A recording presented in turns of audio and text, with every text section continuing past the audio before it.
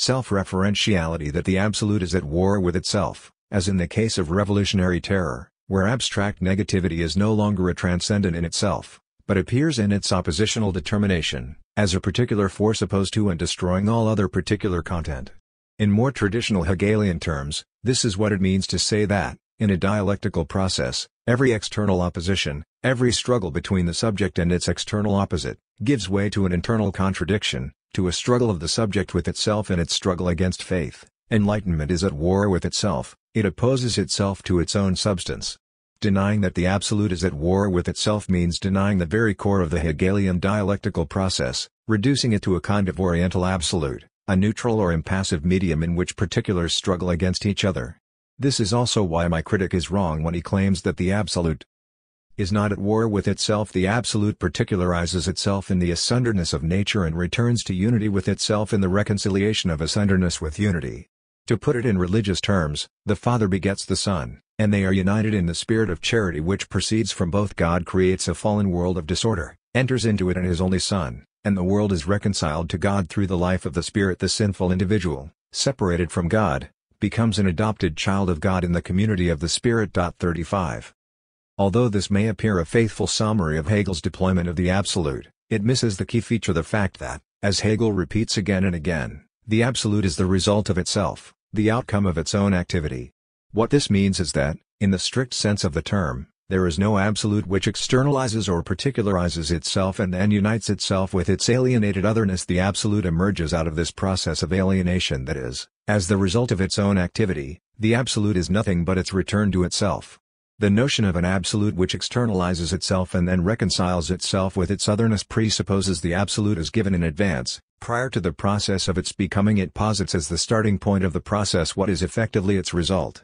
The insufficiency of this standard notion of the Hegelian process becomes palpable when my critic puts it in religious terms. On a close reading, one cannot fail to note how he evokes two different triads: first the triad of the Father begetting the Son and then uniting with Him in the Spirit, then the triad of God creating a fallen world and then reconciling Himself with it by entering into it in the guise of Christ, His Son. It is true that, in this way, the sinful individual, separated from God, becomes an adopted child of God in the community of the Spirit. However, the price paid for this is that God Himself has to be separated from Himself, that He has to die in the guise of His Son's crucifixion. Is the death of Christ not the ultimate proof that, in the tension between God and the fallen world, God is at war with Himself, which is why He has to enter the fallen world in the guise of His oppositional determination, as a miserable individual called Jesus? Negation of the negation. But is not the claim that the absolute is the result of itself, the outcome of its own activity, yet another sophism recalling Baron Munchausen? Dieter Henrich made this point in philosophical terms when he explained how Hegel never succeeded in clearly presenting the basic matrix of his dialectical procedure, a second-order discourse that could interpret what he was doing. I believe that without that key I am offering to you, my readers, the system remains ultimately inaccessible. 36. As is well known, Henrich tries to find this key in his classic essay on Hegel's logic of reflection. His claim is that Hegel came closest to articulating the basic matrix of his procedure when, at the beginning of his Logic of Essence, he deals briefly with the different modes of reflection. The question, as always, is whether this key delivers what it promises. Does it really open the door to the innermost secret of Hegel's dialectics? Here is how Henrich begins his explanation. Starting only with negation means having nothing but negation. Now, in order to have nothing but negation, we need negation more than once. For, in Hegel's view, negation is relational in the sense that there must be something it negates. But inasmuch as there is nothing that negation could possibly negate owing to the assumption that we have only negation, negation can only negate itself. Accordingly, autonomous negation can only be a negation of negation. This means that autonomous negation is originally self-referential. In order to have only negation, we have to have negation twice. We do not have, first, some particular proposition, and subsequent to this the negation of it, and, then, a further negation of the negation that might give us back the proposition. 37. For common-sense reasoning, all this is, of course, meaningless sophistry. One cannot begin with negation. Negation presupposes a positive entity that is negated. This is why it is crucial to explain what is meant by the self-referential negation through convincing examples, and here, it seems, Henrich does not live up to his own standards. A gap persists between the above-quoted abstract determination of the self-relating negation and the example of Hegel's procedure provided by Henrich some pages earlier. Hegel pursues the following strategy. He invokes Kant's idea of autonomy, complete self-determination, as his criterion, and then notes that there are various ways in which the individual agent can acquire and observe this principle. Now the critical analysis of the philosopher can show that the discrepancy remains between the demands of autonomy and the state of consciousness or behavior that the agent has already achieved. Moreover, the proof of this discrepancy is simultaneously the justification of the demand for a higher form of moral life. This higher form eliminates the defects of the previous ones and so completes it. The new form requires that the preceding one remain present, anticipating completion, even though it is no longer the ultimate form. 38. To illustrate this very procedure in a way which, of course, runs counter to Henrich's political orientation, let us note how the Marxist critique of bourgeois freedom and equality provides a perfect case of such a pleroma fulfillment of the law. If we remain at the level of merely legal equality and freedom, this has consequences which lead to the imminent self-negation of freedom and equality, the UN freedom and inequality of the exploited workers who freely sell their labor power on the market. The abstract legal principle of freedom and equality has thus to be supplemented by a social organization of production which will no longer allow for the self-undermining of the principle in its very enactment.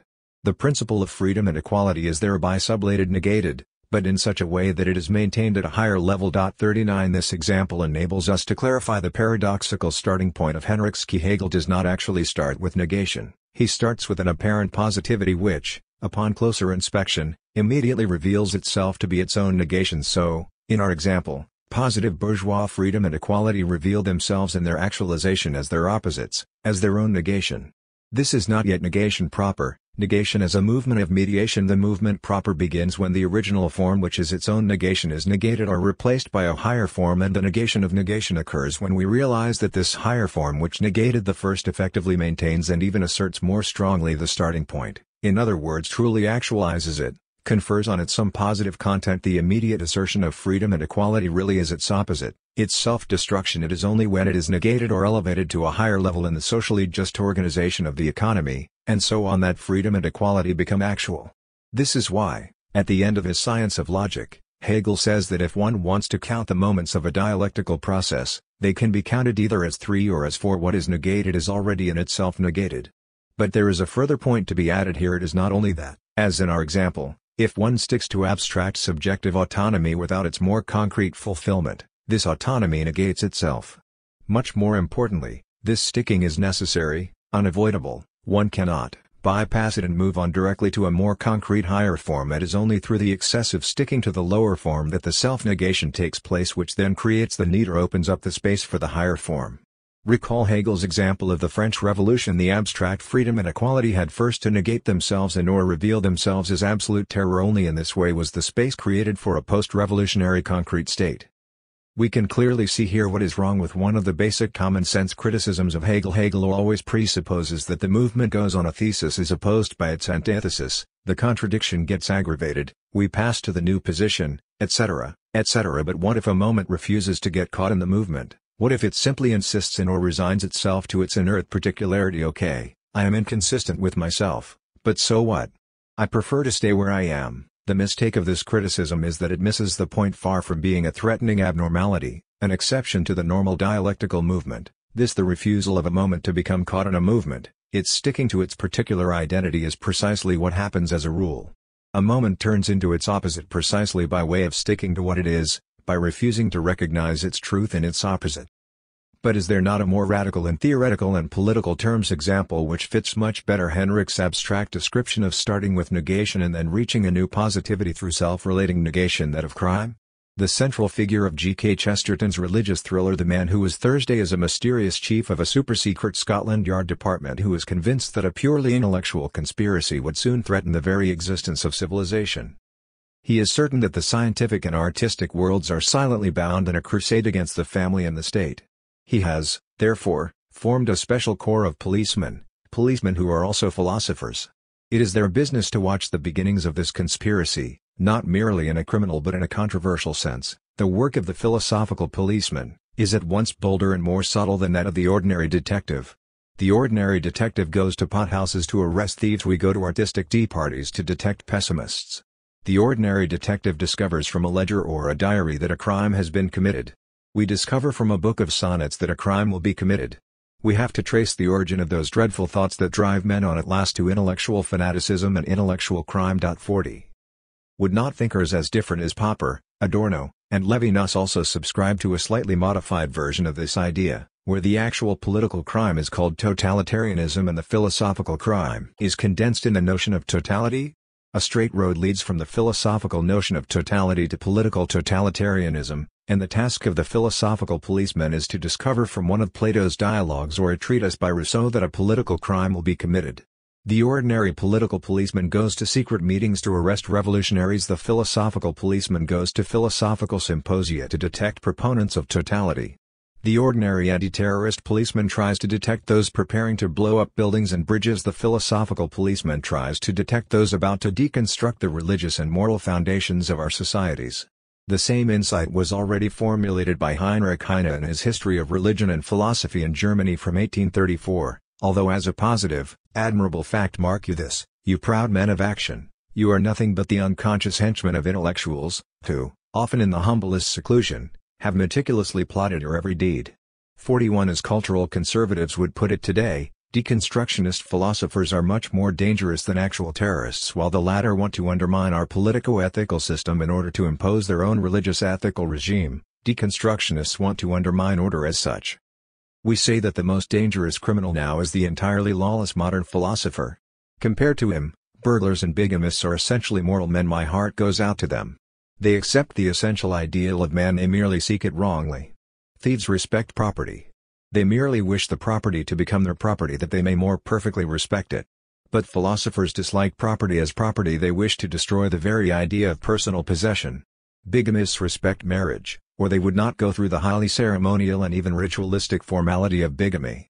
But philosophers despise marriage as marriage. Murderers respect human life, they merely wish to attain a greater fullness of human life in themselves by the sacrifice of what seems to them to be lesser lives.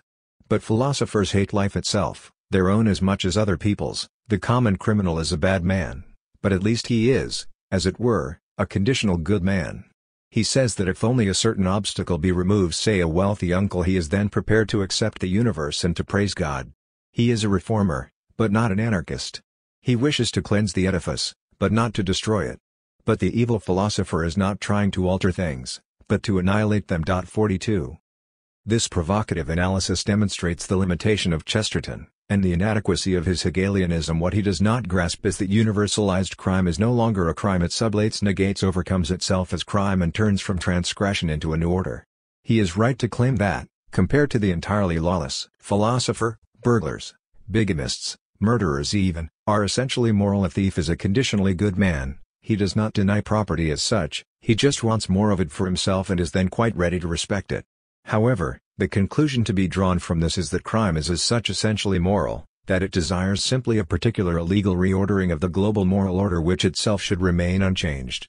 And, in a truly Hegelian spirit, one should take this proposition of the essential morality of the crime as far as its imminent reversal. Not only is crime essentially moral in Hegel is an inherent moment of the deployment of the inner antagonisms and contradictions of the very notion of moral order, not something that disturbs moral order from outside, as an accidental intrusion, but morality itself is essentially criminal again, not only in the sense that the universal moral order necessarily negates itself in particular crimes, but, more radically, in the sense that the way morality and, in the case of theft, property asserts itself is already in itself a crime. Property is theft, as they used to say in the 19th century.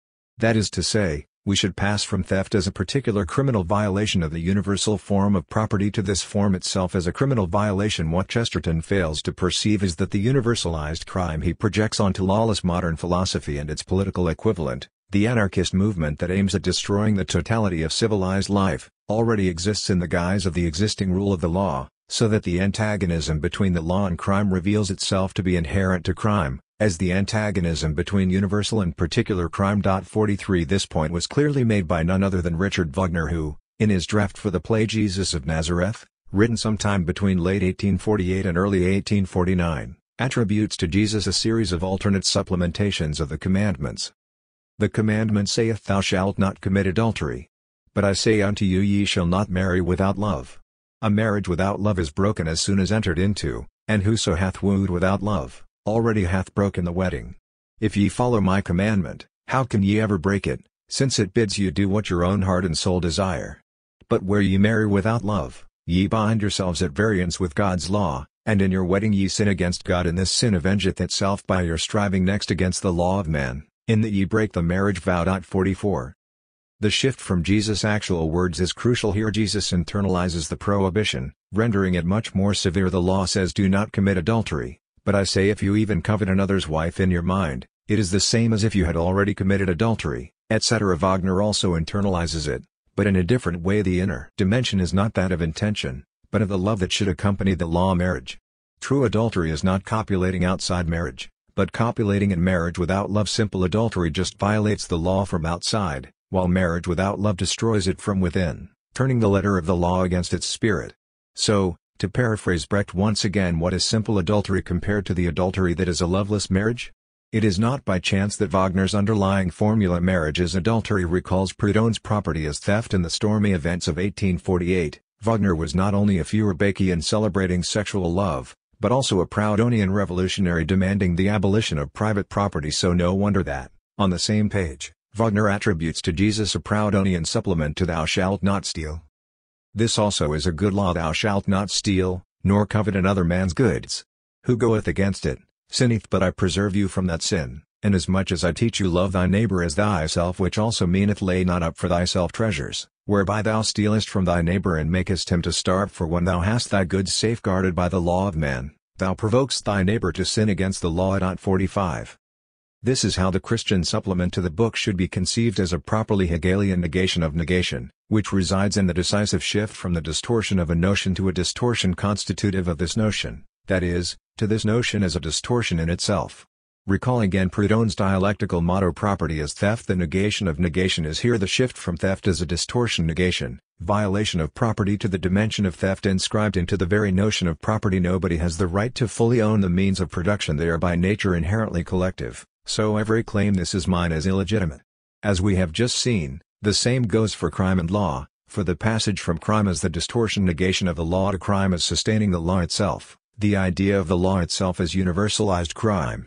We should note that, in this notion of the negation of negation, the encompassing unity of the two opposed terms is the lowest, transgressive one. It is not crime which is a moment of law's self-mediation, or theft which is a moment of property's self-mediation. The opposition of crime and law is inherent to crime. Law is a subspecies of crime, crime's self-relating negation, in the same way that property is theft's self-relating negation. And, ultimately, does not the same go for nature itself? Here, the negation of negation is the shift from the idea that we are violating some natural balanced order to the idea that imposing on the real such a notion of balanced order is in itself the greatest violation, which is why the premise, the first axiom even, of every radical ecology is there is no nature. Chesterton wrote, "Take away the supernatural and what you are left with is the unnatural." We should endorse this statement, but in a sense opposite to that intended by Chesterton. We should accept that nature is unnatural, a freak show of contingent disturbances with no inner rhyme or reason. The same dialectical reversal characterizes the notion of violence. It is not only that an outburst of violence is often a passage à l'acte as a sign of impotence. One could claim that this reversal is inherent to the notion of violence as such, and not only a feature or sign of a deficient violence. Violence as such, the need to attack the opponent, is a sign of impotence, of the agent's exclusion from what it attacks. I treat with violence only that which escapes my control, that which I cannot regulate or steer from within. The lines quoted above from Wagner cannot but evoke the famous passages from the Communist Manifesto which respond to the bourgeois reproach that communism wants to abolish freedom, property, and family. It is capitalist freedom itself which, as the freedom to buy and sell on the market, is the very form of unfreedom for those who have nothing but their labor power to sell. It is capitalist property itself which is the abolition of property for those who do not own the means of production. It is bourgeois marriage itself which is universalized prostitution. In all these cases, the external opposition is internalized, so that one opposed term becomes the form of appearance of the other. Bourgeois freedom is the form of appearance of the unfreedom of the majority, etc. However, at least in the case of freedom, for Marx this means that communism will not abolish freedom but, by abolishing capitalist servitude, bring about actual freedom, the freedom which will no longer be the form of appearance of its opposite. It is thus not freedom itself which is the form of appearance of its opposite, but only a false freedom, freedom distorted by relations of domination. Underlying the dialectic of the negation of negation, then, A Habermasian normative approach immediately imposes itself. How can we talk about crime without a preceding notion of legal order that is violated by the criminal transgression? In other words, is not the notion of law as universalized or self-negated crime self-destructive? This, precisely, is what a properly dialectical approach rejects. What precedes transgression is just a neutral state of things, neither good nor bad, neither property nor theft, neither law nor crime. The balance of this state of things is then violated, and the positive norm law, property, arises as a secondary move, as an attempt to counteract and contain the transgression. With regard to the dialectic of freedom, this means that it is alienated, bourgeois freedom itself, which creates the conditions and opens up the space for actual freedom. 46. The shift from negation to the negation of negation is thus a shift from the objective to the subjective dimension in direct negation. The subject observes a change in the object, its disintegration, its passage into its opposite, while in the negation of negation, the subject includes itself in the process, taking into account how the process it is observing affects its own position. Let us take the highest example, that of the crucifixion. The subject first observes the most radical negation imaginable, the death of God. Then, it becomes aware of how the death of God opens up the space for its own subjective freedom. Such a reading of the negation of negation runs counter to the commonly held notion according to which the first negation is the splitting or particularization of the inner essence, its externalization, and the second negation the overcoming of that split. No wonder that this notion caused many interpreters of Hegel to mock the negation of negation as a magical mechanism which guarantees that the final outcome of a process will always be happy. Back in 1953, the young Louis Althusser published a text in La Revue de l'Enseignement Philosophique in which he congratulated Stalin for rejecting the negation of negation as a universal law of dialectics. 47. A rejection shared by Mao. It is easy to understand this rejection as the expression of the spirit of struggle. Of one divides into two, there is no reunification, no final synthesis, the struggle goes on forever. However, the Hegelian dialectical synthesis has to be clearly delimited from the synthesis of the opposites model with which it is as a rule identified. In psychoanalysis, this model has two versions. The first is subjectivist. The psychoanalytical treatment is conceived as the reflexive appropriation of the alienated unconscious substance, and, on a first approach, it may appear that Freud's famous "Was Wurzel word" fits perfectly the process of the unconscious substance becoming subject. The second version is substantialist, and it should come as no surprise to true Freudians that the first person to propose it was Jung, the arch-renegade, in his pseudo-Hegelian compensation theory. In the opposition between Freud and Jung, Freud was here the truer Hegelian. The basic idea of compensation theory is the elevation of the unconscious into the hidden substantial truth of the human subject. With our one-sided rationalist subjectivism, we in the West have lost sight of this substantial truth in the depth of our being. Whenever life proceeds one-sidedly in any given direction, the self-regulation of the organism produces in the unconscious an accumulation of all those factors which play too small a part in the individual's conscious existence. For this reason I have put forward the compensation theory of the unconscious as a complement to the repression theory. 48. It is easy to see how this relates to neurotic symptoms in therapy when the ego becomes too narrow and rigid, excluding the irrational tendencies that do not fit its self-image. These tendencies return in the guise of neurotic symptoms. For example, when a man curtails his feminine shadow anima, cutting it out of his identity, it returns to haunt him in the guise of monstrous and obscene feminine figures in which he is not able to recognize himself, and which he experiences as brutal foreign intrusions. The goal of therapy is therefore not to eliminate these symptoms, but to integrate them into a wider self that transcends the narrow confines of ego.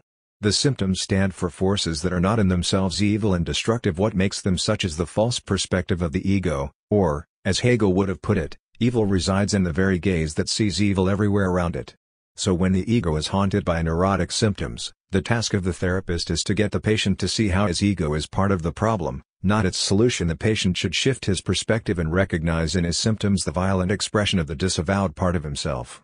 The true illness is that of the ego itself, and the neurotic symptoms are desperate attempts at a cure, attempts to re-establish the balance disturbed by the ego's narrow frame which has excluded crucial parts of the self's content. A neurosis is truly removed only when it has removed the false attitude of the ego. We do not cure it, it cures us. A man is ill, but the illness is nature's attempt to heal him, and what the neurotic flings away is absolutely worthless contains the true gold we should never have found elsewhere. 49. No wonder that some partisans of Jung see in this compensation theory a Hegelian inspiration. It was Hegel who argued that the only way a battle could cease between a thesis and an antithesis was through the construction of a synthesis that would include elements from both sides and transcend the opposition.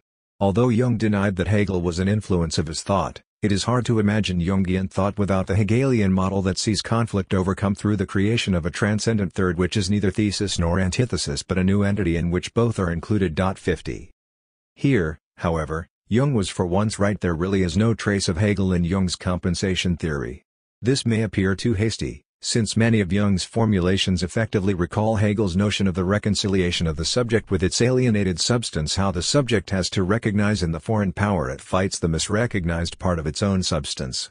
This dialectic of recognition effectively belongs to the Jung Hegel. It found its definitive expression in the Jena period fragments on love and reconciliation, and, later, in Hegel's reading of Antigone as the tragic confrontation of two opposed positions, Antigones and Creons, both blinded by their one-sidedness and thus each unable to recognize the moment of their own truth in the other. Here is Jung's most Hegelian formulation: the individual is faced with the necessity of recognizing and accepting what is different and strange as a part of his own life, as a kind of also I. 51. Is it then possible to say, in line with recognizing and accepting what is different and strange as a part of his own life, that the goal of the analytic process is, in a vaguely Hegelian way, to enable the patient to set straight the libidinal compromises that characterize his subjective position, and to arrive at the truth about his desire? No, for a very precise and simple reason: because there is no substantial truth to be appropriated, in which the subject or patient might recognize his authentic place. We should thus reject the matrix underlying the first philosophically relevant attempt to establish the link between Hegel and psychoanalysis, namely, that undertaken within the tradition of the Frankfurt School, first elaborated by Jürgen Habermas in Interest in Human Knowledge, and later acquiring its definitive formulation in Helmut Dahmer's Libido and Society. The basic matrix involved here is provided by the homology between the Hegelian process of alienation and its overcoming through subjective mediation, or reflexive reappropriation, of the alienated substantial content, and the Freudian process of repression and its overcoming through the analytic process wherein the patient is brought to recognize his own content in what appeared to him as the weird formations of the unconscious. Like Hegelian reflection, psychoanalysis does not generate neutral objective knowledge, but a practical knowledge which, when subjectively assumed, radically changes its bearer. From a contemporary perspective, it is easy to see the limitations of such a notion of reconciliation. It suffices to attempt to apply it to the struggle between the Nazis and the Jews. Again, on a first approach, the Jungian notion of the shadow as the misrecognized alter ego seems fitting here. Is there not indeed a strange echoing and redoubling between the Nazi elevation of Aryan Germans and the Jews' perception of themselves as the chosen nation? Was it not already Schoenberg who dismissed Nazi racism as a miserable imitation of the Jewish identity as the chosen people? And yet would it not be obscene to say that each of these two parties should recognize in its opponent its own truth and substance, its own second self? For the Jews, this could only mean that they should recognize how, in the guise of the Nazi hatred of them, they suffer the reaction to the fact that they excluded themselves from organic communal life and thereby abandoned themselves to a rootless, alienated existence. It is immediately clear what is wrong here. What's missing is the radical asymmetry of the opposed poles. While the anti-Semitic figure of the Jew really is a kind of symptom of Nazism, Nazism is definitely not in any symmetrical way a symptom of Judaism, the return of its repressed, its inner truth, for it is an obscenity to say that, in their struggle against Nazism, the Jews fling away as absolutely worthless the true gold they should never have found elsewhere. The opposition of poles thus conceals the fact that one of the poles already is the unity of the two. So, for Hegel, there is no need for a third element to bring the two together. 52 This is why Hegel's dialectics is radically groundless, abyssal, a process of the self-relating of the two which lacks any third. For example, there is no external third, no ground, no shared medium in which the opposition between law and crime is synthesized. The dialectical truth of their opposition is that crime is its own species, the encompassing unity of itself and its opposite.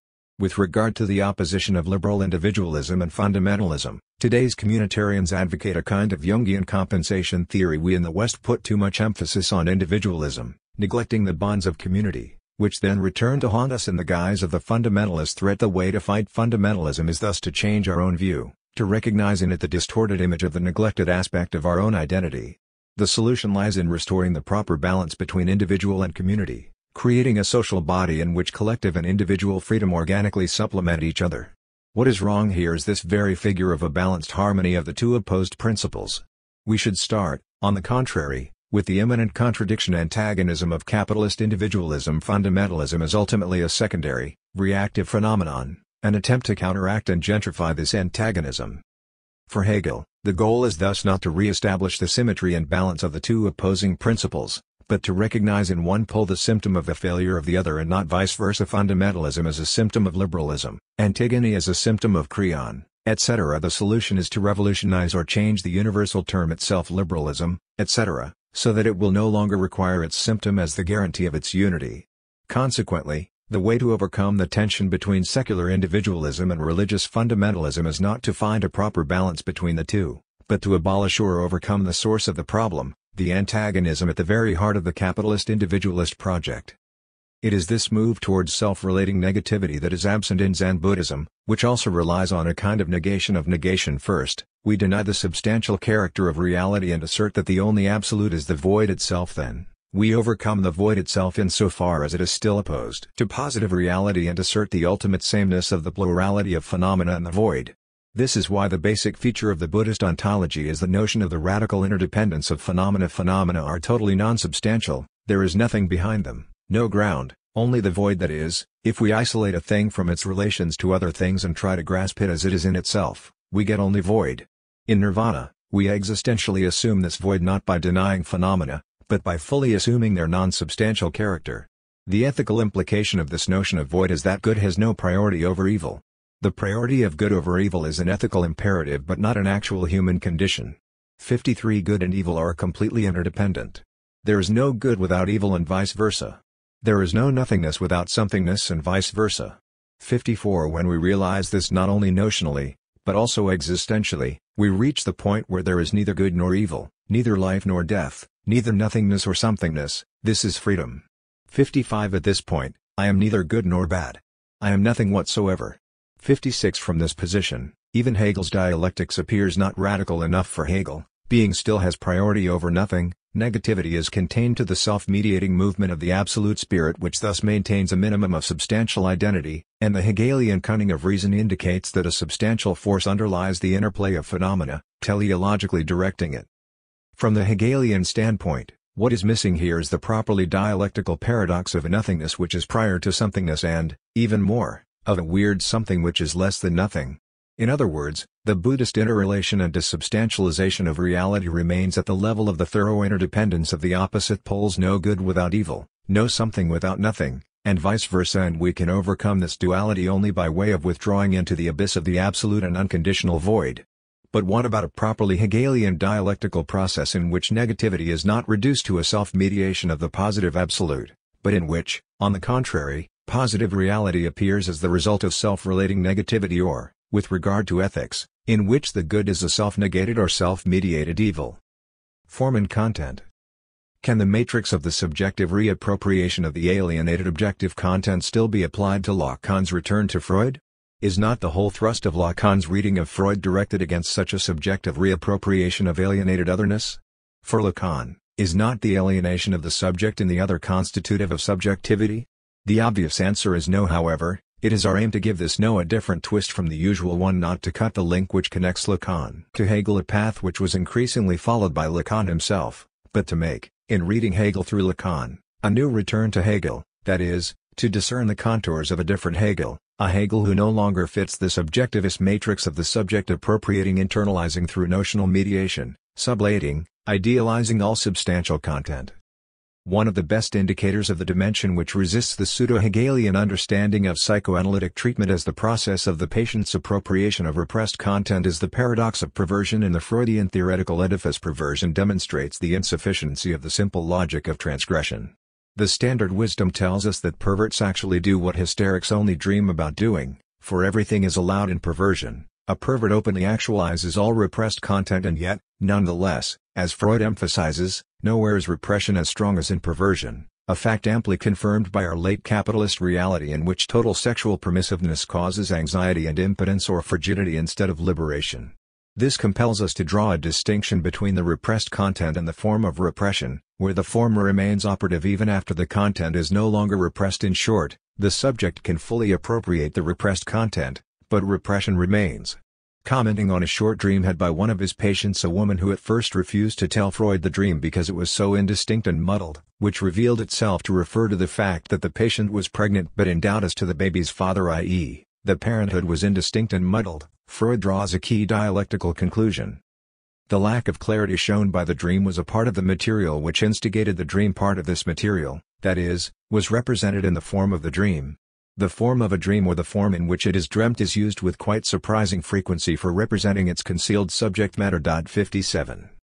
The gap between form and content is here properly dialectical, in contrast to the transcendental gap, whose point is that every content appears within an a priori formal frame, and hence we should always be aware of the invisible transcendental frame which constitutes the content we perceive, or, in structural terms, we should distinguish between the elements and the formal places these elements occupy.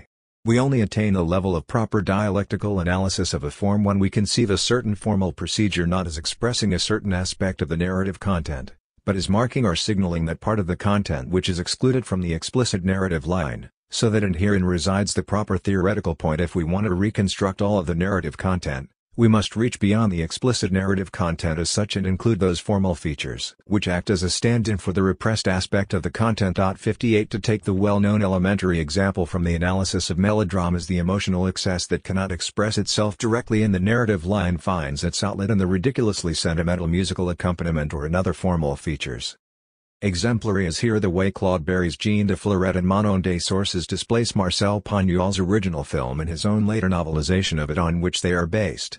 That is to say, Pagnol's original retains traces of the authentic French provincial community life, with its old, quasi-pagan religious patterns, while Berry's films fail in their effort to recapture the spirit of this closed, pre-modern community. However, unexpectedly, the inherent obverse of Pagnol's universe is the theatricality of the action and the element of ironic distance and comicality, while Berry's films, though shot more realistically, place the emphasis on destiny. The musical leitmotif of the films is based on Verdi's La Forza del Destino, and on the melodramatic excess whose hystericality often borders on the ridiculous, like the scene in which, after the rain bypasses his field, the desperate Jean cries and shouts at heaven. So, paradoxically, the closed, ritualized, pre-modern community implies theatrical comicality and irony, while the modern, realistic rendering involves fade and melodramatic excess. In this respect, Berry's two films are to be opposed to Lars von Trier's Breaking the Waves. In both cases, we are dealing with the tension between form and content. However, in Breaking the Waves, the excess is located in the content. The subdued pseudo-documentary form makes this excess palpable, while in Berry, the excess in the form obfuscates and thus renders palpable the flaw in the content, the impossibility today of realizing the pure classical tragedy of destiny. Therein lies the key consequence of the move from Kant to Hegel. The very gap between content and form is to be reflected back into the content itself, as an indication that the content is not all, that something was repressed, excluded from it. This exclusion which establishes the form itself is the primordial repression, your Verdrängung, and no matter how much we bring out all the repressed content, this primordial repression persists. How do we explain this? The immediate answer involves the identity of the repression with the return of the repressed, which means that the repressed content does not pre-exist repression, but is retroactively constituted by the very process of repression.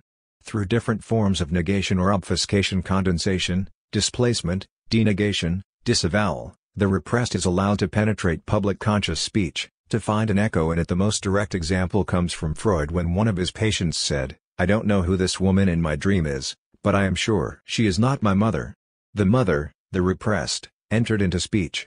What we get here is another kind of negation, that is, the content is negated or repressed, but this repression is in the same gesture itself negated in the guise of the return of the repressed, which is why we are definitely not dealing here with the properly Hegelian negation of negation. The logic seems similar to that of the relationship between sin and law in Paul, where there is no sin without law, where the law itself creates the transgression it tries to subdue, so that, if we remove the law, we also lose what the law tried to repress, or, in more Freudian terms, if we remove the repression, we also lose the repressed content.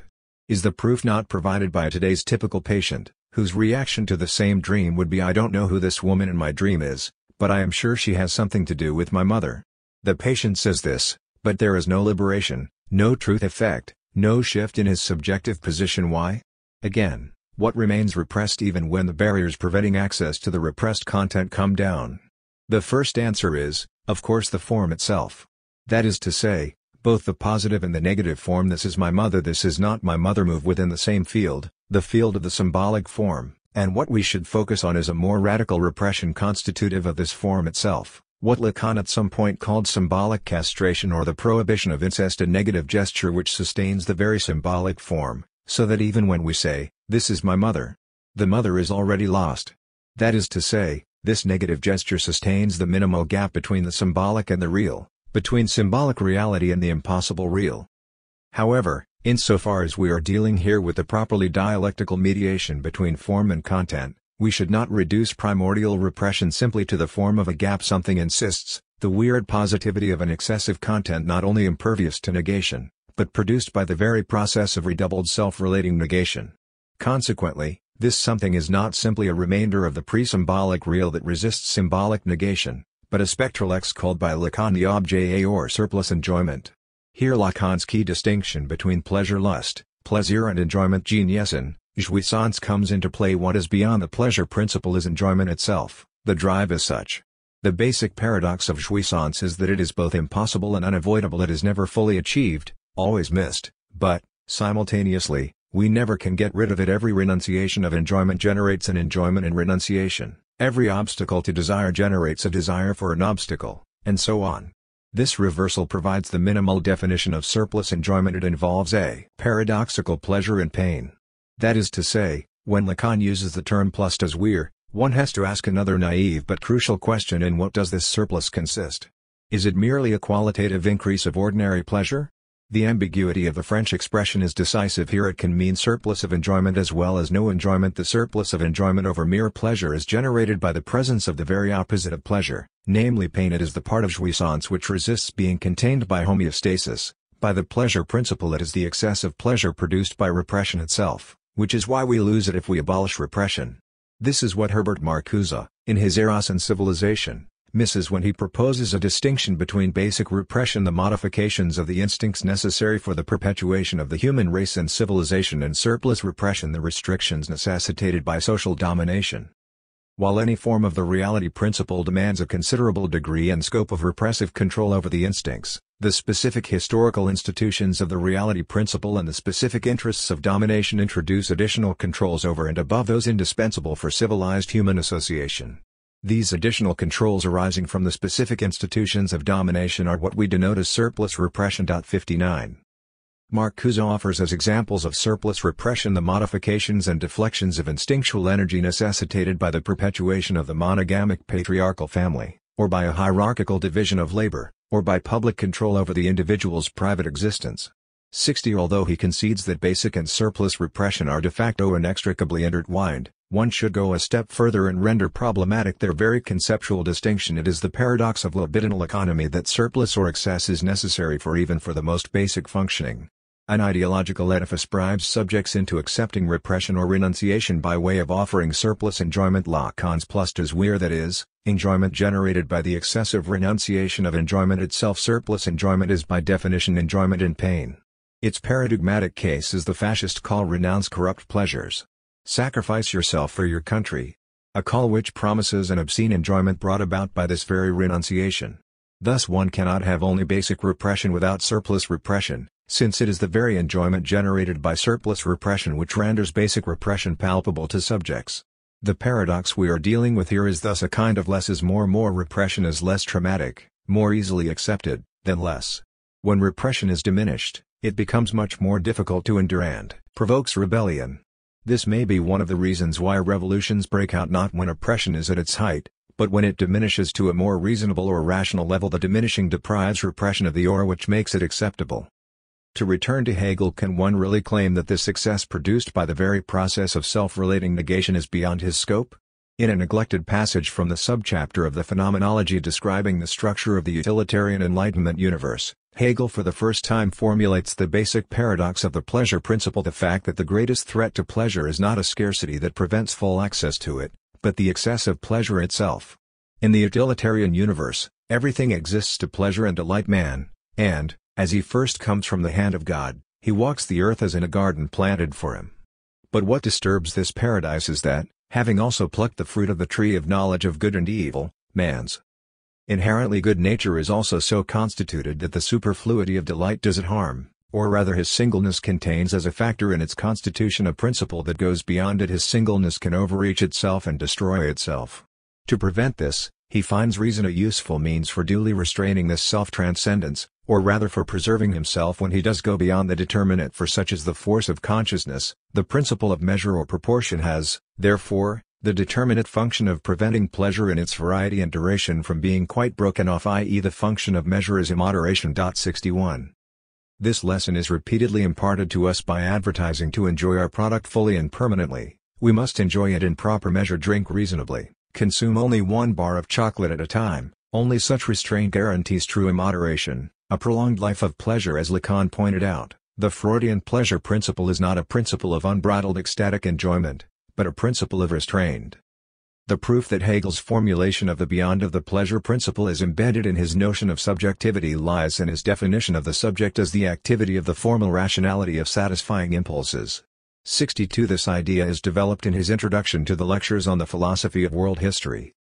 Man places the ideal, the realm of thought, between the demands of the impulse and their satisfaction.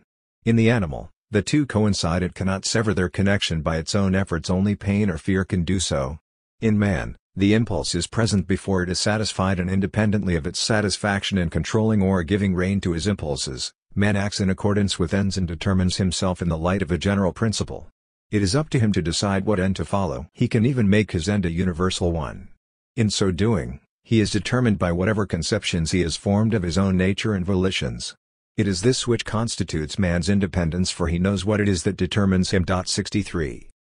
This means that rationality, at first merely interposing itself as an agency for the better satisfaction of impulses, ends up subordinating all natural goals to itself, positing its presuppositions and becoming its own goal. Rationality first emerges as a hedonic calculus aiming at the general satisfaction of my impulses and happiness, but finally, if I am to be fully satisfied in my action and my regard that it is my own, the rationality principle that I apply must not be conditional on a contingent end like happiness, which may depend on some view of desire preference that I can't be sure is my own, since others may have influenced my selection of it. Rather, the principle of my action must involve my willing that I be present in my action as a free agent. 64. No wonder, then, that the identity of opposites is clearly discernible in the case of pleasure and duty. Not only is it possible to elevate pleasure into a duty à la the narcissistic hedonist, it is also possible to elevate duty into a pleasure à la the sentimental moralist. But what about the majority of cases in which the two are simply opposed? The catch is, am I able to do my duty, not when it curtails my pleasures, but when it gives me pleasure to do it? Only if I am able to do so will the two domains be truly separated. If I cannot tolerate the pleasure that may result as a byproduct, then my carrying out of my duty will already be contaminated by pleasure, by the economy of moral masochism. In other words, it is crucial to distinguish between tolerating pleasure as an accidental byproduct of doing my duty, and doing a duty because it provides me pleasure. Negation without a filling. The coincidence of the opposites thus has nothing whatsoever to do with the eternal harmony struggle of opposed forces, the constituent of every pagan cosmology. In a given society, certain features, attitudes, and norms of life are not perceived as ideologically marked but appear as neutral, as part of a non-ideological common-sense way of life.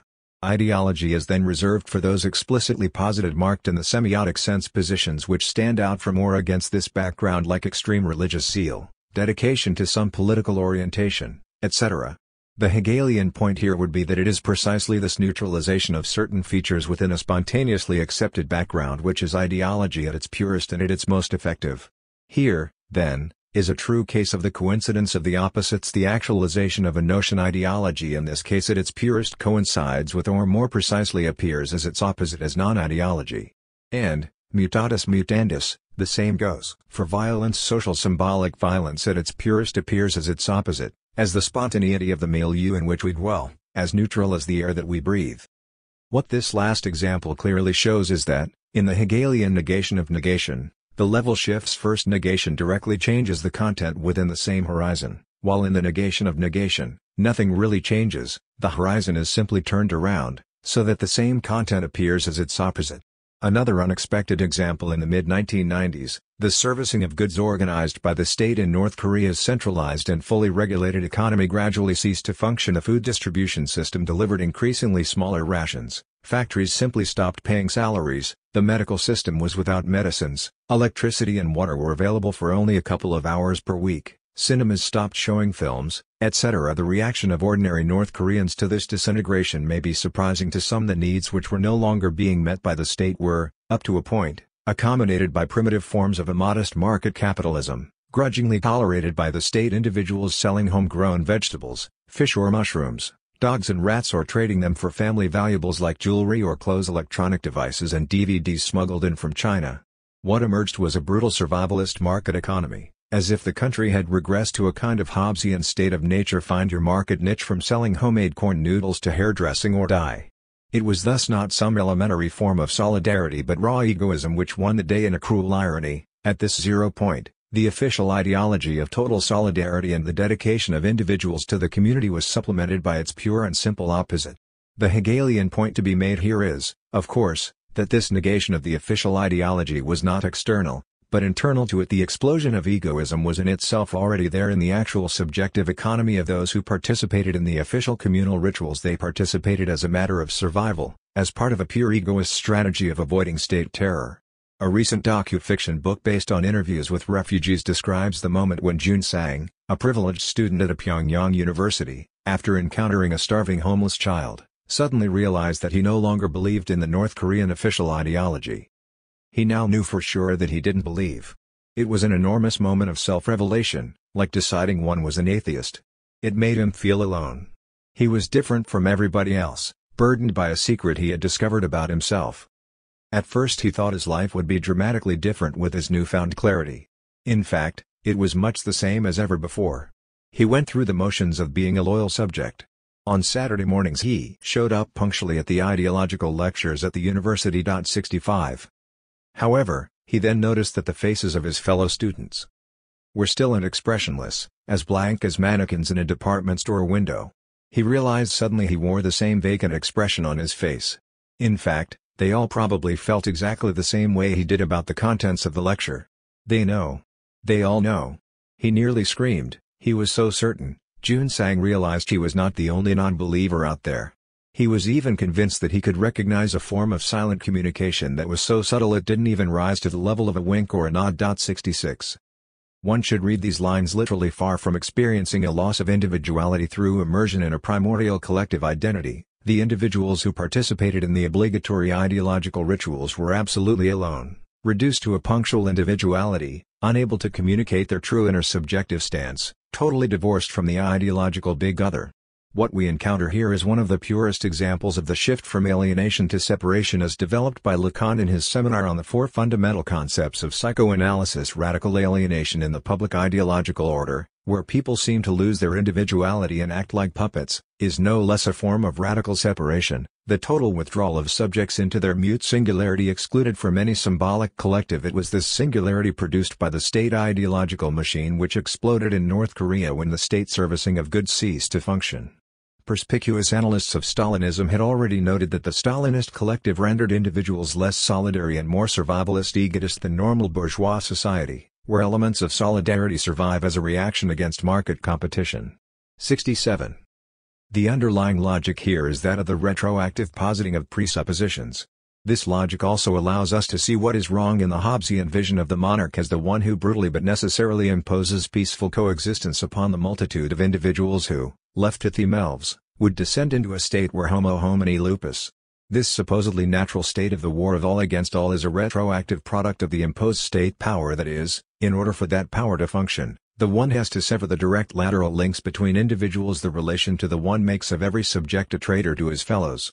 It is false to assert that the one is put in the place of the third because homo homini lupus, as Hobbes would say. It is the fact of putting the one in the place of the transcendent lawgiver or considering him as its representative that makes a wolf out of a man. 68. A similar point was made by Sophia Nestrom. It is the state itself that frees people from their responsibility to each other, narrowing the space of direct communal solidarity and reducing people to abstract individuals. In short, the state itself creates the problem it then strives to resolve. 69. What this more complicated model including retroactivity indicates is that the Hegelian triad is never really a triad, that its number is not 3. There were 3 steps in the formation of Russian national identity. First, the substantial starting point pre-modern Orthodox Russia, then, the violent modernization enforced by Peter the Great, which continued throughout the 18th century and created a new French-speaking elite. Finally, after 1812, the rediscovery of Russianness, the return to forgotten authentic origins. 70 It is crucial to bear in mind that this rediscovery of authentic roots was only possible through and for the educated eyes of the French-speaking elite. Authentic Russia existed only for the French gaze. This is why it was a French composer working at the imperial court who wrote the first opera in Russian and thus started the tradition, and why Pushkin himself had to use French words to make clear to his readers and to himself the true meaning of his authentic Russian terms.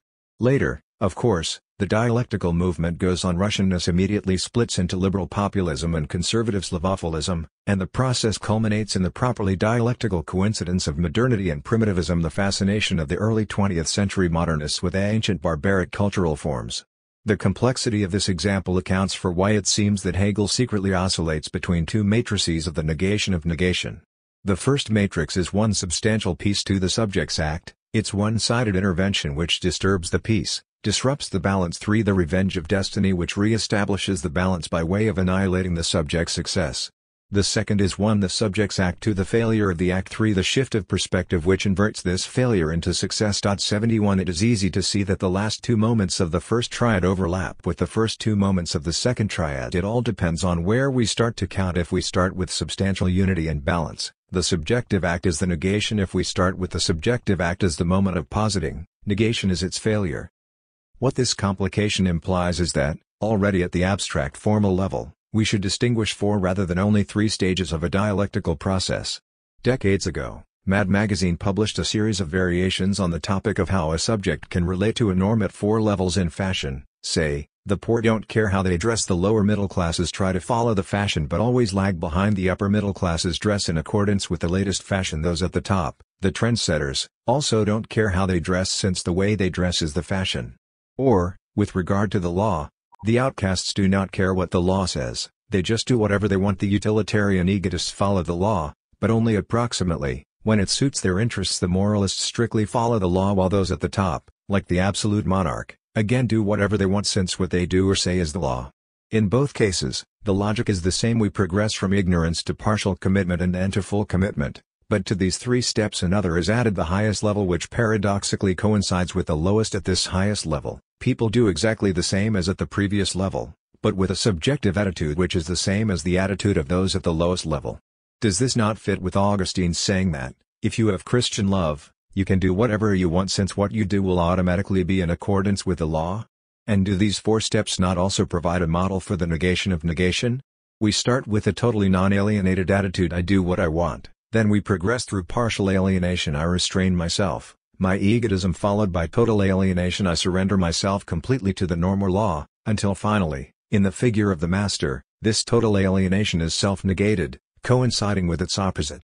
This more complex model, which distinguishes between 2 alienations or negations, partial and total, also enables us to answer one of the critical points often made against Hegel, namely that he cheats when he presents the inner deployment of a constellation in such a way that the lowest point of self-relating negation magically reverts into a new higher positivity at best. What we should get, instead of the total destruction or self-erasure of the entire movement, is a return to the immediate substantial starting point, so that we would find ourselves in a cyclical universe. But the first surprise is that Hegel himself outlines this option in his Phenomenology, in the chapter on absolute freedom and the terror.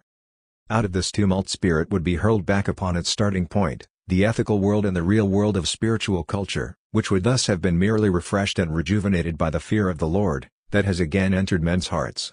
Spirit would have anew to traverse and continually repeat this cycle of necessity, if only complete interpenetration of self-consciousness and the substance were the final result, an interpenetration in which self-consciousness, which has experienced the force of its universal nature operating negatively upon it, would try to know and find itself not as this particular self-consciousness but only as universal, and hence, too, would be able to endure the objective reality of universal spirit, a reality, excluding self-consciousness qua particular. 72.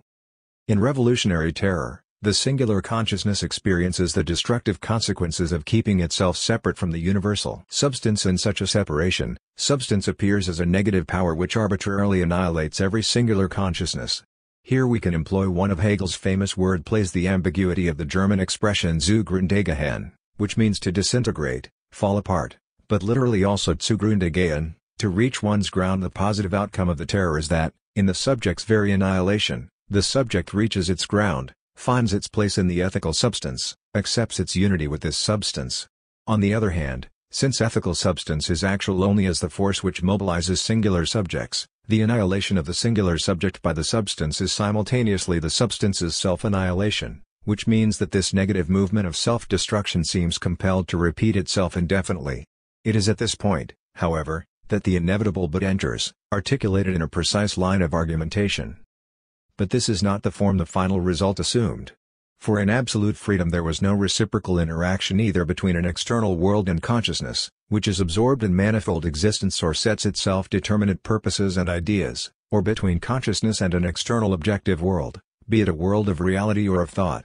What that freedom contained was the world absolutely in the form of consciousness, as a universal will, and, along with that, self-consciousness gathered out of all the dispersion and manifoldness of existence or all the manifold ends and judgments of mind, and concentrated into the bare and simple self. In the sphere of culture itself it does not get the length of viewing its negation or alienation in this form of pure abstraction. Its negation is negation with a filling and a content, either honor and wealth, which it gains in the place of the self that it has alienated from itself, or the language of esprit and insight, which the distraught consciousness acquires, or, again, the negation is the heaven of belief or the principle of utility belonging to the stage of enlightenment. All these determinate elements disappear with the disaster and ruin that overtake the self in the state of absolute freedom. Its negation is meaningless death, sheer horror of the negative which has nothing positive in it, nothing that gives a filling. At the same time, however, this negation in its actual manifestation is not something alien and external. It is neither the universal background of necessity in which the moral world is swamped, nor the particular accident of private possession, the whims and humors of the owner, on which the distraught consciousness finds itself dependent. It is universal will, which in this its last abstraction has nothing positive, and hence can give nothing in return for the sacrifice. But just on that account this will is in unmediated oneness with self-consciousness. It is the pure positive because it is the pure negative. And that meaningless death, the unfilled, vacuous negativity of self, in its inner constitutive principle, turns round into absolute positivity. 73. In an uncanny act of what Pierre Bayard calls plagiarizing the future, Hegel seems to quote Lacan here. How can negation with a filling not evoke all the Lacanian formulae for filling in the lack, for an object which serves as the placeholder of the lack, lieutenant Lou du manqué, etc. The infamous reversal of the negative into the positive occurs here at a very precise point, at the moment when the exchange breaks down. Throughout the whole period of what Hegel calls Bildung, culture or education through alienation, the subject is deprived of a part of its substantial content. Yet it gets something in exchange for this deprivation, either honor and wealth, which it gains in the place of the self that it has alienated from itself, or the language of esprit and insight, which the distraught consciousness acquires, or, again, the negation is the heaven of belief or the principle of utility belonging to the stage of enlightenment. In revolutionary terror, this exchange breaks down. The subject is exposed to the destructive abstract negativity embodied in the state which deprives it even of its biological substance of life itself, without giving anything in return. Death is here utterly meaningless, the most cold-blooded and meaningless death of all, with no more significance than cleaving a head of cabbage or swallowing a draught of water, without even surviving as a noble memory in the minds of friends and family. How, then, does this pure negativity or loss magically turn into new positivity? What do we get when we get nothing in exchange? There is only one consistent answer: this nothingness itself. When there is no filling of the negation, when we are forced to confront the power of negativity in its naked purity and are swallowed by it, the only way to go on is to realize that this negativity is the very core of our being, that the subject is the void of negativity. The core of my being is not some positive feature, but merely the capacity to mediate or negate all fixed determinations. It is not what I am, but the negative way I am able to relate to whatever I am. 74. But does Hegel not thereby endorse what one is tempted to call the mother of all ideological mystifications of the French Revolution, first formulated by Kant, for whom, more important than the often bloody reality of what occurred on the streets of Paris, was the enthusiasm that the revolution gave rise to among sympathetic observers throughout Europe? The revolution which we have seen taking place in our own times in a nation of gifted people may succeed, or it may fail. It may be so filled with misery and atrocities that no right-thinking man would ever decide to make the same experiment again at such a price, even if he could hope to carry it out successfully at the second attempt. But I maintain that this revolution has aroused in the hearts and desires of all spectators who are not themselves caught up in it a sympathy which borders almost on enthusiasm, although the very utterance of this sympathy was fraught with danger. It cannot therefore have been caused by anything other than a moral disposition within the human race. 75. The mystification resides in the reversal of the external negativity of the revolutionary terror into the sublime internal power of the moral law within each of us. But can this sublation Aufhebung actually be accomplished? Is the violence of the terror not too strong for such a domestication? Kant himself is fully aware of this success in the Metaphysics of Morals 1797. He characterizes the central defining event of the French Revolution regicide as a suicide of the state, as a pragmatic paradox opening up an abyss into which reason falls, as an indelible crime crimen immortale, inexpiable which precludes forgiveness in this world or in the next. Of all the atrocities involved in overthrowing a state by rebellion, it is the formal execution of the monarch that strikes horror in a soul filled with the idea of human rights, a horror that one feels repeatedly as soon and as often as one thinks of such scenes as the fate of Charles I or Louis XVI. 76. All the oscillations involved in the encounter with the real are here. A regicide is something so terrible one cannot fully represent it to oneself in all its dimensions. It cannot really happen. People cannot be so evil. It should only be constructed as a necessary virtual point. The actual regicide was not a case of diabolical evil, of an evil accomplished for no pathological reason and thus indistinguishable from the good, since it was in fact done for a pathological reason, a fear that, if the king were allowed to live, he might return to power and exact revenge. It is interesting to note how the standard Kantian suspicion about an act being truly good or ethical is here weirdly mobilized in the opposite direction. We cannot be sure that an act really was diabolically evil, that some pathological motivation did not make it a normal case of evil. In both cases, empirical causality appears to be suspended. The excess of another noumenal dimension seems to intrude violently into our reality. Kant is thus unable to assume this ultimate political infinite judgment. Hegel is the only one who fully asserts the identity of the two extremes, of the sublime and of the terror. Hegel's unflinching identification of the terror as the inauguration of political modernity does not prevent him from affirming the revolution in its entirety as inevitable, comprehensible, justifiable, horrible, thrilling, mind-numbingly boring, and infinitely productive. 77. Hegel's sublime words on the French Revolution from his lectures on the philosophy of world history are, if anything, even more enthusiastic than Kant's, and he rejects the easy way out of the traumatic infinite judgment in both its versions. First, the liberal dream of 1789 without 1793, the idea that we could have had the revolution without the terror, with the latter seen as an accidental distortion. Second, the conditional endorsement of 1793 as the price that had to be paid in order for the nation to enjoy the institutions of modern civil society as the rational kernel which remains after the repellent shell of the revolutionary upheaval has been discarded. 78. Marx reverses this relationship. He praises the enthusiasm of the revolution, treating the later prosaic, commercial order as its banal truth. Furthermore, Hegel also clearly registers the limit of what may appear to be his own solution, the above-mentioned Aufhebung of the abstract freedom or negativity of the revolution in the concrete post-revolutionary rational state. As Rebecca Comey summarizes this argument not without irony, Hegel loves the French Revolution so much he needs to purge it of the revolutionaries. 79. However, as Comey makes clear, a close reading of the last part of the chapter on spirit in the Phenomenology reveals how, far from celebrating the Aufhebung of terror in the inner freedom of the subject obeying only his autonomous voice of conscience, Hegel is fully aware that such freedom on its own terms does nothing to redeem the blocked promise of the revolution. Hegel makes it bitterly clear that the sublime purity of the moral will can be no antidote to the terrifying purity of revolutionary virtue. He demonstrates that all the features of absolute freedom are carried over into Kantian morality: the obsessionality, the paranoia, the suspicion, the surveillance, the evaporation of objectivity within the sadistic vehemence of a subjectivity bent on reproducing itself within a world it must disregard. 80. The excess of the revolution thus resists its Aufhebung in both its dimensions. Not only is inner moral freedom not strong enough to pacify the revolutionary terror to account for it, to justify it, it is also, and this is the obverse of the same failure, not strong enough to actualize the revolution's emancipatory promise. Inner moral freedom, even when overblown in the romantic absolute subject, always and by definition conceals a resigned acceptance of the existing social order of domination. Hegel has relentlessly dismantled every attempt to displace or dissolve the traumatic rupture of the French Revolution within a spiritual, philosophical, or aesthetic upheaval. Political revolution can no longer be absorbed into the Copernican revolution of Kant or Fichte, or into the various cultural revolutions projected from Schiller on. Hegel is as unforgiving here as Marx. Every retreat from politics to the freedom of moral self-consciousness rehearses the Stoic impasse, provokes the skeptical rejoinder, and culminates in a self-serving misery in which can be discerned a secret collusion with the existent. 81. Comey notes how this brutal critique of Kant's practical thought reveals Hegel at his most Freudo-Nietzschean, deploying the hermeneutics of suspicion at its most radical. A catalogue of Freudian concepts and at times even vocabulary marshaled by Hegel throughout this section is impressive: repression, perversion, isolation, splitting, disavowal, fetishism, projection, introjection, incorporation, masochism, mourning, melancholia, repetition, death drive.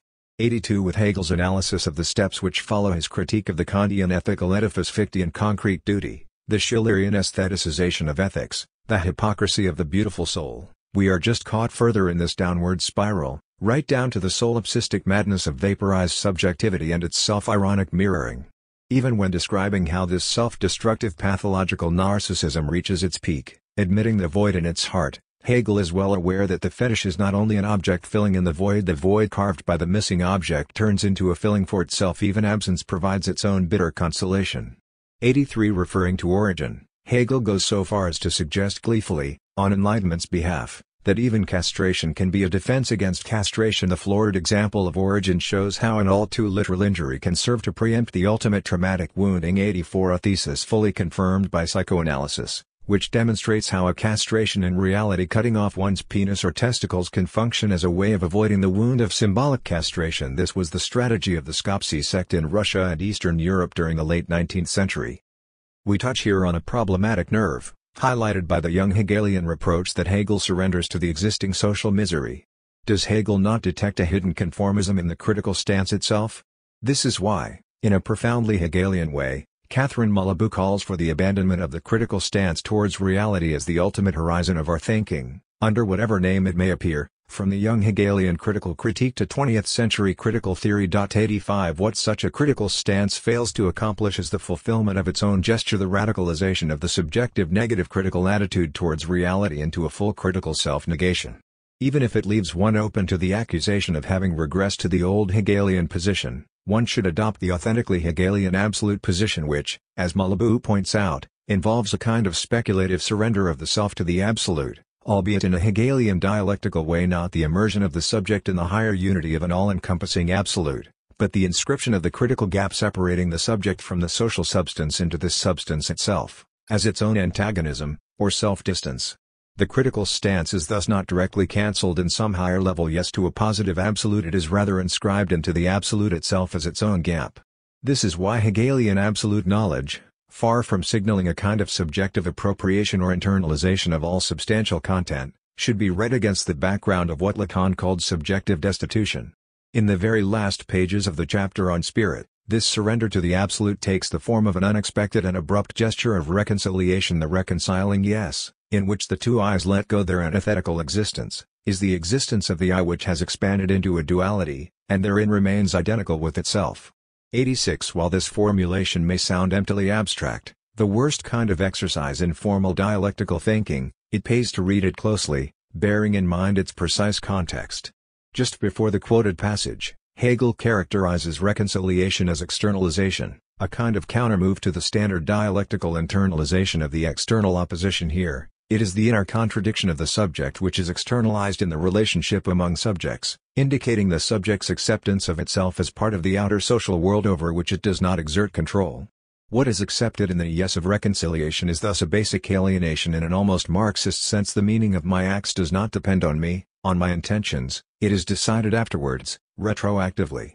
In other words, what is accepted, what the subject has to assume, is its radical and constitutive decentering in the symbolic order. The two in the passage just quoted refers to the opposition between the acting and the judging consciousness. To act is to err, the act is by definition partial, it involves guilt, but the judging consciousness does not admit that its judging is also an act, it refuses to include itself in what it judges. It ignores the fact that the true evil lies in the neutral gaze which sees evil everywhere around itself, so that it is no less tainted than the acting consciousness. In geopolitical terms, this gap between the judging consciousness and the acting consciousness, between knowing and doing, is the gap between Germany and France. Reconciliation is the reconciliation of the two nations, where the word of reconciliation should be pronounced by Germany. German thought should reconcile itself with the acting French hero Napoleon.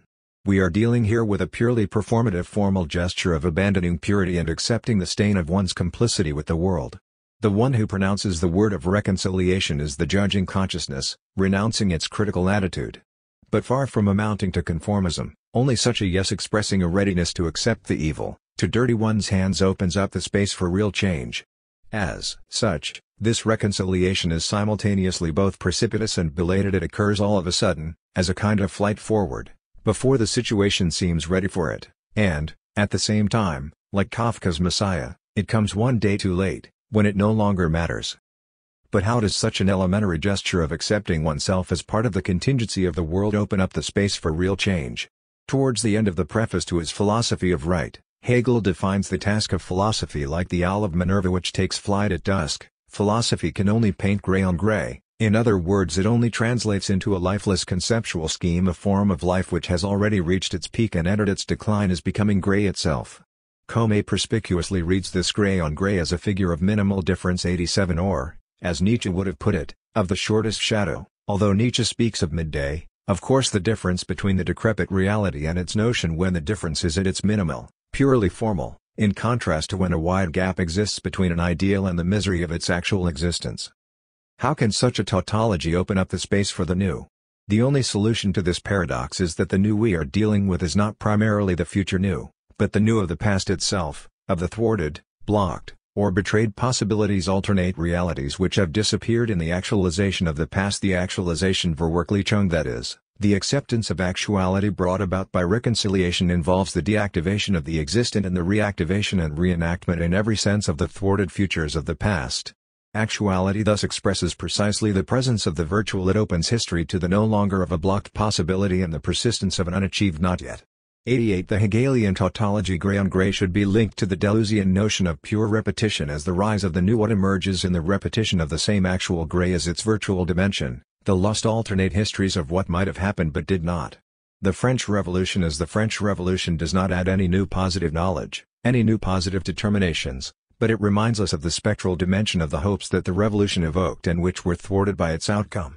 Such a reading also enables us to see how we can think together reconciliation as internalizing memory or Erinnerung and the retroactive healing of the wounds of the spirit which undoes Ungeschehenmach and catastrophes of the past in an act of radical forgetting. Forgetting is not opposed to the work of remembrance but proves here to be its most radical achievement. Oblivion brings memory itself to a point beyond its own beginning. To forget, to undo the past, to make it all unhappen, is precisely to remember a moment before it all happened, to undo the inexorability of fate by restaging the beginning, even if only in imagination and in proxy, to act as if we could take it over again, as if we could cast aside the legacy of dead generations, as if we could refuse the morning work of cultural succession, as if we could cast off our patrimony, rewrite our origins, as if every moment, even those long vanished, could become a radically new beginning, unprecedented, unrehearsed, unremembered. 89. Reconciliation as pure repetition does not bring us back to some mythical beginning, but to the moment just before the beginning, before the flow of events organized itself into a fate, obliterating other alternative possibilities. For example, in the case of Antigone, the point is not to somehow restore the organic unity of mores Sittlichkeit, since there never was such a unity. A split is constitutive of the very order of Sittlichkeit. Antigone is a story about this division constitutive of power, and one should avoid the boring moralistic topic of who is right or who is worse, Antigone or Creon, the representative of respect for the sacred or the representative of secular power. As Stalin would have put it, they are both worse than what? Than the power of the people, part of the same hierarchic power machine. The only way to break the deadlock of their conflict is to step outside of their common ground and imagine a third option from which to reject the entire conflict as false, something like the chorus taking over, arresting both Antigone and Creon for posing a threat to the people, putting at risk their very survival, and establishing itself as a collective body of revolutionary justice, a kind of Jacobin committee for public safety keeping the guillotine busy. The problem here is how does this negation of negation which changes the entire field relate to the Freudo-Lacanian negation of negation which ends with the spectral nothingness?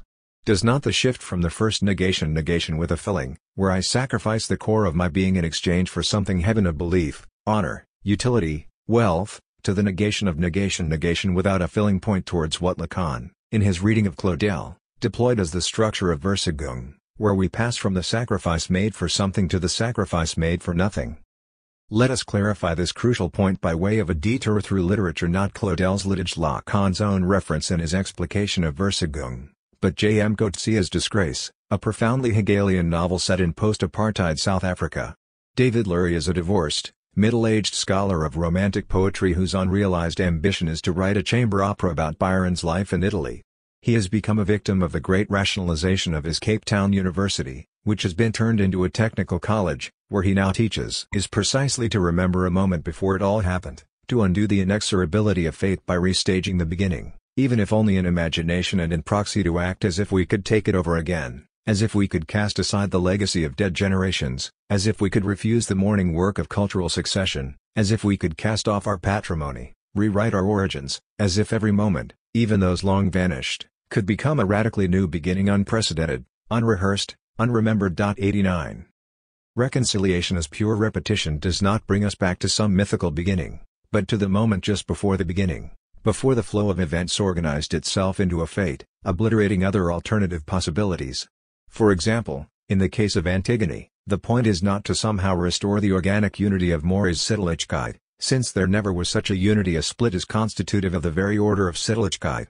Antigone is a story about this division constitutive of power, and one should avoid the boring moralistic topic of who is right or who is worse, Antigone or Creon, the representative of respect for the sacred or the representative of secular power. As Stalin would have put it, they are both worse than what? Than the power of the people, part of the same hierarchic power machine. The only way to break the deadlock of their conflict is to step outside of their common ground and imagine a third option from which to reject the entire conflict as false, something like the chorus taking over, arresting both Antigone and Creon for posing a threat to the people, putting at risk their very survival, and establishing itself as a collective body of revolutionary justice, a kind of Jacobin committee for public safety keeping the guillotine busy.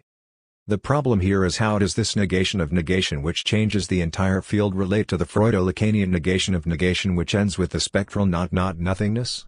Does not the shift from the first negation with a filling, where I sacrifice the core of my being in exchange for something heaven of belief, honor, utility, wealth, to the negation without a filling point towards what Lacan, in his reading of Claudel, deployed as the structure of Versagung, where we pass from the sacrifice made for something to the sacrifice made for nothing. Let us clarify this crucial point by way of a detour through literature, not Claudel's litige, Lacan's own reference in his explication of Versagung, but J. M. Coetzee's Disgrace, a profoundly Hegelian novel set in post-apartheid South Africa. David Lurie is a divorced, middle-aged scholar of Romantic poetry whose unrealized ambition is to write a chamber opera about Byron's life in Italy. He has become a victim of the great rationalization of his Cape Town University, which has been turned into a technical college, where he now teaches. Thus reclaims a kind of dignity based on the very fact that he has given up everything: his daughter, his notion of justice, his dream of writing an opera on Byron, and even his favorite dog, which he helps Bev to put down. He no longer needs a dog, since he has himself accepted to live like a dog, echoing the final words of Kafka's The Trial. Perhaps this is what true Hegelian reconciliation looks like, and maybe this example enables us to clear up some confusions about what that reconciliation actually involves. 90 David is portrayed as a disenchanted cynic who exploits his power over students, and the rape of his daughter seems a kind of repetition which establishes a certain justice. What he did to Melanie happens again to his daughter. However, it is all too simple to say that David should recognize his own responsibility for the predicament he finds himself in. Such a reading of David as a tragic character who gets his comeuppance in his final humiliation still relies on a kind of moral balance or justice being established at the end, and thus avoids the deeply disturbing fact that the novel in fact has no clear moral compass. This ambiguity is condensed in the character of Petrus who, while ruthlessly ambitious and manipulative beneath his polite exterior, nonetheless stands for a kind of social stability and order.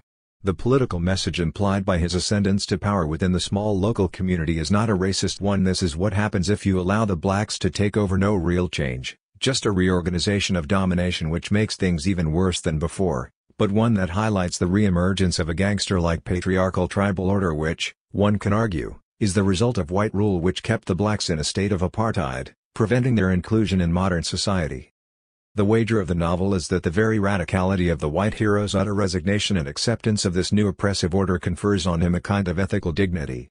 If David can be seen as a contemporary Cindecofontaine, Versagung is enacted here in a reversed way. It is not that the subject renounces everything for a higher cause and then notices he has thereby lost the cause itself. It is rather that the subject simply loses everything, his egoist interests as well as his higher ideals, and his wager is then that this total loss itself will be converted into some kind of ethical dignity. But something is missing at the end of Disgrace, something that would correspond to the repulsive take on the face of the dying sin. as a mute gesture of protest, of the refusal to reconcile, or to Julie's happiness is boring at the end of La Nouvelle Eloise.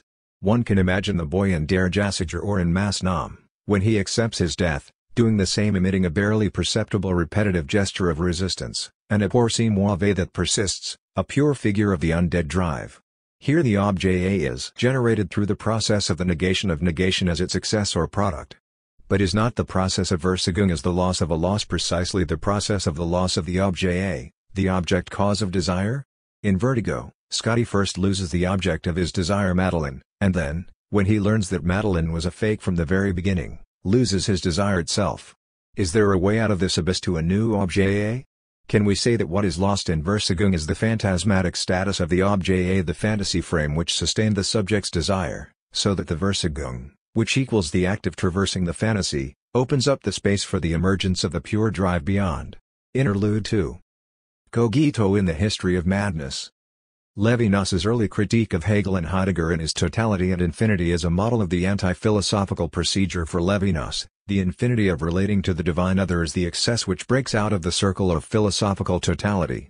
It is crucial to note here that Derrida is not an anti-philosopher. On the contrary, Derrida at his best say, in his detailed deconstructive readings of Levinas, Foucault, Bataille, etc., convincingly demonstrates how, in their effort to break out of the closed circle of philosophy, to assert a point of reference outside the horizon of philosophy, infinity versus totality in Levinas, madness versus cogito in the early Foucault, sovereignty versus Hegelian domination in Bataille, they remain within the field they try to leave behind. No wonder, then, that Foucault reacted so violently to Derrida's critical analysis of his history of madness, accusing Derrida of remaining within the confines of philosophy. Yes, Derrida does, but therein lies his strength with regard to those who pretend all too easily to have reached a domain beyond philosophy. What Derrida does is not only deconstruct philosophy, demonstrating its dependence on an external other, even more so, he deconstructs the attempt to locate a sphere outside philosophy, demonstrating how all anti-philosophical efforts to determine this other remain indebted to a frame of philosophical categories. Cogito, madness, and religion are interlinked. In Descartes see his thought experiment with the Malengeni, as well as in Kant his notion of the transcendental subject emerged from the critique of Swedenborg, whose religious streams stand for madness. Simultaneously, the cogito emerges through a differentiation from or a reference to madness, and the cogito itself, the idea of the cogito as the point of absolute certainty. Subjective idealism is perceived not only by common sense as the very epitome of the madness of philosophy, of its crazy paranoid system building, cf. the philosopher as madman motif in the late Wittgenstein. Simultaneously, religion, direct faith, is evoked as a form of madness, Swedenborg for Kant, or religion generally for Enlightenment rationalists, up to Dawkins today, and religion, God, enters as the solution to solipsistic madness, Descartes. This triangle of cogito, religion, and madness is the focus of the polemic between Foucault and Derrida, in which they both share the key underlying premise that the cogito is inherently related to madness. The difference is that, for Foucault, the cogito is grounded in the exclusion of madness, while, for Derrida, the cogito itself can only emerge through a mad hyperbole universalized out, and remains marked by this excess before it stabilizes itself as res cogitans, the self-transparent thinking substance. The cogito explodes as a crazy punctual excess. 2. Foucault's starting point is a fundamental change in the status of madness which took place in the passage from the Renaissance to the classical age of reason, the beginning of the 17th century. During the Renaissance, Cervantes, Shakespeare, Erasmus, etc., madness was a specific phenomenon of the human spirit which belonged to the series of prophets, possessed visionaries, saints, clowns, those obsessed by demons, and so on. It was a meaningful phenomenon with a truth of its own. Even if madmen were vilified, they were treated with awe, as if messengers of a sacred horror. With Descartes, however, madness is excluded in all its varieties. It comes to occupy a position that was formerly the preserve of leprosy. It is no longer a phenomenon to be interpreted, its meaning searched for, but a simple illness to be treated under the well-regulated laws of a medicine or a science that is already sure of itself, sure that it cannot be mad. This change concerns not only theory, but social practice itself. From the classical age on, madmen were interned, imprisoned in psychiatric hospitals, deprived of the full dignity of a human being, studied and controlled like a natural phenomenon. In his Histoire de la Folie, Foucault dedicated 3 or 4 pages to the passage in the Meditations in which Descartes arrives at cogito ergo sum. Searching for the absolutely certain foundation of knowledge, Descartes analyzes the main forms of delusion, delusions of the senses and sense perception, the illusions of madness, dreams. He ends with the most radical delusion imaginable, the hypothesis that everything that we experience is not true, but a universal dream, an illusion staged by an evil genius malingenie. From here, he arrives at the certainty of the cogito. I think even if I can doubt everything, even if all I see is an illusion, I cannot doubt that I think all this, so the cogito is the absolutely certain starting point for philosophy. Foucault's objection here is that Descartes does not really confront madness, but rather avoids thinking it. He excludes madness from the domain of reason. In the classical age, reason is thus based on the exclusion of madness. The very existence of the category madness is historically determined, along with its opposite reason, that is, it is determined through power relations. Madness in the modern sense is not directly a phenomenon we can observe, but a discursive construct which emerges at a certain historical moment, together with its double, reason in the modern sense. In his reading of Histoire de la Folie, Derrida focused on these 4 pages on Descartes which, for him, provided the key to the entire book. Through a detailed analysis, he tries to demonstrate that, far from excluding madness, Descartes pushes it to an extreme. Universal doubt, where I suspect that the entire world is an illusion, is the greatest madness imaginable. Out of this universal doubt the cogito emerges. Even if everything is an illusion, I can still be sure that I think. Madness is thus not excluded by the cogito. It is not that the cogito is not mad, but the cogito is true even if I am totally mad. Extreme doubt, the hypothesis of universal madness, is not external to philosophy, but strictly internal to it, a hyperbolic moment, the moment of madness, which grounds philosophy. Of course, Descartes later domesticates this radical excess with his image of man as a thinking substance, dominated by reason. He constructs a philosophy which is clearly historically conditioned. But the excess, the hyperbole of universal madness, is not itself historical. It is the excessive moment which grounds philosophy in all its historical forms. Madness is thus not excluded by philosophy, it is internal to it. Of course, every philosophy tries to control this excess, to repress it, but in repressing it, it represses its own innermost foundation. Philosophy is perhaps the reassurance given against the anguish of being mad at the point of greatest proximity to madness. 3. In his reply, Foucault first tries to prove, through a detailed reading of Descartes, that the madness he evokes does not have the same status as sensory illusions in dreams. When I suffer sensory illusions of perception or when I dream, I remain normal and rational, I only deceive myself with regard to what I see. In madness, on the contrary, I myself am no longer normal, I lose my reason. So madness has to be excluded if I am to be a rational subject. Derrida's refusal to exclude madness from philosophy bears witness to the fact that he remains a philosopher who is unable to think the outside of philosophy, who is unable to think how philosophy itself is determined by something that escapes it. Apropos the hypothesis of universal doubt in the evil genius, we are not dealing with true madness, but with a rational subject who feigns to be mad, who makes a rational experiment, never losing his control over it. Finally, on the very last page of his reply, Foucault tries to identify the true difference between himself and Derrida. He attacks without naming it the practice of deconstruction and textual analysis, for which there is nothing outside the text, so that we are caught in an endless process of interpretation. Foucault, on the contrary, does not practice textual analysis, but analyzes discourses, dispositifs, formations in which texts and statements are interlinked with extra-textual mechanisms of power and control. What we need is not deeper textual analyses, but analyses of the way discursive practices are combined with practices of power and domination.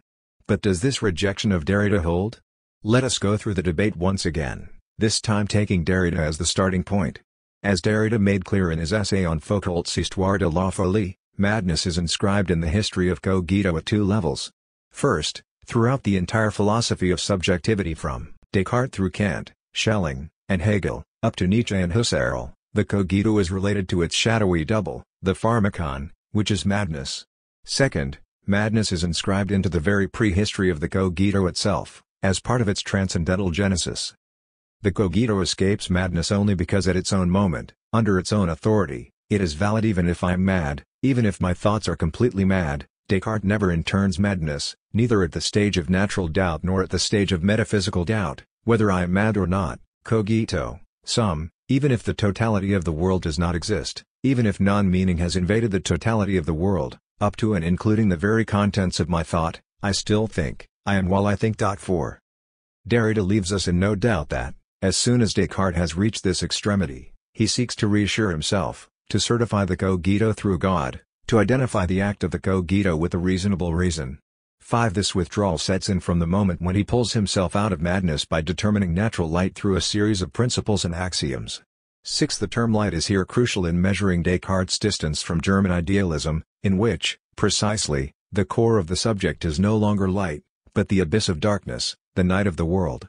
This, then, is Derrida's fundamental interpretive gesture, one of separating, within the cogito, on the one hand, hyperbole, which I maintain cannot be enclosed in a factual and determined historical structure, for it is the project of exceeding every finite and determined totality, and, on the other hand, that in Descartes' philosophy or in the philosophy supporting the Augustinian cogito or the Husserlian cogito as well, which belongs to a factual historical structure. 7. Here, when Derrida asserts that the historicity proper to philosophy is located and constituted in the transition, the dialogue between hyperbole and the finite structure, in the difference between history and historicity, he perhaps falls too short. 8. This tension may appear very Lacanian. Is it not a version of the tension between the real, the hyperbolic excess, and its ultimately always failed symbolization? The matrix we thus arrive at is that of an eternal oscillation between the two extremes, the radical expenditure, hyperbole, excess, and its later domestication as in Kristeva, the oscillation between semiotic and symbolic. Both extremes are illusionary. Pure excess as well as pure finite order would disintegrate, cancel themselves out. Such an approach misses the true point of madness, which is not the pure excess of the night of the world, but the madness of the passage to the symbolic itself, of imposing a symbolic order onto the chaos of the real. 9. If madness is constitutive, then every system of meaning is minimally paranoid, mad. Recall again Brecht's slogan, what is the robbing of a bank compared to the founding of a new bank? Therein resides the lesson of David Lynch's straight story. What is the ridiculously pathetic perversity of figures like Bobby Peru in Wild at Heart or Frank in Blue Velvet compared to deciding to cross the U.S. Central Plain on a lawnmower to visit a dying relative? Measured against this act, Frank's and Bobby's outbreaks of rage are but the impotent theatrics of old and sedate conservatives. In the same way, we should say, what is the mere madness caused by the loss of reason compared to the madness of reason itself? This step is the properly Hegelian one, which is why Hegel, the philosopher who made the most radical attempt to think the abyss of madness at the core of subjectivity, is also the philosopher who brought to its mad climax the philosophical system as the totality of meaning. This is why, for very good reasons, from the common-sense perspective, Hegel stands for the moment at which philosophy goes mad, explodes in a crazy pretense to absolute knowledge. It is thus not enough simply to oppose madness and symbolization. There is, in the history of philosophy itself, of philosophical systems, a privileged point at which the hyperbole, philosophy's ex-time at core, directly inscribes itself into it, and this is the moment of the cogito, of transcendental philosophy. Madness is here tamed in a different way, through a transcendental horizon which does not cancel it in an all-encompassing worldview, but maintains it. In the serene world of mental illness, modern man no longer communicates with the madman. The man of reason delegates the physician to madness, thereby authorizing a relation only through the abstract universality of disease. 10. However, what about psychoanalysis?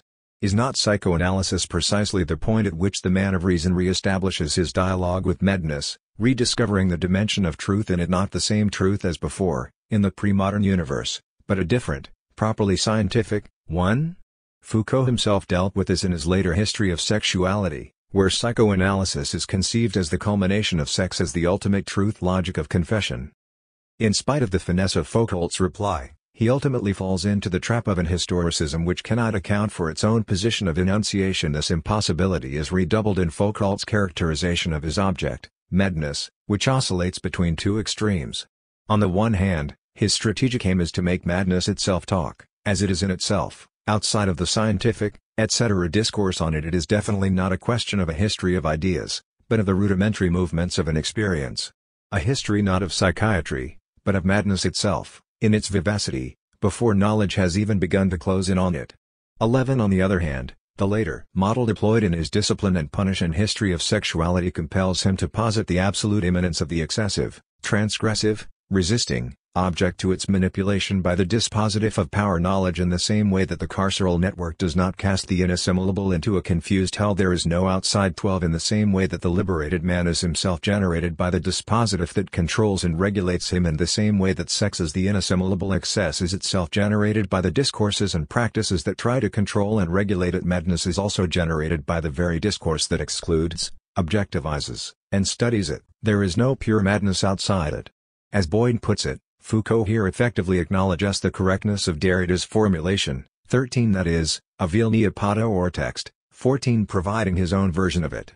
When Foucault writes that perhaps one day transgression will seem as decisive for our culture, as much a part of its soil, as the experience of contradiction was at an earlier time for dialectical thought, 15 does he not thereby miss the point, which is that this day has already arrived, that permanent transgression already is a key feature of late capitalism. And this is why his concluding objection to Derrida's il n'y a pas de or text seems to miss the mark, when he characterizes it in terms of a reduction of discursive practices to textual traces, elision of the events which are produced in these practices, so that all that remains of them are marks for a reading, inventions of voices behind the texts, so that we do not have to analyze the modes of the implication of the subject in the discourses, the assignation of the originary as what is said and not said in the text, so that we do not have to locate discursive practices in the field of transformations in which they effectuate themselves. 16. No wonder that some Marxists took Foucault's side here, conceiving his polemic with Derrida as the latest chapter in the eternal struggle between materialism and idealism. Foucault's materialist analysis of discursive practices versus Derrida's endless self-reflexive textual games. A further point in favor of Foucault seems to be that he remains a radical historicist, reproaching Derrida for his inability to think the exteriority of philosophy. This is how he sums up the stakes of their debate. Could there be something prior or external to the philosophical discourse? Can the condition of this discourse be an exclusion, a refusal, an avoided risk, and, why not, a fear? A suspicion rejected passionately by Derrida. Pudenda or ego, said Nietzsche with regard to religious people and their religion. 17. However, Derrida is much closer to thinking this externality than Foucault, for whom exteriority involves a simple historicist reduction which cannot account for itself. When Foucault was asked from what position he was speaking, he employed the cheap rhetorical trick of claiming that this was a police question, who are you to say that? But he combined this reply with the opposite claim that genealogical history is an ontology of the present. It is easy to submit philosophy to such a historicist reduction. Philosophers can easily dismiss such external reduction as relying on a confusion between genesis and value. It is much more difficult to think its inherent excess, its ex-time at core. These, then, are the true stakes of the debate: ex-timacy or direct externality? This dark core of madness at the heart of the cogito can also be determined in a more genetic way.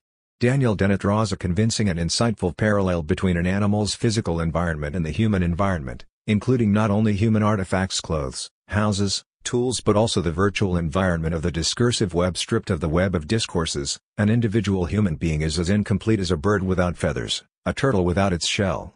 18. A naked man is the same nonsense as a shaved ape without language and tools, and man is a crippled animal. It is this lack which is supplemented by symbolic institutions and tools, so that the point made obvious today in popular culture, figures like Robocop man as simultaneously super-animal and crippled, holds from the very beginning. How do we pass from the natural to the symbolic environment? This passage is not direct, one cannot account for it within a continuous evolutionary narrative. Something has to intervene between the two, a kind of vanishing mediator, which is neither nature nor culture. This in-between is not the spark of logos magically conferred on Homo sapiens, enabling him to form his supplementary virtual symbolic environment, but precisely something which, although it is also no longer nature, is not yet logos, and has to be repressed by logos. The Freudian name for this in-between is, of course, the death drive. Perhaps, even more than Descartes, the philosopher who stands for one extreme of madness is Nicolas Malebranche, with his occasionalism. Malebranche, a disciple of Descartes, drops the latter's ridiculous reference to the pineal gland as the point of contact between material and spiritual substance, body and soul. But how, then, are we to explain their coordination, if there is no contact between the two, no point at which a soul can act causally on a body or vice versa?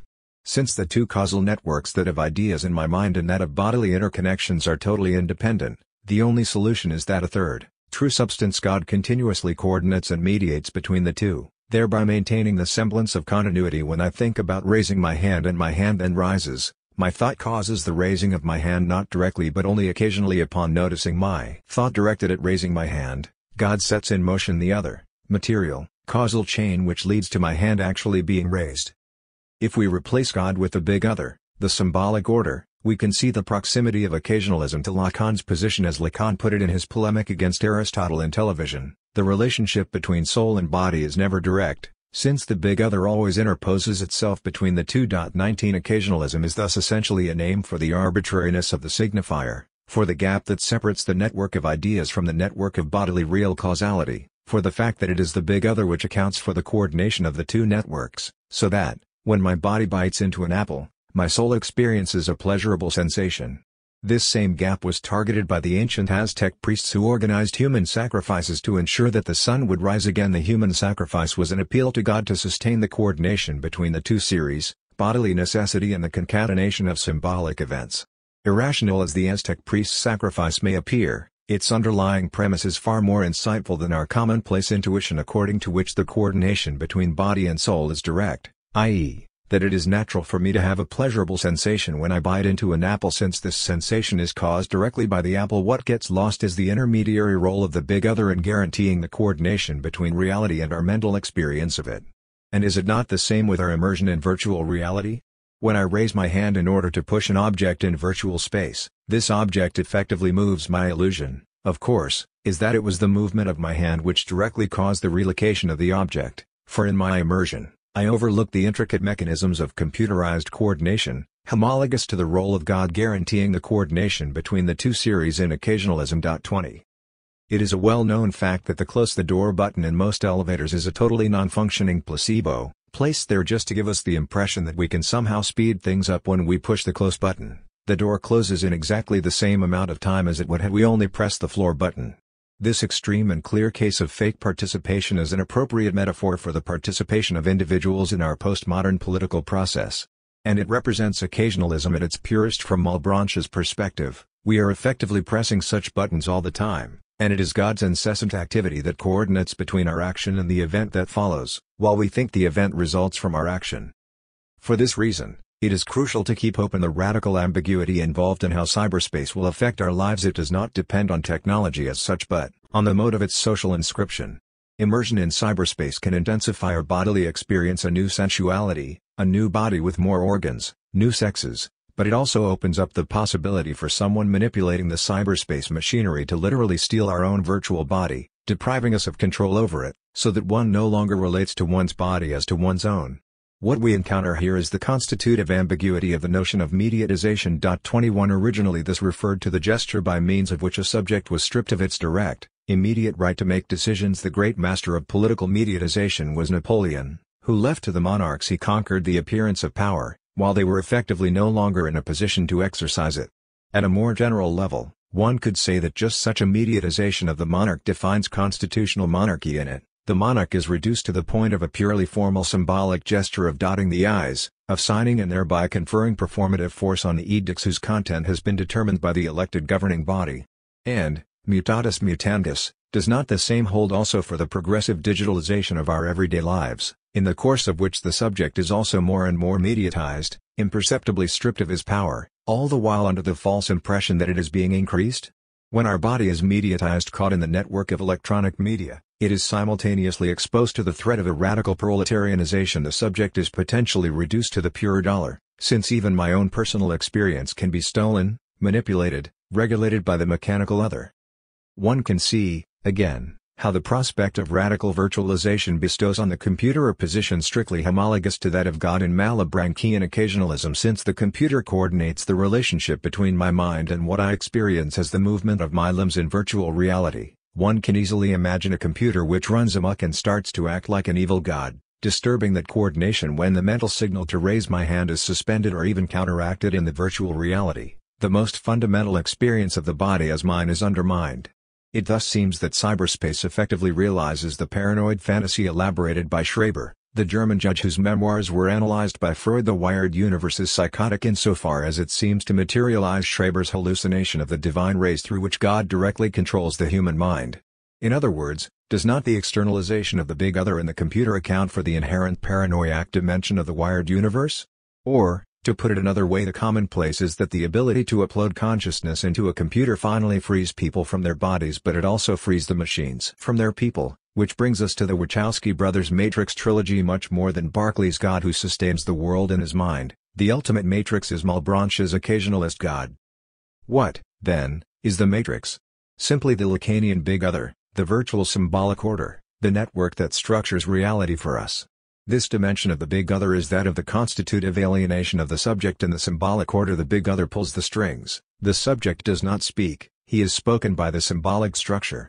In short, this big other is the name for the social substance, for the agency thanks to which the subject never fully dominates the effects of his acts, thanks to which the final outcome of his activity is always something other than what he aimed at or anticipated.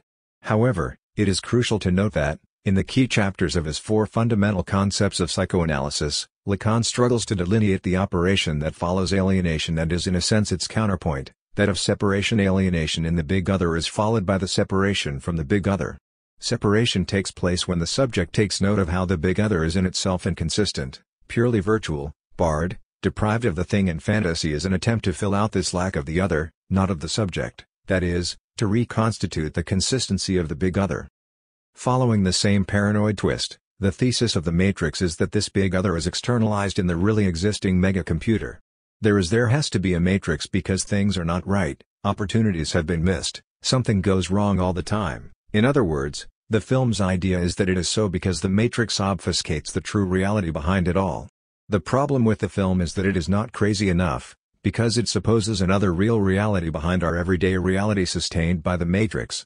One is tempted to claim, in Kantian fashion, that the mistake of conspiracy theory is homologous to the paralogism of pure reason, to the confusion between the two levels. Suspicion of received scientific, social, etc. opinion as the formal methodological stance, and the positivization of this suspicion in another global all-explanatory para-theory. The excess of madness at the heart of the cogito is thus closely linked to the topic of freedom. The antagonism of the Kantian notion of freedom as the most concise expression of the antagonism of freedom in bourgeois life itself does not lie where Adorno locates it. The self-imposed law means that freedom coincides with self-enslavement and self-domination, that Kantian spontaneity is in actuality its opposite, utter self-control, the thwarting of all spontaneous impetuses, but is, as Robert Pippin put it, much more on the surface.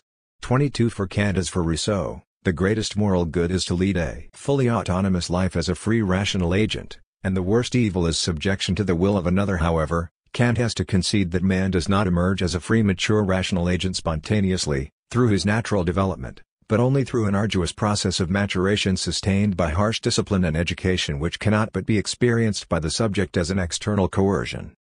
Social institutions both to nourish and to develop such independence are necessary and are consistent with, do not thwart, its realization, but with freedom understood as an individual's causal agency. This will always look like an external necessity that we have good reasons to try to avoid. This creates the problem of a form of dependence that can be considered constitutive of independence and that cannot be understood as a mere compromise with the particular will of another or as a separate, marginal topic of Kant's dotage.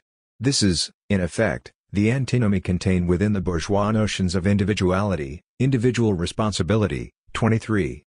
Here one can indeed imagine Kant as an unexpected precursor of Foucault's thesis, in his Discipline and Punish, on the formation of the free individual through a complex set of disciplinary micro-practices and, as Pippin does not hesitate to point out, this antinomy explodes even more intensely in Kant's socio-historical reflections, focused on the notion of unsocial sociability. What is Kant's notion of the historical relation between democracy and monarchy if not this same thesis of the link between freedom and submission to a higher authority applied to the historical process itself? In the long term or in its notion, democracy is the only appropriate form of government. However, because of the immaturity of the people, the conditions for a functioning democracy can only be established through a non-democratic monarchy which, in the exertion of its benevolent power, brings the people to political maturity. And, as to be expected, Kant does not fail to mention the Mandevillian rationality of the market in which each individual's pursuit of his or her egotistic interests is what works best, much better than direct altruism for the common good.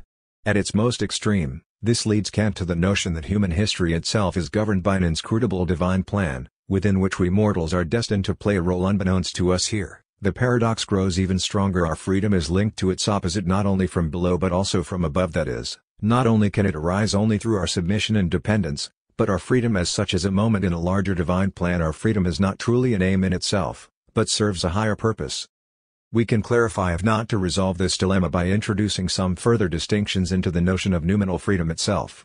Upon a closer look, it becomes evident that, for Kant, discipline and education do not directly work on our animal nature, forging it into human individuality. As Kant points out, animals cannot be properly educated, since their behavior is already predestined by their instincts.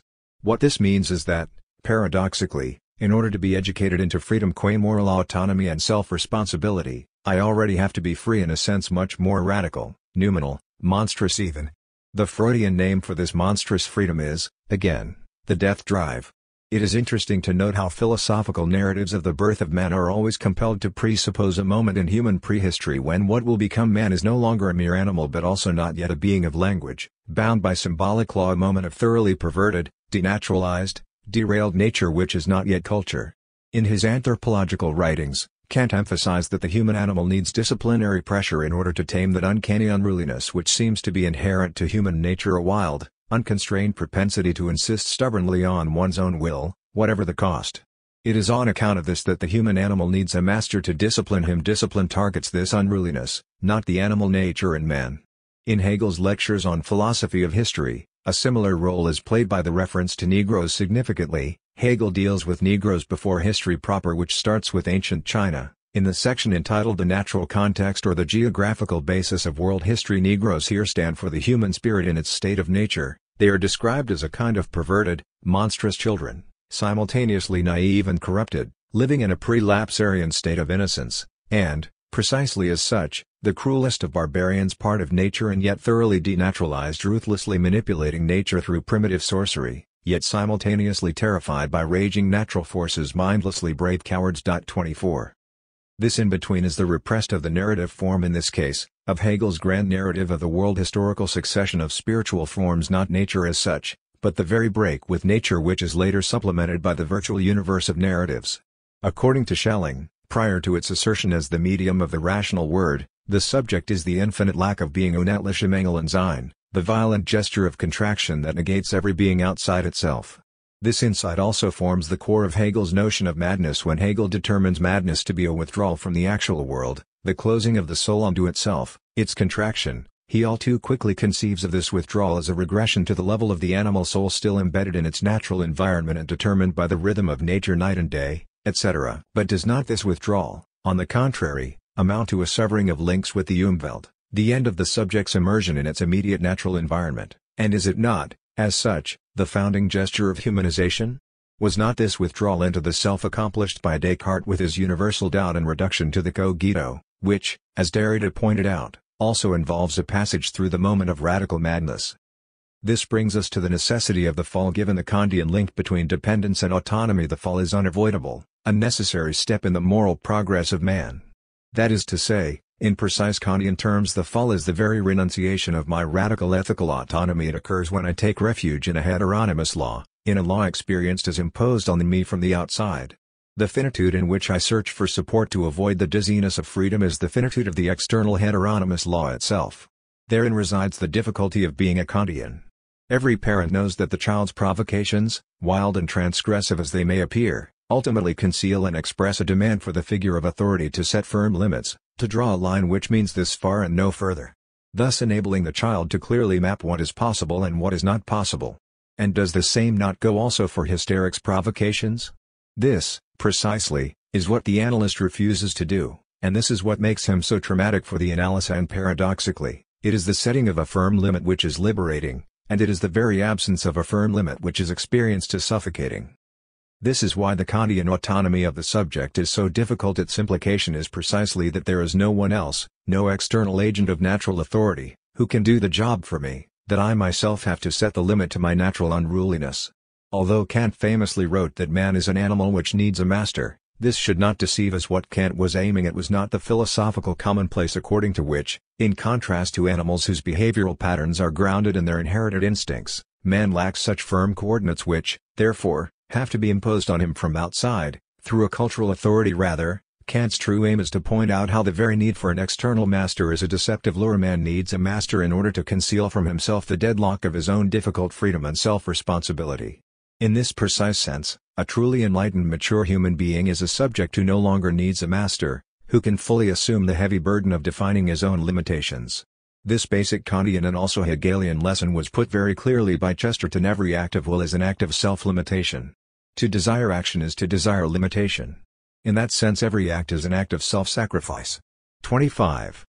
The lesson here is, thus in a precise sense, an Hegelian one: the external opposition between freedom, transcendental spontaneity, moral autonomy, and self-responsibility and slavery submission, either to my own nature, its pathological instincts, or to an external power has to be transposed into freedom itself, as the highest antagonism between monstrous freedom qua unruliness and the true moral freedom.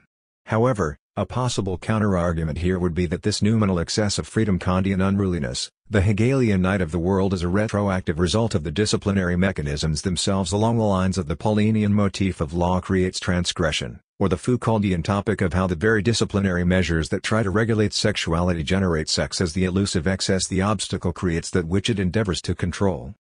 Are we then dealing with the closed circle of a process positing its own presuppositions?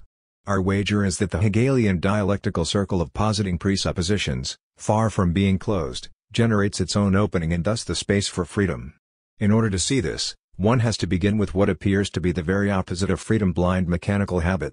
In the shift from Aristotle to Kant, to modernity with its subject as pure autonomy, the status of habit changes from organic inner rule to something mechanical, the opposite of human freedom. Freedom can never become habitual if it becomes a habit. It is no longer true freedom, which is why Thomas Jefferson wrote that if people are to remain free, they have to rebel against the government every couple of decades. This eventuality reaches its apogee in Christ, who is the figure of a pure event, the exact opposite of the habitual. 26. Hegel here provides the imminent corrective to Kantian modernity. As Catherine Mulabou notes, Hegel's philosophy of spirit begins with a study of the same topic with which philosophy of nature ends: the soul and its functions. This redoubling offers a clue as to how Hegel conceptualizes the transition from nature to spirit not as a sublation, but as a reduplication, a process through which spirit constitutes itself in it as a second nature. 27. The name for this second nature is habit.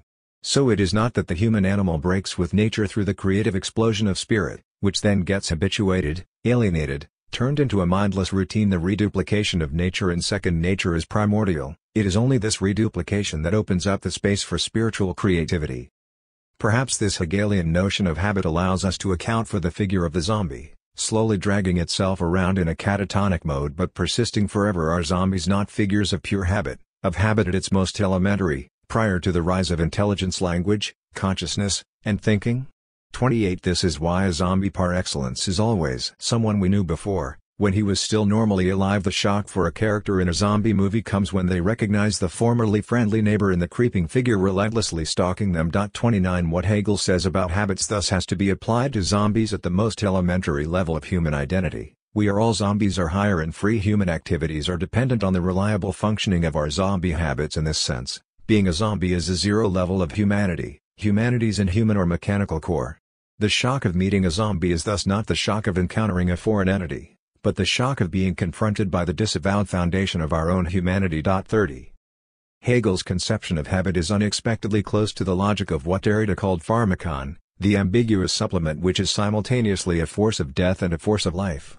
Habit is, on the one hand, the dulling of life, its mechanization. Hegel characterizes it as a mechanism of self-feeling. 31. When something turns into a habit, it means that its vitality is lost. We just mechanically repeat it without being aware of it. Habit thus appears to be the very opposite of freedom. Freedom means making creative choices, inventing something new, in short, precisely breaking with old habits. Think about language, whose habitual aspect is best exemplified by standard ritualized greetings. Hello, how are you? Nice to see you. We do not really mean it, there is no living intention in it, it is just a habit. On the other hand, Hegel emphasizes again and again that there is no freedom without habit. Habit provides the background and foundation for every exercise of freedom. Take language again. In order for us to exercise freedom in using language, we have to get fully accustomed to it, habituated into it. We have to learn to practice it, to apply its rules blindly, mechanically, as a habit. Only when a subject externalizes what he learns in mechanized habits is he open to be otherwise occupied and engaged.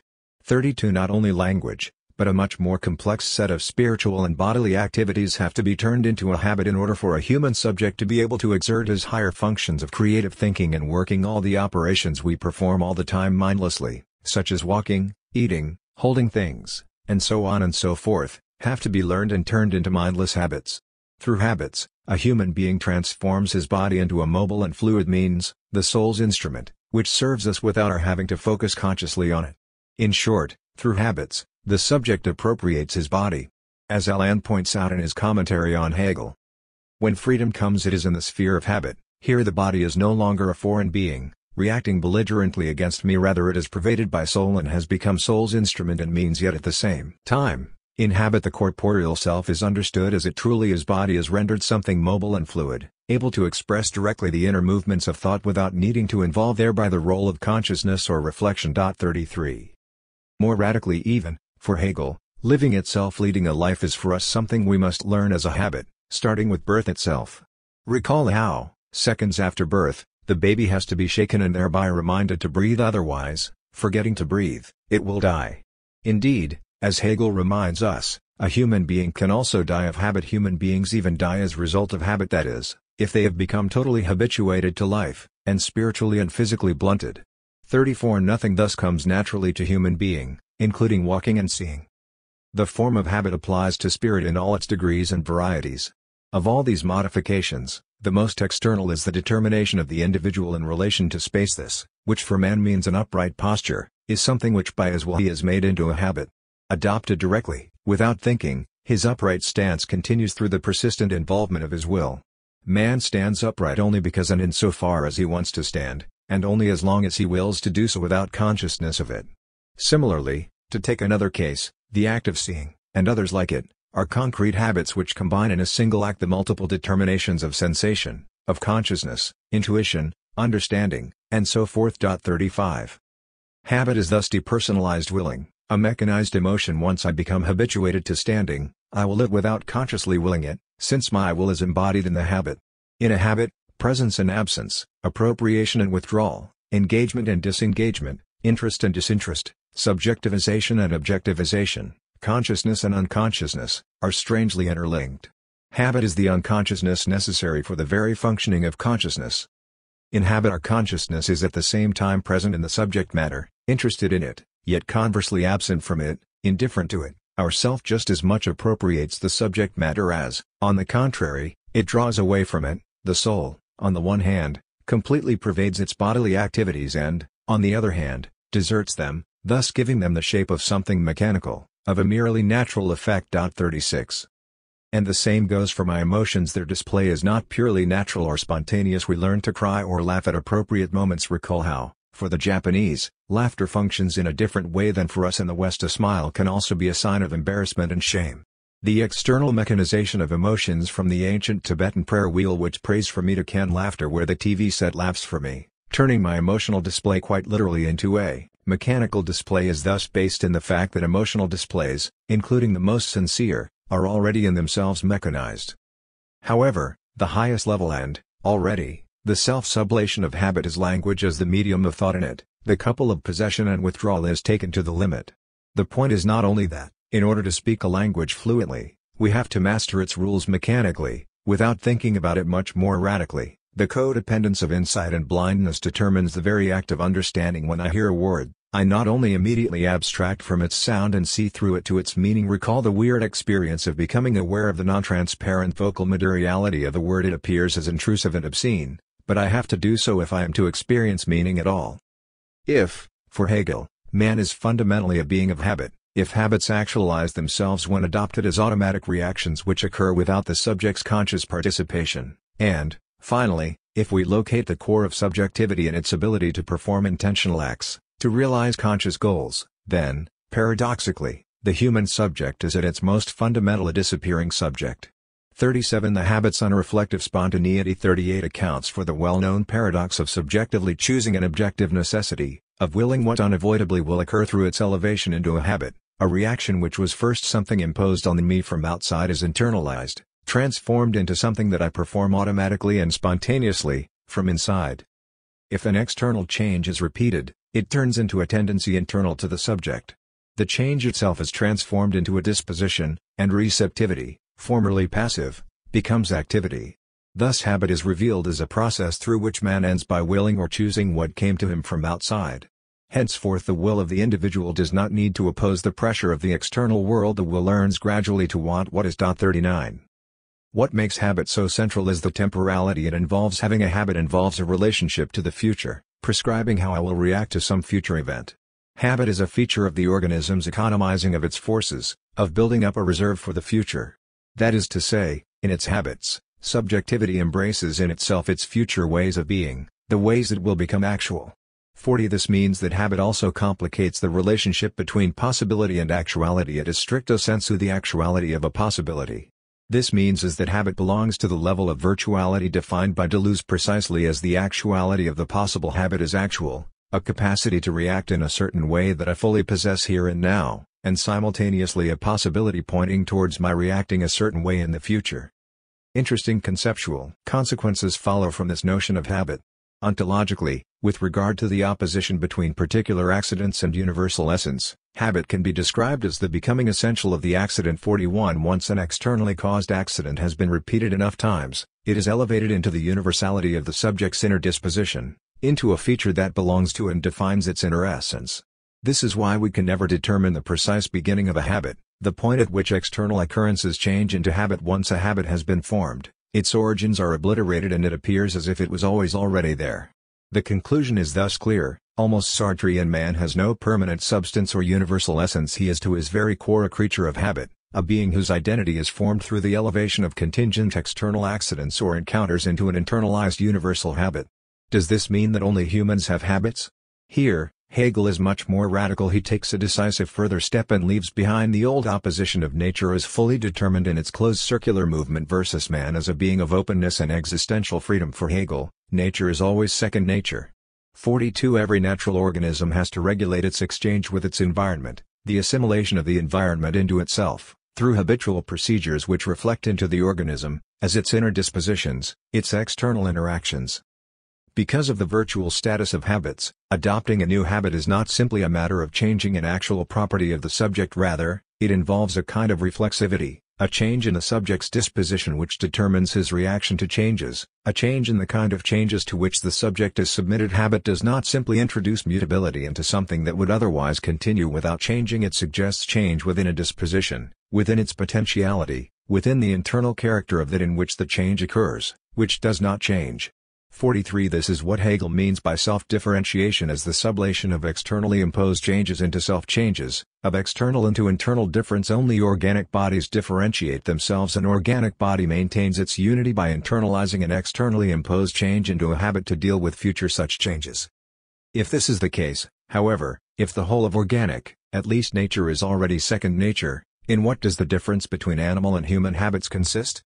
Hegel's most provocative and unexpected contribution concerns this very question of the genesis of human habits in his Anthropology, which opens the philosophy of spirit. We find a unique genealogy of habits reminiscent of Nietzsche.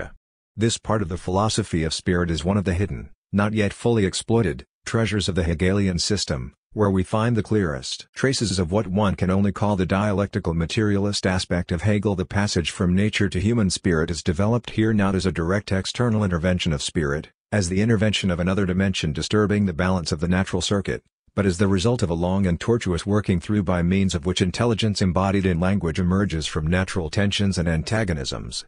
This passage is not direct, for spirit in the guise of speech-mediated human intelligence does not directly confront and dominate biological processes. Spirit's material base forever remains pre-symbolic, pre-linguistic habit.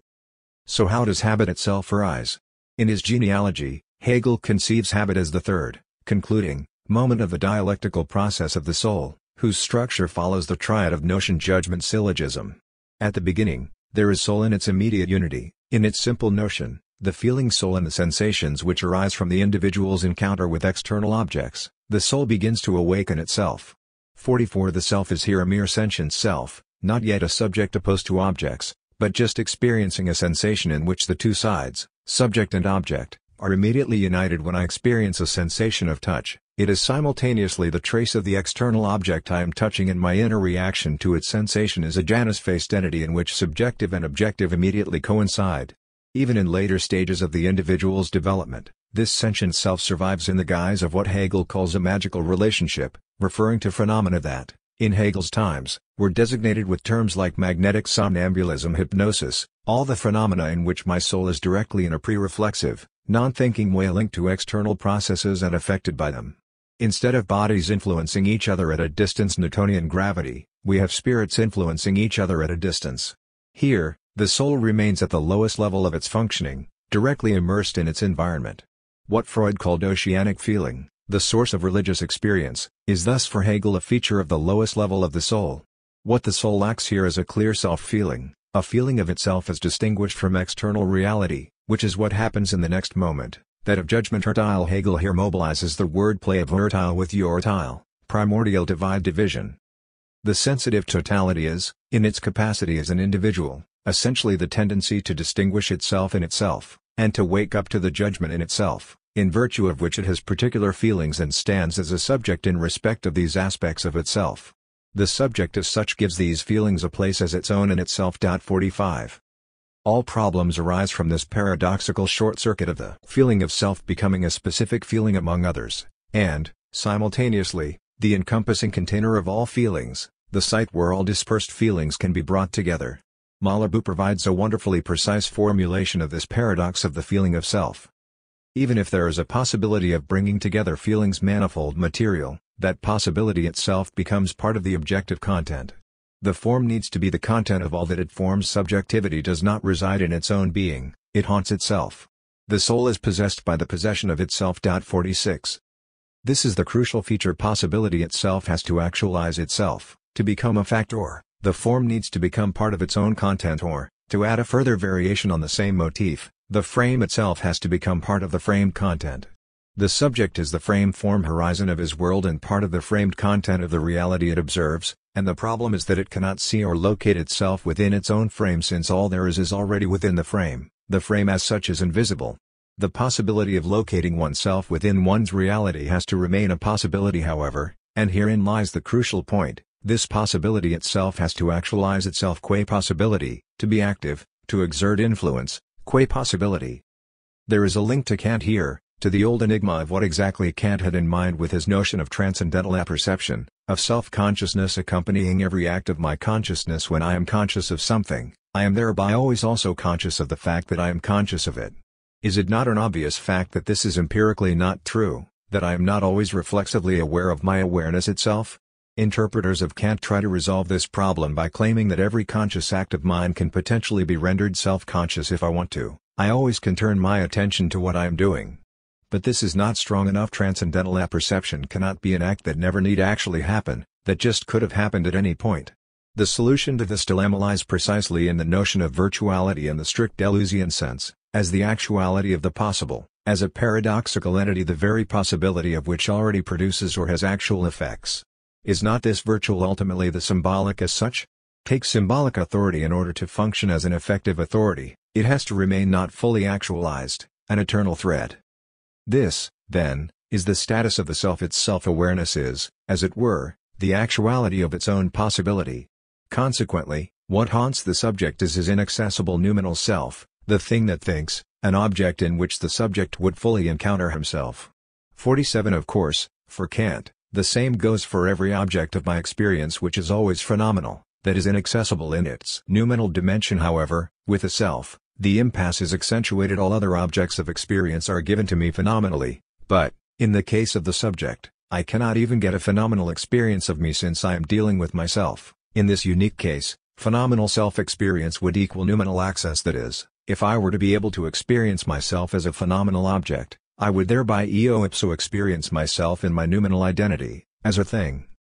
The underlying problem here is the impossibility of the subject subjectivizing himself. The subject is singular in the universal frame of his world, for every content he perceives as his own. So how can the subject include himself, count himself in the series of his objects?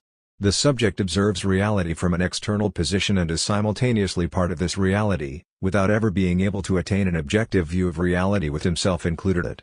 The thing that haunts the subject is himself and his objectal counterpoint, qua object. Hegel writes the subject finds itself in contradiction between the totality systematized in its consciousness, and the particular determination which, in itself, is not fluid and is not reduced to its proper place and rank.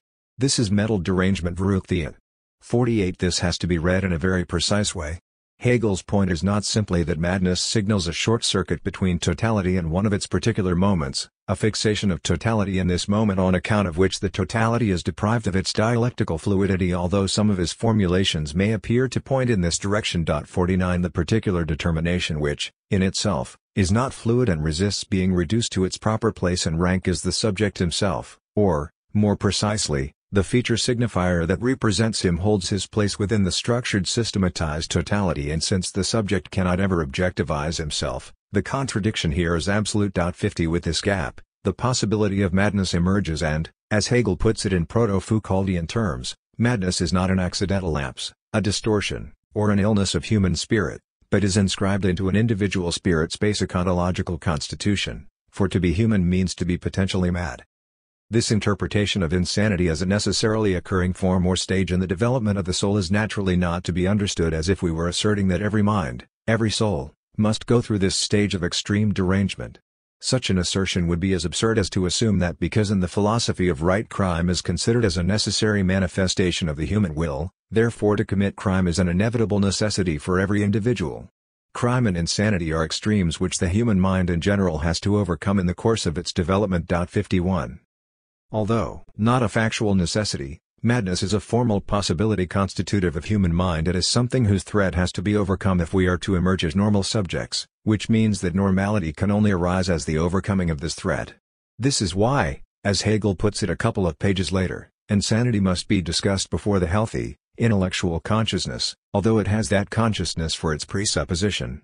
52 Hegel here evokes the relationship between the abstract and the concrete. Although, in the empirical state of things, abstract determinations are always already embedded in a concrete whole as their presupposition, the notional reproduction or deduction of this whole has to progress from the abstract to the concrete. Crimes presuppose the rule of law, they can only occur as their violation, but must be nonetheless grasped as an abstract act that is sublated through the law. Abstract legal relations and morality are de facto always embedded in some concrete totality of customs, but, nonetheless, the philosophy of right has to progress from the abstract moments of legality and morality to the concrete whole of customs, family, civil society, state.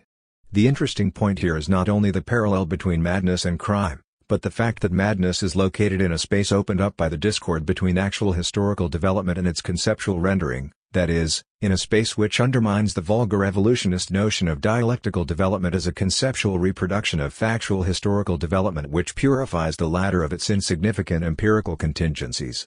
Insofar as madness de facto presupposes normality while conceptually preceding it, one can say that the madman is precisely a subject who wants to live to reproduce in actuality itself the conceptual order, to act as if madness also effectively precedes normality. We can now see in what precise sense habits form the third, concluding, moment of the triad. Its syllogism: in a habit, the subject finds a way to possess itself, to stabilize its own inner content in having as its property a habit, not a positive actual feature, but a virtual entity, a universal disposition to react in a certain way. Habit and madness are thus to be thought together. Habit is a way of stabilizing the imbalance of madness. Another way to approach the topic is via the relationship between soul and body as the inner and the outer, as a circular relationship in which body expresses the soul and the soul receives impressions from the body. The soul is always already embodied and the body always already impregnated with its soul. What the sentient self finds within it is, on the one hand, the naturally immediate, as ideally in it and made its own. On the other hand, and conversely, what originally belongs to the central individuality, is determined as natural corporeity, and is so felt. 53 So, on the one hand, through feelings and perceptions, I internalize objects that affect me from outside in a feeling. They are present in me not in their raw reality, but ideally, as part of my mind. On the other hand, through grimaces, etc., my body immediately gives body to my inner soul which thoroughly impregnates it. However, if this were the entire truth, then man would have been simply a prisoner of this state of nature. 54 Moving in the closed loop of absolute transparency provided by the mutual mirroring of body and soul. 55 What happens with the moment of judgment is that the loop of this closed circle is broken not by the intrusion of an external element, but by a self-referentiality which twists this circle into itself. In other words, the problem is that, since the individual is at the same time only what he has done, his body is also the expression of himself which he has himself produced. 56 This means that the process of corporeal self-expression has no pre-existing referent as its mooring point. The entire movement is thoroughly self-referential. It is only through the process of expression externalization in bodily signs that the expressed inner self, the content of these signs, is retroactively created, or, as Malabou puts it concisely, psychosomatic unity results from an auto-interpretation independent of any referent. 57 The transparent mirroring of the soul and the body and the natural expressivity thus turns into total opacity. If the work signifies itself, this implies that there is no outside of the work, that the work acts as its own referent. It presents what it interprets at the same moment it interprets it, forming one and the same manifestation. The spiritual bestows form, but only because it is itself formed in return. 58. What this lack of any ontological guarantee outside the play of signification 59 means is that the meaning of our gestures and speech acts is always haunted by the spirit of irony. When I say A, it is always possible that I do it in order to conceal the fact that I am non-A. Hegel refers to Lichtenberg's well-known aphorism, "You certainly act like an honest man, but I see from your face that you are forcing yourself to do so and are a rogue at heart." 60. The ambiguity is here total and undecidable, because the deception is the one that Lacan designates as specifically human, namely the possibility of lying in the guise of truth. Which is why it goes even further than the quote from Lichtenberg. The reproach should rather be, "You act like an honest man in order to convince us that you mean it ironically, and thus to conceal from us the fact that you really are an honest man." This is what Hegel means in his precise claim that, for the individuality, it is as much its countenance as its mask which it can lay aside. 61. In the gap between appearance mask and my true inner stance, the truth can be either in my inner stance or in my mask. This means that the emotions I perform through the mask, the false persona I adopt, can in a strange way be more authentic and truthful than what I really feel in myself. When I construct a false image of myself which stands in for me in a virtual community in which I participate in virtual sexual interaction, for example, a shy man often assumes the screen persona of an attractive, promiscuous woman. The emotions I feel and feign as part of my screen persona are not simply false. Although what I think of as my true self does not feel them, they are nonetheless in a sense true. For example, what if, deep inside, I am a sadistic pervert who dreams of beating up other men and raping women in my real-life interaction with other people? I am not allowed to enact this true self, so I adopt a more humble and polite persona. In this case, is not my true self much closer to what I adopt as a fictional screen persona, while the self of my real-life interactions is a mask concealing the violence of my true self? Habit provides the way out of this predicament. How? Not as the subject's true expression, but by locating the truth in mindless expression. Recall Hegel's constant motif that truth is in what you say, not in what you mean to say. Consider again the enigmatic status of what we call politeness when, upon meeting an acquaintance, I say, "Glad to see you. How are you today?" It is clear to both of us that, in a way, I do not mean it seriously. 62. However, it would nonetheless be wrong to label my act as simply hypocritical, since, in another way, I do mean it. The polite exchange does establish a kind of pact between the two of us in the same sense as I do sincerely laugh through the canned laughter, the proof being that I effectively do feel relieved afterwards. This brings us to one possible definition of a madman, as a subject unable to participate in this logic of sincere lies, so that when a friend greets him with "Nice to see you. How are you?" he explodes, "Are you really glad to see me, or are you just pretending? And who gave you the right to probe into my state?" The same overlapping of appearance with truth is often at work in ideological self-perception. Recall Marx's brilliant analysis of how, in the French Revolution of 1848, the conservative Republican Party of Order functioned as a coalition of the two branches of royalism, Orleanists and Legitimists, in the anonymous kingdom of the Republic. 63. The parliamentary deputies of the Party of Order saw their republicanism as a mockery in parliamentary debates. They frequently made royalist slips of the tongue and ridiculed the Republic to let it be known that their true aim was to restore the monarchy. What they were not aware of was that they themselves were duped as to the true social impact of their rule. What they were effectively doing was establishing the conditions of the bourgeois republican order they despised so much by, for instance, guaranteeing the safety of private property. So it is not that they were just royalists wearing a republican mask, although they experienced themselves as such. It was their very inner royalist conviction that was the deceptive front masking their true social role. In short, far from being the hidden truth of their public republicanism, their sincere royalism was the phantasmatic support of their actual republicanism. It was what added the passion to their activity. Is it not the case, then, that the deputies of the Party of Order were also feign to be republicans, to be what they really were? Hegel's radical conclusion is that the sign with which we are dealing here, in corporeal expressions, in truth signifies nothing in Wahrheit nicht Bezeichnung at point 64. Habit is thus a strange sign which signifies the fact that it signifies nothing. 65. What Hölderlin proposed as the formula for our destitute predicament for an era in which, because the gods have abandoned us, we are signs without meaning, acquires here an unexpected positive interpretation. And we should take Hegel's formula literally. The nothing in it has a positive weight, that is, the sign which in truth signifies nothing is what Lacan calls the signifier, that which represents the subject for another signifier. The nothing is the void of the subject itself, so that the absence of an ultimate reference means that absence itself is the ultimate reference, and this absence is the subject itself. This is why Malibu writes spirit is not that which is expressed by its expressions, it is that which originally terrifies spirit. 66 The dimension of haunting, the link between spirit qua the light of reason and spirit qua obscene ghost, is crucial here. Spirit or reason is, by a structural necessity, forever haunted by the obscene apparitions of its own spirit. The human being is this night, this empty nothing, that contains everything in its simplicity and unending wealth of many representations, images, of which none belongs to him or which are not present. This night, the interior of nature, that exists here pure self in phantasmagorical representations, is night all around it, in which here shoots a bloody head, there another white ghastly apparition, suddenly here before it, and just so disappears. One catches sight of this night when one looks human beings in the eye into a night that becomes awful. 67.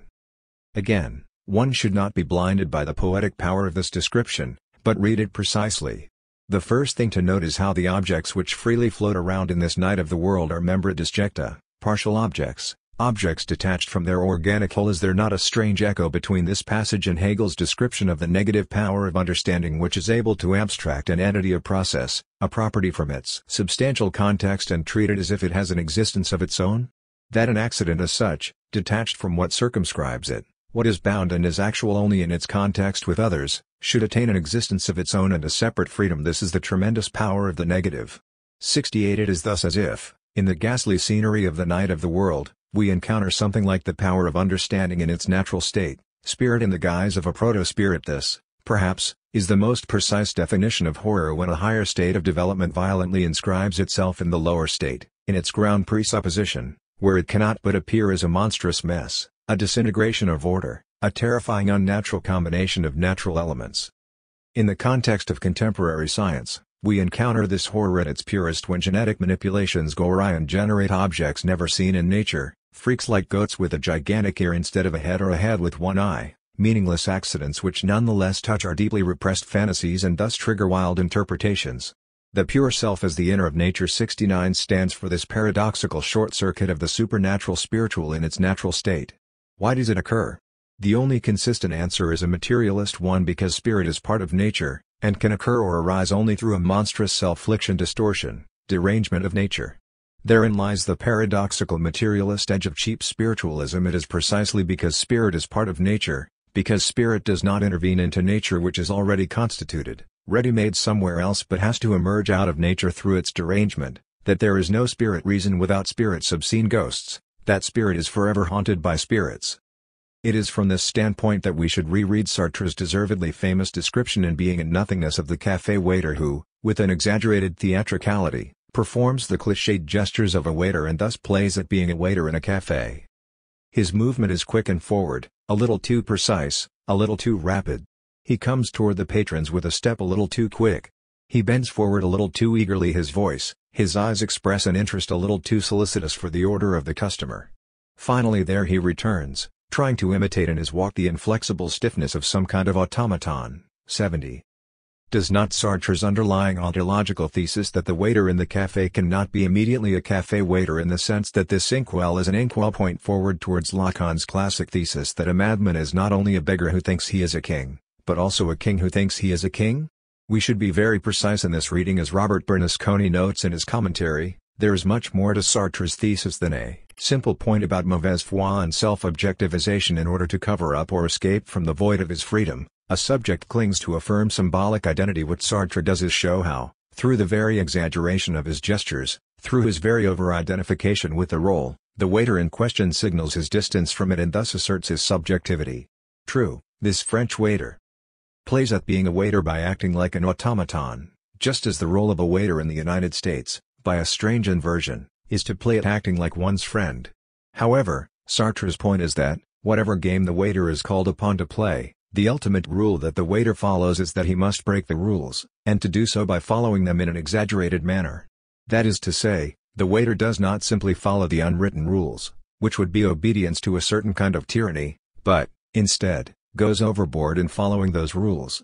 The waiter succeeds in rejecting the attempt to reduce him to nothing more than being a waiter, not by refusing the role, but by highlighting the fact that he is playing it to the point that he escapes it. The waiter does this by overdoing things, by doing too much. The French waiter, instead of disappearing into the role, exaggerates the movements that make him something of an automaton in a way that draws attention to him, just as, we can add, the quintessential North American waiter is not so much friendly as over-friendly. Sartre uses the same word, trop, that we saw him using in Nausea to express this human superfluity. 71. And it is crucial to supplement this description with its symmetrical opposite. One is truly identified with one's role precisely when one does not over-identify with it, but accompanies one's role-playing, following the rules, with small violations or idiosyncrasies designed to signal that, beneath the role, there is a real person who cannot be directly identified with it or reduced to it. In other words, it is totally wrong to read the waiter's behavior as a case of mauvaise foi. His exaggerated act opens up, in a negative way, the space for his authentic self, since its message is I am not what I am playing at being. True mauvaise foi consists precisely in embellishing my playing a role with idiosyncratic details. It is this personal touch which provides the space for false freedom, allowing me to accommodate myself to my self-objectivization in the role I am playing. So what about those rare and weird moments in an American cafeteria when we suddenly suspect that the waiter's friendliness is genuine? 72.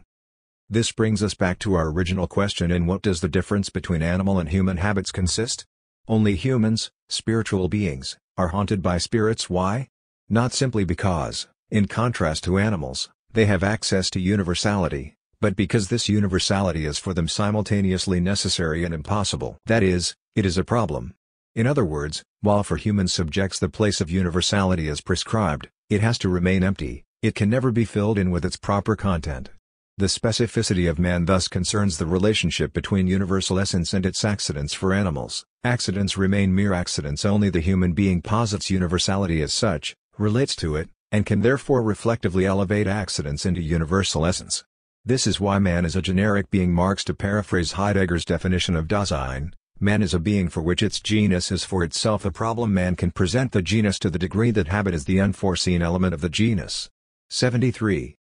This formulation opens up an unexpected link to the notion of hegemony as developed by Ernesto Laclau. There is forever a gap between the universality of man's genus and the particular habits which fill in its void. Habits are always unexpected, contingent, accidents elevated to universal necessity. The predominance of one or another habit is the result of a struggle for hegemony, a struggle over which accident will occupy the empty place of the universality.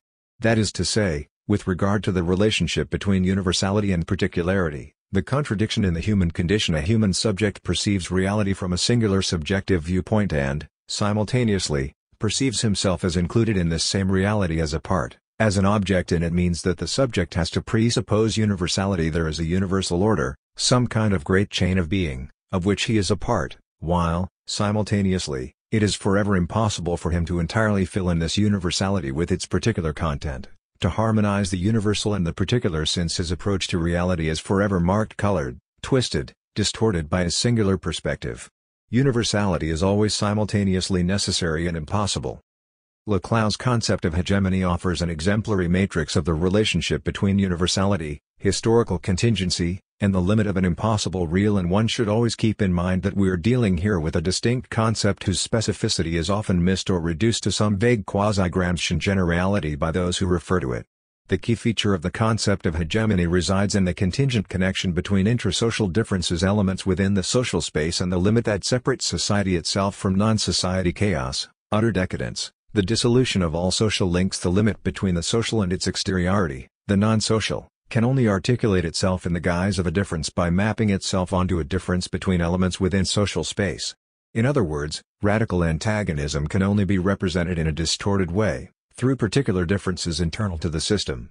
External differences are thus always already also internal, and, furthermore, the link between the internal and external difference is ultimately contingent, the result of political struggle for hegemony. The standard anti-Hegelian counter-argument here is, of course, that this irreducible gap between the universal frame and its particular content is what characterizes Kantian finite subjectivity. Is not Hegelian concrete universality the most radical expression of the fantasy of full reconciliation between the universal and the particular? Is not its basic feature the self-generation of the entire particular content out of the self-movement of universality itself? Against this common reproach, we should insist on the closeness of Laclau's notion of hegemony to the Hegelian notion of concrete universality. In the latter, the specific difference overlaps with the difference constitutive of the genus itself, just as, in Laclau's notion of hegemony, The antagonistic gap between society and its external limit, non-society, is mapped onto an intrasocial structural difference. Laclau himself rejects the Hegelian reconciliation between universal and particular on behalf of the gap that forever separates the empty or impossible universal from the contingent particular content that hegemonizes it. If, however, we take a closer look at Hegel, we see that insofar as every particular species does not fit its universal genus, when we finally arrive at a particular species that fully fits its notion, that universal notion itself is transformed into another notion. No existing historical state fully fits the notion of the state. The necessity of a dialectical passage from the state objective spirit, history into religion absolute spirit involves the fact that the only existing state that effectively fits its notion is a religious community which, precisely, is no longer a state. Here we encounter the properly dialectical paradox of concrete universality qua historicity in the relationship between a genus and its subspecies. One of these subspecies will always be the element that negates the very universal feature of a genus. Different nations have different versions of soccer. Americans do not or did not have soccer, because baseball is their soccer. Hence also Hegel's famous claim that modern people do not pray in the morning, because reading the newspaper is their morning prayer. In the same way, in disintegrating socialist states, writers and other cultural clubs did act as political parties. In the same way, woman becomes one of the subspecies of man. Heidegger and Daseins analyze one of the subspecies of phenomenology, sublating the preceding universality. The impossible point of self-objectivization would be precisely the point at which universality and its particular content are fully harmonized, in short, where there would be no struggle for hegemony. And this brings us back to madness. Its most succinct definition is that of a direct harmony between universality and its accidents, of a cancellation of the gap that separates the two. For the madman, the object which is his impossible stand-in within objectal reality loses its virtual character and becomes a fully integral part of that reality. In contrast to madness, habit avoids this trap of direct identification thanks to its virtual character. The subject's identification with a habit is not a direct identification with some positive feature, but an identification with a disposition, with a virtuality. Habit is the outcome of a struggle for hegemony. It is an accident elevated to an essence, to universal necessity, made to fill in its empty place. Chapter 6. Not only as substance, but also as subject. Concrete universality. Hegel's great originality is that he shows exactly how an interpretation that aims at nothing more than universality, that disallows any role for the singularity of the exegete, an interpretation, indeed, that refuses to be plastic, in the sense of both universal and individual, would be in reality particular and arbitrary. 1. The stakes are very precise in this passage from Catherine Malabou's groundbreaking book on Hegel. Every interpretation is partial, embedded in an interpreter's ultimately contingent subjective position. However, far from blocking access to the universal truth of the interpreted text, full acceptance of this contingency and of the need to work through it is the only way the interpreter can access the universality of the content of the text. The interpreter's contingent subjective position provides the impetus, the urge or urgency, which sustains an authentic interpretation.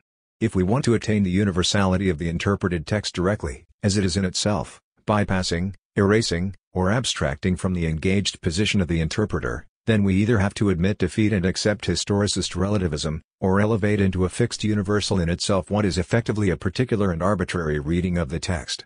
In other words, the universality we arrive at in this way is abstract universality, a universality which excludes rather than encompasses the contingency of the particular. The true concrete universality of a great historical text like Antigone or the Bible or a play by Shakespeare lies in the very totality of its historically determined readings. The crucial feature to bear in mind here is how concrete universality is not true concrete universality without including in itself the subjective position of its reader-interpreter as the particular and contingent point from which the universality is perceived. That is to say, in the Hegelian deployment of a process of cognition, the subject of cognition is not only the universal medium of reflection in which particular thoughts occur, a kind of receptacle containing thoughts about determinate objects as its particular content.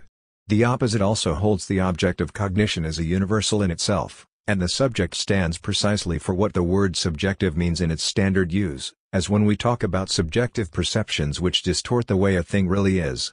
Hence the true particularity of a universal notion is not simply one of its species which can, as such, be grasped by a neutral subject observing this universality, as when, in reflecting upon the notion of the state, I see that the state in which I live is a particular species, and that there are also other kinds of states. Rather, the true particularity is, primarily, The particular subjective position from which the universal notion is acceptable to me in the case of state, the fact that I am a member of some particular state, rooted in its particular ideological structure, colors my universal notion of the state. And, as Marx knew very well, this dialectic holds also for the rise of universality itself. It is only in a specific, particular, historical constellation that the universal dimension of a notion can appear as such. Marx's example is that of labor only in capitalism, in which I exchange my labor power for money as the universal commodity. Do I relate to my specific profession as one contingent particular form of employment only? Here does the abstract notion of work become a social fact, in contrast to medieval societies in which the laborer does not choose his field of work as a profession, since he is directly born into it. The same goes for Freud and his discovery of the universal function of the Oedipus complex. In other words, the very gap between a universal notion and its particular historical form appears only in a certain historical epoch. What this means is that we truly pass from abstract to concrete universality only when the knowing subject loses its external position and itself becomes caught up in the movement of its content. Only in this way does the universality of the object of cognition lose its abstract character and enter into the movement of its particular content. Concrete universality should thus be strictly distinguished from historicism. In relation to the notion of human rights, a Marxist symptom-all reading can convincingly identify the particular content that gives it a specifically bourgeois ideological spin. Universal human rights are effectively the rights of white male property owners to exchange freely on the market, exploit workers and women, as well as exert political domination. The identification of the particular content that hegemonizes the universal form is, however, only half the story. The other half, no less crucial, consists in asking a much more difficult question concerning the emergence of the form of universality itself. How and under what specific historical conditions does abstract universality itself become a fact of social life? Under what conditions do individuals experience content? The opposite also holds. The object of cognition is a universal in itself, and the subject stands precisely for what the word subjective means in its standard use, as when we talk about subjective perceptions which distort the way a thing really is.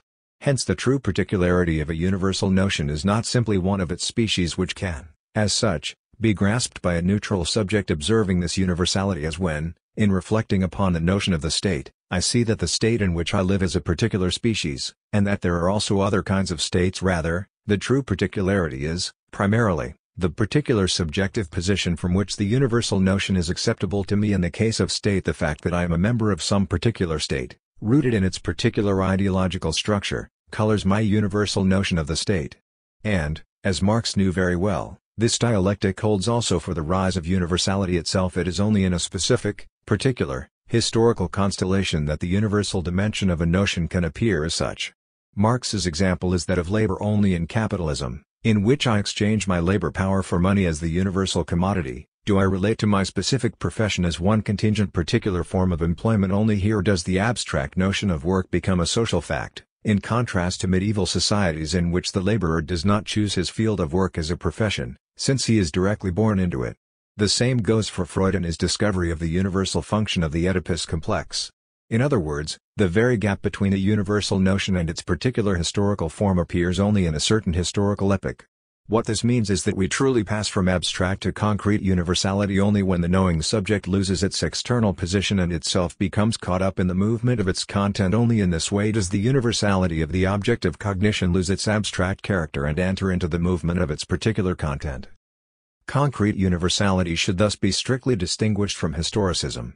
In relation to the notion of human rights, a Marxist symptom-all reading can convincingly identify the particular content that gives it a specifically bourgeois ideological spin. Universal human rights are effectively the rights of white male property owners to exchange freely on the market, exploit workers and women, as well as exert political domination. The identification of the particular content that hegemonizes the universal form is, however, only half the story. The other half, no less crucial, consists in asking a much more difficult question concerning the emergence of the form of universality itself. How and under what specific historical conditions does abstract universality itself become a fact of social life? Under what conditions do individuals experience it from within? This is why the leave our culture alone argument fails. Within every particular culture, individuals do suffer and do protest. Women protest when forced to undergo clitoridectomy, for example, and these protests against the parochial constraints of one's culture are formulated from the standpoint of universality. Actual universality is not the deep feeling that different cultures ultimately share the same basic values, etc. Actual universality actualizes itself as the experience of negativity, of the inadequacy to itself, of a particular identity. Concrete universality does not concern the relationship of a particular to the wider whole, the way it relates to others and to its context, but rather the way it relates to itself, the way its very particular identity is split from within. The standard problem of universality: how can I be sure that what I perceive as universality is not colored by my particular identity, thereby disappears? Concrete universality means precisely that my particular identity is corroded from within, that the tension between particularity and universality is inherent to my particular identity, or, to put it in more formal terms, that specific difference overlaps with generic difference. In short, a universality arises for itself only through or at the sight of a thwarted particularity. Universality inscribes itself into a particular identity as its inability to fully become itself. I am a universal subject insofar as I cannot realize myself in my particular identity. This is why the modern universal subject is by definition out of joint, lacking its proper place in the social edifice. This thesis has to be taken literally. It is not only that universality inscribes itself into my particular identity as its rupture, its out-of-jointness. Universality in itself is in its actuality nothing but this cut which blocks from within all and every particular identity. Within a given social order, a universal claim can be made only by a group that is prevented from realizing its particular identity. Women thwarted in their effort to realize their feminine identity, an ethnic group prevented from asserting its identity, and so on. This is also why, for Freud, everything has a sexual connotation, why sexuality can infect everything, not because it is the strongest component in people's lives, exerting a hegemony over all other components, but because it is the one most radically thwarted in its actualization, marked by that symbolic castration on account of which, as Lacan put it, there is no sexual relationship. Every universality that arises, that is posited as such, bears witness to a scar in some particularity, and remains forever linked to this scar. Recall Krzysztof Kieślowski's passage from documentary to fiction cinema. We do not simply have two species of cinema, documentary and fiction. The fiction cinema emerged out of the inherent limitations of the documentary cinema. Kieślowski's starting point was the same as for all filmmakers in the socialist countries: the conspicuous mismatch between the drab social reality and the bright, optimistic images which pervaded the heavily censored official media.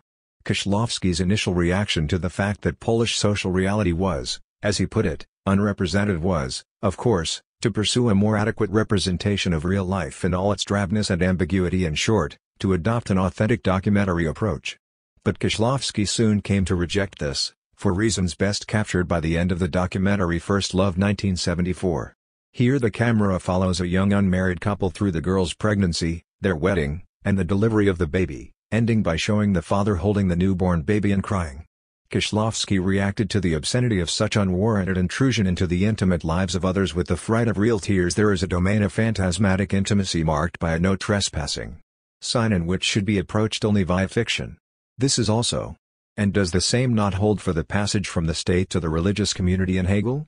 They are not simply two species of the genre of large socio-ideological communities. It is rather that the state, in its particular forms, cannot ever resolve the deadlock inscribed in its notion, i.e., cannot adequately represent and totalize the community in the same way that, for Kieślowski, documentary cannot adequately render the core of social reality and so needs to pass over into another notion, that of the church. The church is, in this sense, more state than the state itself. It actualizes the notion of the state by shifting to another notion. In all these cases, universality is located in the enchainment or overlapping of particularities. A and B are not part species of their encompassing universality. A cannot fully become A, actualize its notion, without passing into B, which is formally its subspecies, but a subspecies which undermines the very species under which it is formally subsumed.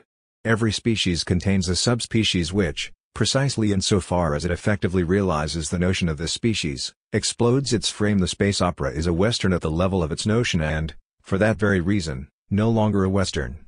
Instead of a universality subdivided into two species, we thus get a particular species which generates another species as its own subspecies, and true concrete universality is nothing but this movement in the course of which a species engenders a subspecies which negates its own species.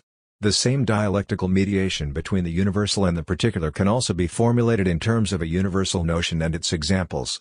The difference between the idealist and the materialist use of examples is that, in the Platonic idealist approach, examples are always imperfect, They never perfectly render what they are supposed to exemplify, while for a materialist there is always more in the example than in what it exemplifies. In other words, the example always threatens to undermine what it is supposed to exemplify, since it gives body to what the exemplified notion itself represses or is unable to cope with. Therein resides Hegel's materialist procedure in the phenomenology. Each figure of consciousness is first exemplified and then undermined through its own example. This is why the idealist approach always demands a multitude of examples, since no single example really fits. One has to enumerate a great many of them in order to indicate the transcendent wealth of the idea they exemplify, the idea being the fixed point of reference for the floating examples.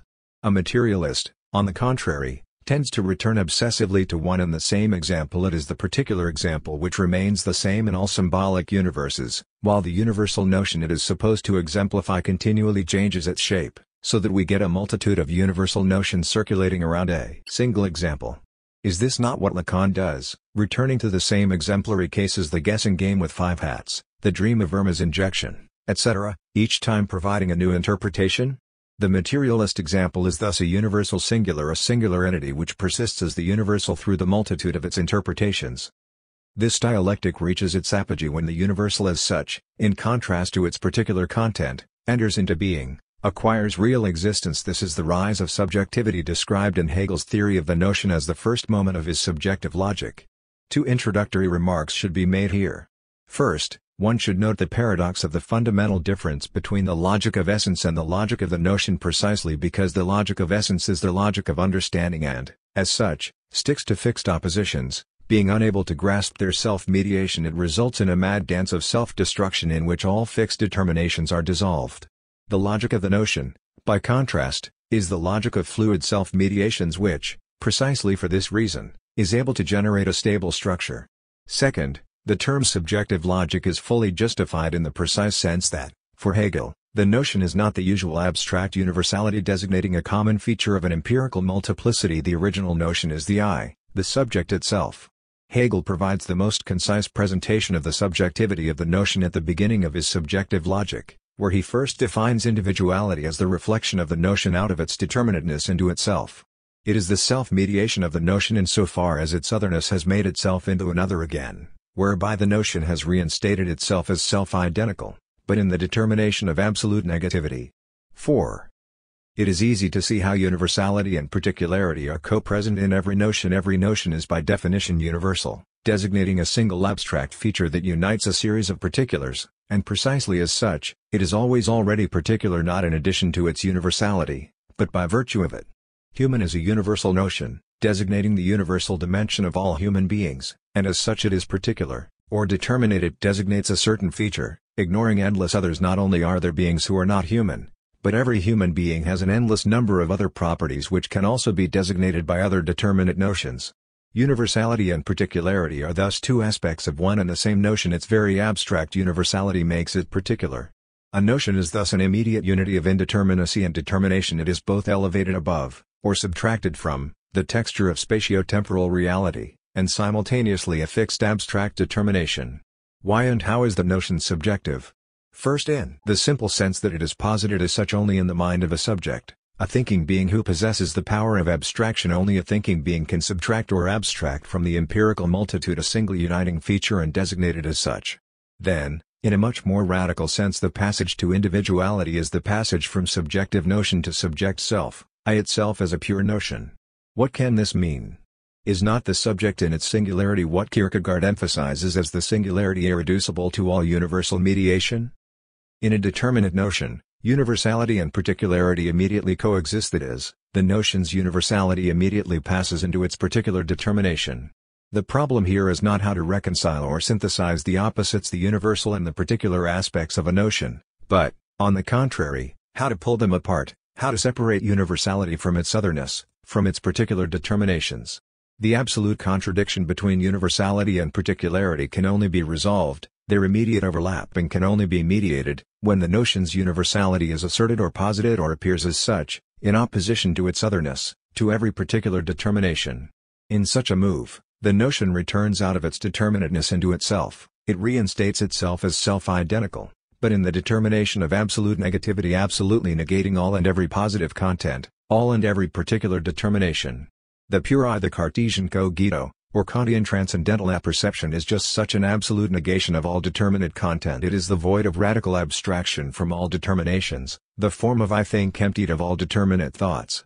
What happens here is what Hegel himself refers to as a miracle. This pure universality emptied of all content is simultaneously the pure singularity of the I. It refers to myself as the unique evanescent point which excludes all others, which cannot be replaced by any others. Myself is, by definition, only me and nothing else.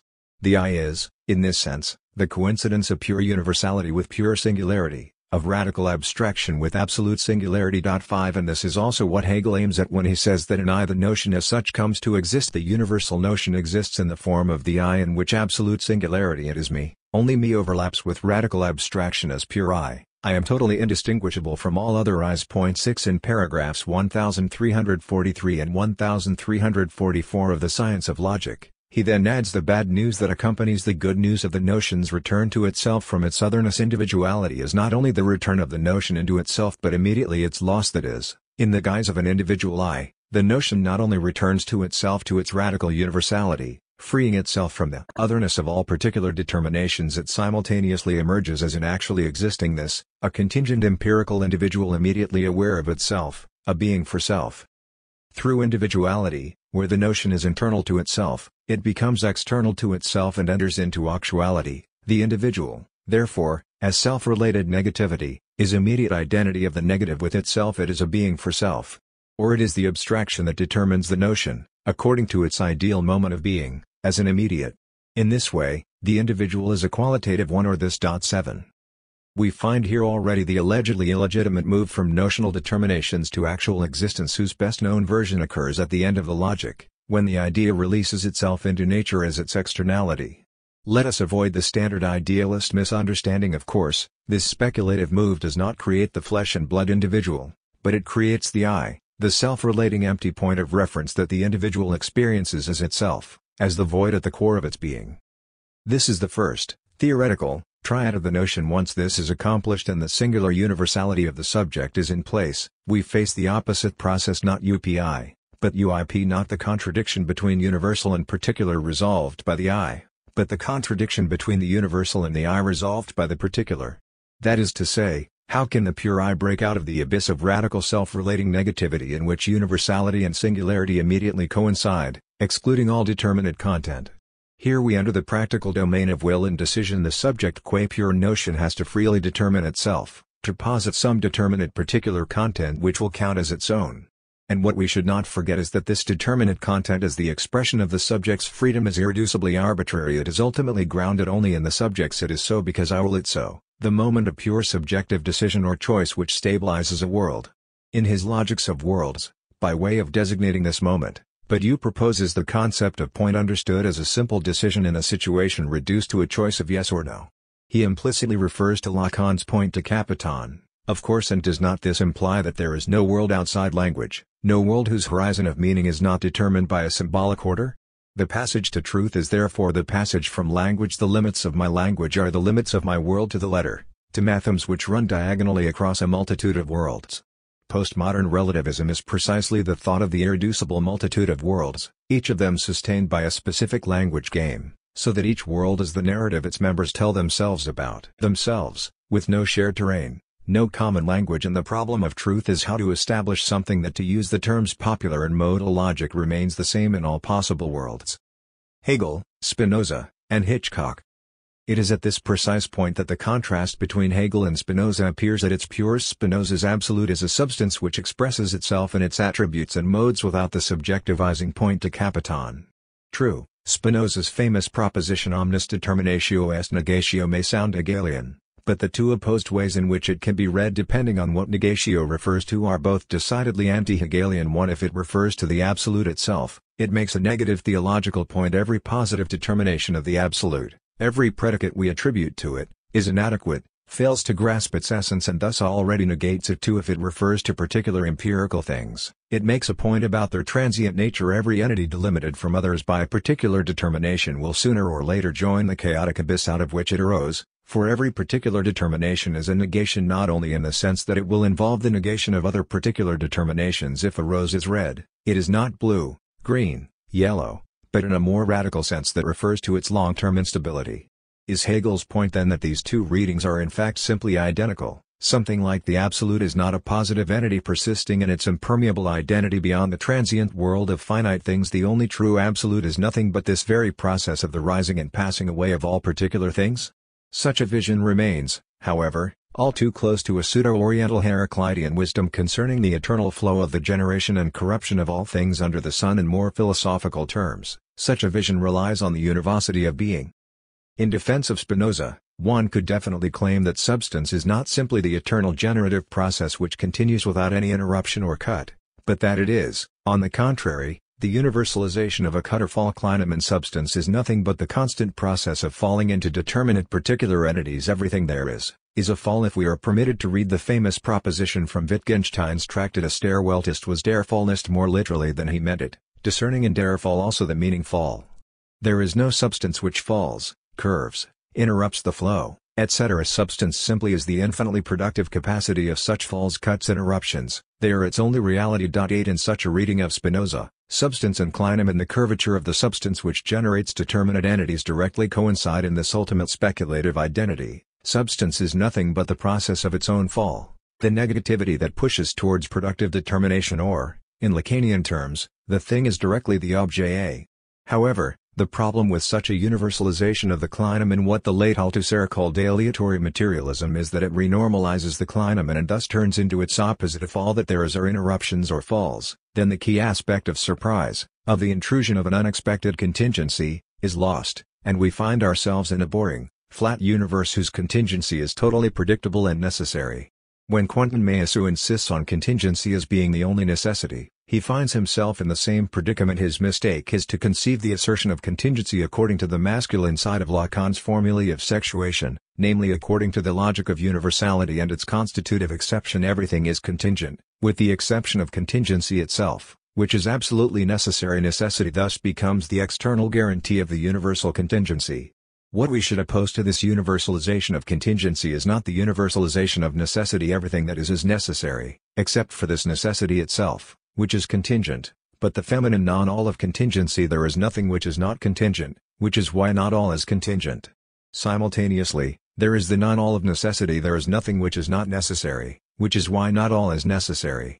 Not all is necessary means that, from time to time, a contingent encounter occurs which undermines the predominant necessity, the space of possibilities sustained by this necessity, so that in it, the impossible happens. 9 The key point is that, if there is to be a moment of surprise in the cut or fall, it can only occur against the background of a continuous flow, as its interruption.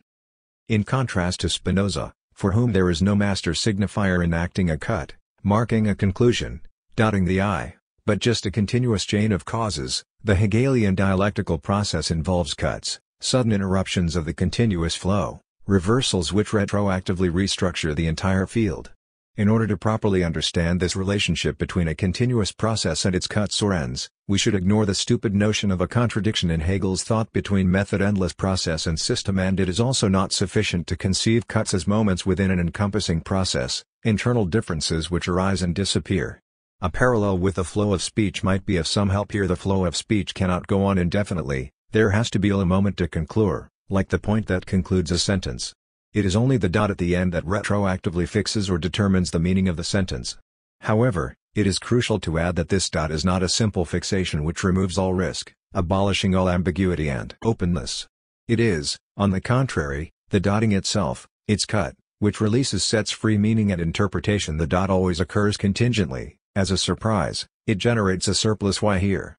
What does this mean? This element of surprise emerges at its purest in tautology. Hegel himself analyzes tautology through expectation and surprise. The excess is here the unexpected, like itself. A rose is, a rose. We expected something, a determination, a predicate, but what we get is just the repetition of the subject, which makes the phrase laden with virtual meaning. Far from clarifying things, tautology gives birth to the specter of some imponderable depth which escapes words. Far from being an index of perfection, it hints at an obscene contingent underside. When do we say, the law is the law? Precisely when the law is encountered as unjust, arbitrary, etc., and we then add, but, nonetheless, the law is the law. The final cut is then simultaneously the opening, what triggers or sets in motion a new process of endless interpretation. And, of course, the same goes for the absolute ending, The conclusion of Hegel's system. The consequence of asserting the radical univocity of being is that all distinctions between essential and secondary, between actual and virtual, and so forth, have to be dropped. With regard to the classic Marxist distinction between base and superstructure, this means that the sphere of economic production is in no way more real than ideology or science, that it has no ontological priority over them, so we should abandon even the notion of the determination in the last instance of all social life by the economy. With regard to the topic of virtual reality, this means that it is not enough to say that reality is always supplemented by virtuality. One should drop the distinction itself and claim that all reality is virtual. In the economy, one should also drop the distinction between the real economy, the production of material goods, and the virtual economy, financial speculation with no foundation in real production. The whole economy, no matter how real, is already virtual. Such a direct universalization is nonetheless too hasty. If what we experience as reality is to retain its consistency, it has to be supplemented by a virtual fiction. This paradox, known already to Bentham, was poignantly formulated by Chesterton. Literature and fiction are two entirely different things. Literature is a luxury, fiction is a necessity. However, it was also Bentham who saw clearly that we nevertheless can and should clearly distinguish between reality and fiction. Therein resides the paradox he tried to capture with his notion of fictions. Although we can clearly distinguish between reality and fiction, we cannot simply drop fiction and retain only reality. If we drop fiction, reality itself disintegrates, loses its ontological consistency. A few years ago, a caricature appeared in a German daily newspaper depicting 5 men answering the question, "What would you like to do during your summer holiday?" Each of them gave a different answer: read a good book, visit a faraway country, rest on a sunny beach, have fun eating and drinking with friends. But, in a cloud above the head of each of them, depicting what they were really dreaming about, was an image of a naked woman. The point is obvious. Beneath the semblance of civilized interests, there is only one thing: sex. The caricature is formally wrong. We all know that we are really always thinking about that, but the question is in what precise way, what works as the object cause of our desire, what fantasy frame sustains our desire. One way to make this point clear would be to invert the caricature and have each man giving the same answer: I want to have a lot of sex. And putting the non-sexual ideas resting on a sunny beach, etc. into the clouds to represent their intimate thoughts, thus providing a clue to what precise mode of jouissance is being targeted. One man dreams of having sex in a faraway, exotic place like a Hindu temple, surrounded by erotic statues. Another dreams about making love on a secluded, sandy beach, maybe with an exhibitionist twist such as being secretly observed by a group of children playing nearby, and so on. At its best, cinema plays with this role of fiction or fantasy as a supplement to reality, guaranteeing its consistency. This is not just a case of relying on special effects to present a fantasized world as reality. Cinema is at its best when, through the subtleties of mise-en-scène, it makes the spectator experience reality itself as something phantasmatic.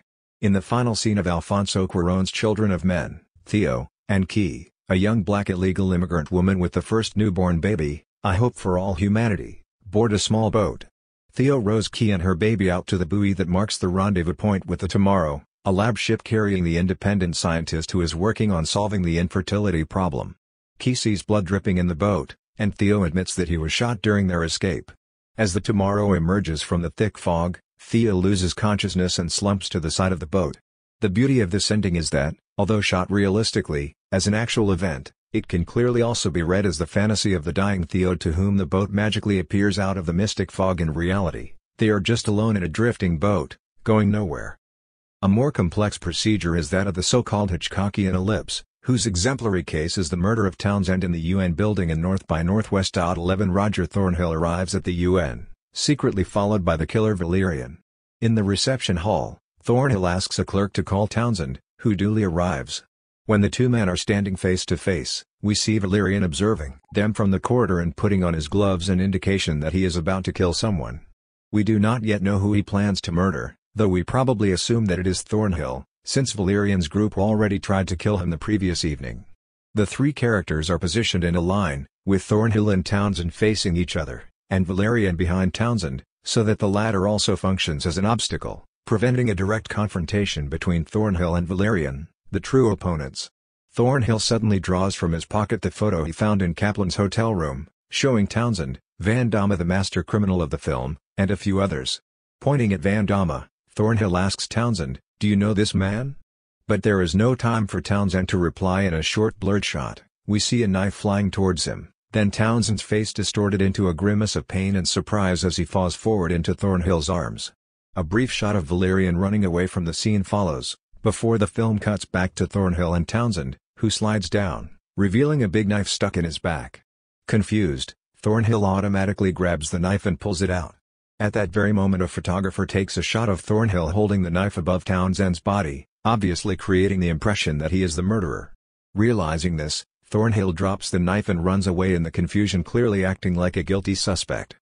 What is notable about this scene is that we do not really see the murder being carried out. Not only do we never see Townsend and Valerian in the same shot, but the very continuity of the action is broken. We see what happens beforehand, Valerian's preparations, and afterwards Townsend dropping into Thornhill's arms, but we do not see Valerian throwing the knife, nor even his face when he decides to act. We only see its effect, Townsend's shocked face. The causal chain seems interrupted in this Hitchcockian abstraction. The clear link between Valerian and Townsend's death is, of course, implied, but at the same time the immediate impression is that Townsend drops dead because he has seen something terrifying and/or forbidden, something he should not have seen, in the photo shown to him by Thornhill, which, in a way, is true, so that Thornhill's sudden gesture of reaching into his pocket and pulling out the photo becomes equivalent to the threatening gesture of pulling out a gun. This effect is reinforced by the general spatial disposition of the scene, which clearly mobilizes Hitchcock's classical division between the space of ordinary reality, the busy reception hall of the UN building with groups of people talking in the background, and the space of an obscene subterranean proto-reality in which danger lurks, the cellar in Psycho and Vertigo, the dark room behind the mirror in the florist's reception room, from which Scotty observes Madeline through the crack, etc. In other words, it is as if the only reality of the scene is that of the big reception hall in which Thornhill and Townsend meet, while Valerian operates from another spectral space, visible to no one, interrupting the normal causal chain of ordinary reality, and thus dispossessing Thornhill of the act attributed to him, or, rather, attributing to him an act which was not his. Why is this fictional supplement needed? What hole does it fill? In order to guarantee the symbolic consistency of our sphere of life, to use Sloterdijk's expression, some excremental waste has to disappear. The paradox of radical ecology, which blames humanity for disturbing the natural homeostasis, is that, in it, a self-relating reversal of this logic of exclusion takes place. The excrement, the destructive element which has to disappear so that the balance can be re-established, is ultimately humanity itself. As a result of its hubris, its will to dominate and exploit nature, humanity has become the stain in the picture of the natural idol, as in those narratives in which ecological catastrophe is seen as the revenge of the Mother Earth or Gaia for the wounds inflicted on her by humanity.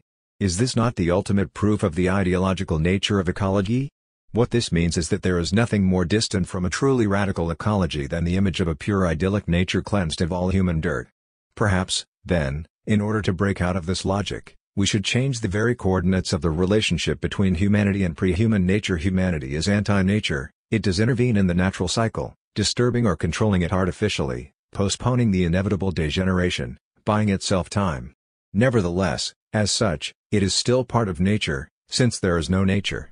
If nature conceived as the balanced cycle of life is a human fantasy, then humanity is closest to nature precisely when it brutally establishes its division from nature, imposes on it its own temporary, limited order, creating its own sphere within the natural multiplicity. 12 Do we not find a similar logic in the radical revolutionary imaginary?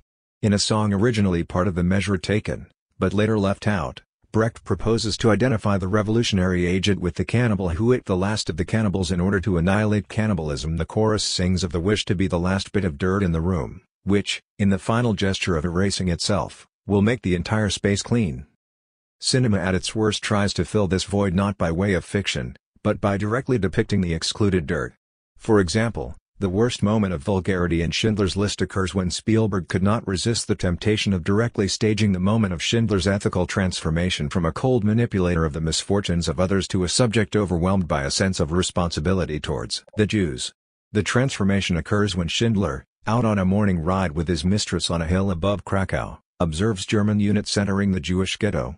The moment of ethical awareness is accompanied by the shots of the little Jewish girl in the red coat in a black and white film.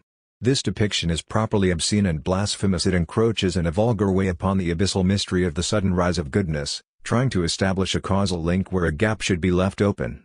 A similar vulgarity occurs in Pollock, a film which likewise failed to resist a temptation, in this case that of depicting the very moment of the invention of action painting.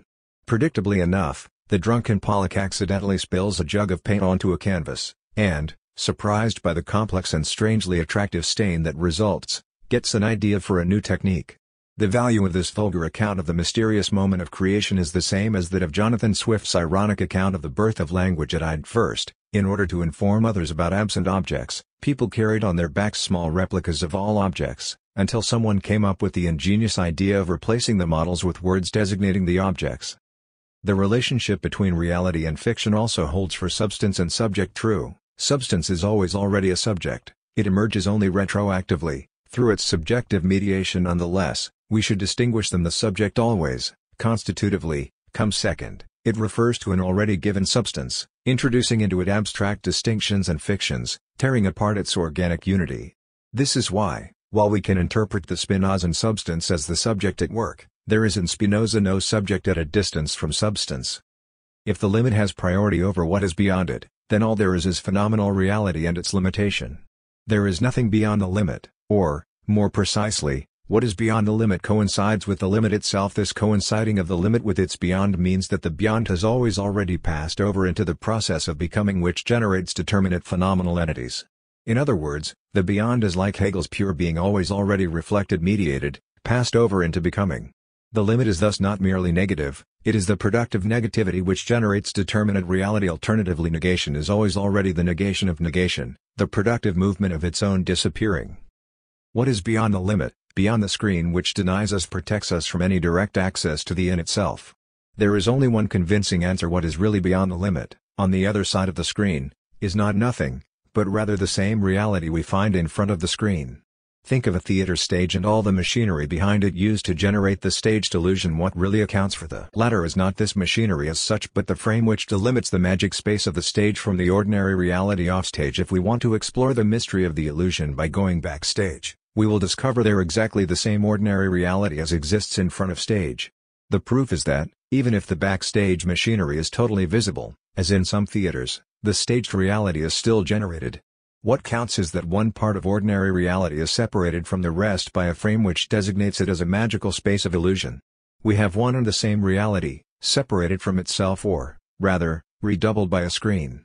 This inversion into itself by way of which reality encounters itself on a phantasmatic stage is what compels us to abandon the univocity of being. The field of what we experience as reality is always traversed by a cut which inscribes appearance into appearance itself.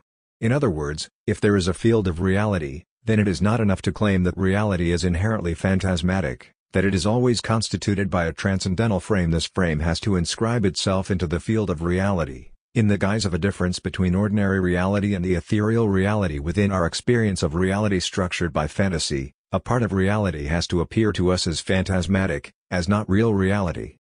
Recall the scene, from Vertigo, of Scotty's and Judy's first date. Attorneys again, as with Madeline, where the couple fails to engage in a meaningful conversation. All of a sudden, Scotty's gaze fixes on some point behind Judy, and we see that he is looking at a woman vaguely similar to Madeline, dressed in the same gray gown. When Judy notices what has attracted Scotty's gaze, she is, of course, deeply hurt. The crucial moment here is when we see, from Scotty's point of view, the two women in the same shot, Judy on the right, close to him, the woman in gray to the left, in the background.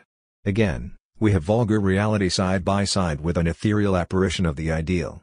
The split from the shot of Midge in the portrait of Carlotta is here externalized onto two different persons, Judy close up and the momentary spectral apparition of Madeline behind, with the additional irony, missed by Scotty, that the vulgar Judy is in fact the Madeline he is desperately seeking among the fleeting appearances of strangers. This brief moment in which Scotty is deluded into thinking that what he sees as Madeline is the moment at which the absolute appears. It appears as such in the very domain of appearances, in those sublime moments when a supersensible dimension shines through in our ordinary reality.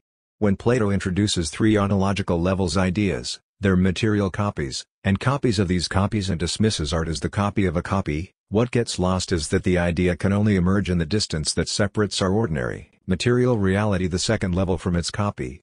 When we copy a material object, what we actually copy, what our copy refers to, is never this particular object itself but its idea.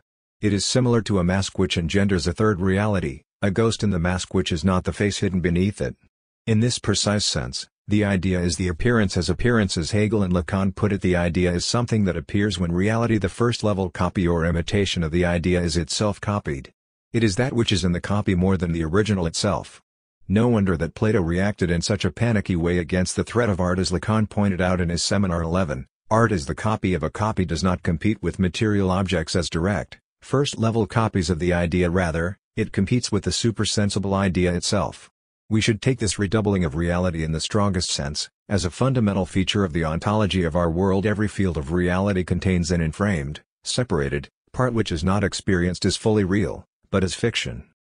Does this cut in the univocity of being, this necessity of supplementing ordinary reality with fiction, demonstrate that lack is primordial with regard to curvature? One can easily generate curvature from lack and vice versa. On the one hand, we can conceive curvature, the rotary movement of the drive, as a way of avoiding the deadlock of primordial lack. What comes first is the lack. The incestuous object of desire is always missing, it eludes the subject's grasp. All that desire can catch are the metonymies of the thing, never the thing itself. However, this repeated failure to reach the thing can be inverted into success if the source of enjoyment is defined not as reaching the thing, but as the satisfaction brought about by the repeated effort to arrive at it. This brings us to the Freudian drive, whose true aim is not its goal object, but the repeated attempt to reach it. For example, what brings satisfaction in the oral drive is not its object, milk, but the repeated act of sucking. We can thus conceive curvature, its circular movement, as ontologically secondary, as a way of turning the failure of desire into success. On the other hand, in a Deleuzian mode, one can conceive the experience of lack itself as a kind of perspectival illusion, as a misrecognition of the rotary movement of the drive.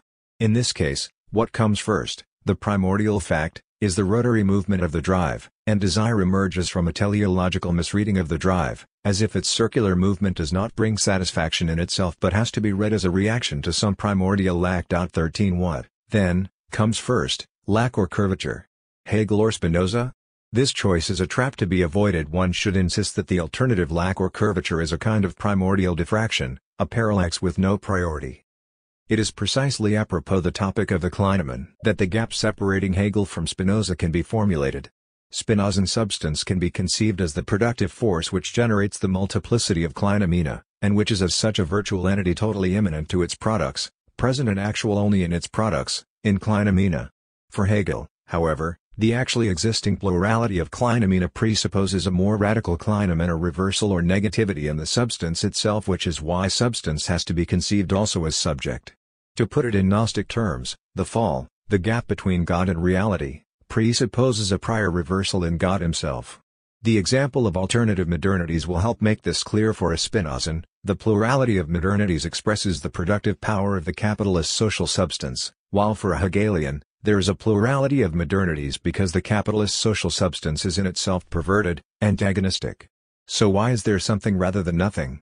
Because nothing itself is divided into two, the false and the true vacuum. To put it in the terms of quantum physics, it is this tension or gap in the void which pushes it towards generating somethings. 14. How, then, are we to think together the two moments of negativity united in the German word Verneinung, the Freudo-Spinozan Verkleinung, and other forms of displacement in the more radical Hegelian nine-cut, negation, void? What if the two dimensions are brought together in Lacan's formula $A, which conjoins the void or negativity of the subject and the stain that blurs reality?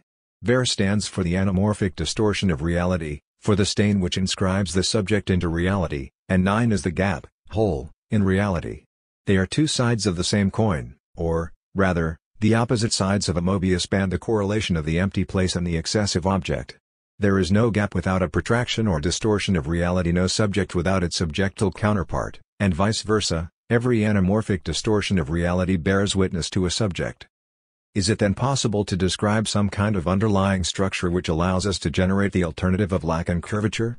It is here, perhaps, that the distinction between the two vacuums, the false one and the real one, can be of some use insofar as it renders a minimal structure of imbalance, of a gap that divides a thing from itself, which can be operationalized in the direction either of the false vacuum full piece as the unattainable goal or of the true vacuum the balance of the circular movement. Perhaps this gap separating the two vacuums is then the ultimate word, or one of them, at least, that we can pronounce on the universe, a kind of primordial ontological dislocation or difference on account of which, no matter how peaceful things may appear sub specie aeternitatis, the universe is out of joint and abhor si muove. 15 So it is not enough to say, in a radical reading of Spinoza, that substance is nothing but the process of its Kleinemann. Here, substance remains one, a cause immanent to its effects. Here we should take a step further and reverse the relationship. There is no substance, only the real is the absolute gap, non-identity, and particular phenomena modes are ones, so many attempts to stabilize this gap. What this also means is that the real at its most radical is not a contingent encounter. The encounter is how the real of the absolute gap returns within the constituted reality as its symptomal point of impossibility. This notion of two vacuums, however, brings us back to Hegel, to the gap between substance and subject hinted at in the famous formula about the absolute being not only a substance, but also a subject.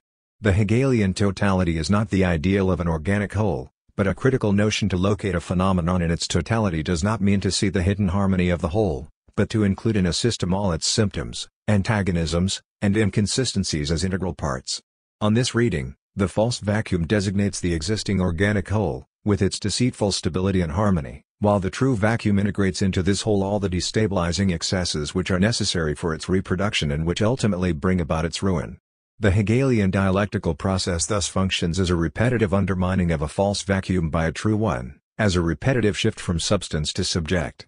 At its most radical, this gap appears as the minimal ethical contrast between Buddhism and Hegelian dialectics, between the attainment of peace, the primordial void, symmetry, balance, harmony, or whatever it is called, and the persistent eppur si muove. Buddhism thus provides a radical answer to the question, why is there something and not nothing? There is only nothing. Nothing really exists. All somethings, all determinate entities, emerge only from a subjective perspectival illusion. Dialectical materialism here goes a step further. Even nothing does not exist if by nothing we mean the primordial abyss in which all differences are obliterated. What, ultimately, there is only the absolute difference, the self-repelling gap. In order to grasp the radical link between the subject and nothingness, the void, one should be very precise in reading Hegel's famous statement on substance and the subject. It is not enough to emphasize that the subject is not a positively existing self-identical entity, that it stands for the incompleteness of substance, for its inner antagonism and movement, for the nothingness which thwarts the substance from within, destroying its unity, and thus dynamizes it. The notion best rendered by Hegel's remark, apropos the unrest of substantial unity, that the self is this very unrest, eben diese Unruhe das Selbst. This notion of the subject still presupposes the substantial one as a starting point, even if this one is always already distorted, split, and so on. And it is this very presupposition that should be abandoned at the beginning. Even if it is a mythical one, there is no substantial one, but nothingness itself. Everyone comes second, emerges through the self-relating of this nothingness. In other words, nothing as negation is not primarily the negation of something, of a positive entity, but the negation of itself. Hegel formulated this crucial insight at the beginning of the second book of his Logic on Essence, when he deals with the logic of reflection. 16 Hegel begins with the opposition, constitutive of the notion of essence, between essence and its appearing in the illusory being shine. The immediacy of the determinateness and illusory being over against essence is consequently nothing other than essence's own immediacy. 17 Beneath the flux of the illusory being of appearing shine, there is no substantial self-identical essence. The immediacy of illusory appearing overlaps with the immediacy of the non-illusory substance, of its true being, or, in Lacanian terms, essence is this structure in which the most interior is conjoined to the most exterior in its turning. 18 What this means is that all there is the flux of illusory being, of its passing determinations, and the nothingness beneath it.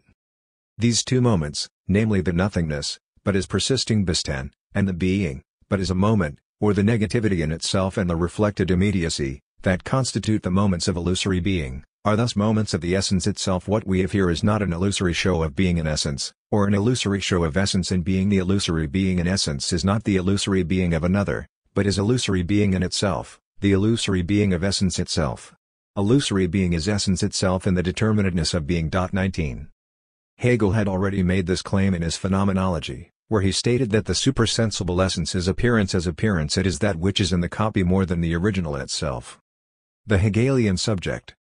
This brings us back to the statement on substance and subject from the introduction to the Phenomenology. Hegel does not simply say that substance is subject. What he says is that one should not conceive the absolute only as substance, but also as subject. The subject is thus not merely a subordinated moment of substance, of the substantial totality, but neither is substance directly the subject, so that we should not assert their immediate identity. Substance, the origin of everything, its founding principle, is the productive power of self-relating negativity, which is the core of subjectivity. That is, substance in its actuality is nothing but the subject at work. The subject is always already related to some heterogeneous substantial content, it always comes second, as the negation or mediation of this content, as its splitting or distortion, and this secondary character should be maintained to the end. The subject should never be directly elevated into the grounding principle of all reality.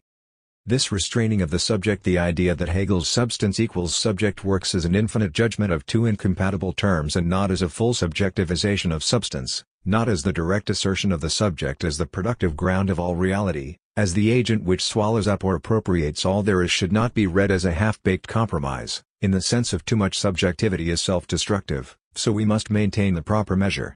Such a compromised position is not only philosophically naive, but outright wrong. The move towards restraining the subject equals the full assertion of subjectivity, since, at its most elementary, the subject is not a substantial agent generating all reality, but precisely the moment of cut, failure, finitude, illusion, abstraction.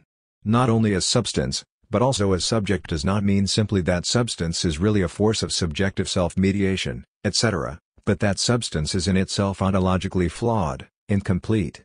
This is what Hegel clearly saw, against the subjectivist tradition which piques in Fichte's notion of the self-positing of the absolute I. The subject does not come first. It is not a new name for the one which grounds all, but the name for the inner impossibility or self-blockage of the one. What this means is that illusion is necessary, that it is inherent to truth. La vérité surgit de la méprise. Truth arises out of misrecognition, as Lacan's most Hegelian put it, and this is what the Spinozan cannot accept.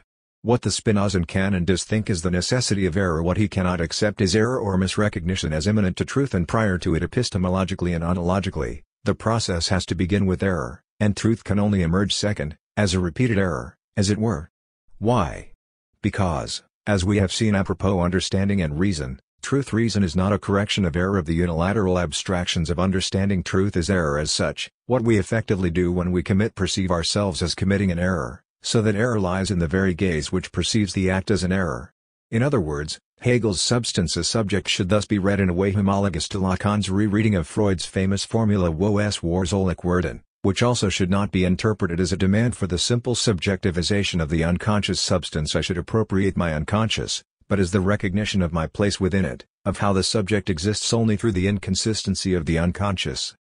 To recapitulate, the Hegelian motif of substance as subject means that the absolute qua real is not simply different or differentiated from finite entities. The absolute is nothing but this difference. At its most elementary, the real is non-identity itself, the impossibility for X to become fully itself. The real is not the external intruder or obstacle preventing the realization of X's identity with itself, but the absolutely immanent impossibility of this identity. It is not that X cannot fully realize itself as X because an external obstacle hinders it. The impossibility comes first, and the external obstacle ultimately just materializes this impossibility. As such, the real is opaque, inaccessible, out of reach, and undeniable, impossible to bypass or remove. In it, lack and surplus coincide. This overlapping seems foreign to dialectics. Its coincidence of opposites appears to be not of the same nature as the reversals and mediations of the dialectical process. The real is rather the opaque, indeterminate, abyssal, pre-logical background that is always already there, presupposed by every properly dialectical process. No wonder that the philosopher who first comes to mind here is Schelling, who, in his critique of Hegel's negative philosophy, thematized the pre-logical ground of being as a positivity which is opaque and simultaneously unavoidable. But is this really so? The Hegelian wager is that the dialectical process retroactively posits this presupposed background as a sign of its own incompleteness. That is to say, in Hegel, the beginning has the status of the Lacanian real, which is always already lost, left behind, mediated, and so on, and yet simultaneously something we can never get rid of, something which forever insists, continues to haunt us. For example, jouissance's real is lost for those who dwell in the symbolic order, is never given directly and so forth. However, the very loss of enjoyment generates an enjoyment of its own, a surplus enjoyment plus désir, so that jouissance is simultaneously something always already lost and something we cannot ever rid ourselves of. What Freud called the compulsion to repeat is grounded in this radically ambiguous status of the real. What repeats itself is the real itself, which, lost from the very beginning, persists in returning again and again. Does not the Hegelian beginning have the same status, especially when he deals with the beginning of philosophy? It seems to repeat itself again and again. Oriental spirituality, Parmenides, Spinoza all stand for the inaugural gesture of philosophy which has to be left behind if we are to progress on the long road from substance to subject. However, this beginning is not an obstacle pulling us back, But the very motif or instigator of development, the true development, the passage to a new level, occurs only through settling accounts with the inaugural gesture again and again. The beginning is thus what Fichte called anstos, obstacle and incitement at the same time. The inaugural gesture always repeats itself in a new guise. The Oriental beginning, China and India, the first version of being and nothingness, stands for the pre-philosophical abyss of chaotic mythology. Parmenides stands for the philosophical beginning proper, the break with mythology and the conceptual assertion of the one, while Spinoza designates the modern beginning substance as the container of thriving multiplicities. Why is Parmenides, who asserts that only being, the one, exists, not Oriental? Why is he the first Western philosopher? The difference is not at the level of content, but at the level of form. Parmenides says the same as the Orientals, but he says it in conceptual form. By stating that being is and non-being is not, by affirming the unity of being and thinking, he introduces difference, a minimal formal mediation, into the one, in contrast to Oriental one, which is totally abyssal, which neither is nor is not. 20 The difference between Oriental thought and Parmenides is thus the difference between the in itself and the for itself. Parmenides is the first dogmatic in Chesterton's sense. Chesterton wrote Orthodoxy as a reply to the critics of his previous book, Heretics, 1908. In the very last paragraph of concluding remarks on the importance of orthodoxy, the last chapter of Heretics, he says, "Truths turn into dogmas the instant that they are disputed. Thus every man who utters a doubt defines a religion. And the skepticism of our time does not really destroy the beliefs, rather it creates them, gives them their limits and their plain and defiant shape. We who are liberals once held liberalism lightly as a truism. Now it has been disputed, and we hold it fiercely as a faith. We who believe in patriotism once thought patriotism to be reasonable, and thought little more about it. Now we know it to be unreasonable, and know it to be right. We who are Christians never knew the great philosophic common sense which inheres in that mystery until the anti-Christian writers pointed it out to us. The great march of mental destruction will go on. Everything will be denied. Everything will become a creed. It is a reasonable position to deny the stones in the street. It will be a religious dogma to assert them. 21. This is a profoundly Hegelian insight. One should not confuse dogma with the immediate pre-reflexive acceptance of an attitude. Medieval Christians were not dogmatic, just as it is senseless to say that the ancient Greeks dogmatically believed in Zeus and other Olympian divinities. They were simply part of their life world. They became dogmatic only when modern reason started to doubt religious truths. A dogmatic stance is always already mediated by its opposite, and this is also why contemporary fundamentalism really is dogmatic. It clings to its articles of faith against the threat of modern secular rationalism. In short, dogma is already the result of the decomposition of a substantial organic whole. Hegel describes this decomposition as a twofold movement. First, there is the autonomization of what were originally only accidental predicates of the substance. Recall the famous passage from the Phenomenology. The circle that remains self-enclosed and, like substance, holds its moments together, is an immediate relationship, one therefore which has nothing astonishing about it. But that the accidental is such, detached from what circumscribes it, what is bound and is actual only in its context with others, should attain an existence of its own and a separate freedom. This is the tremendous power of the negative. 22. Second, there is the opposite autonomization of substantial unity itself. Substance no longer functions as the container, the mediating unity, of its particular content, but instead posits or asserts itself as the negative unity of that content, as the power of destruction of all its particular determinations. This negativity lies at the base of spiritual freedom, since spirit is, formally speaking, freedom, the concept's absolute negativity or self-identity. Considered as this formal aspect, it may withdraw itself by abstracting from everything exterior and from its own externality, its very existence. 23. This self-relating negativity of substance, its self-contraction to an empty point, is singularity as opposed to particularity.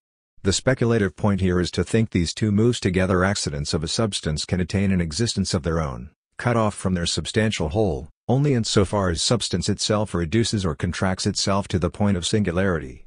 The gap, the loosening of the links, between substance and its accidents' particular determinations presupposes the radical contradiction, at the very heart of substance itself, between its fullness and its void, between its all-inclusiveness and its all-excluding self-relationship, between S and $, the subject as barred substance, substance dispossessed of its content.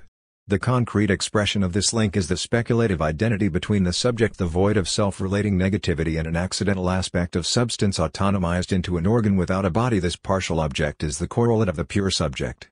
The subject is to be opposed here to what we usually refer to as the person. Person stands for the substantial wealth of a self, while the subject is this substance contracted to the singular point of negative self-relating. One should bear in mind here that the two couples, subject-object and person-thing, form a Grimm-Asian semiotic square.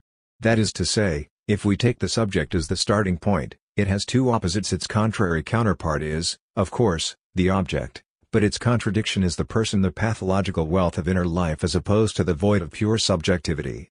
In a symmetrical way, the opposite counterpart to a person is a thing, and its contradiction is the subject. Thing is something embedded in a concrete life world, in which the entire wealth of the meaning of the life world echoes, while object is an abstraction, something extracted from its embeddedness in the life world. The subject is not the correlate of a thing or, more precisely, a body. A person dwells in a body, while the subject is the correlate of a partial object, of an organ without a body. Against the standard notion of person-thing as a life world totality from which the subject-object couple is extrapolated, one should thus insist on the subject-object couple in Lacanese $A. The barred subject coupled with the objet partier is primordial. The couple person-thing is its secondary domestication.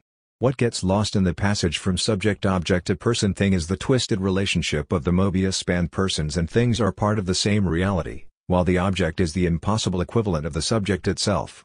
We arrive at the object when we pursue the side of the subject of its signifying representation on the Mobius track to the end and find ourselves on the other side of the same place from where we started.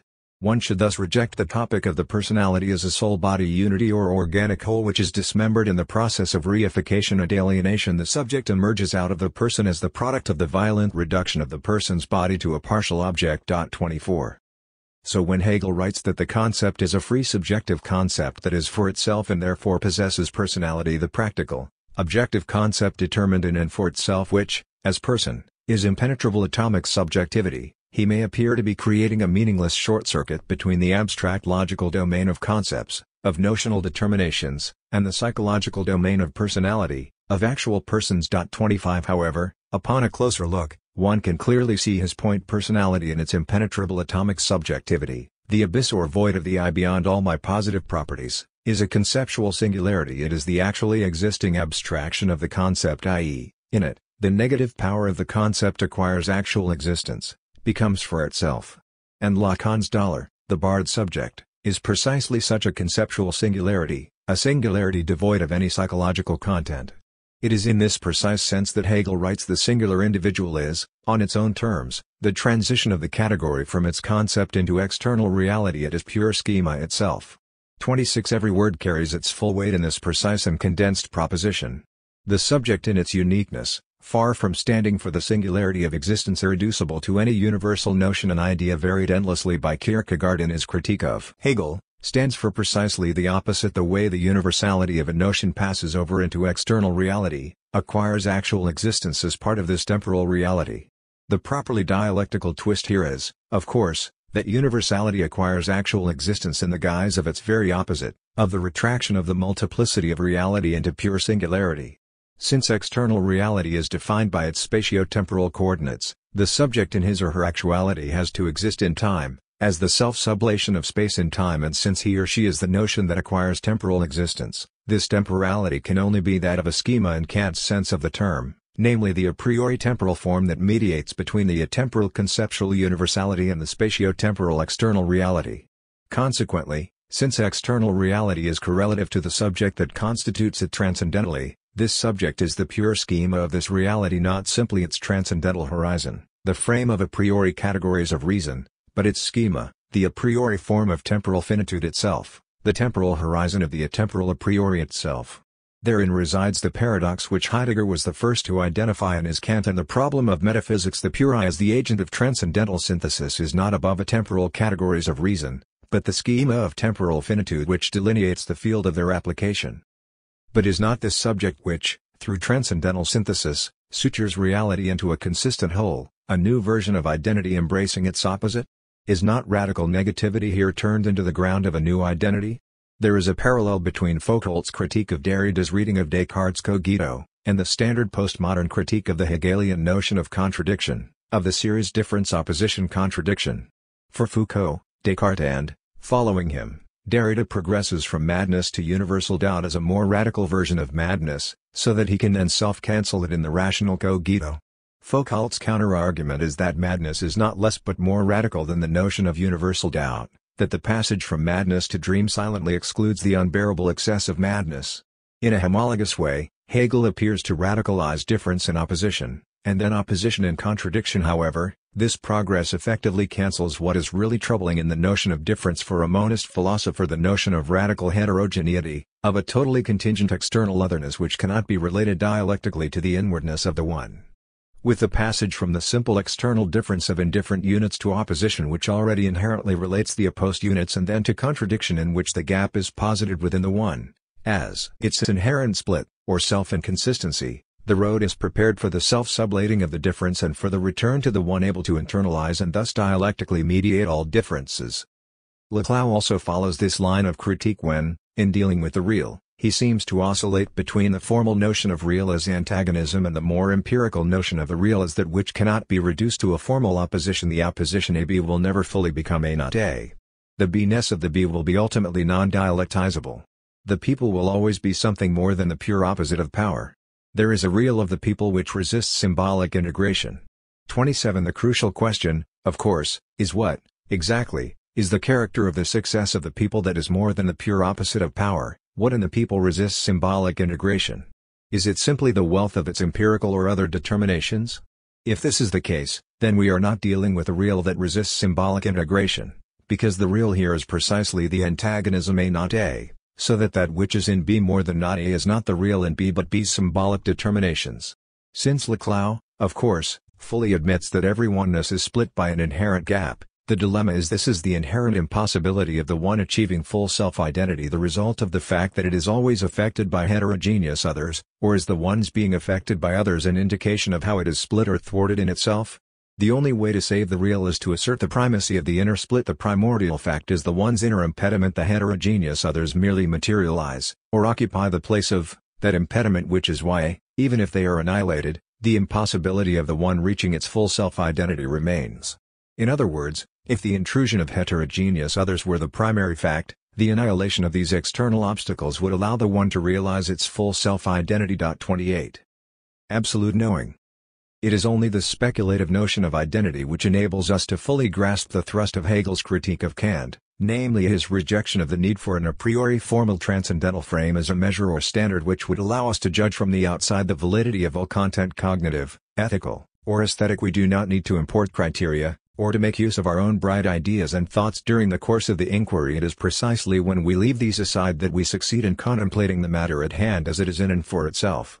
29. This is what Hegel means by absolute idealism: not the magical ability of spirit to generate all content, but spirit's thorough passivity. Adopting the stance of absolute knowing, the subject does not ask if the content, some particular object of inquiry, meets some a priori standard of truth, goodness, beauty. It lets the content measure itself by its own immanent standards, and thus self-authorizes itself.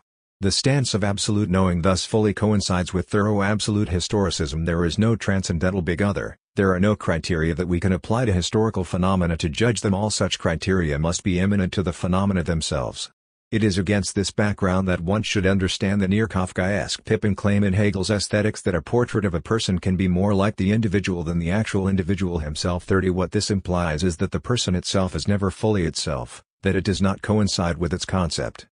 Such a notion of absolute knowing is grounded already in Hegel's definition of self-consciousness, in the passage from consciousness to self-consciousness in the Phenomenology.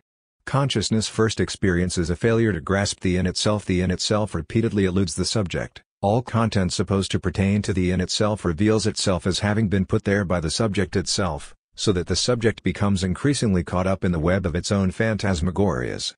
The subject passes from the attitude of consciousness to that of self-consciousness when it reflexively assumes this failure as a positive result, inverting the problem into its own solution. The subject's world is the result of its own positing. 31. This is also how Hegel resolves the apparent contradiction between the reflexivity of modern art and the rise of still life or landscape painting, that is, depictions of nature at its most spiritless. His solution is that the proper object of attention is the landscape painting itself, not the natural landscape as such. 32. Such paintings are really paintings about painting itself, a visual counterpart to poems or novels about writing literature, for what we admire in a painting of a dead fish on a kitchen table is the artifice of the painter whose mastery is displayed. 33. Parenthetically, a dead fish is a good example for another, quite different, reason. What renders it uncanny are its eyes, which continue to stare at us, and lead us to a further consequence Hegel draws, which is more daring, almost surrealistic. Even when a painting depicts natural objects, it is always about spirit, the material appearing of spirit. There is, however, a privileged organ of the human body in which spirit reverberates most directly. The eye is the window into the human soul, as the object which, when we look into it, confronts us with the abyss of the person's inner life. The conclusion from these two premises is that, insofar as art creates natural objects which are unsoul-besealed, insofar as, in a painting, all objects become suffused with human meaning, it is as if the artistic treatment transforms every visible surface into an eye, so that, when we look at a painting, we look at a thousand-eyed Argus. 34 The artwork thus becomes a monstrosity, a multiplicity of eyes staring at us from all sides. Hence one can say that artistic beauty is, as Lacan put it in his Seminar 11, precisely an attempt to cultivate, to tame, this traumatic dimension of the other's gaze, to put the gaze to rest. And is not what Hegel calls absolute knowing Wissen, not erkenntnis or knowledge, the endpoint of these reversals? When the subject stumbles upon the final limitation, the limitation is such, which can no longer be inverted into a productive self-assertion. Absolute knowing thus does not mean knowing everything. It rather means recognizing one's limitations. 35 Absolute knowing is the final recognition of a limitation which is absolute in the sense that it is not determinate or particular, not a relative limit or obstacle to our knowledge that we can clearly see and locate as such. It is invisible as such because it is the limitation of the entire field as such, that closure of the field which, from within the field itself, and we are always by definition within it, because in a way this field as ourselves cannot but appear as its opposite, as the very openness of the field. The dialectical buck stops here. The subject can no longer play the game of the experience of consciousness, comparing the for us with the in itself and thereby subverting both of them, since there is no longer any shape of the in itself available as a measure of the truth of the for us. Surprisingly, Hegel here rejoins Fichte's critique of Kant's thing in itself. The problem of the in itself should thus be radically transformed if, by the in itself, we understand the transcendent X to which our representations refer. Then this X can only be a void of nothingness. This, however, in no way implies that there is no real, that there are only our subjective representations. All determinate being is relational, things only are what they are in relation to otherness, or, as Deleuze put it, perspectival distortion is inscribed into the very identity of the thing. The real is not out there, as the inaccessible transcendent X never reached by our representations. The real is here, as the obstacle or impossibility which makes our representations flawed, inconsistent. The real is not the in itself but the very obstacle which distorts our access to the in itself, and this paradox provides the key for what Hegel calls absolute knowing. Absolute knowing thus takes the impossibility of a meta-language to the extreme.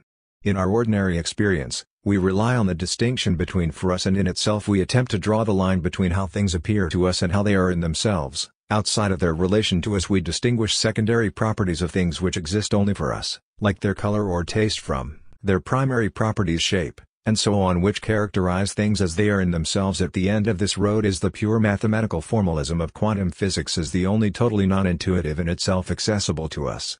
This final result, however, simultaneously renders visible the paradox which underlies all distinctions between the in itself and the for us. What we posit as the in itself of things is a product of the centuries-long labor of scientific research. In short, a lot of subjective activity of experimentation, creating new concepts, etc. is needed to arrive at what is objective. The two aspects, the in itself and the for itself, thus reveal themselves to be dialectically mediated. As Hegel put it, they both along with their distinction fall into consciousness.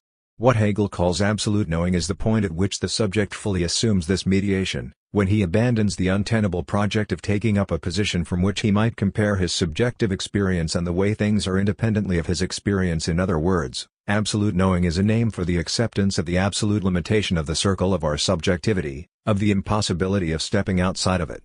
Here, however, we should add a crucial qualification: this acceptance in no way amounts to any kind of individual or collective subjectivistic solipsism. We must displace the in itself from the fetishized outside with regard to subjective mediation to the very gap between the subjective and the objective, between for us and in itself, between appearances and things in themselves. Our knowing is irreducibly subjective, not because we are forever separated from reality in itself, but precisely because we are part of this reality, because we cannot step outside it and observe it objectively. Far from separating us from reality, the very limitation on our knowing it's inevitably distorted, Inconsistent character bears witness to our inclusion in reality. It is a commonplace to oppose Hegel's ridiculous absolute knowing to a modest skeptical approach which recognizes the excess of reality over every conceptualization. What if, however, it is Hegel who is much more modest? What if his absolute knowing is the assertion of a radical closure? There is no meta-language, we cannot climb on our own shoulders and see our own limitations, we cannot relativize or historicize ourselves. What really is arrogant, as Chesterton made clear, is precisely such self-relativization, the attitude of knowing one's limitations, of not agreeing with oneself as in the proverbial wise insight according to which we can only approach reality asymptotically.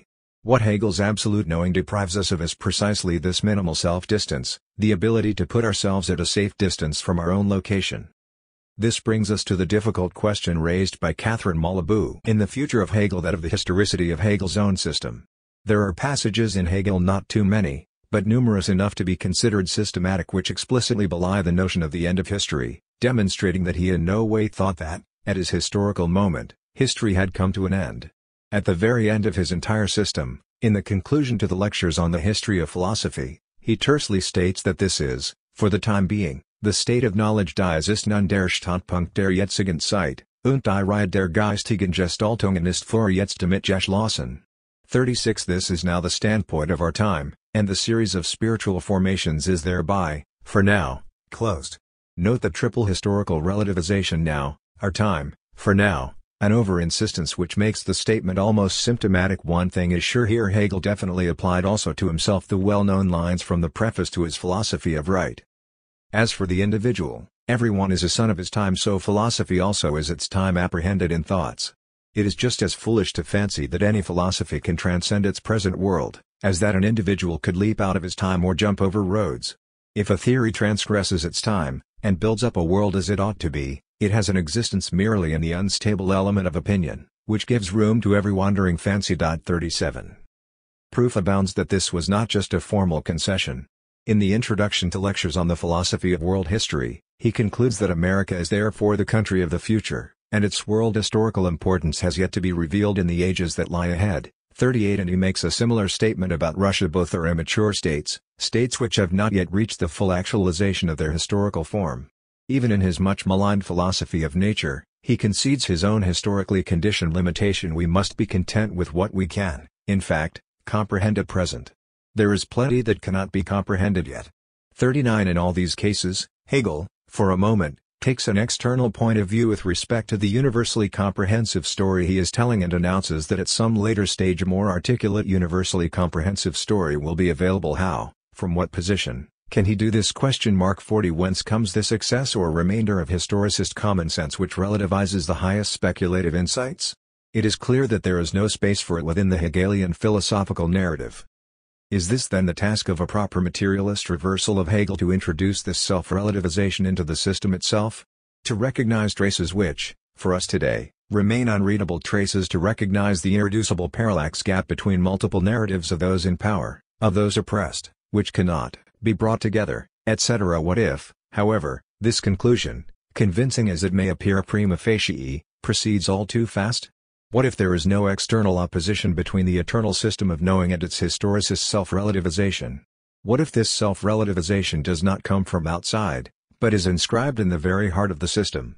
The true non-all is thus not to be sought in a renunciation of systematicity that pertains to the project of negative dialectics, in the assertion of finitude, dispersion, contingency, hybridity, multitude, and so forth, but in the absence of any external limitation that would allow us to construct and revalidate elements with regard to an external measure.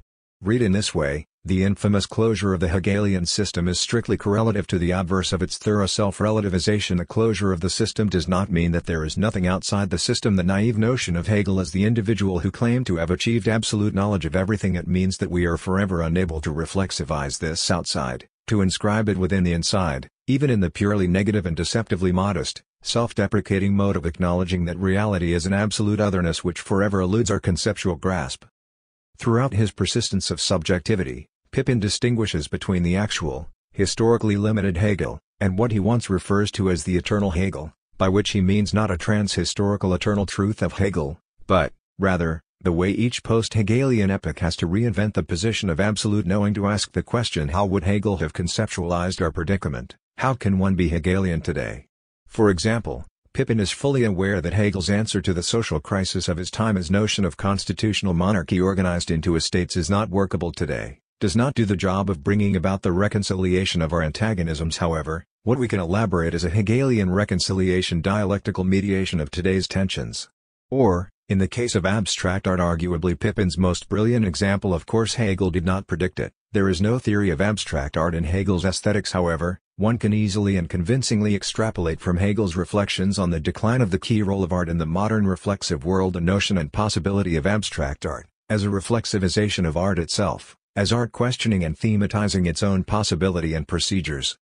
The problem here is whether this distinction between the actual Hegel, some of whose solutions are obviously dated, and the eternal Hegel introduces a Kantian formalism, in terms of the distinction between absolute knowing as a formal procedure of totalized self-reflection, and its contingent, empirically conditioned, historical instantiations. Is not this idea of a form independent of its accidental content profoundly anti-Hegelian? In other words, does not this solution amount to a historicization of Hegel, whose obverse is this spurious infinity of reflexive knowledge in each epoch? Humanity tries to formulate its autonomy, to grasp its predicament. It ultimately fails, but the process goes on, with the formulations getting better and better over time? How then are we to escape from this deadlock? How to overcome the debilitating alternative of either asserting Hegel's philosophy as the moment of absolute knowing in the naive sense of the term? With Hegel, history reached its end. He basically knew everything there is to know, or the no less naive evolutionist historicization of Hegel, in which, while dropping the obviously historically conditioned content of Hegel's thought, the notion of the eternal Hegel is retained as a kind of regulative idea to be approached again and again. The properly dialectical way out is to conceive the gap that separates the eternal Hegel from the empirical Hegel not as a dialectical tension, not as the gap between the inaccessible ideal and its imperfect realization, but as an empty, purely formal distance, as an index of their identity. That is to say, Hegel's ultimate point is not that, in spite of our limitation, our embeddedness in a contingent historical context, we or Hegel himself, at least can somehow overcome this limitation and gain access to absolute knowledge, to which historicist relativism then responds that we can never reach this position, that we can only aim at it as at an impossible ideal. What he calls absolute knowing is, on the contrary, the very sign of our total capture. We are condemned to absolute knowing, we cannot escape it, since absolute knowing means that there is no external point of reference from which we could perceive the relativity of our own merely subjective standpoint. What if, then, we conceive Hegel's absolute knowing as an act of dotting the I, which is simultaneously the closing moment of traditional metaphysics and, by the same token, the opening moment in the extensive field of post-Hegelian thought? It is as if Hegel himself, by way of closing his system, opens up the field for the multiple rejections of his thought. The best way to encapsulate the Hegelian moment of final closure is thus to repeat the formula used by the young Georg Lukács in his theory of the novel: the path is finished, the journey begins. The circle is closed, we have reached the end, the imminent possibilities are exhausted, and, at this same point, everything is open. This is why to be a Hegelian today does not mean to assume the superfluous burden of some metaphysical past, but to regain the ability to begin from the beginning. One can read the formula of absolute knowing as an infinite judgment whose truth resides in the ridiculous dissonance between its two poles. The knowledge of the absolute, the mind of God, the ultimate truth about the universe, was formulated by the contingent individual, Professor Hegel from Germany. Maybe we should really read this infinite judgment just like the infamous "the spirit is a bone." Absolute knowing is not the total knowledge of the universe the individual Hegel claimed to achieve, but a paradoxical name for the very absurdity of this claim, or, to paraphrase the Rabinovich joke once again, I possess absolute knowing. But that is absurd, no finite being can possess it. Well, absolute knowing is nothing but the demonstration of that limit. It is thus emphatically a case of shedding the false skin of Hegel the absolute idealist in order to extract the rational core of Hegel's dialectics. Hegel does right and sound as if he is naively claiming absolute knowing and the idealist cunning of reason, etc. But this detour through a false appearance is necessary, for Hegel's point can only be made through the patent absurdity of his starting point. The same goes for our reassertion of dialectical materialism that, philosophically speaking, Stalinist dialectical materialism is imbecility embodied is not so much beside the point as, rather, the point itself, since the point is precisely to conceive the identity of our Hegelian Lacanian position, and the philosophy of dialectical materialism is a Hegelian infinite judgment, a speculative identity of the highest and the lowest, like the formula of phrenology: the spirit is a bone. In what, then, Does the difference between the highest and the lowest reading of dialectical materialism consist? The steely fourth teacher 41 committed a serious philosophical error when he ontologized the difference between dialectical and historical materialism, conceiving it as the difference between metaphysica universalis and metaphysica specialis, universal ontology and its application to the special domain of society. All one has to do here in order to pass from the lowest to the highest is to displace this difference between the universal and the particular into the particular itself. Dialectical materialism provides another view on humanity itself, different from historical materialism. Yes, again, the relationship between historical and dialectical materialism is that of a parallax. They are substantially the same. The shift from the one to the other is purely one of perspective. It introduces topics like the death drive, the inhuman core of the human, which reach beyond the horizon of the collective praxis of humanity. The gap between historical and dialectical materialism is thus asserted as inherent to humanity itself, as the gap between humanity and its own inhuman excess. The idea's constipation?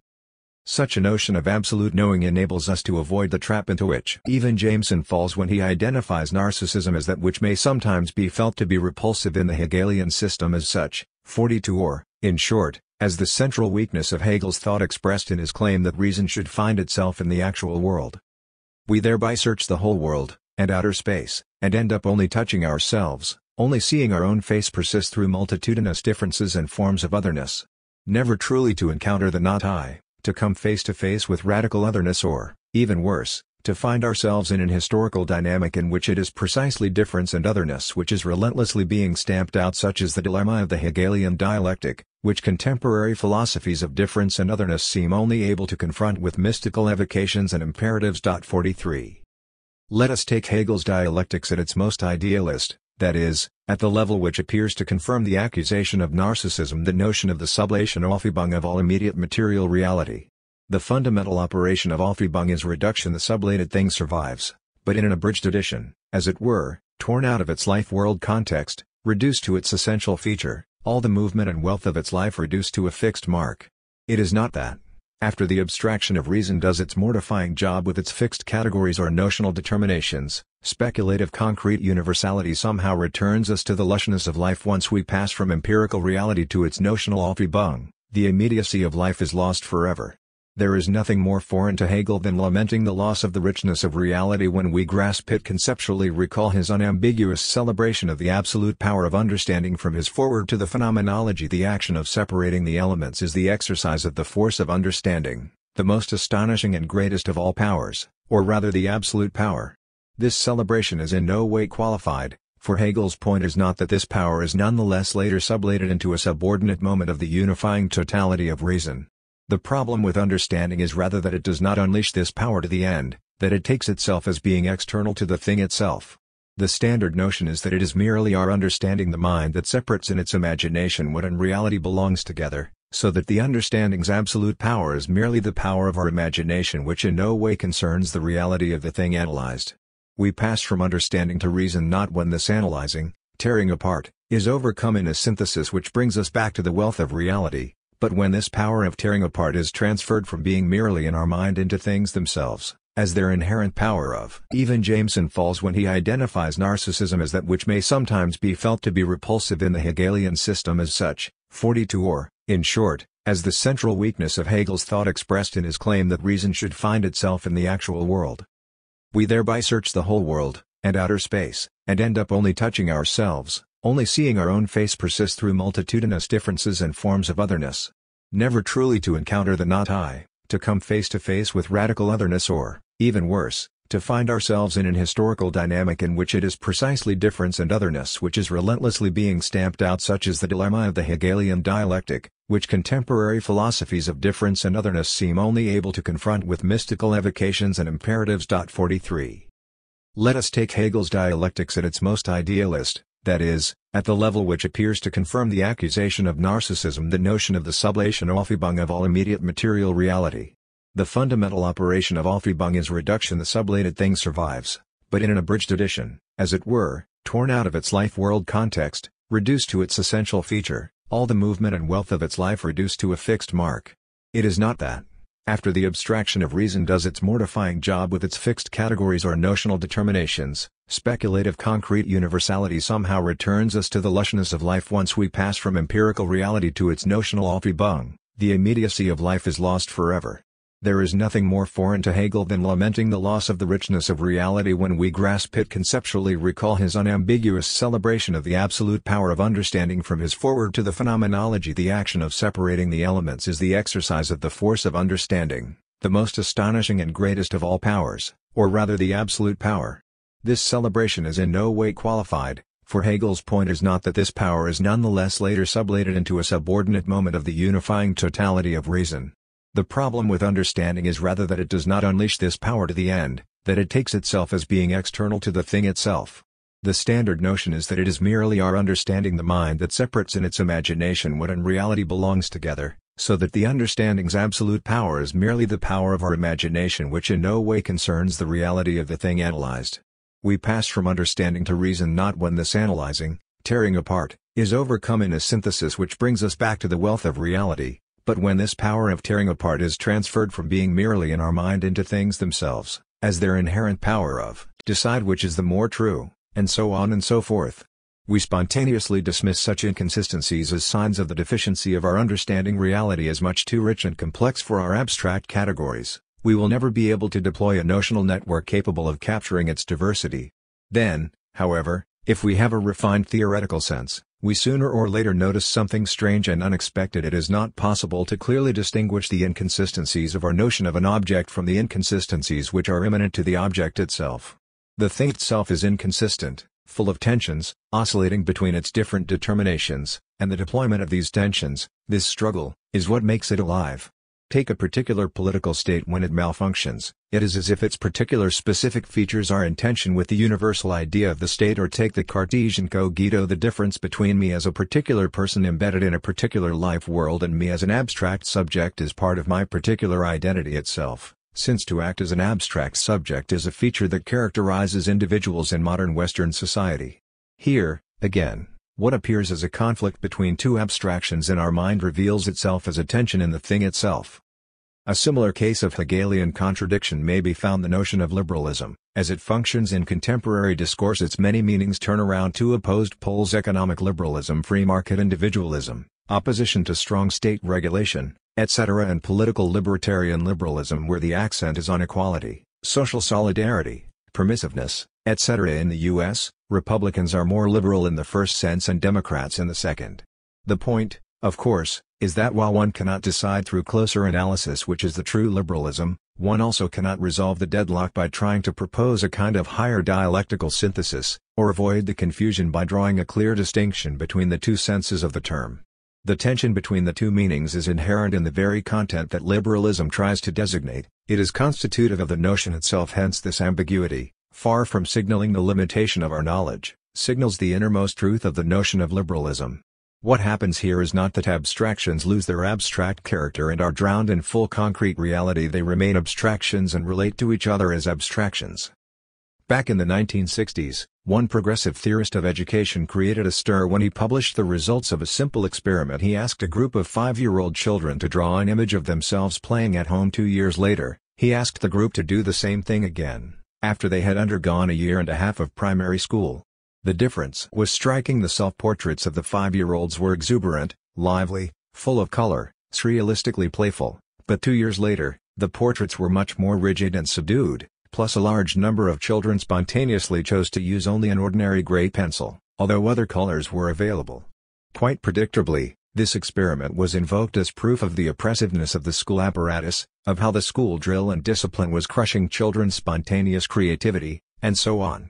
From a Hegelian standpoint, one should, on the contrary, celebrate this shift from colorful liveliness to gray order as an indication of spiritual progress. Nothing is lost in the reduction of lively colorfulness to gray discipline. Everything stands to be gained. The power of the spirit is precisely to progress from the green immediacy of life to its gray conceptual structure, and to reproduce in this reduced medium the essential determinations to which our immediate experience blinds. The same mortification occurs in historical memory and monuments of the past, where what survives are objects deprived of their living souls. Here is Hegel's comment apropos ancient Greece: the statues are now only stones from which the living soul has flown, just as the hymns are words from which belief has gone. 44. As with the passage from substantial God to Holy Spirit, The properly dialectical reanimation is to be sought in this very medium of grey notional determinations. The understanding, through the form of abstract universality, does give the varieties of the sensuous, so to speak, a rigidity of being, but, at the same time through this simplification it spiritually animates them and so sharpens them. 45. This simplification is precisely what Lacan, referring to Freud, deployed as the reduction of a thing to le trait en air der Einzige, the unary feature. We are dealing with a kind of epitomization by means of which a multitude of properties is reduced to a single dominant characteristic, so that we get a concrete shape in which one determination predominates, the others being present only in blurred outline. 46. The content is already the actuality reduced to a possibility zur Möglichkeit gedruckt Wirklichkeit, its immediacy overcome, and the embodied shape reduced to abbreviated, simple determinations of thought. 47. The dialectical approach is usually seen as trying to locate the phenomenon to be analyzed in the totality to which it belongs, embedded in its rich historical context, and thus to break the spell of fetishizing abstraction. This, however, is the most dangerous trap to be avoided for Hegel. The true problem is the opposite one, the fact that, when we observe a thing, we see too much in it, we fall under the spell of the wealth of empirical detail which prevents us from clearly perceiving the notional determination which forms the core of the thing. The problem is thus not how to grasp the wealth of determinations, but precisely how to abstract from them, how to restrict our gaze and learn to grasp only the notional determination.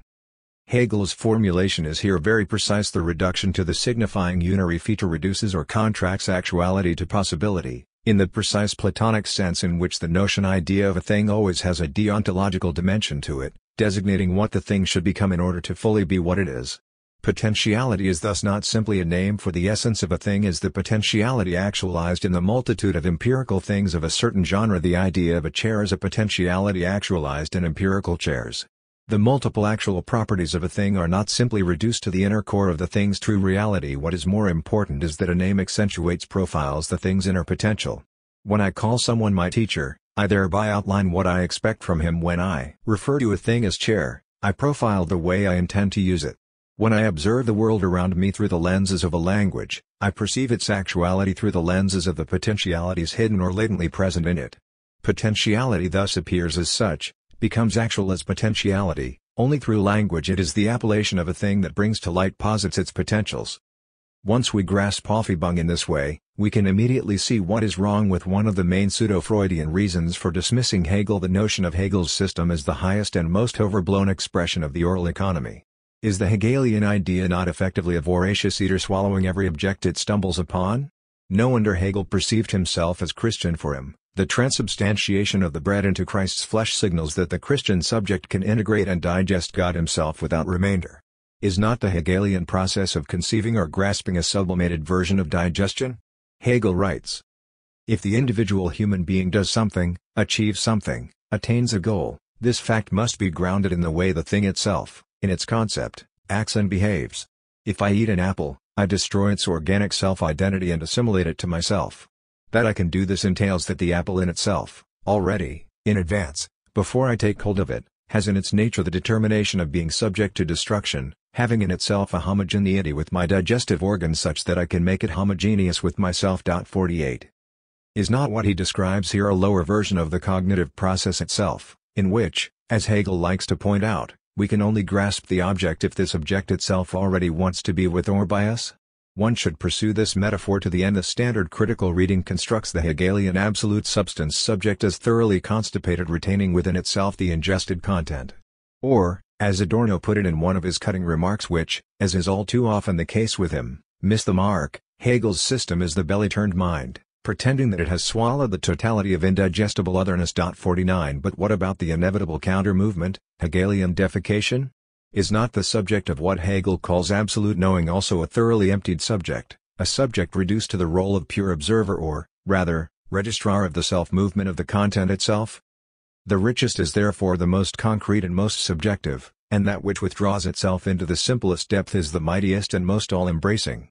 The highest, most concentrated point is the pure personality which, solely through the absolute dialectic which is its nature, no less embraces and holds everything within itself. 50. In this strict sense, the subject itself is the abrogated or cleansed substance, a substance reduced to the void of the empty form of self-relating negativity, emptied of all the wealth of personality and Lacanese, The move from substance to subject is the move from S to dollar, the subject is the barred substance. Adorno and Horkheimer, in the Dialectic of Enlightenment, make the critical point that the self bent on mere survival has to scarify all content that would make survival worthwhile. This very move is what Hegel asserts. Schelling referred to this same move as contraction again, with the excremental connotation the subject is the contracted substance. Does the final subjective position of the Hegelian system thus compel us to turn around the digestive metaphor? The supreme and for many the most problematic case of this counter-movement occurs at the very end of the logic, when, after the notional deployment is completed, closing the circle of the absolute idea, the idea, in its resolution or decision, freely releases itself into nature, lets it go, discards it, pushes it away from itself, and thus liberates it. 51 Which is why, for Hegel, the philosophy of nature is not a violent reappropriation of its externality and rather involves the passive attitude of an observer. Philosophy has, as it were, simply to watch how nature itself sublates its externality. 52. The same move is accomplished by God himself who, in the guise of Christ, as a finite mortal, also freely releases itself into temporal existence. And the same goes for early modern art, where Hegel accounts for the rise of dead nature paintings not only of landscapes, flowers, etc., but of food and dead animals in the following way: precisely because, in the development of art, subjectivity no longer needs the visual as the principal medium of its expression, the accent having shifted to poetry as a more direct means of expressing the subject's inner life, the natural is released from the burden of expressing subjectivity and can thus now be approached, and visually depicted, on its own terms. Furthermore, as some perspicuous readers of Hegel have already pointed out, the very sublation of art itself in the philosophical sciences and conceptual thought, the fact that it is no longer obliged to serve as the principal medium of the expression of spirit, brings art a certain freedom, allowing it to stand on its own. Is this not the very definition of the birth of modern art proper, as a practice no longer subordinated to the task of representing spiritual reality? The way abrogation relates to sublation is not in terms of a simple succession or external opposition, not first you eat, then you shit. Defecation is the imminent conclusion of the entire process. Without it, we would be dealing with the spurious infinity of an endless process of sublation. The process of sublation itself can only reach its end in this counter-movement. Contrary to what one would initially imagine, these two processes of sublation and abrogation are completely interdependent. Considering the last moment of absolute spirit philosophy, one readily notes the synonymy between the verbs aufheben and befreien, to liberate, as well as ablegen, to discard, to remove, to take away. Speculative abrogation, in no way alien to the process of Aufhebung, is indeed its fulfillment. Abrogation is a sublation of sublation, the result of the Aufhebung's work on itself and, as such, its transformation. The movement of suppression and preservation produces this transformation at a certain moment in history, the moment of absolute knowledge. Speculative abrogation is the absolute sublation, if by absolute we mean a relief or sublation that frees from a certain type of attachment. 53. True cognition is thus not only the notional appropriation of its object. The process of appropriation goes on only as long as cognition remains incomplete. The sign of its completion is that it liberates its object, lets it be, drops it. This is why and how the movement of sublation has to culminate in the self-relating gesture of sublating itself. So what about the obvious counter-argument? Is not the part which is abrogated or released merely the arbitrary, temporary aspect of the object, that which the notional mediation or reduction can afford to let go as being in itself worthless? This is precisely the mistake to be avoided, for two reasons. First, if one may be permitted to extend the excremental metaphor, the released part is, precisely as discarded, the manure of spiritual development, the ground out of which further development will grow. The release of nature into its own thus lays the foundation for spirit proper, which can develop itself only out of nature, as its inherent self-sublation. Second, and more fundamentally, what is released into its own being in speculative cognition is ultimately the object of cognition itself, which, when truly grasped by Griffin, no longer has to rely on the subject's active intervention, but develops according to its own conceptual automatism, with the subject reduced to a passive observer who, without making any contributions suttune, allows the thing to deploy its potential and merely registers the process. This is why Hegelian cognition is simultaneously both active and passive, but in a sense which radically displaces the Kantian notion of cognition as the unity of activity and passivity. In Kant, the subject actively synthesizes, confers unity on the content, the sensuous multiplicity by which it is passively affected.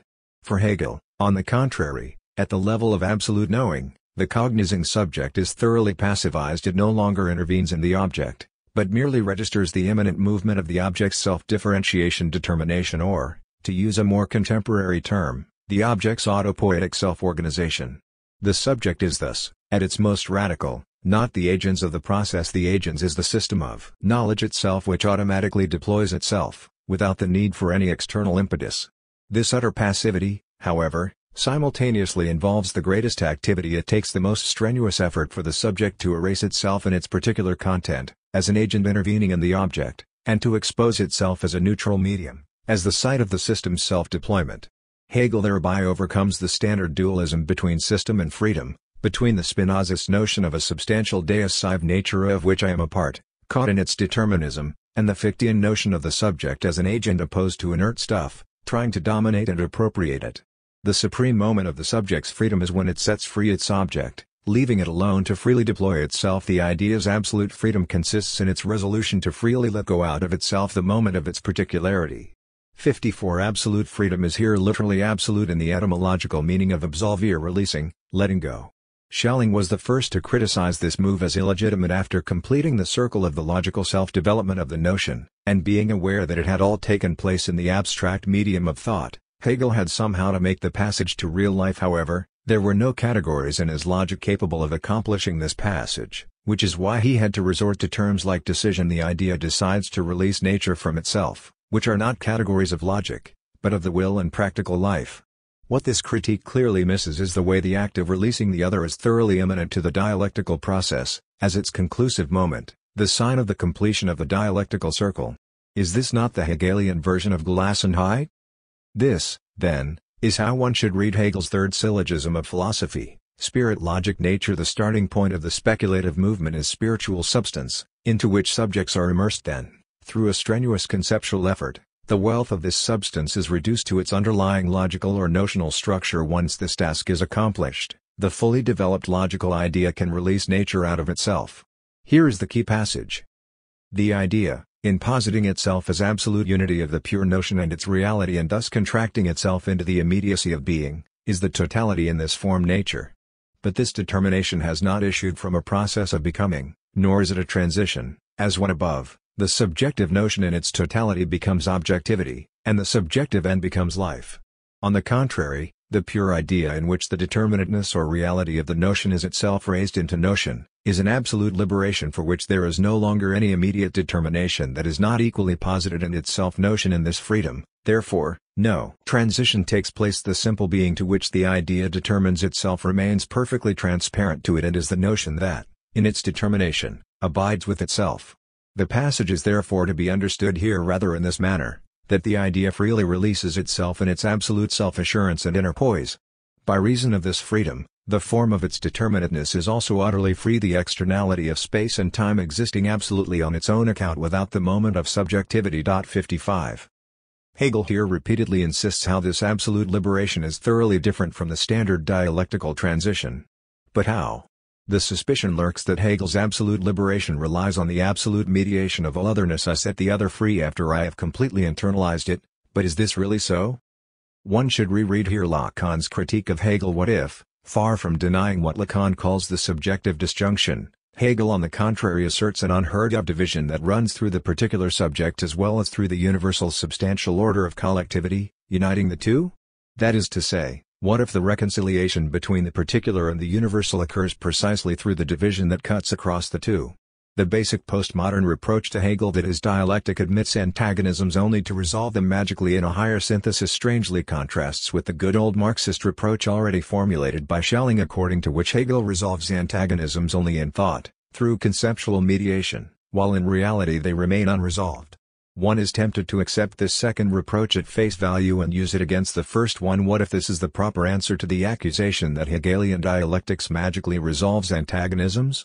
What if, for Hegel, the point is precisely not to resolve antagonisms in reality, but just to enact a parallax shift by means of which antagonisms are recognized as such and thereby perceived in their positive role? The passage from Kant to Hegel is thus much more convoluted than it may appear. Let us approach it again through their opposition with regard to the ontological proof of God's existence. Kant's rejection of this proof takes as its starting point the thesis that being is not a predicate. Even if one knows all the predicates of an entity, its being existence does not follow, for one cannot conclude from a notion to being. The argument is clearly posed against Leibniz, according to whom two objects are indiscernible if all of their predicates are the same. The implications for the ontological proof are clear in the same way that I can have a perfect notion of $100 and still not have them in my pocket. I can have a perfect notion of God and God can still not exist. Hegel's first remark on this line of reasoning is that being is the poorest, most imperfect, notional determination. Everything is in some way, even my wildest imaginings. It is only through further notional determinations that we get to existence, to reality, to actuality, which are all much more than mere being. His second remark is that the gap between notion and existence is precisely the mark of finitude. It holds for finite objects like $100, but not for God. God is not something I can have or not have in my pocket. On a first approach, it may seem that the opposition is here ultimately that between materialism and idealism. Kant insists on a minimum of materialism, the independence of reality with regard to notional determinations, while Hegel totally dissolves reality in its notional determinations. However, Hegel's true point lies elsewhere. It involves a much more radical materialist claim that a complete notional determination of an entity, to which one would only have to add being in order to arrive at its existence, is in itself an abstract notion, an empty abstract possibility. The lack of a certain mode of being is always also an inherent lack of some notional determination. For a thing to exist as part of material reality, a whole set of notional conditions or determinations have to be met and other determinations to be lacking. With regard to $100 or any other empirical object, this means that their notional determination is abstract, which is why they possess an opaque empirical being and not full actuality.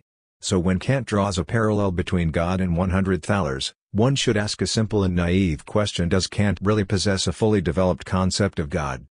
This brings us to the true finesse of Hegel's argumentation, which runs in both directions against Kant but also against Anselm's classic version of the ontological proof. Hegel's argument against the latter is not that it is too conceptual, but that it is not conceptual enough. Anselm does not develop the concept of God, he just refers to it as the sum of all perfections which, as such, is precisely beyond the comprehension of our finite human mind. In other words, Anselm merely presupposes God as an impenetrable reality beyond our comprehension outside the notional domain, for his God is precisely not a concept, something posited by our conceptual work, but a purely presupposed or non-conceptual reality. Along the same lines, albeit in the opposite sense, we should note the irony that Kant talks about thalers, that is, money, whose existence as money is not objective, but depends on notional determinations.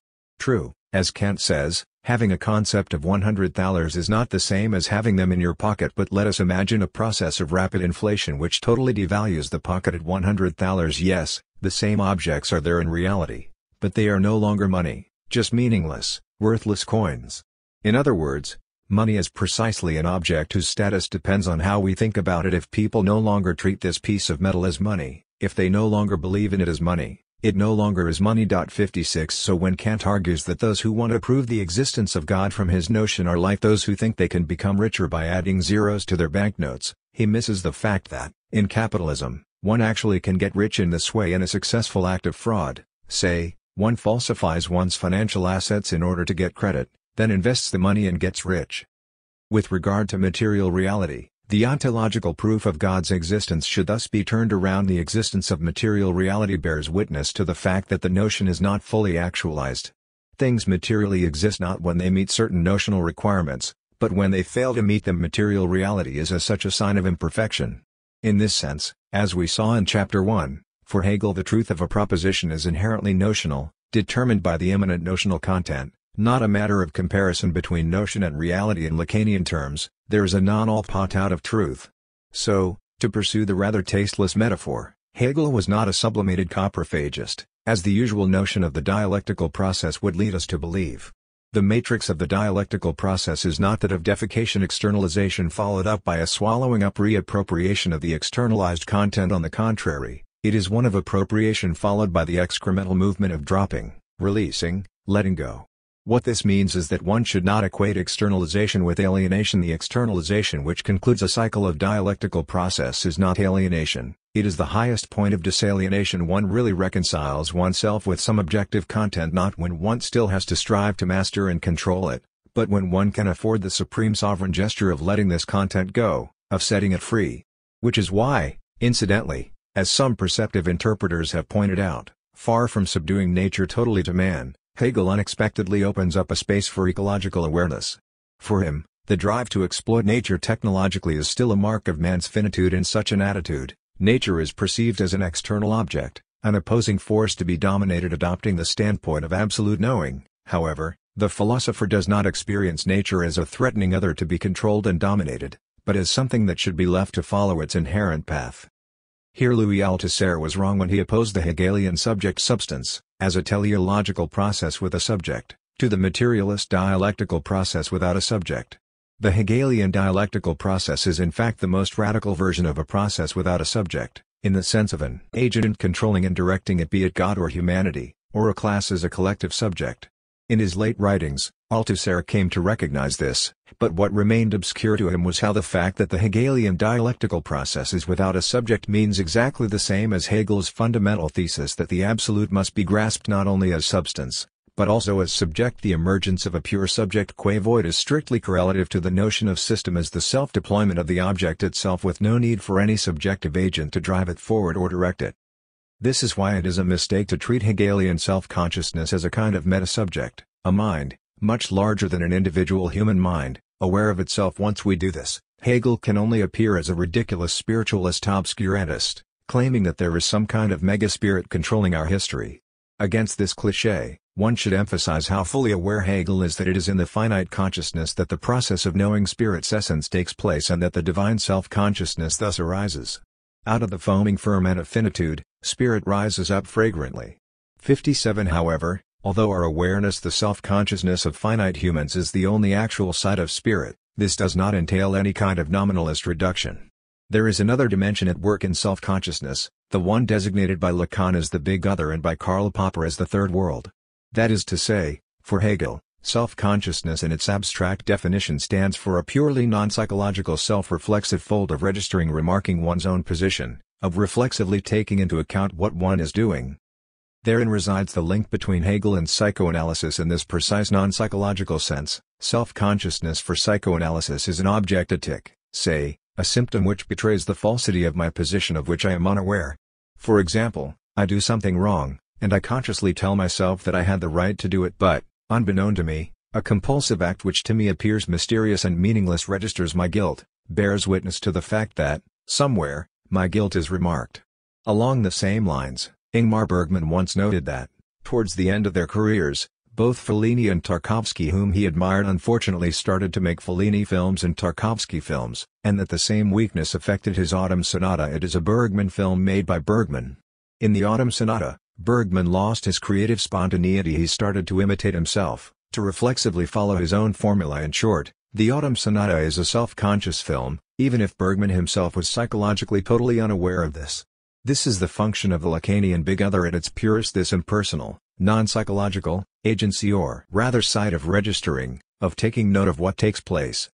This is how one should grasp Hegel's notion of the state as the self-consciousness of a people. The state is the self-conscious ethical substance. 58. A state is not merely a blind mechanism applied to regulate social life, it always also contains a series of practices, rituals, and institutions that serve to declare its own status, in the guise of which the state appears to its subjects as what it is: parades and public celebrations, solemn oaths, legal and educational rituals which assert and thereby enact the subject's belongingness to the state. The self-consciousness of the state has nothing mental about it, if by mental we understand the sorts of occurrences and qualities that are relevant to our own minds. What self-consciousness amounts to, in the state's case, is the existence of reflective practices, such as, but not limited to, educational ones. Parades displaying the state's military strength would be practices of this kind, and so would statements of principle by the legislature, or sentences by the Supreme Court, and they would be that even if all individual human participants in a parade, all members of the legislature or of the Supreme Court, were personally motivated to play whatever role they play in this affair by greed, inertia, or fear, and even if all such participants or members were thoroughly uninterested and bored through the whole event, and totally lacking in any understanding of its significance. 59. So it is quite clear to Hegel that this appearing has nothing to do with conscious awareness. It does not matter what individuals' minds are preoccupied with while they are participating in a ceremony, the truth resides in the ceremony itself. Hegel made the same point apropos the marriage ceremony, which registers the most intimate link of love. The solemn declaration of consent to the ethical bond of marriage and its recognition and confirmation by the family and community constitute the formal conclusion and actuality of marriage. which is why it belongs to impertinence and its ally, understanding, to see the ceremony whereby the essence of this bond is expressed and confirmed, as an external formality, irrelevant with regard to the inwardness of passionate feeling. 60. This, of course, is not the whole story. Hegel also emphasized the need for a subjective element of individual self-awareness through which a state alone fully actualizes itself. There has to be an actual individual I will, which immediately embodies the will of the state, and therein consists Hegel's deduction of monarchy. However, here, we are in for a surprise. The monarch is not the privileged point at which the state becomes fully aware of itself, of its own nature and spiritual content. The monarch is rather an idiot who merely supplies the purely formal aspect of "this is my will, so be it," to a content imposed on it from outside. In a fully organized state, all that is required in a monarch is someone to say yes and to dot the I, for the supreme office should be such that the particular character of its occupant is of no significance. 61. The state's self-consciousness is thus irreducibly split between its subjective aspect, the self-registration in state rituals and declarations, and its subjective aspect, the person of the monarch conferring on it the form of individual will. The two never overlap. The contrast between the Hegelian monarch and the totalitarian leader who is effectively supposed to know could not be stronger. The animal that I am. What the critics of Hegel's voracity need is thus, perhaps, a dose of a good laxative. Hegel is much less a voracious subjectivist even with regard to the idealist topic par excellence, that of the debasement of the animality of man. Let us approach this topic through Derrida's The Animal That Therefore I Am. 62. Although the title was intended as an ironic stab at Descartes, one should perhaps take it with a more literal naivete. The Cartesian cogito is not a separate substance different from the body, as Descartes himself misunderstood the cogito in his illegitimate passage from cogito to res cogitans at the level of substantial content. I am nothing but the animal that I am. What makes me human is the very form, the formal declaration, of me as an animal. Derrida's starting point is that every clear and general differentiation between humans and the animal in the history of philosophy from Aristotle to Heidegger, Lacan, and Levinas should be deconstructed. What really authorizes us to say that only humans speak, while animals merely emit signs, that only humans respond, while animals merely react, that only humans experience things as such, while animals are just captivated by their life world, that only humans can feign to feign, while animals just directly feign, that only humans are mortal, experience death, while animals just die, or that animals enjoy a harmonious sexual relationship of instinctual mating, while for humans, il n'y a pas de rapport sexuel, and so on and so forth? Derrida displays here the best of what we cannot but call the common sense of deconstruction, asking naive questions which undermine philosophical propositions taken for granted for centuries. What, for example, allows Lacan to claim with such self-confidence, without providing any data or arguments, that animals cannot feign to feign? What allows Heidegger to claim as a self-evident fact that animals do not relate to their death? As Derrida emphasizes again and again, the point of this questioning is not to cancel the gap that separates man from other animals and attribute also to other animals properly spiritual properties, the path taken by some eco-mystics who claim that not only animals, but even trees and plants communicate in a language of their own to which we humans are deaf. The point is rather that all these differences should be rethought and conceived in a different way, multiplied, thickened, and the first step on this path is to denounce the all-encompassing category of the animal.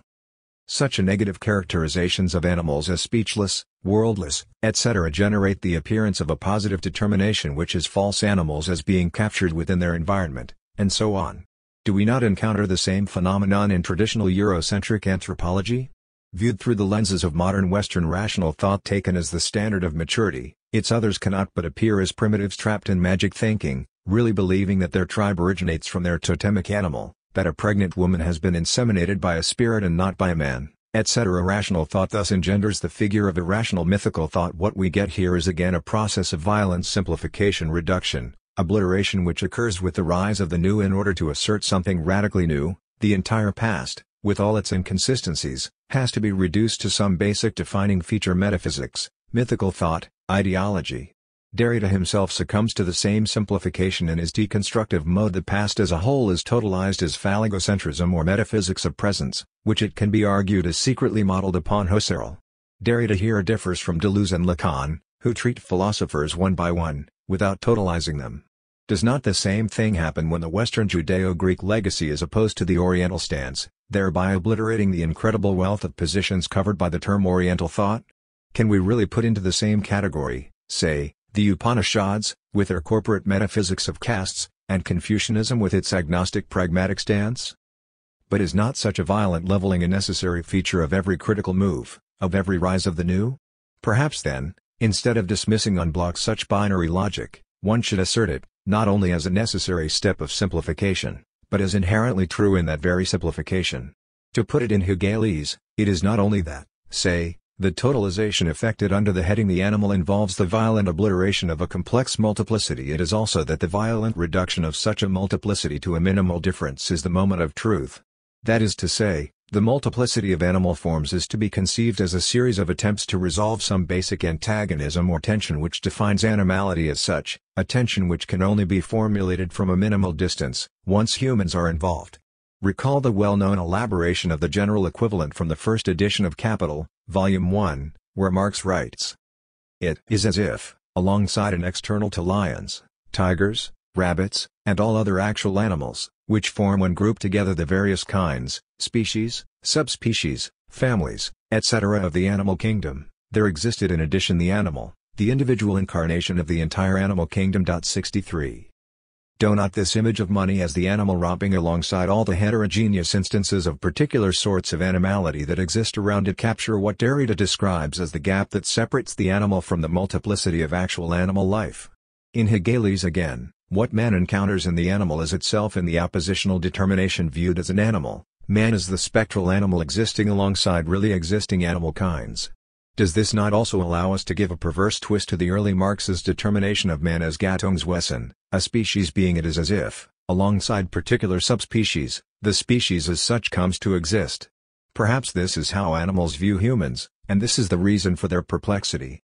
The key point here is that it is not enough to say that, while such a determination of animals as speechless, etc., is wrong, the determination of humans as rational, speaking, etc., is right, so that we just have to provide a more adequate definition of animality. The entire field is false. This falsity can be thought in terms of the Kierkegaardian couple of becoming and being. The standard opposition animal-human is formulated from the perspective of the human as being, as already constituted. It cannot think the human in its becoming. It thinks animals from within the given human standpoint, it cannot think the human from the animal standpoint. In other words, what this human-animal difference obfuscates is not only the way animals really are independently of humans, but the very difference which effectively marks the rupture of the human within the animal universe. It is here that psychoanalysis centers the death drive as Freud's name for the uncanny dimension of the human in becoming. This in-between is the repressed of the narrative form in Hegel's case, of the grand narrative of the world historical succession of spiritual forms, not nature as such, but the very break with nature which is later supplemented by the virtual universe of narratives. The answer to Derrida's claim that every feature attributed exclusively to man is a fiction could thus be that such fictions nonetheless have a reality of their own, effectively organizing human practices, that humans are precisely animals who become committed to their fictions, adhering to them scrupulously, a version of Nietzsche's claim that man is the animal capable of making promises.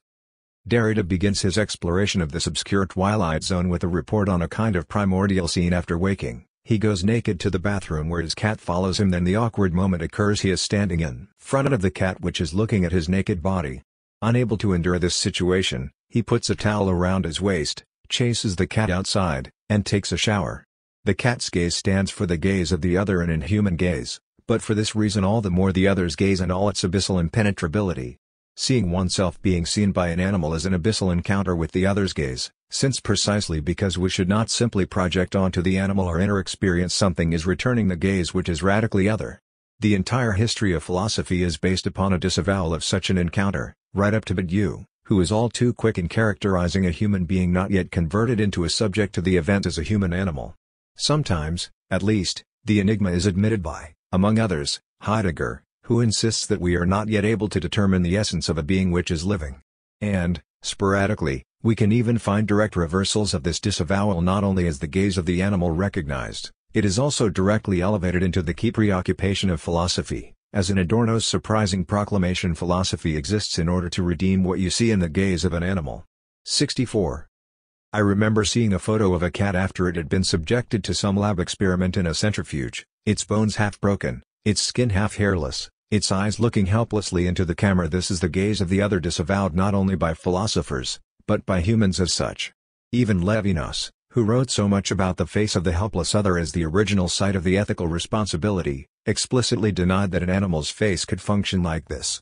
One of the few exceptions here is Bentham, who made a simple proposal instead of asking, "Can animals reason and think? Can they talk?" We should rather ask, "Can they suffer?"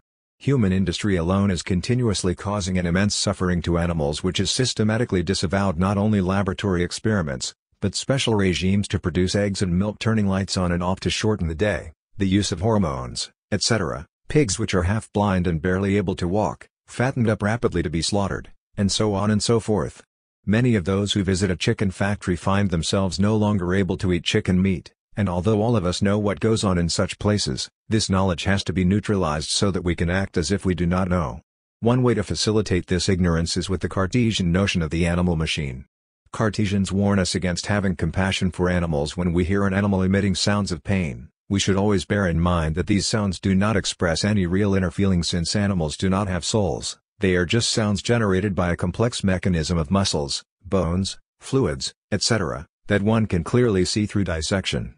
The problem is that the notion of the animal machine developed into Lametry's Loam machine for a fully committed neurobiologist. Exactly the same claim can be made about the sounds and gestures emitted by humans in pain. There is no separate interior domain of the soul where pain is really felt. Such sounds and gestures are simply produced by the complex neurobiological mechanisms of the human organism.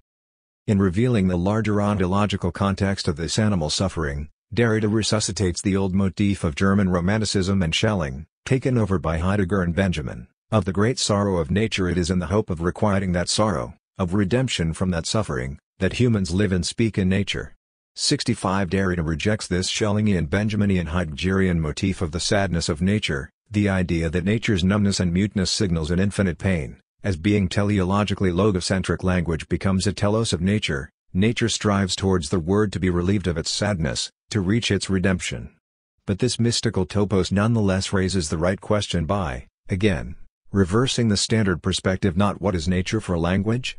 Can we grasp nature adequately in or through language? But what is language for nature? How does its emergence affect nature?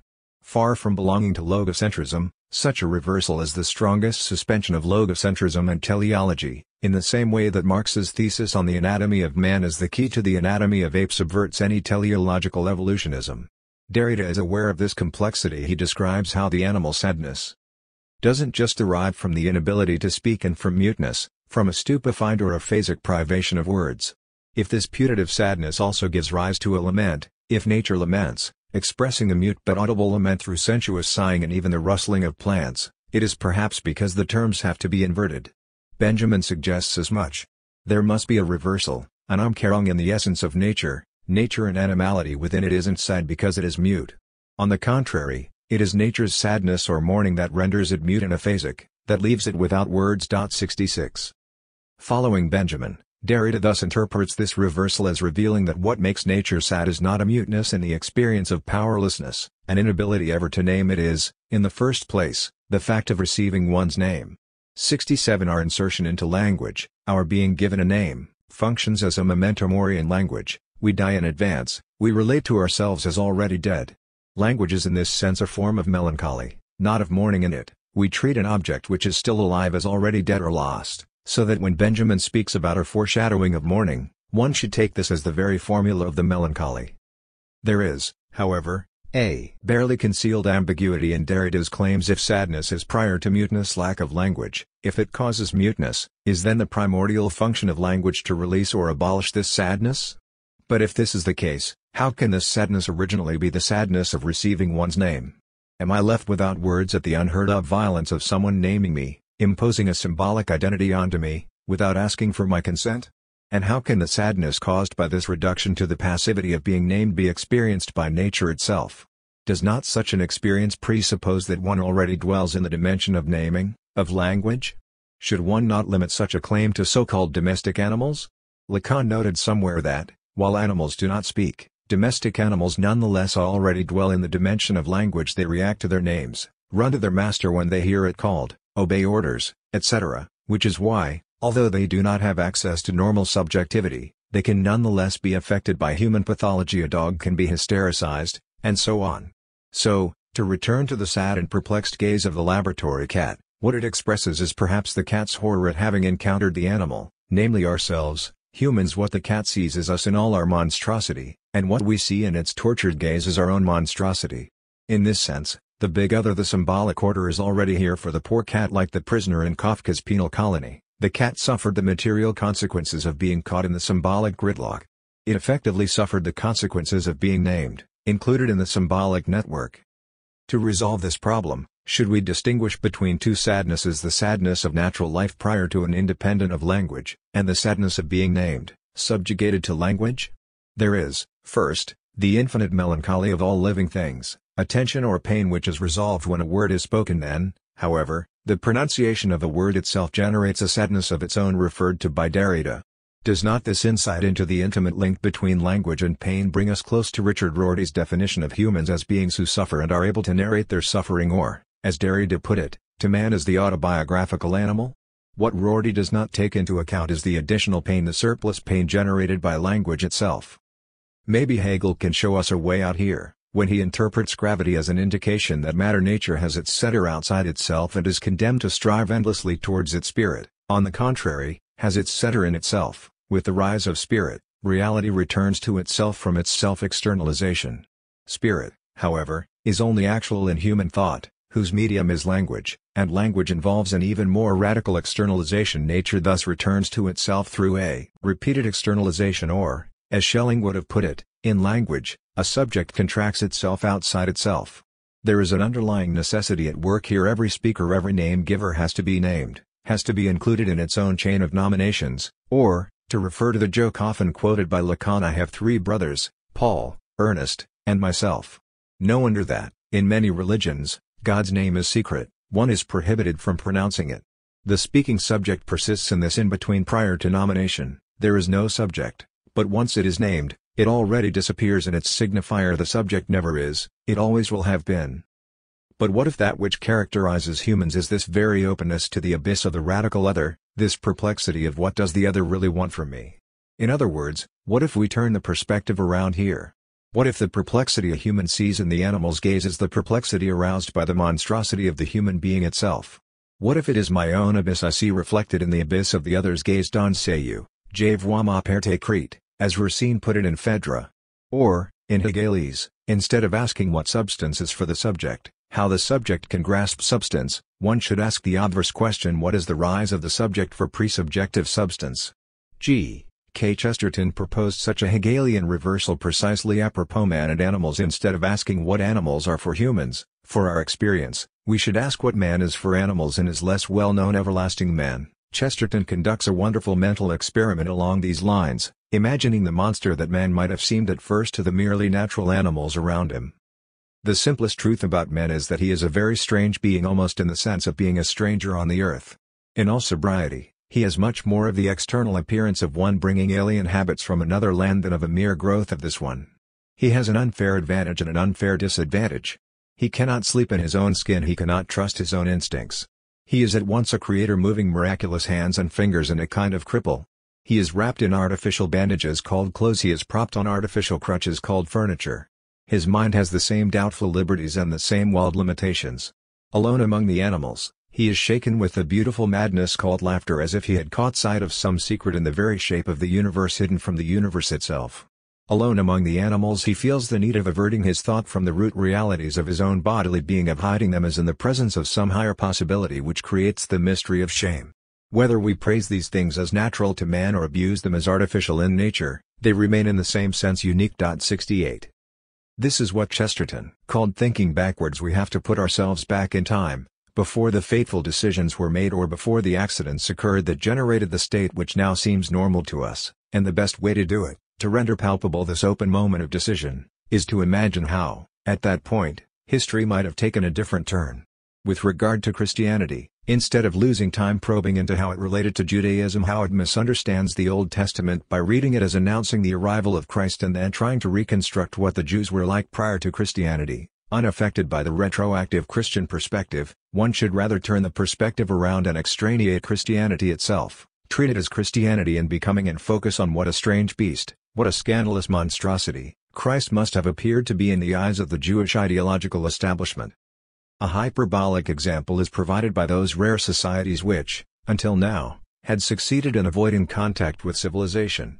In May 2008, The media reported on the discovery of an uncontacted tribe in the thick rainforest along the Brazilian-Peruvian frontier. They had never had any contact with the outside world. Their way of life had probably remained unchanged for over 10,000 years. Photos of their village were released, taken from a plane. When anthropologists first flew over the area, they saw women and children in the open and no one appeared to be painted. Only when the plane returned a few hours later did they see tribesmen covered head to toe in red with their skin painted bright red, heads partially shaved, arrows drawn back in the longbows and aimed square at the aircraft buzzing overhead. Their gesture was unmistakable: stay away. And the gesture was correct. Contact is usually a disaster for such remote tribes. Even if the loggers do not shoot them or force them off the land, diseases against which these isolated humans have no resistance typically wipe out half an uncontacted tribe's numbers in only a few years. Our civilization is for them literally a melting pot. They melt and disappear into it, like the ancient frescoes in Fellini's Roma, which were protected as long as they were isolated in their underground vacuum. The moment the very careful and respectful researchers entered their domain, they started to disintegrate. We often ask ourselves how we would react to meeting aliens much more developed than ourselves. In the case of uncontacted tribes, we ourselves are the aliens. Therein resides the horror of these pictures. We see the terrified natives observing an inhuman other, and we ourselves are this other. How, then, do we humans affect nature? When fires raged in the Peloponnese in the summer of 2007, one photo of the ravaged area showed a field of large cacti half-burned in such a strange way that they appeared almost melted, their shape protracted in a multitude of ways, somehow like Dali's famous painting of the melted clock, twisted in the middle like a thick pancake. What makes such images so fascinating is the way they represent not only a destruction internal to reality, but a destruction of the very texture of reality, of reality's basic coordinates. The first effect is that of a denaturalized nature. Nature half destroyed loses its organic character, appearing as a bricolage, an artificial composite of heterogeneous elements chaotically thrown together. The second effect is that of a temporal disturbance. It seems as if we are no longer dealing with nature in its regular rhythm of generation and corruption, growth and decay, but with a twisted space in which, in an obscene way, as in the case of cancerous protuberances, new forms of life grow out of decay itself. A third effect is that of a multiple anamorphic distortion. When plants appear as partially melted, unnaturally prolonged in different directions, it is as if the object itself, in its distorted material reality, has incorporated multiple perspectives, fractured views of how we would perceive it if we were to look at it from different standpoints. It thus appears that one can no longer clearly distinguish between the object's immediate reality and the subjective perspectives on it. The distortions involved in looking awry at the object are inscribed into its very objective reality. In Hegelian terms, such a landscape embodies the coincidence of the extremes of in itself, and for us in catching sight of such a weird scene, our first impression is that we are getting a glimpse of nature in itself in its monstrous pre-human form. However, it is precisely as such that nature inscribes, in the guise of its distortion, the monstrosity of man, his awkward place within nature. Man is such an anamorphic distortion of nature, a perturbance of the natural rhythm of generation and corruption. When we hear a statement like Hölderlin's famous poetically dwells man on this earth, we should not imagine man's dwelling as a hut near a stream in a forest, but precisely as such a distorted denaturalized landscape. Interlude 3. King, Rabble, War, and Sex. The most famous passage in Jack London's Martin Eden is the final paragraph, describing the hero's suicide by drowning. He seemed floating languidly in a sea of dreamy vision. Colors and radiances surrounded him and bathed him and pervaded him. What was that? It seemed a lighthouse, but it was inside his brain, a flashing, bright white light. It flashed swifter and swifter. There was a long rumble of sound, and it seemed to him that he was falling down a vast and interminable stairway. And somewhere at the bottom he fell into darkness. That much he knew. He had fallen into darkness. And at the instant he knew, he ceased to know. How had Martin arrived at this point? What pushed him to suicide was his very success. The novel presents the crisis of investiture in its simple but most radical form. After long years of struggle and hard work, Martin finally succeeds and becomes a famous writer. However, while he is floating in wealth and fame, one thing puzzles him. A little thing that would have puzzled the world had it known. But the world would have puzzled over his bepuzzlement rather than over the little thing that to him loomed gigantic. Judge Blunt invited him to dinner. That was the little thing, or the beginning of the little thing, that was soon to become the big thing. He had insulted Judge Blunt, treated him abominably, and Judge Blunt, meeting him on the street, invited him to dinner. Martin bethought himself of the numerous occasions on which he had met Judge Blunt at the Morsis and when Judge Blunt had not invited him to dinner. Why had he not invited him to dinner then? He asked himself. He had not changed. He was the same Martin Eden. What made the difference? The fact that the stuff he had written had appeared inside the covers of books? But it was work performed. It was not something he had done since. It was achievement accomplished at the very time Judge Blunt was sharing this general view and sneering at his Spencer and his intellect. Therefore it was not for any real value, but for a purely fictitious value that Judge Blunt invited him to dinner. This little puzzling thing grows larger and larger, turning into the central obsession of his life. His thoughts went ever around and around in a circle. The center of that circle was work performed. It ate at his brain like a deathless maggot. He awoke to it in the morning. It tormented his dreams at night. Every affair of life around him that penetrated through his senses immediately related itself to work performed. He drove along the path of relentless logic to the conclusion that he was nobody, nothing. Mart Eden, the hoodlum, and Mart Eden, the sailor, had been real, had been he but Martin Eden. The famous writer, did not exist. Martin Eden, the famous writer, was a vapor that had arisen in the mob mind and by the mob mind had been thrust into the corporeal being of Mart Eden, the hoodlum and sailor. Even his beloved Lizzie, who had not wanted to marry him, now desperately throws herself at him, proclaiming that she loves him totally when she claims that she is ready to die for him. Martin tauntingly replies, "Why didn't you dare it before? When I hadn't a job.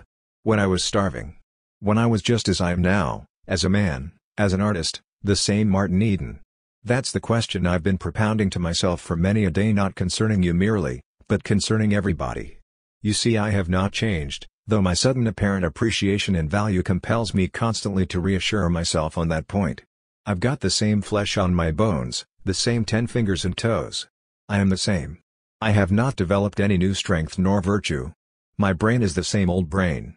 I haven't made even one new generalization on literature or philosophy. I am personally of the same value that I was when nobody wanted me. And what is puzzling me is why they want me now. Surely they don't want me for myself is the same old self they did not want. Then they must want me for something else, for something that is outside of me, for something that is not I. Shall I tell you what that something is? It is for the recognition I have received. That recognition is not I. It resides in the minds of others. What Martin cannot accept is the radical gap that forever separates his real qualities from his symbolic status in the eyes of the others. All of a sudden, he is no longer a nobody avoided by the respectable public but a famous author invited to dinner by the pillars of society, with even the beloved woman now throwing herself at his feet. But he is fully aware that nothing has changed in him in reality. He is now the same person as he was, and even all his works were already written when he was ignored and despised. What Martin cannot accept is this radical decentering of the very core of his personality which resides in the minds of others. He is nothing in himself, just a concentrated projection of others' dreams. This perception that his agalma, what now makes him desired by others, is something outside of him not only ruins his narcissism, it also kills his desire. Something has gone out of me. I have always been unafraid of life, but I never dreamed of being sated with life. Life has so filled me that I am empty of any desire for anything. It is this conclusion that he was nobody, nothing which drove him to suicide. Frank D. Gilroy's From Noon Till 3, a quite unique comedy western from 1976, deals with the same topic of the consequences of symbolic alienation. Here's a summary of the plot, courtesy of Wikipedia. In the American West of the late 19th century, Graham Dorsey Charles Bronson, a member of a gang, is involved in a failed bank robbery. On the run, he finds himself at the ranch of the widow Amanda Starbuck, Jill, Ireland, and stays there for 3 hours from noon till 3. He tries to force himself on Amanda, who resists his advances rather inventively. The frustrated Graham decides on a ruse. He pretends he is impotent, hoping to play on Amanda's sympathy. The deception works, and they make love 3 times afterwards. They have a long talk and even dance to Amanda's music box, with Graham wearing Mr. Starbuck's old tuxedo. A neighbor boy stops by to tell Amanda about an attempted bank robbery in town. On Amanda's instigation, Graham leaves to help his fellows, but he is spotted and chased. Graham eludes them when he comes upon Dr. Finger, a traveling dentist, steals his horse and wagon, and exchanges clothes with him at gunpoint. Dr. Finger is taken for Graham and shot dead. The posse, recognizing Mr. Starbuck's horse and tux, bring the dead body back to the Starbuck ranch. Amanda, seeing what she thinks is Graham's body, she cannot see the face, faints. But it turns out Dr. Finger was a quack, and the first person Graham encounters after his escape is one of Dr. Finger's dissatisfied customers, which leads to Graham being sent to prison on a year-long sentence for Dr. Finger's crimes. During this time, Amanda is at first ostracized by the townspeople, But an impassioned speech proclaiming her love for Graham leads to a surprising turnaround. The townspeople not only forgive her, they see Graham and Amanda's story as remarkable. The story then becomes a legend, spawning a popular book entitled From Noon Till 3, dime novels, a stage play, and even a popular song. The legend of Graham and Amanda becomes bigger than the reality, and when her book becomes a worldwide bestseller, it makes Amanda a very wealthy woman. Graham, who reads the book while in prison, is amused by the distortions. After serving his time, a disguised Graham takes one of Amanda's guided tours of her ranch and stays behind, intending to reveal himself. Amanda does not recognize him and becomes frightened for every detail of their love encounter he tells her. She cries back, "It's in the book."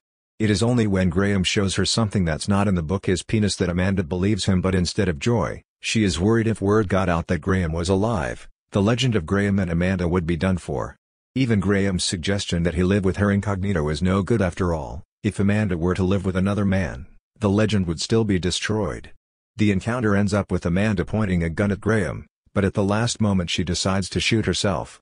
Graham is now heartbroken. Not only has he lost Amanda, he also loses his identity. People laugh when he tells them he is Graham, since he looks nothing like his description in the book.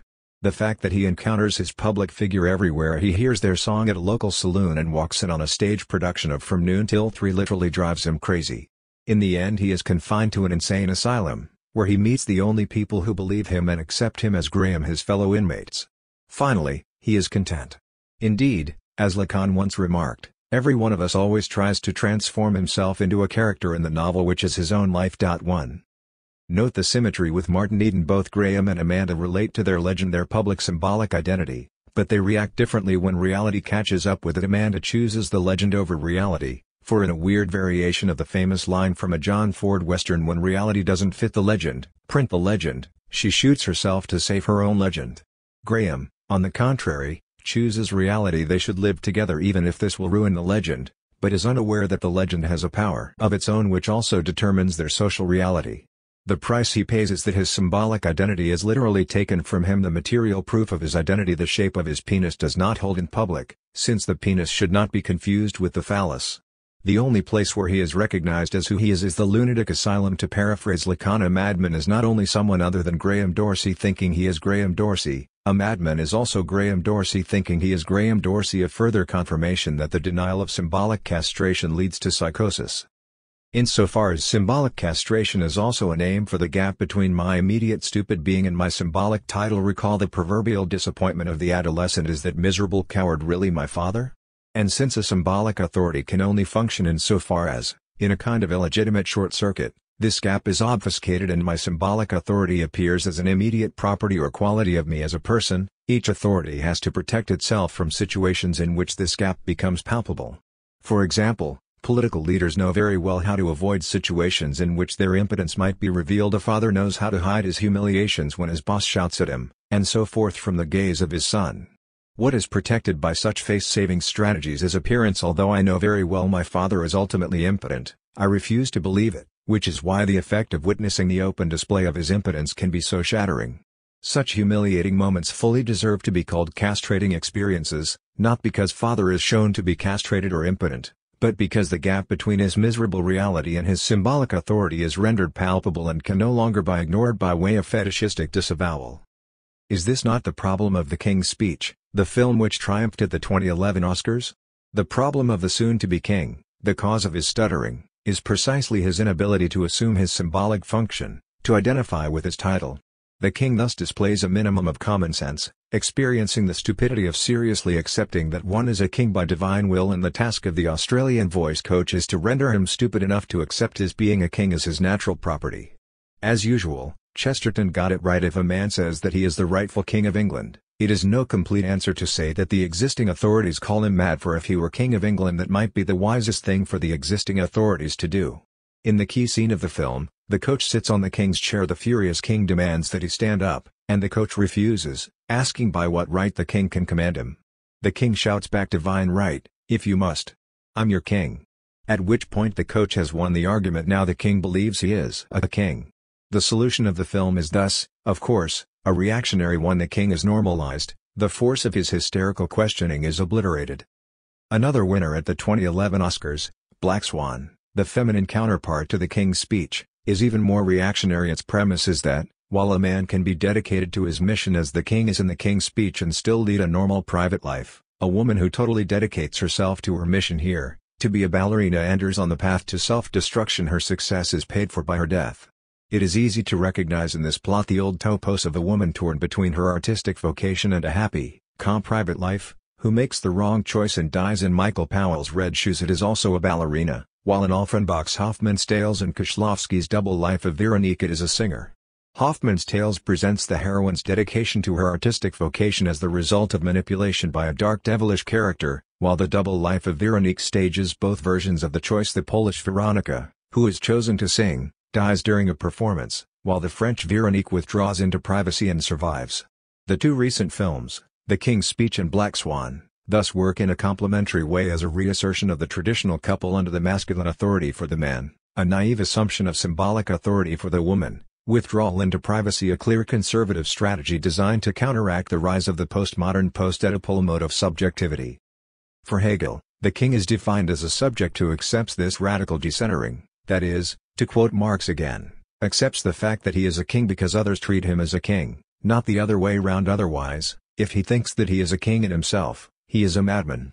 According to legend, during the decisive battle between the Prussian and the Austrian armies in the 1866 war, the Prussian king, formerly the supreme commander of the Prussian army, observing the fight from a nearby hill, looked worried at what appeared to him the confusion on the battleground, where some of the Prussian troops even seemed to be retreating. General von Moltke, the great Prussian strategist who had planned the battle deployment, turned to the king in the middle of this confusion and said, "May I be the first to congratulate your majesty on a brilliant victory?" This exemplifies the gap between S1 and S2 at its purest. The king was the master, the formal commander, totally ignorant of the meaning of what was happening, while von Moltke embodied strategic knowledge. Although, at the level of actual decisions, the victory was Moltke's, he was correct in congratulating the king on behalf of whom he was acting. The stupidity of the master is palpable in this gap between the confusion of the master figure and the objective symbolic fact that he had already won a brilliant victory. We all know the old joke referring to the enigma about who really wrote Shakespeare's plays, not William Shakespeare, but someone else with the same name. This is what Lacan means by the decentered subject. This is how a subject relates to the name which fixes its symbolic identity. John Smith is always, by definition, in its very notion not John Smith, but someone else with the same name. As Shakespeare's Juliet already knew, I am never that name. The John Smith who really thinks he is John Smith is a psychotic. This key point was missed by the young Marx in his critique of Hegel's philosophy of right after quoting the beginning of section 281. Both moments in their undivided unity: A, the will's ultimate ungrounded self, and B, therefore its similarly ungrounded objective existence. Existence being the category which is at home in nature, constitute the idea of something against which caprice is powerless, the majesty of the monarch. In this unity lies the actual unity of the state, and it is only through this, its inward and outward immediacy, that the unity of the state is saved from the risk of being drawn down into the sphere of particularity and its caprices, ends and opinions, and saved too from the war of factions round the throne and from the enfeeblement and overthrow of the power of the state. 2. Marx adds his all too commonsensical ironic commentary. The two moments are A, the contingency of the will, caprice, and B, the contingency of nature, birth. Thus, His Majesty contingency. Contingency is thus the actual unity of the state. The way in which, according to Hegel, an inward and outward immediacy of the state is to be saved from collision, due to caprice, factions, etc., is incredible, since collision is precisely what it makes possible. The prince's hereditary character results from his concept. He is to be the person who is specified from the entire race of men, who is distinguished from all other persons. But then what is the ultimate fixed difference of one person from all others? The body. And the highest function of the body is sexual activity. Hence the highest constitutional act of the king is his sexual activity, because through this he makes a king and carries on his body. 3. Marx concludes with the sarcastic note that the Hegelian monarch is nothing more than an appendix to his penis, to which we should say yes, but that is precisely Hegel's point, namely that such an utter alienation, such a reversal by which a person becomes an appendix of its biological organ of procreation, is the price to be paid for acting like the state's sovereignty embodied. 4. One can clearly see, from section 281 quoted above, how the institution of hereditary monarchy is for Hegel the solution to the problem of caprice and of factions, the problem, in short, of the contingency of power. This contingency is overcome not by a deeper necessity, say, in the sense of Plato's philosopher kings, rulers whose knowledge legitimizes their power, but by an even more radical contingency we posit at the top a subject effectively reduced to an appendix of his penis, a subject who did not make himself what he is through the labor of mediation, but is immediately born into it. Of course, Hegel is fully aware that there is no deeper necessity operating behind the scenes to guarantee that the monarch will be a wise, just, and courageous person. On the contrary, in the figure of the monarch, the contingency of his properties and qualifications is taken to an extreme. All that matters is his birth. 5 In socio-political life, stability can only be gained when all subjects accept the result of this contingent process, since the contingency of birth is exempted from social struggles. An obvious counter-argument arises here: does Hegel not remain caught in an illusion of purity, namely of the purity of the expert knowledge of the state bureaucracy which only works rationally for the common good? True, he concedes an irreducible impurity, the contingent play of partial interests and factional struggles of political life, but is not his illusory wager that, if one isolates this moment of impurity, subjective caprice in the figure of the monarch, this exception will make the rest, the body of the state bureaucracy, rational, exempted from the play of conflicting partial interests? With this notion of state bureaucracy as the universal class, is not the state thus depoliticized, exempted from the properly political differend? However, while Hegel is well aware that political life consists of a contingent war of factions around the throne, his idea is not that the monarch takes upon himself this contingency and thus magically turns the state bureaucracy into a neutral machine, but that, on account of his being determined by the contingency of biological descent, the king himself is in a formal sense elevated above political struggles. In Lacanese, the passage from inherent notional self-development which mediates all content to the act or decision which freely releases this content is, of course, the passage from S2 knowledge, the chain of signifiers, to S1 the performative master signifier. In a strictly homologous sense, the Hegelian absolute knowing is a knowledge which is absolved from its positive content. How? Jean-Claude Milner has developed a notion of absolute knowing, savoir absolu, which, without even mentioning Hegel, is simultaneously close and distant from him. Milner's starting point is the grammatical opposition between relative and absolute in the use of verbs. When I say, I know Latin, my knowing is related to a determinate object, it is supplemented by this object, in contrast to simply saying, I know, where knowledge is absolved, freed from such attachments. Such absolute knowing is the agent of its own deployment, whose object is merely its occasion and whose subject is its instrument. It follows its internal law that I call surplus knowing. 6. Milner's model of this absolute knowing is not Hegel, but the post-Hegelian Wissenschaft, university science in continuous progress. Its surplus is something which is not yet, here is said, known, but always to be produced. The difference that separates surplus knowing from established knowledge is thus a pure difference immanent to knowing, with no reference to its external object. The difference between the known and the not yet known, the difference which makes the field of knowledge forever incomplete.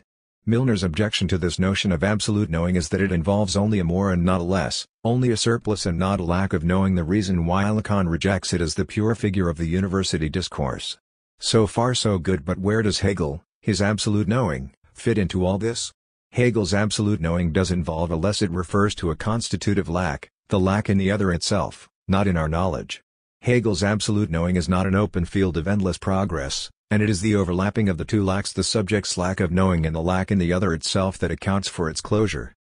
To explain the mode of functioning of the objectless knowing, Milner evokes the TV series Dexter, in which a father who knows his son is genetically determined to become a serial killer tells him to become a cop and thus satisfy his innate urge to kill by killing only the killers themselves. 7. In a homologous way, Milner's aim is to operate like a bird flying high up in the air, with no attachment to any particular object on the land. From time to time, the bird dives and picks out its victim, like Milner, who, in his work, picks on one particular knowledge after another and tears it apart by displaying its inconsistency.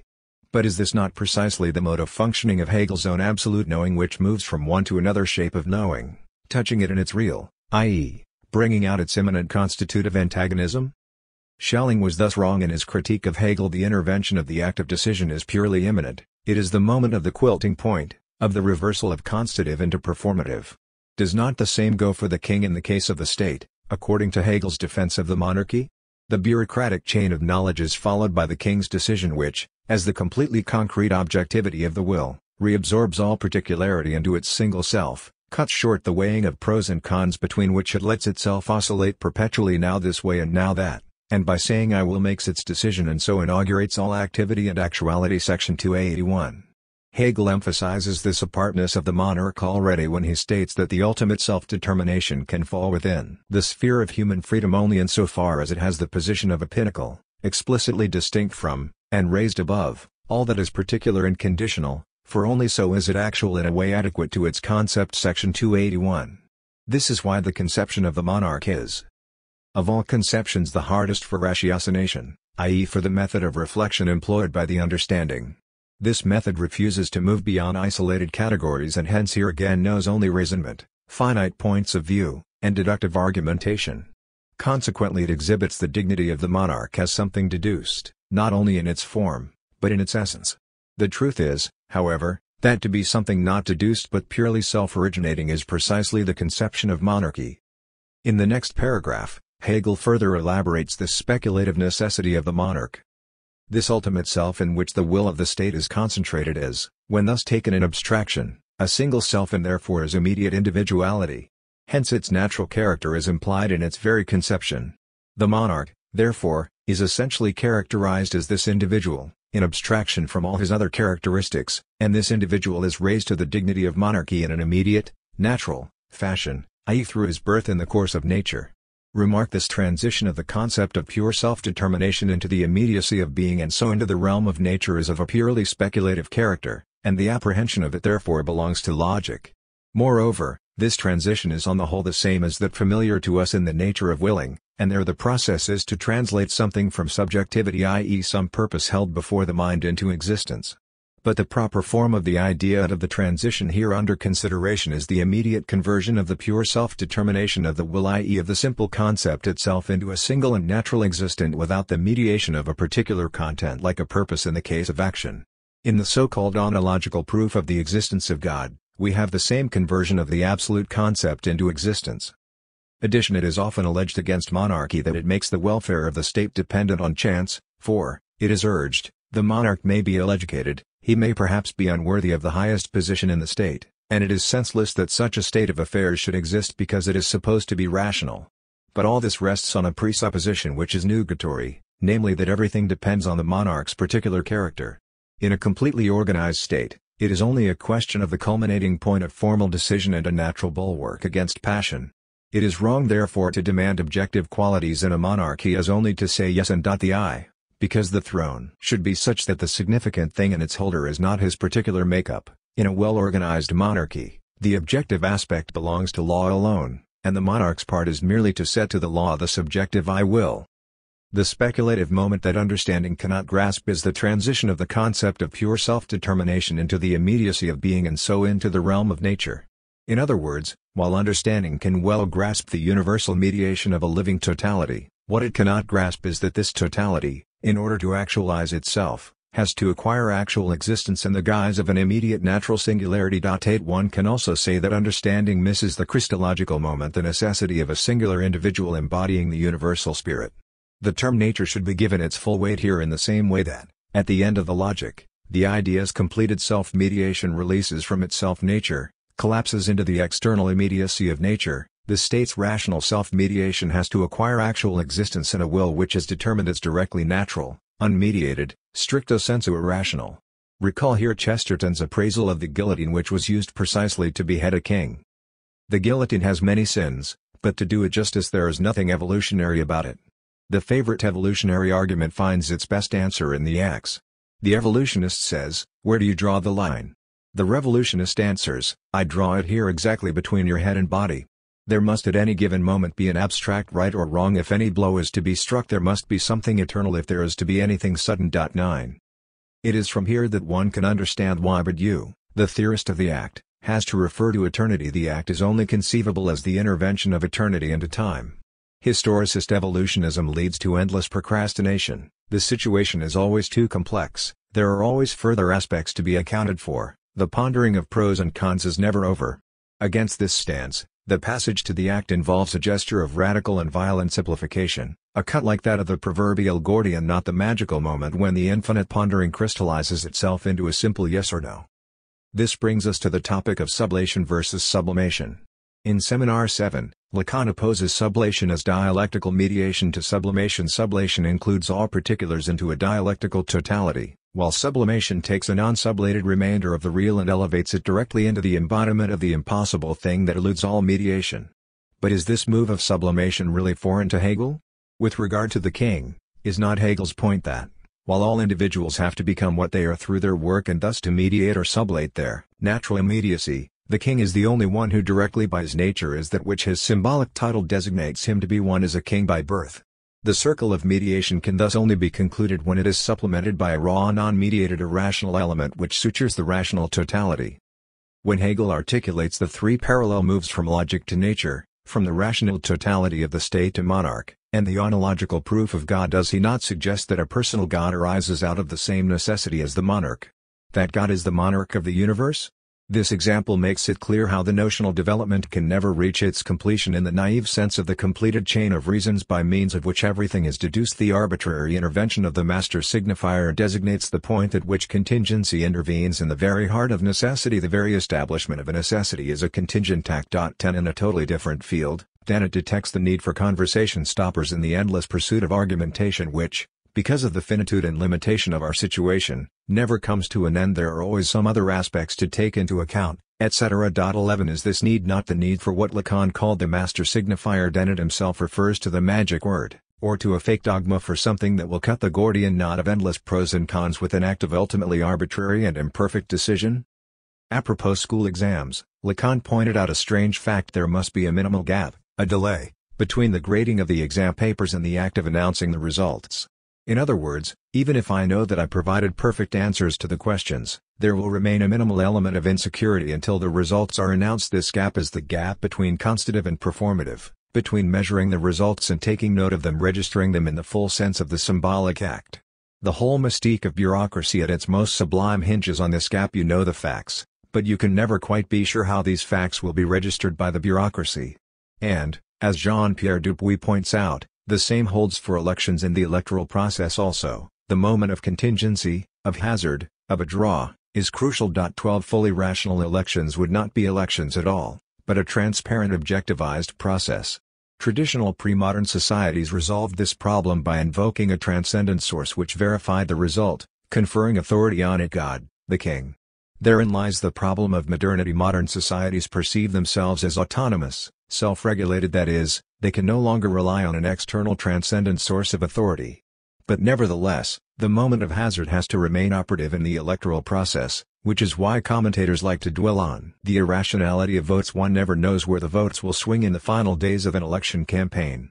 In other words, democracy would not work if it were reduced to permanent opinion polling, fully mechanized and quantified, deprived of its performative character. As Lafort pointed out, voting has to remain a sacrificial ritual, a ritualistic self-destruction and rebirth of society. 13 The reason is that this hazard itself should not be transparent, it should be minimally externalized, reified. The people's will is our equivalent of what the ancients perceived as the imponderable will of God or the hand of fate. What people cannot accept is their direct arbitrary choice, the result of a pure hazard. They can accept if it refers to a minimum of the real. Hegel knew this long ago, and this is the entire point of his defense of monarchy. And, last but not least, the same goes for love. There should be an element of the answer of the real in it. We were forever meant for each other. I cannot really accept that my falling in love hinges on a pure contingency. 14 Even such a superb reader of Hegel as Gerard Lebrun falls short here in inscribing Hegel into the Platonic tradition of philosopher kings. Every exercise of power has to be justified by good reasons. The bearer of power has to be properly qualified for it by his knowledge and abilities, and power should be exercised for the good of the entire community. This notion of power sustains Hegel's concept of the state bureaucracy as the universal class educated to protect state interests against the particular interests of members and groups in civil society.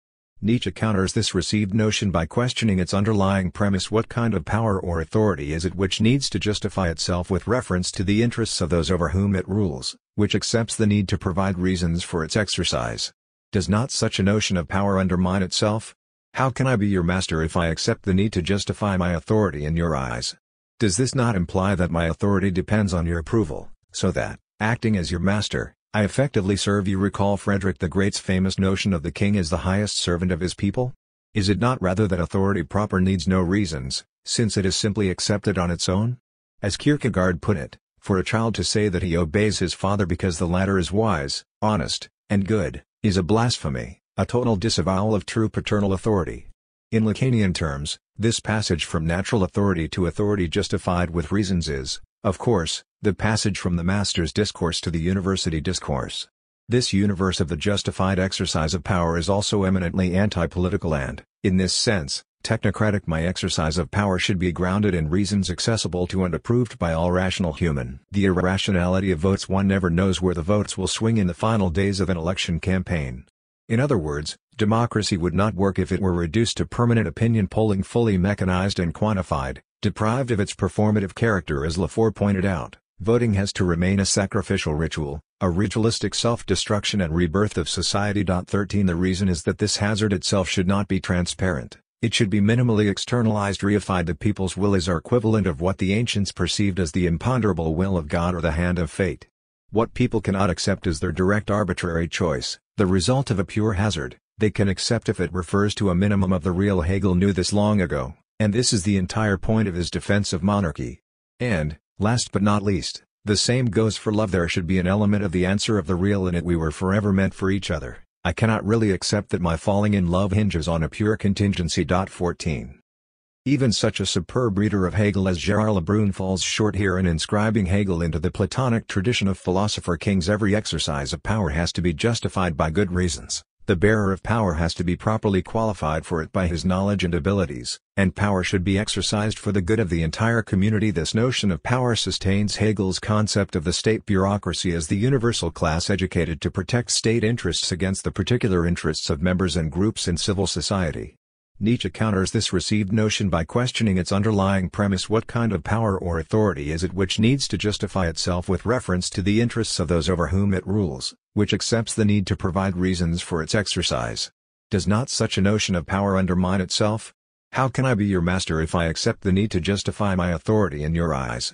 Does this not imply that my authority depends on your approval, so that, acting as your master, I effectively serve you? Recall Frederick the Great's famous notion of the king as the highest servant of his people?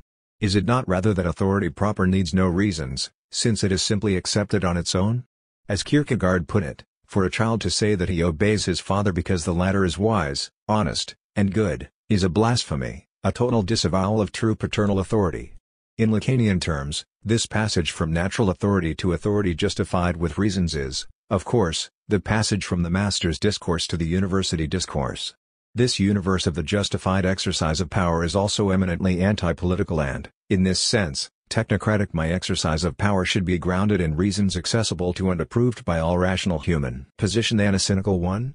Does he tells us to act as if a monarch is qualified to rule by his properties, to celebrate his glory, etc., although we know very well that he is a nobody in himself? A gap nonetheless separates Hegel's position from cynicism, the Hegelian utopian. Wager is that one can admire a monarch not for his supposed real qualities, but on account of his very mediocrity, as a representative of human frailty. Here, however, things get complicated. Is not the excess at the top of the social edifice king, leader, to be supplemented by the excess at its bottom, those who have no proper place within the social body, what Rancière calls its part of no part, and what Hegel called the Piobel rabble?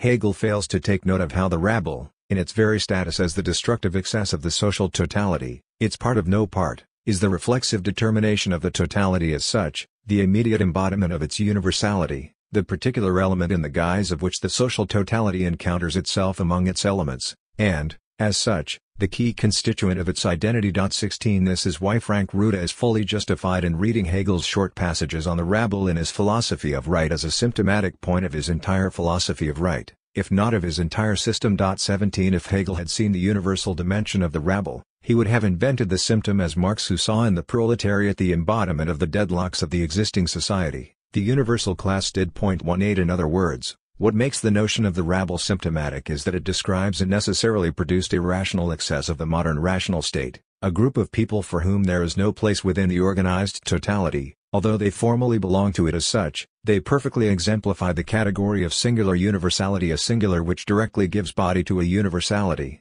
bypassing the mediation through the particular. Section 244 When the standard of living of a large mass of people falls below a certain subsistence level, a level regulated automatically as the one necessary for a member of the society, and when there is a consequent loss of the sense of right and wrong, of honesty and the self-respect which makes a man insist on maintaining himself by his own work and effort, the result is the creation of a rabble of paupers. At the same time, this brings with it, at the other end of the social scale, conditions which greatly facilitate the concentration of disproportionate wealth in a few hands.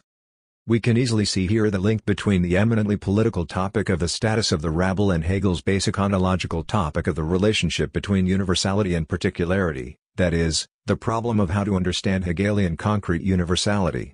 If we understand concrete universality in the usual sense of the organic subdivision of the universal into its particular moments, so that universality is not an abstract feature in which individuals directly participate, and the participation of the individual in the universal is always mediated through the particular network of determinations, then the corresponding notion of society is a corporate one, society as an organic whole in which each individual has to find its particular place, in which I participate in the state by fulfilling my particular duty or obligation. There are no citizens as such. One has to be a member of a particular estate, a farmer, a state official, mother in a family, teacher, artisan, in order to contribute to the harmony of the whole. This is the Bradleyan proto-fascist Hegel, who opposes atomistic liberalism, in which society is a mechanical unity of abstract individuals on behalf of the state as a living organism in which each part has its function. Within this space, the rabble has to appear as an irrational excess, as a threat to social order and stability, as outcasts excluded and excluding themselves from the rational social. But is this truly what Hegel is aiming at with his concrete universality? Is not the core of dialectical negativity the short circuit between the genus and one of its species, so that the genus appears as one of its own species opposed to others, entering into a negative relationship with them? In this sense, concrete universality is precisely a universality which includes itself among its species, in the guise of a singular moment lacking particular content. In short, it is precisely those who are without their proper place within the social whole, like the rabble, who stand for the universal dimension of the society which generates them. This is why the rabble cannot be abolished without radically transforming the entire social edifice, and Hegel is fully aware of this. He is consistent enough to confess that a solution of this disturbing problem is impossible, not for external contingent reasons, but for strictly immanent conceptual reasons.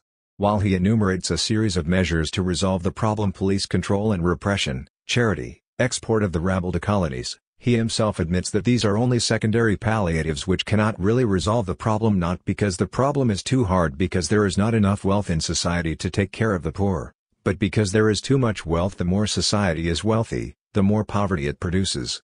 Section 245. When the masses begin to decline into poverty, the burden of maintaining them at their ordinary standard of living might be directly laid on the wealthier classes, or they might receive the means of livelihood directly from other public sources of wealth, for example from the endowments of rich hospitals, monasteries, and other foundations. In either case, however, the needy would receive subsistence directly, not by means of their work, and this would violate the principle of civil society and the feeling of individual independence and self-respect in its individual members. As an alternative, they might be given subsistence indirectly through being given work, i.e. the opportunity to work. In this event the volume of production would be increased, but the evil consists precisely in an excess of production and in the lack of a proportionate number of consumers who are themselves also producers, and thus it is simply intensified by both of the methods A and B by which it is sought to alleviate it. It hence becomes apparent that despite an excess of wealth, civil society is not rich enough, i.e. its own resources are insufficient to check excessive poverty and the creation of a penurious rabble. Note the finesse of Hegel's analysis. He points out that poverty is not only a material condition, but also the subjective position of being deprived of social recognition, which is why it is not enough to provide for the poor through public or private charity. In this way, they are still deprived of the satisfaction of autonomously taking care of their own lives. Furthermore, when Hegel emphasizes how society, the existing social order, is the ultimate space in which the subject finds his or her substantial content and recognition, namely how subjective freedom can actualize itself only in the rationality of the universal ethical order, the implied although not explicitly stated obverse is that those who do not find this recognition have also the right to rebel. If a class of people is systematically deprived of their rights, of their very dignity as persons, they are eo ipso also released from their duties towards the social order, because this order is no longer their ethical substance. The dismissive tone of Hegel's statements about the rabble should not blind us to the basic fact that he considered their rebellion fully justified. In rational terms, the rabble as a class of people to whom systematically, not just in a contingent way, recognition by the ethical substance is denied, so they do not owe anything to society, and are dispensed of any duties towards it. Negativity, the non-recognized element of the existing order, is thus necessarily produced, inherent to it, but with no place within the order. Here, however, Hegel makes an error measured by his own standards. He does not venture the obvious thesis that, as such, the rabble should immediately stand for the universality of society. As excluded, lacking recognition of its particular position, the rabble is the universal as such. On this point at least, Marx was right in his critique of Hegel, since he was here more Hegelian than Hegel himself, as is well known. This is the starting point of the Marxian analysis. The proletariat designates such an irrational element of the rational social totality, its unaccountable part of no part, the element systematically generated by it and, simultaneously, denied the basic rights that define this totality. As such, the proletariat stands for the dimension of universality, for its emancipation is only possible and through the universal emancipation. In a way, every act is proletarian. There is only one social symptom. Every individual is effectively proletarian. That is to say, he does not dispose of a discourse by means of which he could establish a social link. 19. It is only from such a proletarian position of being deprived of a discourse, of occupying the place of the part of no part within the existing social body, that an act can emerge. How, then, do the two excesses at the top and at the bottom relate to each other?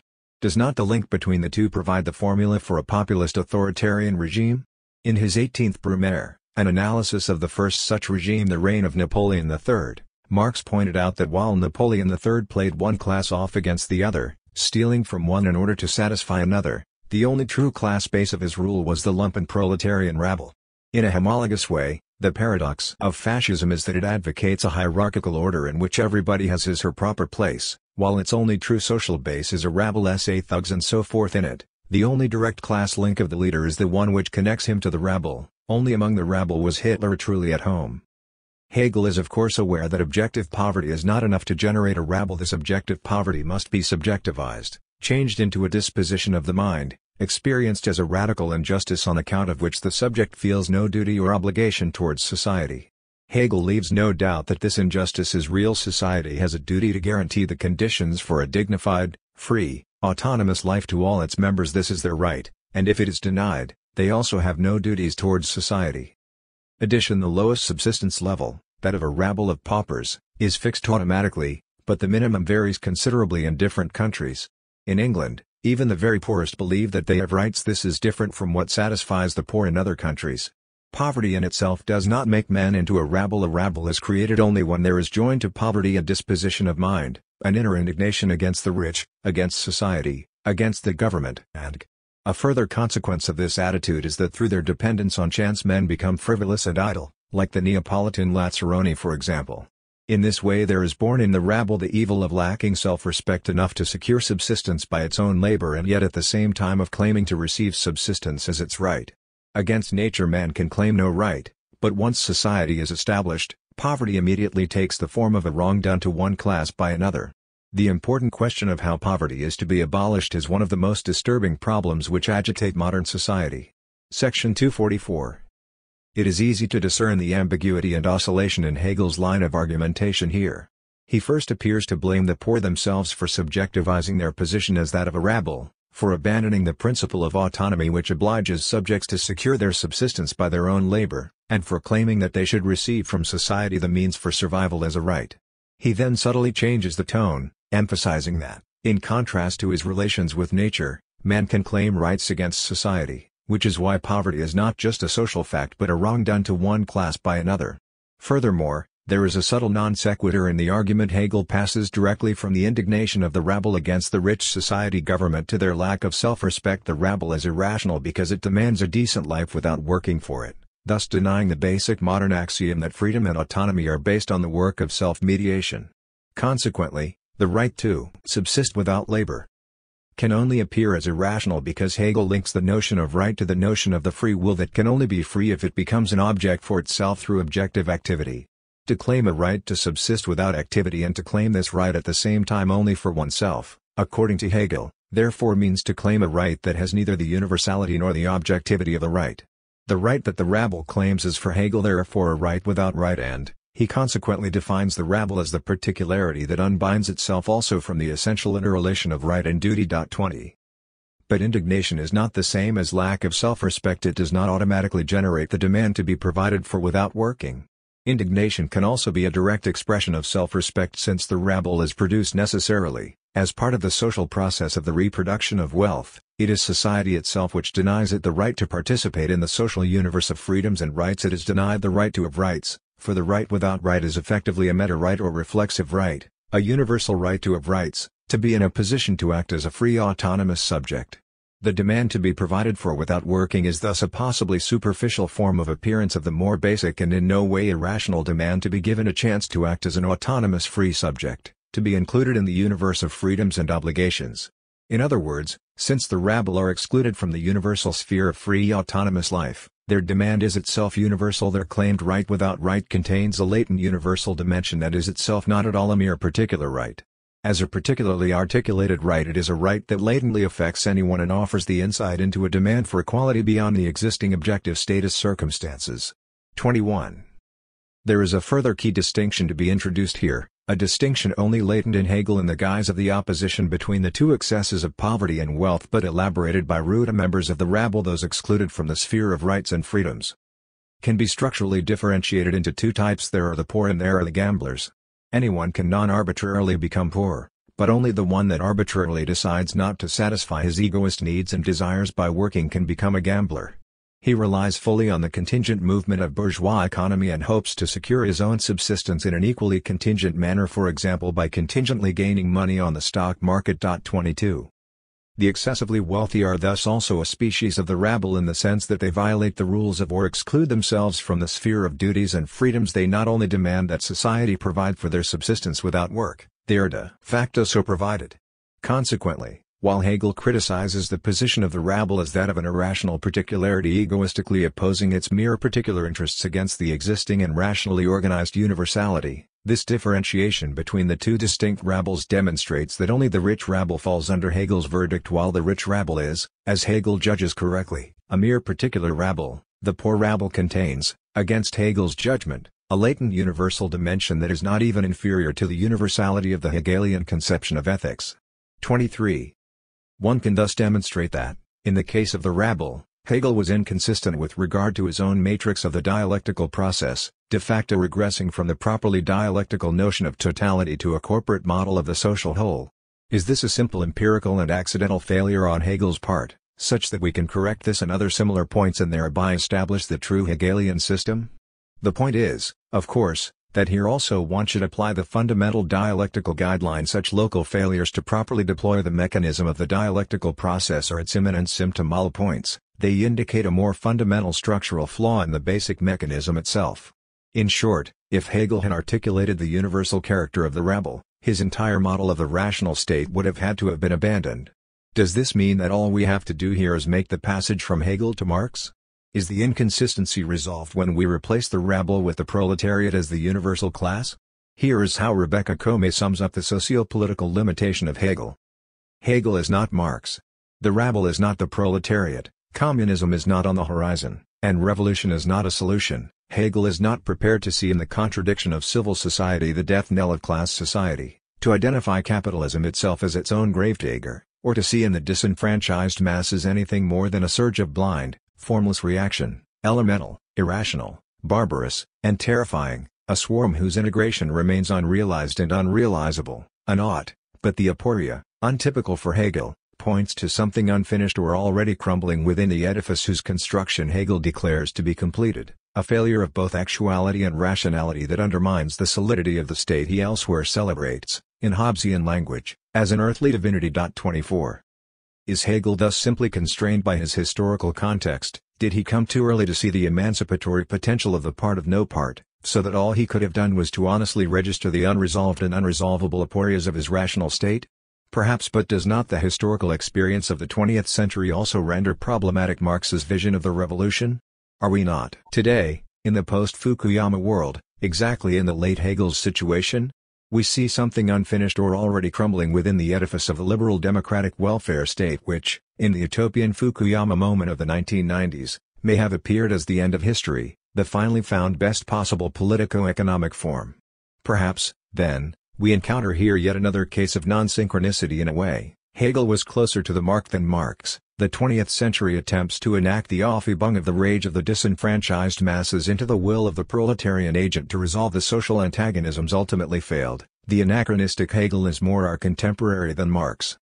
We can also see how wrong Althusser was when, in his crude opposition between overdetermined structure and the Hegelian totality, he reduced the latter to a simple synchronicity that he called expressive totality. For Althusser's Hegel, every historical epoch is dominated by one spiritual principle which expresses itself in all social spheres.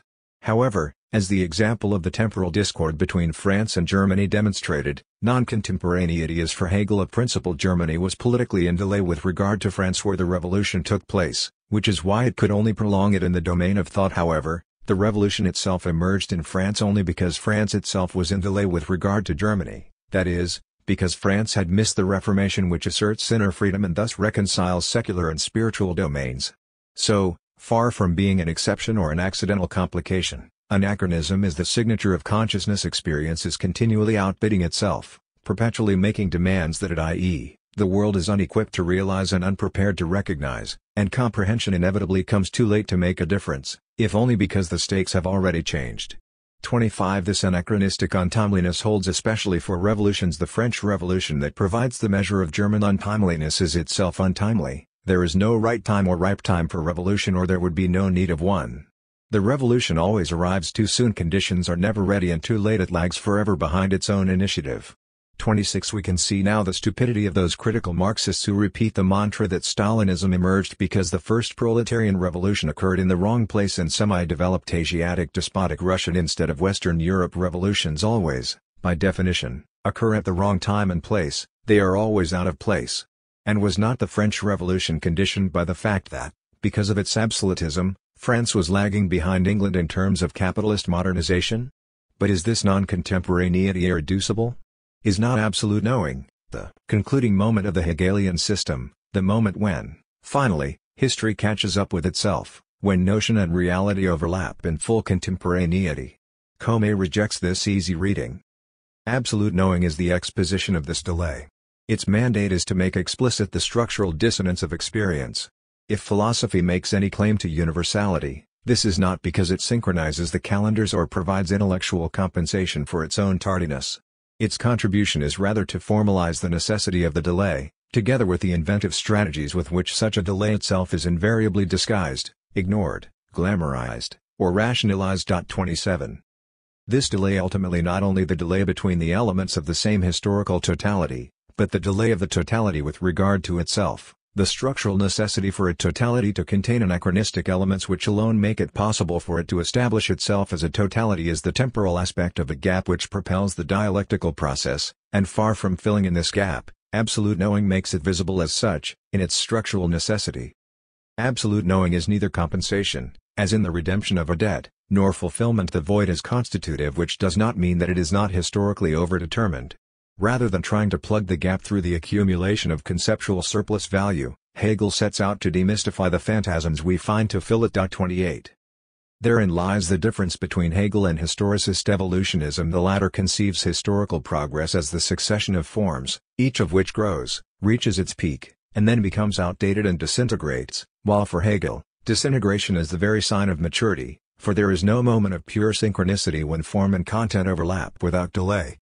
Perhaps we should conceive the European Trinity itself as a Borromean knot of anachronisms, the model-like excellence of each nation. British political economy, French politics, German philosophy is grounded in an anachronistic delay in other domains. The excellence of German thought is the paradoxical result of its politico-economic backwardness. The French Revolution was grounded in the delay of capitalism due to French state absolutism, and so on.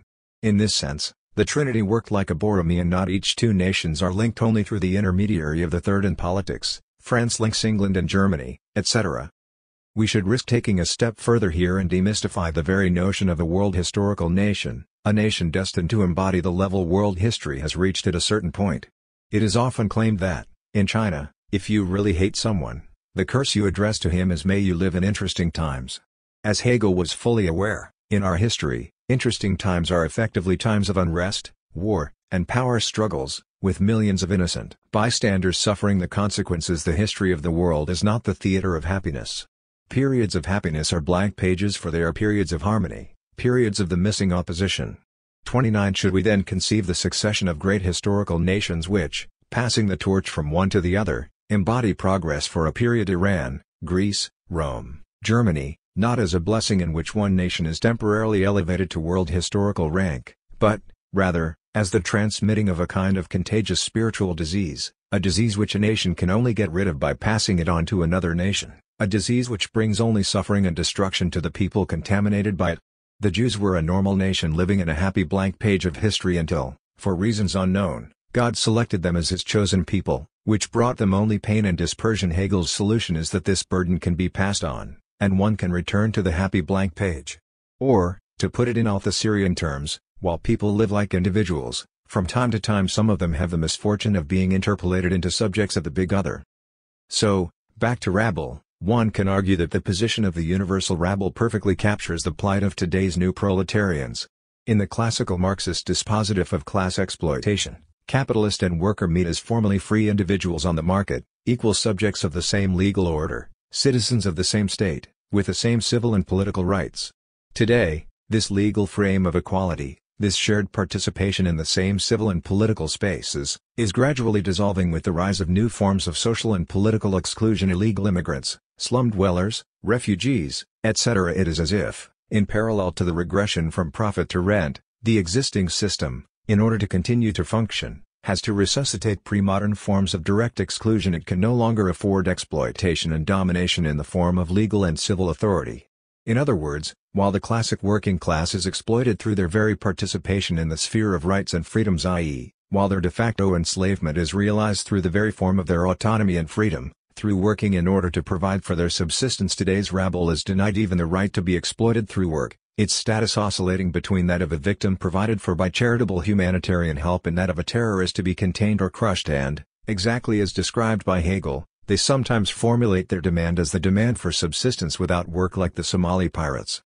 We should bring together here, as aspects of the same limitation, the two topics on which Hegel fails by his own standards: the rabble and sex.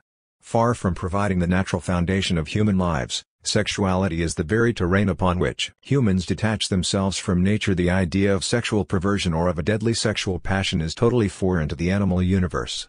Here, Hegel himself falls short of his own standards. He only describes how, through culture, the natural substance of sexuality is cultivated, sublated, mediated. We humans no longer just make love for procreation, we enter into a complex process of seduction and marriage in which sexuality becomes an expression of the spiritual bond between a man and a woman, and so on. However, what Hegel misses is how, in humans, sexuality is not only transformed or civilized, but, much more radically, changed in its very substance. It is no longer the instinctual drive to reproduce, but a drive that finds itself thwarted in relation to its natural goal, reproduction, and thereby explodes into an infinite, properly metaphysical, passion. The becoming cultural of sexuality is thus not the becoming cultural of nature, but the attempt to domesticate a properly unnatural excess of the metaphysical sexual passion. This excess of negativity discernible in sex and apropos the rabble is the very dimension of unruliness identified by Kant as the violent freedom on account of which man, in contrast to animals, needs a master. So it is not just that sexuality is the animal substance which is then sublated into civilized modes and rituals, gentrified, disciplined, etc. The excess of sexuality itself, sexuality as the unconditional passion which threatens to explode all civilized constraints, is the result of culture. In terms of Wagner's Tristan, civilization is not only the universe of the day, of the rituals and honors that bind us, but the night itself, the infinite passion in which the two lovers want to dissolve their ordinary daily existence. Animals know no such passion. In this way, civilization culture retroactively posits, transforms its own natural presupposition, retroactively denaturalizes nature itself. This is what Freud called the id, libido. This is how, here also, in fighting its natural obstacle, its opposed natural substance, spirit fights itself, its own essence. Elizabeth Lloyd suggests that the female orgasm has no positive evolutionary function. It is not a biological adaptation with evolutionary advantages, but an appendix, like male nipples. 30 In the embryonic stage of growth, male and female both have the same anatomical structure for the first 2 months, before the differences set in. The female acquires the ability to orgasm only because the male will later need it, just like the male acquires nipples only because the female will later need them. All the standard explanations, like the uterine upsucthesis, the orgasm causes contractions that suck up sperm and thus aid conception, are false. While sexual pleasure and even the clitoris are adaptive, the orgasm is not. The fact that this thesis provoked a furor among feminists is in itself proof of the decline of our intellectual standards, as if the very superfluity of the feminine orgasm does not make it all the more spiritual. Let us not forget that, according to some evolutionists, language itself is a byproduct with no clear evolutionary function. One should be attentive not to miss the properly dialectical reversal of substance at work here, the moment when the immediate substantial natural starting point is not only acted upon, transformed, mediated, cultivated, but changed in its very substance. We not only work upon and thus transform nature in a gesture of retroactive reversal, nature itself radically changes its nature. 31. This is why Catholics who insist that only sex for procreation is human, while coupling out of lust is bestial, totally miss the point, and end up celebrating the animality of men. Why is Christianity opposed to sexuality, accepting it as a necessary evil only if it serves its natural purpose of procreation? Not because in sexuality our lower nature explodes, but precisely because sexuality competes with pure spirituality as the primordial metaphysical activity. The Freudian hypothesis is that the passage from animal instincts of mating to sexuality proper to drives as the primordial step from the physical realm of biological animal life to metaphysics, to eternity and immortality, to a level which is heterogeneous with regard to the biological cycle of generation and corruption. 32 Plato was already aware of this when he wrote about eros, the erotic attachment to a beautiful body, as the first step on the way towards the supreme good. Perceptive Christians like Simone Weil discerned in sexual longing a striving for the absolute. Human sexuality is characterized by the impossibility of reaching its goal, and this constitutive impossibility eternalizes it, as is the case in the myths about great lovers whose love persists beyond life and death. Christianity conceives this properly metaphysical excess of sexuality as a disturbance to be erased. So it is paradoxically Christianity itself, especially Catholicism, which wants to get rid of its competitor by reducing sexuality to its animal function of procreation. Christianity wants to normalize sexuality, spiritualizing it from without imposing on it the external envelope of spirituality. Sex must take place in a loving relationship and with respect for one's partner and so on, and thereby obliterating its immanent spiritual dimension, the dimension of unconditional passion. Even Hegel succumbs to this mistake when he sees the properly human spiritual dimension of sexuality only in its cultivated or mediated form, ignoring how this mediation retroactively transubstantiates or eternalizes the very object of its mediation. In all these cases, the aim is to get rid of the uncanny double of spirituality, of a spirituality in its obscene libidinal form, of the excess which absolutizes the instinct itself into the eternal drive. The limitation of Hegel's notion of sexuality is clearly discernible in his theory of marriage from his philosophy of right, which nonetheless deserves a close reading. Beneath the surface of the standard bourgeois notion of marriage lurk many unsettling implications. While a subject enters marriage voluntarily, surrendering his or her autonomy by way of immersion into the immediate or substantial unity of the family which functions with regard to its outside as one person, the function of the family is the exact opposite of such a substantial unity. It is to educate those born into it to abandon their parental family and pursue their path independently of it. The first lesson of marriage is thus that the ultimate goal of every substantial ethical unity is to dissolve itself by giving rise to individuals who will assert their full autonomy against the substantial unity which gave birth to them. This surrender of autonomous individuality is the reason Hegel opposes those, including Kant, who insist on the contractual nature of marriage. Though marriage begins in contract, it is precisely a contract to transcend the standpoint of contract, the standpoint from which persons are regarded in their individuality as self-subsistent units. The identification of personalities, whereby the family becomes one person and its members become its accidents, though substance is in essence the relation of its accidents to itself, is the ethical mind. Section 163. It is clear in what sense, for Hegel, marriage is a contract to transcend the standpoint of contract. A contract is a deal between two or more autonomous individuals, each of whom retains their abstract freedom, as is the case in the exchange of commodities, while marriage is a weird contract by which the two concerned parties oblige themselves precisely to abandon or surrender their abstract freedom and autonomy and to subordinate it to a higher organic ethical unity. 33.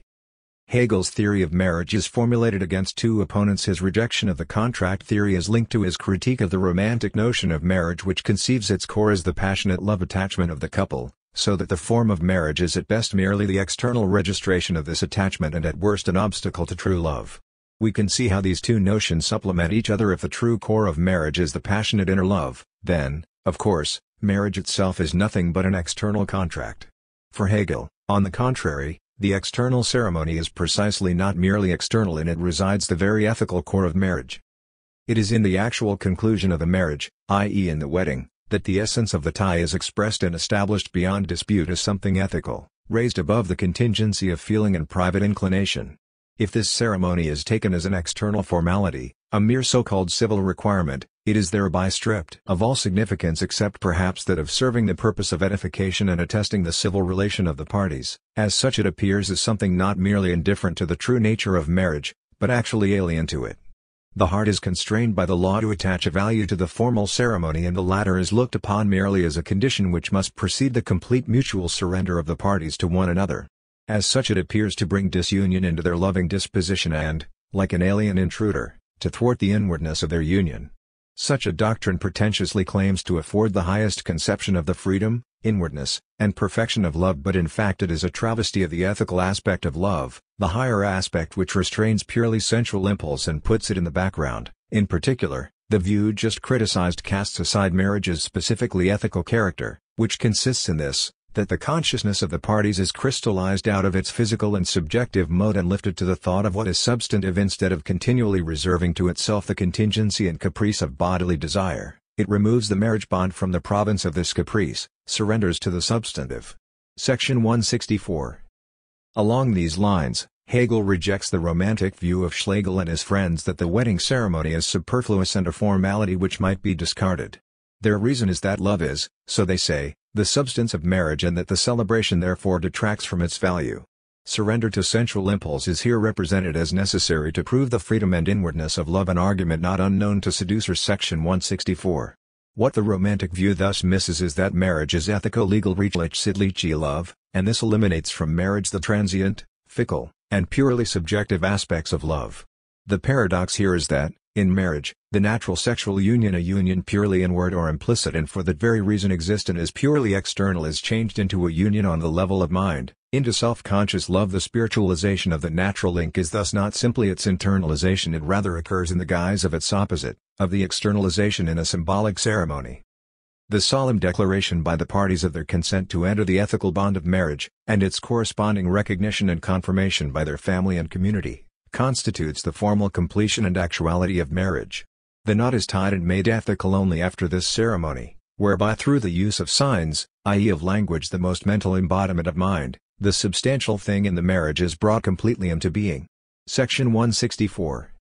Here Hegel foregrounds the performative function of the marriage ceremony, even if it appears to the love partners as mere bureaucratic formalism. It enacts the inscription of their sexual link into the big other, an inscription which radically changes the subjective position of the concerned parties. This explains the well-known fact that married people are often more attached to their spouses than may appear to be the case, including to themselves. A man may have secret affairs, may even dream about leaving his wife, but anxiety prevents him from doing so when the chance presents itself. In short, we are ready to cheat on our spouses on condition that the big other does not know it, register it. The last quoted sentence is very precise here. The knot is tied and made ethical only after this ceremony, whereby through the use of signs, i.e. of language, the most mental embodiment of mind, the substantial thing in the marriage is brought completely into being. The passage from a natural link to spiritual self-consciousness has nothing to do with inner awareness and everything to do with the external bureaucratic registration, a ritual whose true scope may be unknown to its participants, who may think they are just performing an external formality. The key feature of marriage is not sexual attachment, but the free consent of the persons, to make themselves one person, to renounce their natural and individual personality to this unity of one with the other. From this point of view, their union is a self-restriction, but in fact it is their liberation, because in it they attain their substantive self-consciousness. Section 162. In short, true freedom is the liberation from pathological attachments to particular objects determined by caprice and contingency. But Hegel here goes to the end, right up to the dialectical reversal of necessity into contingency. To overcome contingency does not mean to arrange a marriage on the basis of a careful examination of the future partner's mental and physical qualities as in Plato. It is rather that, in marriage, the partner is contingent, and this contingency should be assumed as necessary. So when Hegel deals with the two extremes of prearranged marriages and marriages based on attraction and love, on ethical grounds he prefers the first one. At one extreme, the marriage is arranged by the contrivance of benevolent parents. The appointed end of the parties is a union of mutual love. Their inclination to marry arises from the fact that each grows acquainted with the other from the first as a destined partner. At the other extreme, it is the inclination of the parties which comes first, appearing in them as these two infinitely particularized individuals. The more ethical way to matrimony may be taken to be the former extreme or any way at all whereby the decision to marry comes first and the inclination to do so follows, so that in the actual wedding both decision and inclination coalesce. Section 162. The beginning of the last sentence is worth rereading. The more ethical way to matrimony may be taken to be the former extreme or any way at all whereby the decision to marry comes first and the inclination to do so follows. In other words, the prearranged marriage is more ethical not because the benevolent elder relatives can see further and are in a better position than the young couple, blinded by their passions, to judge if they have the qualities needed to make for a happy shared life. What makes it more ethical is that, in this case, the contingency of the partner is directly and openly assumed. I am simply informed that I am expected to freely choose as a lifelong partner an unknown person imposed on me by others. This freedom to choose what is necessary is more spiritual because physical love and emotional ties come as secondary. They follow the abyssal decision to marry. Two consequences follow from this paradox. Not only is the surrender of abstract freedom in marriage a double surrender. I not only surrender my abstract freedom by agreeing to immerse myself in the family unity. This surrender itself is only formally free, since the partner to whom I surrender my abstract freedom is de facto chosen by others. Furthermore, the surrender of my abstract freedom is not the only surrender implied by the act of marriage. Let us read carefully the following passage. The distinction between marriage and concubinage is that the latter is chiefly a matter of satisfying natural desire, while this satisfaction is made secondary in the former. The ethical aspect of marriage consists in the parties' consciousness of this unity as their substantive aim, and so in their love, trust, and common sharing of their entire existence as individuals. When the parties are in this frame of mind and their union is actual, their physical passion sinks to the level of a physical moment, destined to vanish in its very satisfaction. On the other hand, the spiritual bond of union secures its rights as the substance of marriage and thus rises, inherently indissoluble, to a plane above the contingency of passion and the transience of particular caprice. Section 163. So what do we surrender in marriage? 34 Insofar as, in marriage, pathological attraction and lust are sublated into a symbolic link and thus subordinated to spirit, the consequence is a kind of desublimation of the partner. The implicit presupposition or, rather, injunction of the standard ideology of marriage is that, precisely, there should be no love in it. The true Pascalian formula of marriage is therefore not you don't love your partner? Then marry him or her, embrace the rituals of a shared life, and love will emerge by itself. But, on the contrary, are you too much in love with somebody? Then get married, ritualize your relationship in order to cure yourself of the excessive passionate attachment, to replace it with boring daily customs. And if you cannot resist passion's temptation, there are always extramarital affairs. Marriage is thus a means of renormalization which cures us of the violence of falling in love. In Basque, the term for falling in love is metamindu, which, literally translated, means to be injured by love. In other words, what is sacrificed in marriage is the object. The lesson of marriage is that of Mozart's Così fan tutte, the replaceable object. What makes Così the most perplexing, traumatic even, among Mozart's operas is the very ridiculousness of its content. It is almost impossible to suspend our disbelief and accept the premise that the two women do not recognize their own lovers in the Albanian officers. No wonder, then, that throughout the 19th century the opera was performed in an amended version in order to render the story credible. There were three main types of amendment, which fit perfectly the main modes of the Freudian negation of a certain traumatic content. 1. The staging implied that the two women knew all along the true identity of the Albanian officers. They just pretended not to know in order to teach their lovers a lesson. 2. The couples reunited at the end are not the same couples as at the beginning. They change places diagonally, so that, through the confusion of identities, the true, natural love links are established. 3. Most radically, only the music was used, with a wholly new libretto telling a totally different story. Edward Said drew attention to Mozart's letters to his wife Constanza from September 30, 1790, that is, at the time he was composing Così. After expressing his pleasure at the prospect of meeting her again soon, he goes on: if the people were to be able to see into my heart, I would have to be almost ashamed of myself. At this point, as Said perceptively notes, one would have expected the confession of some dirty private secret sexual fantasies about what he will do to his wife when they will finally meet, etc. However, the letter goes on: everything is cold to me, cold like ice. 35. It is here that Mozart enters the uncanny domain of Cantavecchiade, the domain in which sexuality loses its passionate, intense character and turns into its opposite, a mechanical exercise in pleasure executed with a cold distance, like the Kantian ethical subject doing his duty without any pathological commitment. Is not this the underlying vision of Così, a universe in which subjects are determined not by their passionate engagements, but by a blind mechanism that regulates their passions? What compels us to bring cozy close to the domain of Kant of Ekshade is its very insistence on the universal dimension already indicated by its title. They are all acting like this, all determined by the same blind mechanism. In short, Alfonso, the philosopher who organizes and manipulates the game of changed identities in cozy, is a version of the figure of the Sadean pedagogue educating his young disciples in the art of debauchery. It is thus oversimplified and inadequate to conceive this coldness as that of instrumental reason. The traumatic core of cozy lies in its radical mechanical materialism. In the Pascalian sense alluded to above, Pascal advised non-believers to act as if you believe, kneel down, follow the ritual, and belief will come by itself. Cozy applies the same logic to love. Far from being external expressions of an inner feeling, love rituals and gestures are what generate love itself. So act as if you are in love, follow the procedures, and love will emerge by itself. Moralists who condemn cozy for its alleged frivolity thus totally miss the point. Cozy is an ethical opera in the strict Kierkegaardian sense of the ethical stage. The ethical stage is defined by the sacrifice of the immediate consumption of life, of our yielding to the fleeting moment, in the name of some higher universal norm.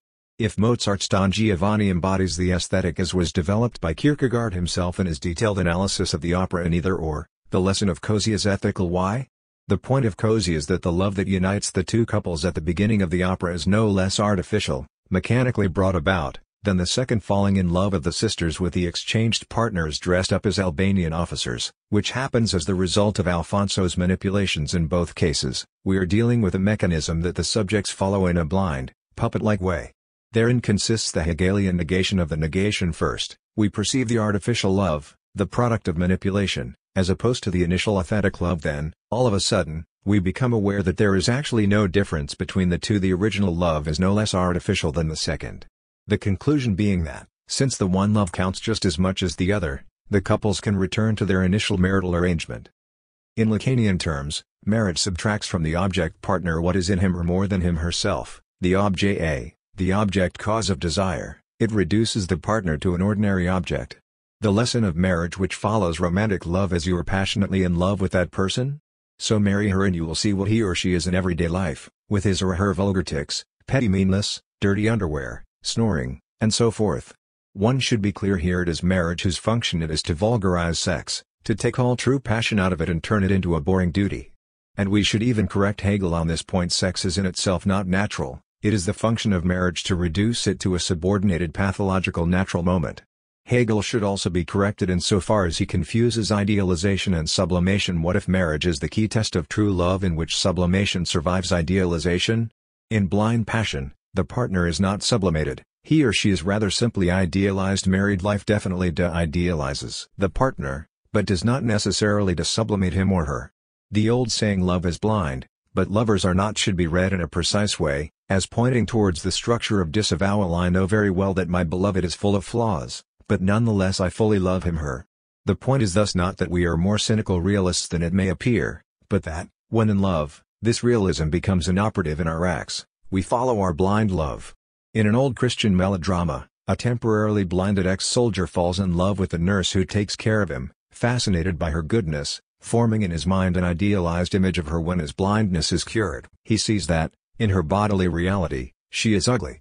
Aware that his love would not survive extended contact with this reality, and that the inner beauty of her good soul has a higher value than her external appearance, he intentionally blinds himself by looking into the sun for too long, so that his love for the woman will survive. If there ever was a false celebration of love, this is it. In true love, there is no need for an idealization of its object, no need to ignore the object's discordant features. The ex-soldier would be able to see the beauty shining through the nurse's ugliness itself. It is easy to see the parallel between the rabble and sex here. Hegel does not recognize in the rabble rather than the state bureaucracy the universal class. Likewise, he does not recognize in sexual passion the excess which is neither culture nor nature. Although the logic is different in each case apropos the rabble, Hegel overlooks the universal dimension of the excessive discordant element apropos sex. He overlooks the excess as such, the undermining of the opposition nature-culture. The two failures are linked, since excess is the side of universality. The way universality as such inscribes itself into the order of its particular content. The underlying problem is the following: the standard Hegelian scheme of death negativity as the subordinate or mediating moment of life can only be sustained if we remain within the category of life whose dialectic is that of the self-mediating substance returning to itself from its otherness. The moment we effectively pass from substance to subject, From life principle to death principle, there is no encompassing synthesis. Death in its abstract negativity forever remains as a threat, an excess which cannot be economized. In social life, this means that Kant's universal peace is a vain hope, that war forever remains a threat to organized state life, and, in individual subjective life, that madness always lurks as a possibility.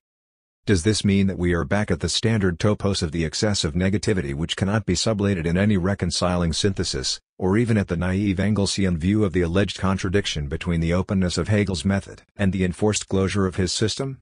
There are indications which point in this direction, as has been noted by many commentators. Hegel's conservative political writings of his last years, such as his critique of the English Reform Bill, betray a fear of any further development which will assert the abstract freedom of civil society at the expense of the state's organic unity and thereby open the way to more revolutionary violence. 36 Why did Hegel step back here? Why did he not dare to follow his basic dialectical rule, courageously embracing abstract negativity as the sole path to a higher stage of freedom? Hegel may appear to celebrate the prosaic character of life in a well-organized modern state, where heroic disturbances are overcome in the tranquility of private rights and the security of the satisfaction of needs. Private property is guaranteed, sexuality is restricted to marriage, the future is safe. In this organic order, universality and particular interests appear reconciled. The infinite right of subjective singularity is given its due. Individuals no longer experience the objective state order as a foreign power intruding on their rights. They recognize in it the substance and frame of their very freedom. Lebrun here poses the fateful question: can the sentiment of the universal be dissociated from this appeasement? 37 Against Lebrun, our answer should be yes, and this is why war is necessary. In war, universality reasserts its right over and against the concrete organic appeasement in prosaic social life. Is not the necessity of war thus the ultimate proof that, for Hegel, every social reconciliation is doomed to fail? That no organic social order can effectively contain the force of abstract universal negativity? This is why social life is condemned to the spurious infinity of an eternal oscillation between stable civic life and wartime perturbation. The notion of tarrying with the negative acquires here a more radical meaning, not just to pass through the negative but to persist in it. This necessity of war should be linked to its opposite, the necessity of a rebellion which shakes the power edifice from its complacency, making it aware of both its dependence on popular support and of its a priori tendency to alienate itself from its roots. Or, as Jefferson famously wrote, a little rebellion now and then is a good thing. It is a medicine necessary for the sound health of government. God forbid that we should ever be 20 years without such a rebellion. The tree of liberty must be refreshed from time to time with the blood of patriots and tyrants. It is its natural manure. 38 In both cases, war and rebellion, a terroristic potential is unleashed in the first. It is the state that unleashes absolute negativity to shatter individual subjects out of their particular complacency. In the second, it is the people themselves who remind the state power of the terroristic dimension of democracy by shattering all particular state structures. The beauty of the Jacobins is that, in their terror, they brought these two opposed dimensions together. The terror was simultaneously the terror of the state against individuals and the terror of the people against particular state institutions or functionaries who excessively identified with their institutional positions. The objection to Danton was simply that he wanted to rise above others. Needless to say, in a properly Hegelian way, the two opposed dimensions are to be identified, that is, the negativity of state power against individuals sooner or later inexorably turns against the individuals who exercise the state power itself. Apropos war, Hegel is thus again not fully consistent with regard to his own theoretical premises. To be consistent, he would have had to accomplish the Jeffersonian move, the obvious dialectical passage from external war between states to internal war revolution, rebellion against state power as a sporadic explosion of negativity which rejuvenates the edifice of power. This is why, in reading the infamous paragraphs 322 to 324 of Hegel's Philosophy of Right, where Hegel justifies the ethical necessity of war, one should be very careful to note the link between his argumentation here and his basic propositions on the self-relating negativity that constitutes the very core of a free autonomous individual. Here Hegel simply applies this basic self-relating negativity constitutive of a free subjectivity to relations between states. Section 322 Individuality is awareness of one's existence as a unit in sharp distinction from others. It manifests itself here in the state as a relation to other states, each of which is autonomous vis-à-vis the others. This autonomy embodies mind's actual awareness of itself as a unit, and hence it is the most fundamental freedom which a people possesses as well as its highest dignity. Section 323 This negative relation of the state to itself is embodied in the world as the relation of one state to another and as if the negative were something external. In the world of existence, therefore, This negative relation has the shape of a happening and an entanglement with chance events coming from without. But in fact this negative relation is that moment in the state which is most supremely its own. The state's actual infinity is the ideality of everything finite within it. It is the moment wherein the substance of the state, i.e. its absolute power against everything individual and particular, against life, property, and their rights, even against societies and associations, makes the nullity of these finite things an accomplished fact and brings it home to consciousness. An entirely distorted account of the demand for this sacrifice results from regarding the state as a mere civil society and from regarding its final end as only the security of individual life and property. This security cannot possibly be obtained by the sacrifice of what is to be secured. On the contrary, war is not to be regarded as an absolute evil and as a purely external accident, which itself therefore has some accidental cause, be it injustices, the passions of nations or the holders of power, or in short, something or other which ought not to be. It is to what is by nature accidental that accidents happen, and the fate whereby they happen is thus a necessity. Here as elsewhere, the point of view from which things seem pure accidents vanishes if we look at them in the light of the concept and philosophy, because philosophy knows accident for a show and sees in it its essence, necessity. It is necessary that the finite property in life should be definitely established as accidental, because accidentality is the concept of the finite. From one point of view this necessity appears in the form of the power of nature, and everything is mortal and transient. But in the ethical substance, the state, nature is robbed of this power, and the necessity is exalted to be the work of freedom, to be something ethical. The transience of the finite becomes a willed passing away, and the negativity lying at the roots of the finite becomes the substantive individuality proper to the ethical substance. In peace civil life continually expands, all its departments wall themselves in, and in the long run men stagnate. Their idiosyncrasies become continually more fixed and ossified. But for health the unity of the body is required, and if its parts harden themselves into exclusiveness, that is death. Perpetual peace is often advocated as an ideal towards which humanity should strive. With that end in view, Kant proposed a league of monarchs to adjust differences between states, and the Holy Alliance was meant to be a league of much the same kind. But the state is an individual, and individuality essentially implies negation. Hence even if a number of states make themselves into a family, this group as an individual must engender an opposite and create an enemy. As a result of war, nations are strengthened, but peoples involved in civil strife also acquire peace at home through making wars abroad. To be sure, war produces insecurity of property, but this insecurity of things is nothing but their transience which is inevitable. We hear plenty of sermons from the pulpit about the insecurity, vanity, and instability of temporal things, but everyone thinks, however much he is moved by what he hears, that he at least will be able to retain his own. But if this insecurity now comes on the scene in the form of hussars with shining sabers and they actualize in real earnest what the preachers have said, then the moving and edifying discourses which foretold all these events turn into curses against the invader. The function of what Hegel conceptualizes as the necessity of war is precisely the repeated untying of organic social links.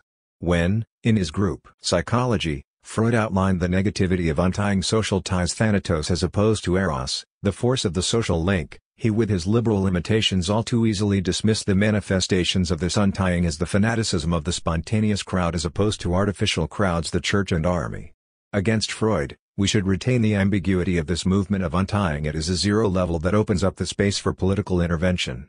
In other words, this untying is the pre-political condition of politics, and, with regard to it, every political intervention proper already goes one step too far, committing itself to a new project or master signifier. Point 39 today, this apparently abstract topic is relevant once again. The untying energy is largely monopolized by the new right, the Tea Party movement in the U.S., where the Republican Party is increasingly split between order and its untying.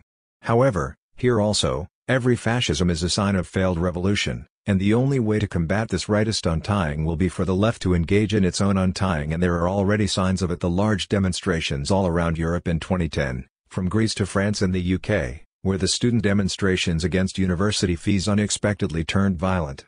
In asserting the threat of abstract negativity to the existing order as a permanent feature which can never be aufgehoben, Hegel is here more materialist than Marx in his theory of war and of madness. He is aware of the repetitive return of the abstract negativity which violently unbinds social links. Marx rebinds violence into the process out of which a new order arises, violence as the midwife of a new society, while in Hegel, the unbinding remains non-sublated. One cannot emphasize enough how these militaristic ruminations are directly grounded in Hegel's fundamental ontological insights and matrices. When Hegel writes that the state's negative relation to itself, its self-assertion as an autonomous agent whose freedom is demonstrated through its readiness to distance itself from all its particular content, is embodied in the world as the relation of one state to another and as if the negative were something external, he evokes a precise dialectical figure of the unity of contingency and necessity, the coincidence of external contingent opposition and immanent necessary self-negativity. One's own innermost essence, the negative relation to oneself, has to appear as a contingent external obstacle or intrusion. This is why, for Hegel, the truth of the external contingent opposition is the necessity of negative self-relating. And this direct coincidence of the opposites, this direct overlapping or short-circuit between extreme internality, the innermost autonomy of the self, and the extreme externality of an accidental encounter, cannot be overcome. The two poles cannot be mediated into a stable complex unity. This is why Hegel surprisingly evokes the solemn cycles of history, making it clear that there is no final Aufhebung here. The entire complex edifice of the particular forms of social life has to be put at risk again and again, a reminder that the social edifice is a fragile virtual entity which can disintegrate at any moment, not because of contingent external threats, but because of its innermost essence. This regenerating passage through radical negativity can never be sublated in a stable social edifice, a proof, if one is needed, of Hegel's ultimate materialism. That is to say, the persistent threat that radical self-relating negativity will threaten and ultimately dissolve any organic social structure points towards the finite status of all such structures. Their status is virtual ideal, lacking any ultimate ontological guarantee, always exposed to the danger of disintegration when, triggered by an accidental external intrusion, their grounding negativity explodes. The identity of opposites here does not mean that, in an idealist way, the inner spirit generates external obstacles which appear as accidental. External accidents which cause wars are genuinely accidental. The point is that, as such, they echo the innermost negativity that is the core of subjectivity. Chapter 7. The Limits of Hegel. A list. Let us jump in medias res and confront the question head-on. Can Hegel think the notion which, according to Lacan, condenses all the paradoxes of the Freudian field, the notion of the non-all? If we take Hegel as the ridiculous textbook figure of an absolute idealist who, under the headline "The whole is the true," claims to integrate the entire wealth of the universe into the totality of rational self-mediation, then the answer is, of course, a resounding no. If, however, we take into account the true nature of the Hegelian totality, that it designates a whole plus all its symptoms, the excesses which do not fit into its frame, antagonisms which ruin its consistency, and so on, then the answer becomes more blurred. Here is an improvised list of what Hegel cannot think, a series of concepts mostly elaborated by psychoanalysis and Marxism: repetition, the unconscious, overdetermination, objet mathem, letter science and mathematics, la langue, antagonism, parallax, class struggle, sexual difference. 1. Upon a closer look, however, it becomes clear that one should be very precise about what Hegel cannot do. It is never a question of simple impossibility or inability. There is, in all these cases, a tiny, imperceptible line of separation which compels us to supplement the assertion of impossibility with a qualifying yes. But Hegel does think repetition, but not a pure non-productive one, not a mechanical repetition which just strives for more of the same. His notion of repetition always involves sublation. In other words, through repetition, something is idealized, transformed from an immediate contingent reality to a notional universality. Caesar dies as a person and becomes a universal title, or, at least, through repetition, the necessity of an event is confirmed. Napoleon had to lose twice to get the message that his time was over, that his first defeat was not just an accident. The fact that Hegel misses the excess of purely mechanical repetition in no way implies that he is excessively focused on the new, the progress which takes place through idealizing Aufhebung. On the contrary, bearing in mind that the radically new emerges only through pure repetition, we should say that Hegel's inability to think pure repetition is the obverse of his inability to think the radically new, that is, a new, which is not potentially already in the old and has just to be brought out into the open through the work of dialectical deployment. Hegel does also think the unconscious, but it is the formal unconscious, the transcendental universal form of what I am doing, as opposed to the immediate particular content which is the focus of my attention. To take the most elementary example from the beginning of the phenomenology, when I say now, I mean this particular moment, but what I say is every now, and the truth is in what I say.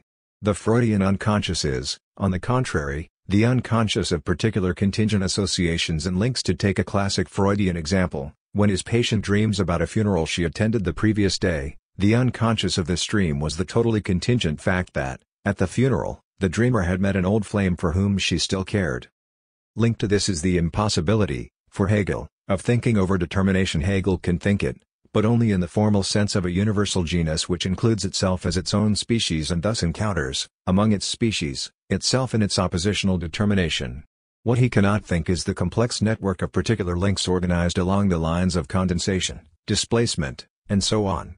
In more general terms, the Hegelian process always deals with radical clear-cut resolutions. What is totally foreign to it is the Freudian logic of pragmatic and opportunistic compromises. Something is rejected, but not quite, since it returns in a ciphered mode it is rationally accepted, but isolated or neutralized in its full symbolic weight, and so on and so forth. We thus get a mad dance of distortions which follow no clear univocal logic, but form a patchwork of improvised connections. Recall the legendary case of the forgetting of the name Signorelli from Freud's The Psychopathology of Everyday Life. Freud could not recall the name of the painter of the Orvieto frescoes and produced as substitutes the names of two other painters, Botticelli and Boltraffio. His analysis of the blockage brings to light the signifying associations which linked Signorelli to Botticelli and Boltraffio. The Italian village of Trafoi was where he received the message informing him of the suicide of one of his patients, who had been struggling with sexual problems. Here, the German word for Mr. Senior is linked to a trip to Herzegovina, where an old Muslim had told Freud that if one can no longer have sex, then there is no reason to go on living.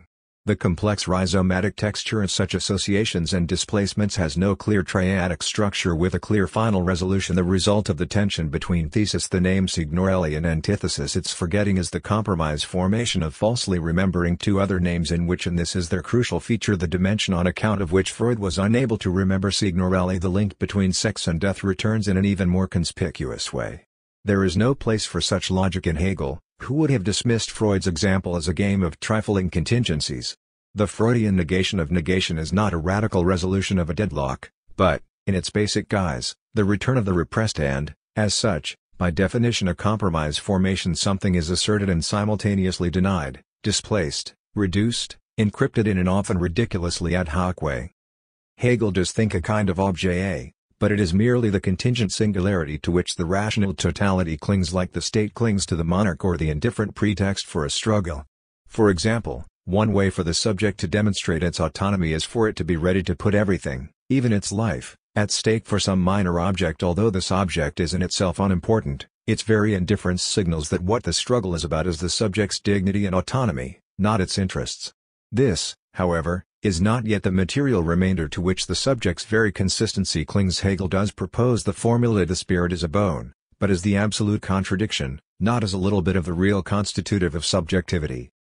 Although one finds in Hegel's texts surprising evocations of jouissance geniessen, not just pleasure, lust for example, geniessen of the believer is for him the true goal of religious rituals, there is no place in his thought for jouissance as the real, as a substance, the only substance recognized by psychoanalysis. Insofar as jouissance is real and truth is symbolic, one should add that, in Hegel's notional space, there is also no place for the gap that separates truth from the real, or, as Lacan put it succinctly, the true or the real. At this level, everything is set up as if these two terms are synonymous. But the unpleasant thing is that they are not. When we are dealing with the real, the true is in divergence. 2. Here as elsewhere, and as is always the case in a properly dialectical misrecognition, what Hegel does not see is not simply some post-Hegelian dimension totally beyond his grasp, but the very Hegelian dimension of the analyzed phenomenon. For example, what Marx demonstrates in Capital is how the self-reproduction of capital obeys the logic of the Hegelian dialectical process of a substance subject which retroactively posits its own presuppositions. Marx designates capital as an automatically active character. An inadequate translation of the German words used by Marx to characterize capital as automatische subject, automatic subject, an oxymoron uniting living subjectivity and dead automatism. This is what capital is: a subject, but an automatic one, not a living one. Can Hegel think this monstrous mixture, a process of subjective self-mediation and retroactive positing of presuppositions which as it were gets caught in a substantial spurious infinity, a subject which itself becomes an alienated substance? Perhaps this same limitation also accounts for Hegel's inadequate understanding of mathematics, his reduction of mathematics to the very model of the abstract spurious infinity. What Hegel was unable to see is how, like the speculative movement of capital in Marx, modern mathematics also displays the same monstrous mixture of the good infinity and the bad infinity of repetition combined with the true infinity of self-relating paradoxes. No modern science can be reduced to mathematical formalism, since it always includes also a minimum of empirical testing and measuring, which introduce the aspect of contingency. No one knows in advance what the measurements will show. This element is missing in mathematics, where the contingency is limited to the selection or positing of the axioms with which the theoretician begins, and all that follows are the rational consequences of those axioms. Even such an abstract science like quantum physics, in which dense positive materiality is dissolved into the pure virtuality of quantum waves, has to expose itself to measurement. Modern science from Galileo to quantum physics is thus characterized by two connected features: mathematization. The statements to be proven are mathematized formulae, and a reliance on measurement which introduces an irreducible element of contingency. Both aspects imply the meaningless real of the silent, infinite universe, the real of mathematized formulae deprived of sense, the real of radical contingency. 3. Is there a place for modern science in Hegel? Is his thought not the last great attempt to sublate empirical formal science into speculative reason? Is not the explosive growth of the natural sciences from the 18th century onwards simply beyond the scope of Hegel's thought? The topic of nature confronts us with yet another problem raised by Hegel's critics. Does not Hegel's deduction of nature clearly posit a limit to this retroactivity? Is not the passage from logic to nature a case of externalization, of the concept positing its otherness?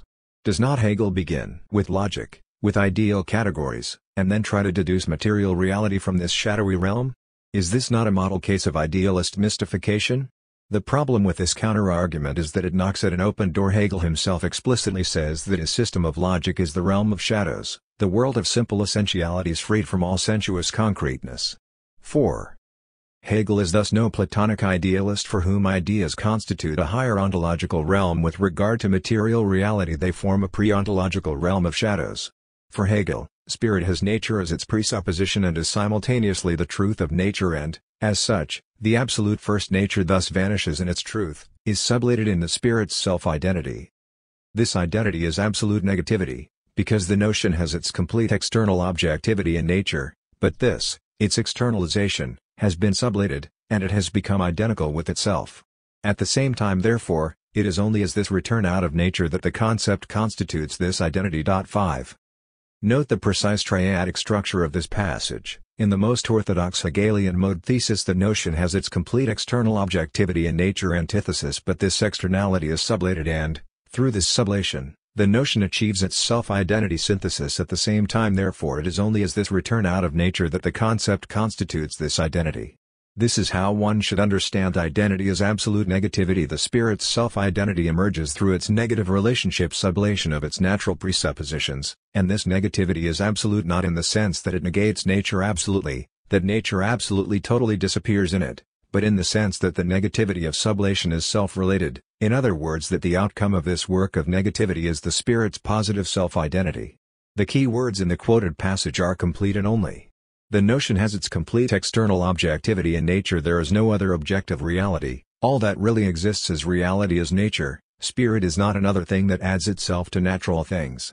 This is why it is only as this return out of nature that the concept constitutes its identity. There is no spirit pre-existing nature which somehow externalizes itself in nature and then reappropriates this alienated natural reality. The thoroughly processual nature of spirit. Spirit is its own becoming. The result of its own activity means that spirit is only, i.e., nothing but its returning to itself from nature. In other words, returning to is fully performative. The movement of the return creates what it is returning to. The passage from nature to freedom can be rendered in terms of a very precise reversal of the dialectical relationship between necessity and contingency. Nature stands for the contingency of necessity in nature. Events occur necessarily, following inexorable laws. However, the very fact of these laws, why such a ratio between velocity and mass and not a different one, is utterly contingent. Things are just like that. There is no why. While freedom stands for the necessity of contingency, freedom is not just blind contingency. An act is not free just because it is contingent, just because I could have decided otherwise. In true freedom, my abyssal contingent decision grounds a new necessity of its own, actualized in the chain of reasons. I acted in such and such a way for that reason. To put it another way, in nature, necessity realizes itself in the form of contingency. Necessity is the underlying law which regulates what appears a chaotic contingent interaction, while in freedom, contingency realizes itself in the form of necessity. My contingent decision is a decision to ground a new necessity, a necessity of a deontological ethical order. Necessity and contingency thus not only dialectically supplement each other, but, in a much more stringent way, free each other into their own essence through the mediation of freedom. Mere blind necessity is best encapsulated in the formula "it is so because it is so, no further questions asked." E equals MC2 because it is so, as if we are dealing with a contingent decision, since all we could add to this brute fact is that it could also be otherwise. Blind natural necessity is thus radically passive in relation to itself. 6. It is, as it were, oppressed by its own imposition, without any space to relate to itself, and, on behalf of this opposition, it coincides with its opposite, with contingency. So how can necessity redeem itself from this contamination by blind contingency and posit itself as true necessity? Hegel's answer is through the mediation of freedom. Necessity does not become freedom by vanishing, but only because its still inner identity is manifested. 7. It is in the sense that freedom is conceived necessity posited as such, conceived in what? In its necessity, precisely in its inner logic that makes it necessary, and not just something that merely is so because it is so. Freedom is thus the very entour, the gap that separates necessity from itself. Conversely, contingency, in its immediacy, as blind natural contingency, also coincides with its opposite, with necessity. That something is contingent ultimately means that it is just so according to blind natural laws. The only way for contingency to get rid of this stain of necessity and posit itself, manifest itself as true contingency, is through the mediation of freedom. It is only here that contingency is a matter of a subject's contingent decision. Contingency is thus not externally opposed to necessity, it is the result of necessity's self-relating. When necessity loses its immediate natural character and reflects itself as such, it acquires freedom which, in its immediate appearance, is contingency. The abyss of it is so because I want it so, because I decided it so. This reflection into itself equals the inscription of the enunciation into the enunciated content, as we saw earlier, when the Hegelian monarch announces "so be it. I want it so." This is not only the moment of the contingent supplement which concludes the chain of necessity, but simultaneously the moment of enunciation with regard to a series of statements through his act. Statements prepared by the state bureaucracy acquire performative power, become actualized. Common sense tells us that every statement has to be enunciated in order to actualize itself, and that the moment and location of its enunciation is contingent. What philosophical reflection adds is the insight into how this contingent moment is not simply external but immanent. The contingent expression of a necessary truth signals the contingency of this necessary truth itself. We should then oppose the Marxist line, from the young Lukács to Kochv, which rejected the dialectics of nature as a mistake. The philosophy of nature is a crucial and immanent part of the Hegelian system. It is also by far the most discredited part of Hegel's philosophy, the permanent butt of jokes, from quoting Hegel's alleged claim that if theory doesn't fit the facts, so much worse for the facts, to the anecdote that he deduced the necessity of 8 planets around the Sun, not knowing that astronomers had already discovered the 9th, Neptune. The irony here is that, a decade or so ago, astronomers recategorized Neptune as a satellite, no longer as a planet. So, in fact, Hegel was right. The standard reproach to Hegel is that he tries to abolish the absolute heterogeneity of the other, its thoroughly contingent character. But there is in Hegel a name for such irreducible contingent otherness: nature. It is irreducible in the sense that, even if it is gradually more and more conceptualized, mediated, it remains there as the irreducibly contingent background for human history. No big fuss for Hegel here. The contingency of nature means, among other things, that there is no guarantee that a meaningless asteroid will not hit the Earth and kill us all. Nature is contingent, there is no secret substantial mind overseeing things to make sure that nothing terrible will happen. When Hegel defines nature, he says not only that it is the otherness of the idea, but that it is the idea itself and its otherness. However, what this idealist turn means is that otherness should be displaced into nature itself. Nature is not only the other of the idea, but other with regard to itself. So, insofar as the idea returns to itself in spirit, one should raise the question: is spirit then also in some mode other with regard to itself? Yes, precisely as what we usually call second nature, spirit petrified in spiritual substance. This is why nature at its zero level is space, not only the otherness of the idea in its otherness, but otherness with regard to itself, a coexistence of points extensively side by side, with no content to it, no difference, the same throughout in its pure extensive indifference. Far from being the mystery of something containing objects, space is literally the most stupid thing there is. And it does not get sublated in the sense that it is no longer their natural objects which sublate space remain spatial objects. Where spatiality is negated is in chemism, magnetism, and then organism, where objects are no longer dead composites of elements parts, where we get an eternal ideal unity which cannot be located at a certain point in space. There is no center of an organism at some point in space. Here, perhaps, Hegel points towards relativity. It has been noted that his critique of Newtonian space foreshadows the Einsteinian critique. If the zero level of nature is space, then natural objects should develop out of space, not be conceived as mysterious chunks of matter that from who knows where enter space. The only thing that can happen to pure space is asymmetry, its becoming dehomogenized, curved. So the idea that matter is the effect of curved space is implied by Hegel's theory of space.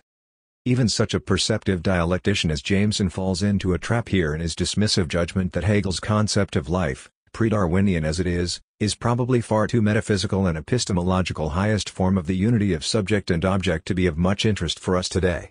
8. What about recent biological theories which focus on self-referentiality, drawing a line between inside and outside as a constitutive feature of the life process, and which often read as verbatim passages from Hegel's nature philosophy?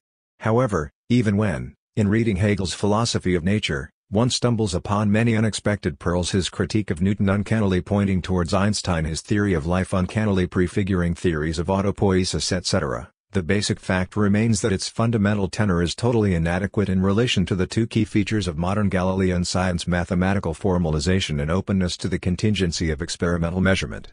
As Popper made abundantly clear, the very core of the modern scientific method lies in its effort to formulate a precise experimental setup capable of falsifying a prior hypothesis, and there is simply no place for such a stance in Hegel. This inability of Hegel to think mathematical formalization is the obverse of his inability to think the overdetermined space of what Lacan called la langue. What happens in late Lacan is the passage from or the splitting of the unity of conceptual thinking into the duality of mathem and la langue. On the one hand, mathematical or logical formulae and schemes, formulae of sexuation, the four discourses, etc. on the other, the explosion of wordplay and other forms of poetic discourse, a move unthinkable for Hegel, who insists on the priority of conceptual thinking. 9. Necessity as self-sublated contingency. What if Kierkegaard's critique of Hegel, which endlessly varies this motif of irreducible contingency, relies on a fatal misunderstanding of Hegel's fundamental insight? The first thing that strikes the eye is that Kierkegaard's critique is based on the thoroughly Hegelian opposition between objective and subjective thought. While objective thought translates everything into results, subjective thought puts everything into process and emits the result, because an existing individual is constantly in process of coming to be. 10. For Kierkegaard, obviously, Hegel represents the ultimate achievement of objective thought. He does not understand history from the point of view of becoming, but with the illusion attached to pastness understands it from the point of view of a finality that excludes all becoming. 11. Here, one should be very careful not to miss Kierkegaard's point. For him, only subjective experience is effectively in becoming, and any notion of objective reality as an open-ended process with no fixed finality still remains within the confines of being. But why, we may ask? Because any objective reality, as processual as it might be, is by definition ontologically fully constituted, present as a positively existing domain of objects and their interactions. Only subjectivity designates a domain which is in itself open, marked by an inherent ontological failure. Whenever a particular existence has been relegated to the past, it is complete, has acquired finality, and is in so far subject to a systematic apprehension. But for whom is it so subject? Anyone who is himself an existing individual cannot gain this finality outside existence, which corresponds to the eternity into which the past has entered. 12. What if, however, Hegel actually does the exact opposite? What if the wager of his dialectic is not to adopt the point of view of finality towards the present, viewing it as if it were already past, but, precisely, to reintroduce the openness of the future into the past, to grasp that which was in its process of becoming, to see the contingent process which generated existing necessity? Is this not why we have to conceive the absolute not only as substance, but also as subject? This is why German idealism already exploded the coordinates of the standard Aristotelian ontology structured around the vector running from possibility to actuality. In contrast to the idea that every possibility strives to fully actualize itself, one should conceive of progress as the movement of restoring the dimension of potentiality to mere actuality, of unearthing, in the very heart of actuality, a secret striving towards potentiality. Recall Walter Benjamin's notion of revolution as redemption through repetition of the past. Apropos the French Revolution, the task of a true Marxist historiography is not to describe the events the way they really were and to explain how these events generated the ideological illusions that accompanied them. The task is rather to unearth the hidden potentiality, the utopian emancipatory potential which was betrayed in the actuality of revolution and in its final outcome, the rise of utilitarian market capitalism.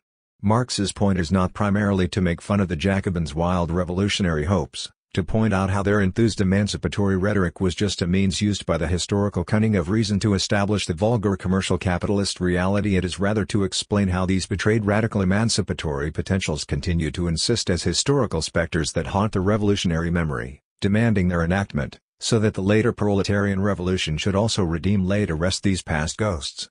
These alternative versions of the past which persist in a spectral form constitute the ontological openness of the historical process, as was again clear to Chesterton. The things that might have been are not even present to the imagination. If somebody says that the world would now be better if Napoleon had never fallen, but had established his imperial dynasty, people have to adjust their minds with a jerk. The very notion is new to them. Yet it would have prevented the Prussian reaction, saved equality and enlightenment without a mortal quarrel with religion, unified Europeans, and perhaps avoided the parliamentary corruption and the fascist and Bolshevist revenges. But in this age of free thinkers, men's minds are not really free to think such a thought. What I complain of is that those who accept the verdict of fate in this way accept it without knowing why.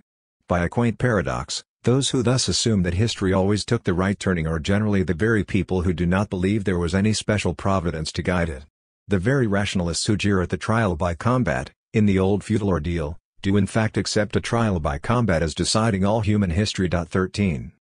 This, however, does not mean that, in a historical repetition in the radical Benjaminian sense, we simply return to the open moment of decision and, this time, make the right choice. The lesson of repetition is rather that our first choice was necessarily the wrong one, and for a very precise reason the right choice is only possible the second time, for only the first choice, in its wrongness, literally creates the conditions for the right choice. The notion that we might have already made the right choice the first time, but just blew the chance by accident, is a retroactive illusion. A reference to Georg Buschname, the very heart of actuality, a secret striving towards potentiality. Recall Walter Benjamin's notion of revolution as redemption through repetition of the past. Apropos the French Revolution, the task of a true Marxist historiography is not to describe the events the way they really were and to explain how these events generated the ideological illusions that accompanied them. The task is rather to unearth the hidden potentiality, the utopian emancipatory potential which was betrayed in the actuality of revolution and in its final outcome the rise of utilitarian market capitalism. Marx's point is not primarily to make fun of the Jacobins' wild revolutionary hopes, to point out how their enthused emancipatory rhetoric was just a means used by the historical cunning of reason to establish the vulgar commercial capitalist reality. It is rather to explain how these betrayed radical emancipatory potentials continue to insist as historical specters that haunt the revolutionary memory, demanding their enactment, so that the later proletarian revolution should also lay to rest these past ghosts. These alternative versions of the past which persist in a spectral form constitute the ontological openness of the historical process, as was again clear to Chesterton. The things that might have been are not even present to the imagination. If somebody says that the world would now be better if Napoleon had never fallen, but had established his imperial dynasty, people have to adjust their minds with a jerk. The very notion is new to them. Yet it would have prevented the Prussian reaction, saved equality and enlightenment without a mortal quarrel with religion, unified Europeans, and perhaps avoided the parliamentary corruption and the fascist and Bolshevist revenges. But in this age of free thinkers, men's minds are not really free to think such a thought. What I complain of is that those who accept the verdict of fate in this way accept it without knowing why. By a quaint paradox, those who thus assume that history always took the right turning are generally the very people who do not believe there was any special providence to guide it. The very rationalists who jeer at the trial by combat, in the old feudal ordeal, do in fact accept a trial by combat as deciding all human history. 13. This, however, does not mean that, in a historical repetition in the radical Benjaminian sense, we simply return to the open moment of decision and, this time, make the right choice. The lesson of repetition is rather that our first choice was necessarily the wrong one, and for a very precise reason the right choice is only possible the second time, for only the first choice, in its wrongness, literally creates the conditions for the right choice. The notion that we might have already made the right choice the first time, but just blew the chance by accident, is a retroactive illusion. A reference to Georg Buschname, reason, this external is not a cause in the process, in other words, this conversion itself sublates the relationship of causality. 16. One should read these lines very closely, not as a simplistic dismissal of external mechanical causality. What does Hegel mean here by conversion?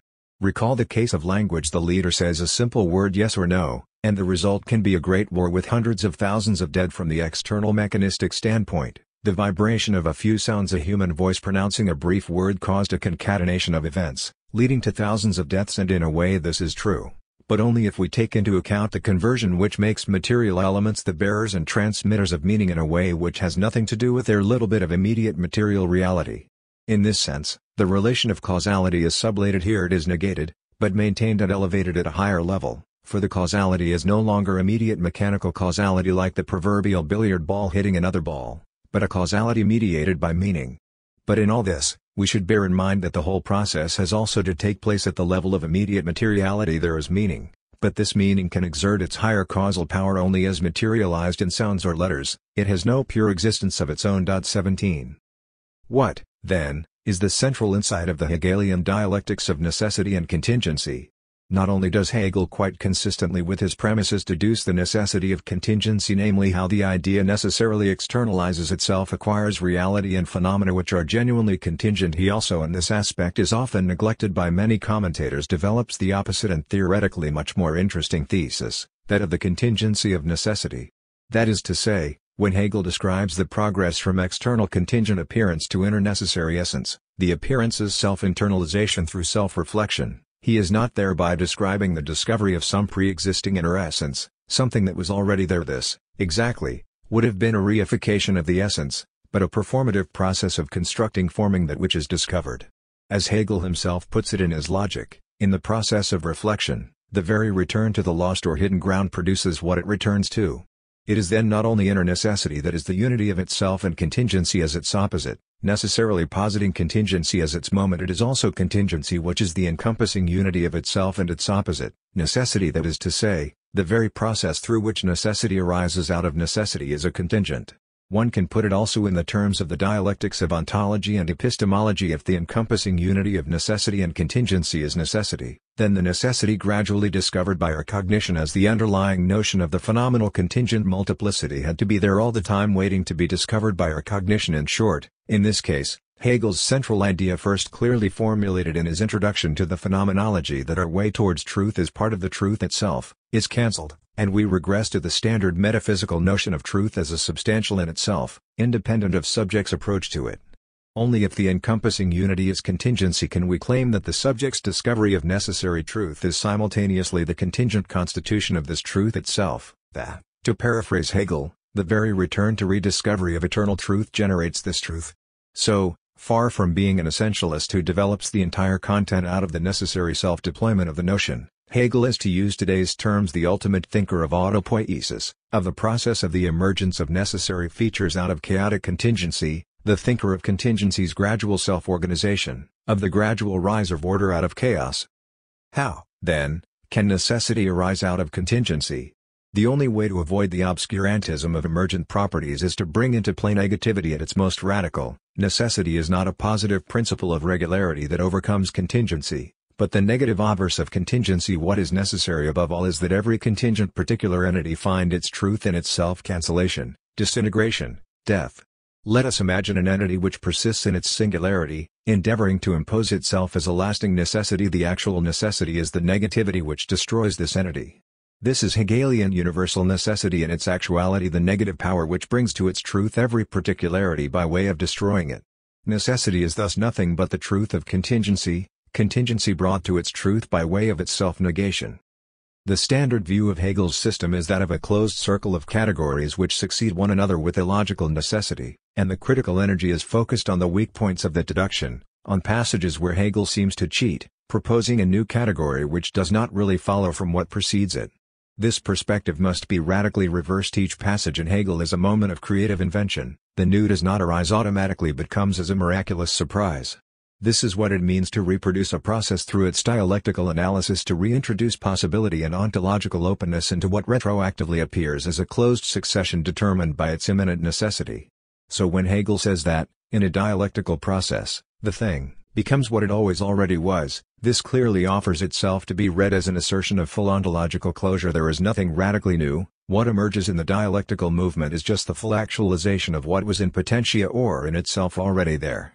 However, the same statement can also be read in a much more radical and literal way in a dialectical process, The thing becomes what it always already was, that is, the eternal essence, or, rather, concept of a thing is not given in advance, it emerges, forms itself in an open contingent process. The eternally past essence is a retroactive result of the dialectical process. This retroactivity is what Kant was not able to think, and Hegel himself had to work long and hard to conceptualize it. Here is how the early Hegel, still struggling to differentiate himself from the legacy of the other German idealists, qualifies Kant's great philosophical breakthrough in a Kantian transcendental synthesis: the determinateness of form is nothing but the identity of opposites. As a result, the a priori intellect becomes, at least in principle, a posteriori as well, for a posteriority is nothing but the positing of the opposite. 18. In principle, the meaning of this dense passage seems clear. The determinateness of form is another name for concrete universality, for the fact that the universal form of a concept generates out of itself its particular content, that it is not merely a form imposed on an independent empirical content. And since the notional universality and the particularity of its content, in short, the a priori of the universal form and the a posteriori of its content, are the opposites, precisely the opposites that Kant keeps apart, ultimately external to each other, since the immanent transcendental form is imposed onto a content that affects the subject from the outside, the determinateness of form equals the unity of opposites, the fact that the content is generated by its form. The question is how, concretely, we are to read this identity of opposites. The standard critical reading is satisfied with seeing in it the very model of how the idea mediates or posits all its particular content, that is, as the extreme idealist affirmation of the primacy of the a priori over the a posteriori. What such a reading clearly misses is the opposite movement, the irreducible umbilical cord on account of which every a priori universality remains attached to overdetermined by the a posteriori of a particular content. To put it somewhat bluntly, yes, the universal notional form imposes necessity upon the multitude of its contingent contents, but it does so in a way which itself remains marked by an irreducible stain of contingency, or, as Derrida would have put it, the frame itself is always also a part of the inframed content. The logic here is that of the Hegelian oppositional determination Gegensätzliche Bestimmung, in which the universal genus encounters itself among its particular and contingent species. 19.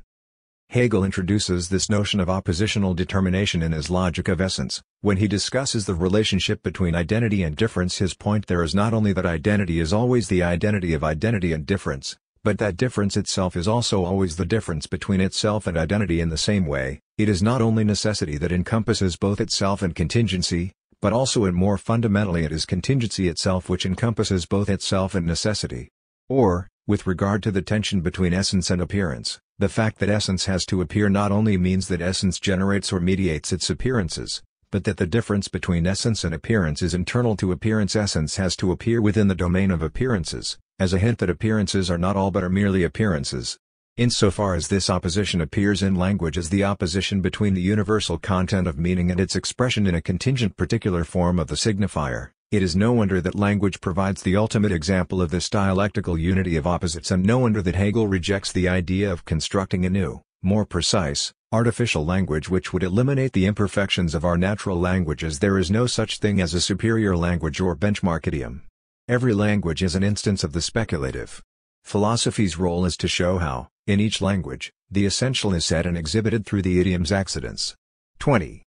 The starting point of a philosophical thought has to be the contingency of one's own language as the substance of one's thinking. There is no direct path to universal truth through abstracting from the contingencies of one's natural tongue and constructing a new artificial or technical language whose terms would carry precise meanings.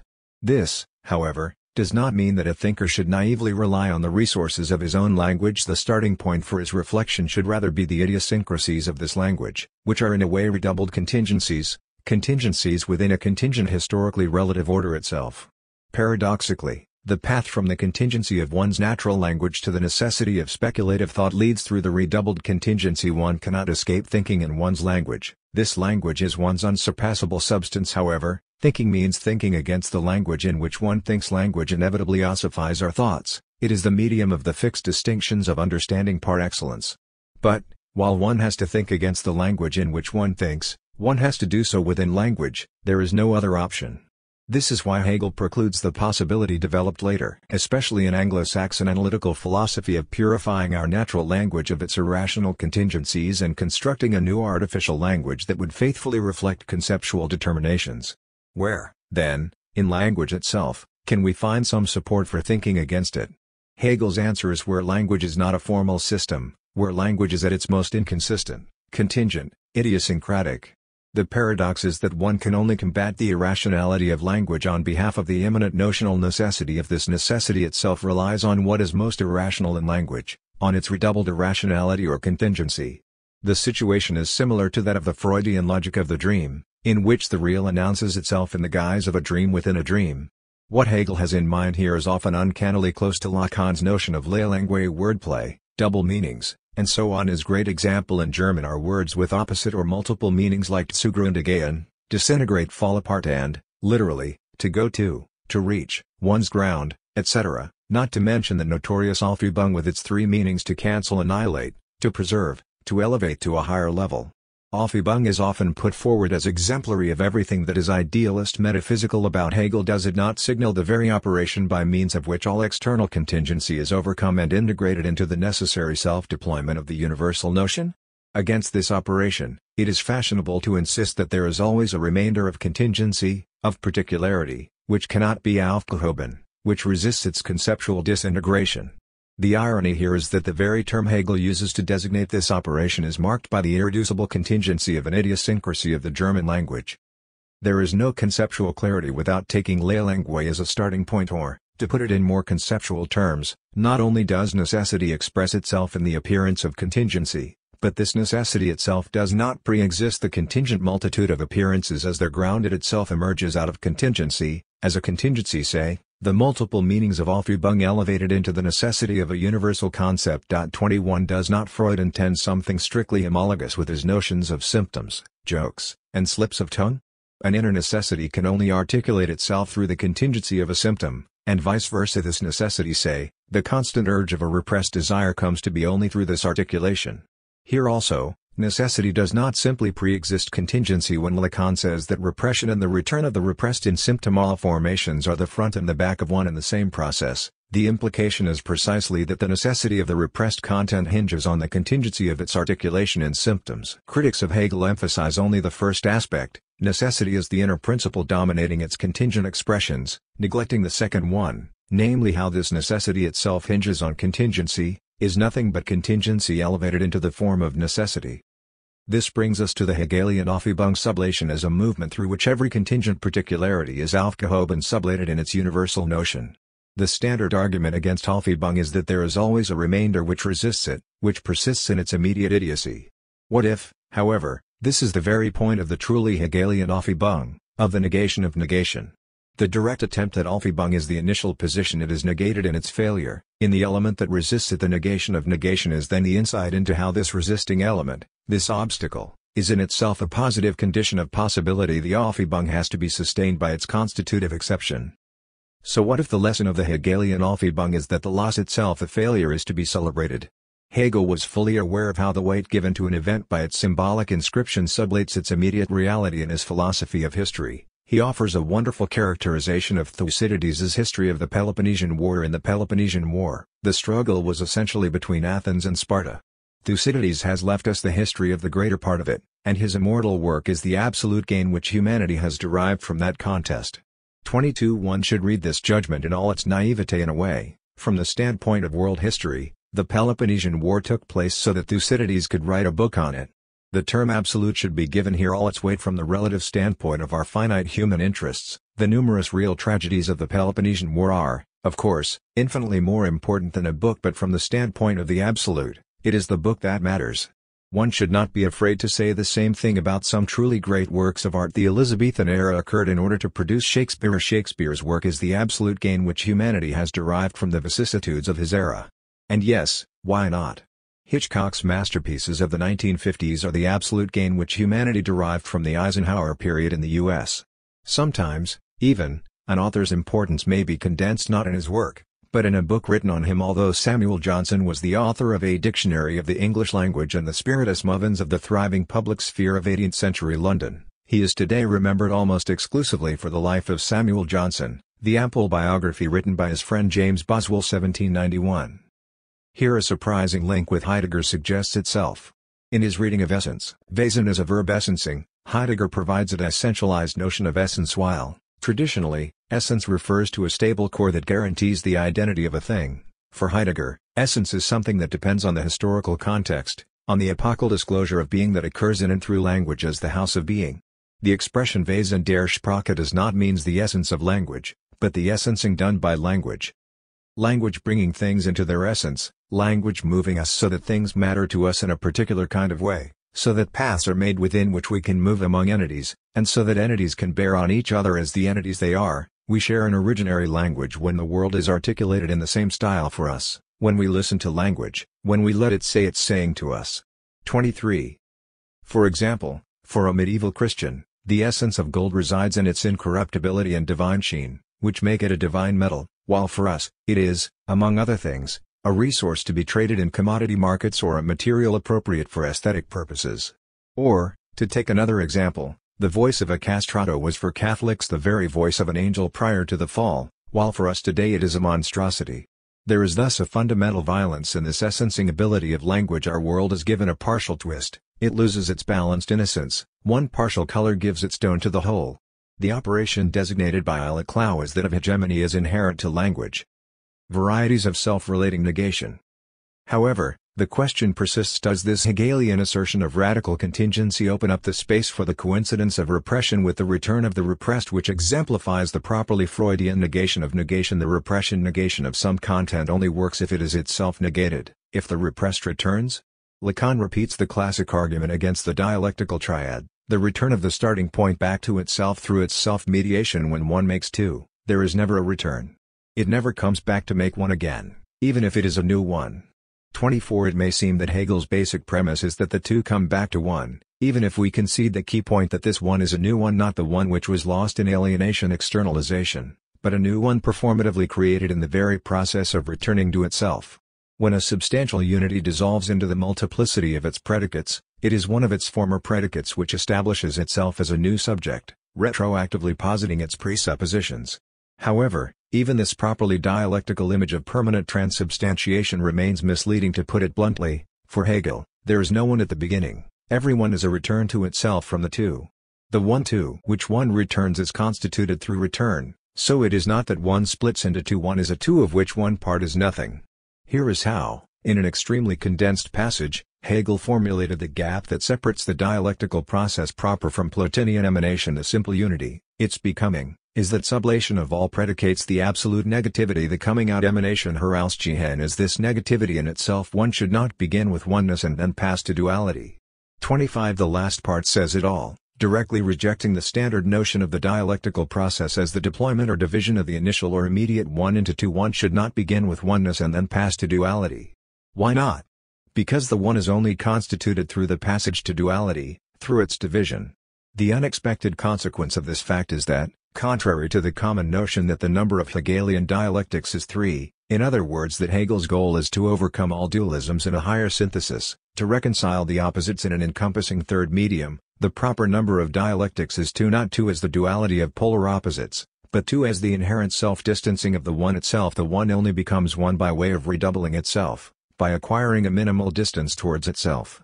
This is why, when Badiou defines love as the construction of a world from the perspective of the two, one should recognize in this definition an echo of the Hegelian dialectic. Love brings the two together so that their gap is maintained. There is no pseudo-Wagnerian or mystical fusion here. The gap between the two is parallactic and as such unsurpassable. This point has already been made by Jameson when, apropos Antigone, he insisted that the opposition between human law and divine law has to be read not as a struggle between the state and the family or clan that tears society apart, but first and foremost as the division which brings society itself into being in the first place by articulating its first great differentiations, that of warrior versus priest, or of city versus clan, or even outside versus inside. Each of these larval powers brings the other into being and reinforces the distinctiveness of its opposite number. The contradiction which ultimately tears the polis apart and destroys it, is the same opposition that brings it into being as a viable structure in the first place. 26. Here we can see again the gap that separates Hegel from historicist evolutionism. From the historicist standpoint, every historical figure has its moment of maturity which is then followed by the period of decay. For example, capitalism was progressive until the middle of the 19th century, when it had to be supported in its struggle against pre-modern forms of life. But with the aggravation of class struggle, capitalism became an obstacle to the further progress of humanity and will have to be overcome. For a real dialectician, There is no moment of maturity when a system functions in a non-antagonistic way. Paradoxical as this may sound, capitalism was at the same time progressive and antagonistic, in decay, and the threat of its decay is the very driving force of its progress. Capitalism has to revolutionize itself constantly to cope with its constitutive obstacle. The family and the state are thus not simply the two poles of the social whole, it is rather that society has to split itself from itself in order to become one. It is this tearing apart of the social whole, this division itself, which brings society itself into being in the first place by articulating its first great differentiations, that of warrior versus priest. It is in this precise sense that one should read Badiou's claim: the real is not what brings together, but what separates. Even more pointedly, one should add that the real is the separation antagonistic split which, as such, brings together a socio-symbolic field. The Hegelian reading of Antigone as a play dealing with the emergence of an articulated society as such thus demonstrates the radically anti-corporatist nature Hegel's social thought. 27 The underlying premise of this thought is that every social articulation is by definition always inorganic, antagonistic. And the lesson of this insight is that, whenever we read a description of how an original unity becomes corrupted and splits, we should remember that we are dealing with a retroactive ideological fantasy which obfuscates the fact that such an original unity never existed, that it is a retroactive projection generated by the process of splitting. There never was a harmonious state which was split into warriors and priests. Or, at a different level, when we use a conventional gesture like shaking hands, we should not presume that originally such a gesture or expression had a literal meaning. I offer you my hand to demonstrate that I am not holding a knife, and so on. The gap between literal meaning and cliched use is there from the beginning, that is, from the moment shaking hands became a gesture. It meant more than demonstrating that one was not armed, it became a performative act of signaling an openness to social contact, and so on and so forth. We encounter here the topic of what quantum physics calls the two vacuums. 28 In order for the hierarchical power to establish itself, it has to redouble or divide itself into true warrior and false priestly power. It is this division which, far from weakening power, constitutes it. The ruling class has to divide itself in order to rule. The rule is here: divided we stand, united we fall. A certain negation of negation is also constitutive of the phallic signifier. That is to say, what makes the phallic signifier such a complex notion is not only that, in it, the symbolic, imaginary, and real dimensions are intertwined, but also that, in a double, self-reflexive step which uncannily imitates the process of the negation of negation, it condenses three levels. It is one position, the signifier of the lost part, of what the subject loses and lacks with its entry into or submission to the signifying order. 2 Negation, the signifier of this lack, and 3 Negation of negation itself, the lacking missing signifier. 29 The phallus is the part which is lost, sacrificed with the entry into the symbolic order, and, simultaneously, the signifier of this loss. 30 When Badiou emphasizes that double negation is not the same as affirmation, he thereby merely confirms the old Lacanian motto "Le non dubserunt." 31 Let us take the affirmation "I believe." Its negation is "I do not really believe, I am just pretending to believe." Its properly Hegelian negation of negation, however, is not the return to direct belief, but the self-relating pretense "I pretend to believe," which means I really believe without being aware of it. Is not irony, then, the ultimate form of the critique of ideology today? Irony in the precise Mozartian sense of taking statements more seriously than the subjects who utter them themselves? Or, as Descartes put it at the beginning of Chapter 3 of his Discourse on Method, very many are not aware of what it is that they really believe, for, as the active mind by which a thing is believed is different from that by which we know that we believe it, the one act is often found without the other. Again, how does this Lacanian negation of negation relate to the Hegelian one? Let us take negation in the guise of man's abandonment by God. There is no happy ending here. In the negation of negation we are no less alone and abandoned as before. All that happens is that we experience this abandonment in its positive dimension, as the space of our freedom. Another version of this reversal was discerned by Chesterton, who, in his wonderful text The Book of Job, shows why God has to rebuke his own defenders, the mechanical and supercilious comforters of Job. The mechanical optimist endeavors to justify the universe avowedly upon the ground that it is a rational and consecutive pattern. He points out that the fine thing about the world is that it can all be explained. That is the one point, if I may put it so, on which God, in return, is explicit to the point of violence. God says, in effect, that if there is one fine thing about the world, as far as men are concerned, it is that it cannot be explained. He insists on the inexplicableness of everything. Hath the rain a father? Out of whose womb came the ice? 38:28. He goes farther, and insists on the positive and palpable and reason of things. Hast thou sent the rain upon the desert where no man is, and upon the wilderness wherein there is no man? 38:26. To startle man, God becomes for an instant a blasphemer. One might almost say that God becomes for an instant an atheist. He unrolls before Job a long panorama of created things: the horse, the eagle, the raven, the wild ass, the peacock, the ostrich, the crocodile. He so describes each of them that it sounds like a monster walking in the sun. The whole is a sort of psalm or rhapsody of the sense of wonder. The maker of all things is astonished at the things he has himself made. 32.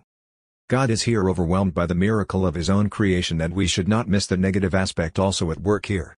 In referring to the chaotic wealth of creatures, God is not boastfully asserting the infinite gap which separates Job from him, as in, who are you to complain about your little misery? You have no idea what the universe is. He is implicitly, at least, also admitting that Job has nothing to complain about because his case is in no way unique. The whole world is a terrifying, unreasonable mess. This negation of negation thus deprives Job even of the last solace brought by the hope that, in God's eyes at least, his suffering has some deeper meaning. What he thought to be his own perplexity reveals itself to be the perplexity of God himself. This brings us again to Lacan's key motif of the lack in the other, best rendered by Hegel's famous remark that the secrets of the Egyptians were secrets also for the Egyptians themselves. The secret of God is also a secret for God himself. So far so good, we may say, by way of transposing what appears as an epistemological limit into the thing itself. Hegel shows how the problem is its own solution, but in what precise sense? To avoid a fatal misunderstanding, this crucial dialectical move from epistemological obstacle to ontological impossibility in no way implies that all we can do is reconcile ourselves to this impossibility, i.e., accept reality itself as imperfect.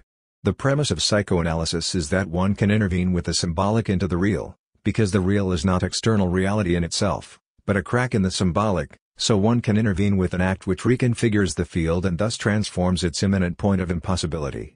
Traversing the fantasy does not mean accepting the misery of our lives. On the contrary, it means that only after we traverse the fantasies obfuscating this misery can we effectively change it. Furthermore, there is a subtle difference between the two versions of the reversal of the epistemological limit into ontological impossibility, Rabinovich's and Adorno's. 33. In the first one, we get a clear solution. No antagonism persists here if, of course, one ignores the social censorship which prevents Rabinovich from directly stating his true reason. The truth wins, and the interesting point is how it can do so only through error, confirming Hegel's point that the path to truth is part of the truth. In other words, the elegant economy of the joke is that the very necessity of the detour through the first false reason confirms the second true reason. Rabinovich wants to emigrate because of the social oppression exemplified by the bureaucrat's response to his first reason: communism will last forever. Although it may appear to follow the same logic, Adorno's example does not resolve the antagonism, for all that happens in its resolution is that the epistemological antinomy is displaced into the thing itself. As its imminent antagonism, the antagonism is thereby fully confirmed. The key question here is where in the triad of the dialectical process should one locate the precise moment of the explosion of the antagonism which underlies the entire process? Do we encounter the antagonism at its purest at the moment of the most aggravated negativity, that is, of the negativity brought to self-relation, or in the final result of the process, namely the reversal of negativity into the new positivity? Does the result assert or cancel the antagonism? Or does it, in some way, do both? Insofar as the Hegelian reconciliation is at its core the reversal of the condition of impossibility into a condition of possibility, or the recognition that what appeared as an obstacle is a positive condition of the existence of the very thing thwarted by this obstacle, the ambiguity remains: does reconciliation reconcile in the sense of overcoming the antagonism, or in the sense of the reconciliation with the antagonism, or, in some sense, both at the same time, if we can say that the reconciliation with antagonism changes its antagonistic nature? When, in the Phenomenology, Hegel introduces the notion of reconciliation as the way to resolve the deadlock of the beautiful soul, his term designates the acceptance of the chaos and injustice of the world as immanent to the beautiful soul which deplores it, the beautiful soul's acceptance of the fact that it participates in the reality it criticizes and judges, not any kind of magical transformation of this reality. Does not the development of Brecht's plays from the 1920s to the early 1930s also enact an homologous kind of renunciation? The plays of the 20s, exemplarily The Beggar's Opera, perform a brutal sacrifice of all ideological ideals to cynical earthly interests: power, money, sex, that lie at the core of the egotistic subject. Then, in the learning plays of the early 30s, exemplarily in The Measure Taken, this subject itself is obliterated in a gesture of radical sacrifice on behalf of the collective.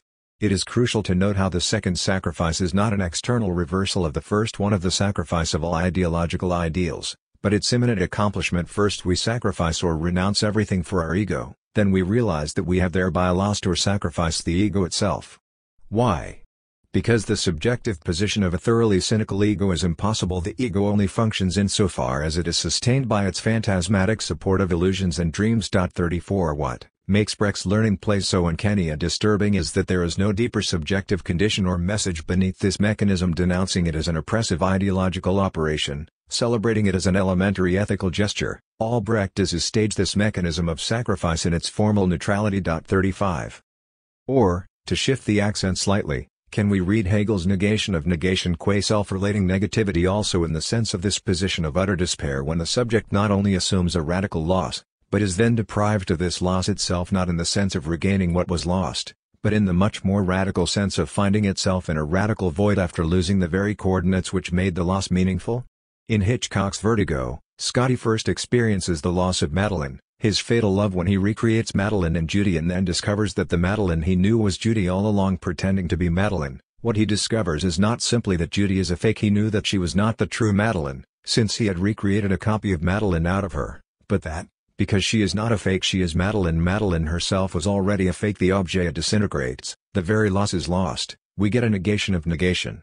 It is important to remember here that the last shot of Vertigo after Judy falls from the tower, Scotty stands on the edge, looking down, gave rise to radically opposed readings for some interpreters. This shot signals that Scotty survives as a totally broken man. For others, it is a kind of happy ending. Scotty is now cured of his disease. He can look down into the abyss, an ambivalence which perfectly reproduces the ambiguity of the outcome of the Hegelian negation of negation, utter despair or reconciliation. So, again, where does the Hegelian negation of negation stand with regard to this ambiguity? A closer look at different modalities of the negation of negation in Hegel is needed here. First, we have the Rabinovich matrix, the reversal of the problem into its own solution thesis. I want to emigrate because, after the fall of socialism, they will blame us, the Jews, for the communist crimes. Antithesis, but socialism will never fall, it will last forever. Synthesis, that is the true reason I want to emigrate, which ends with a positive resolution. Then we have the Adorno matrix, in which the reversal of the problem into its own solution, here the transposition of an epistemological limitation into an ontological impossibility, brings no resolution, but, on the contrary, renders visible the underlying antagonism in its pure state. Finally, we have the Irma matrix, the logic which underlies Freud's dream of Irma's injection. The dream begins with a conversation between Freud and his patient Irma about the failure of her treatment due to an infected needle. In the course of the conversation, Freud gets closer to her, approaches her face and looks deep into her mouth, confronting the horrible sight of the red flesh of her throat. At this point of unbearable horror, the tone of the dream changes. The horror all of a sudden passes into comedy. Three doctors, Freud's friends, appear to, in a ridiculous pseudo-professional jargon, enumerate multiple and mutually exclusive reasons why Irma's poisoning by the infected needle was nobody's fault. There was no injection, the needle was clean.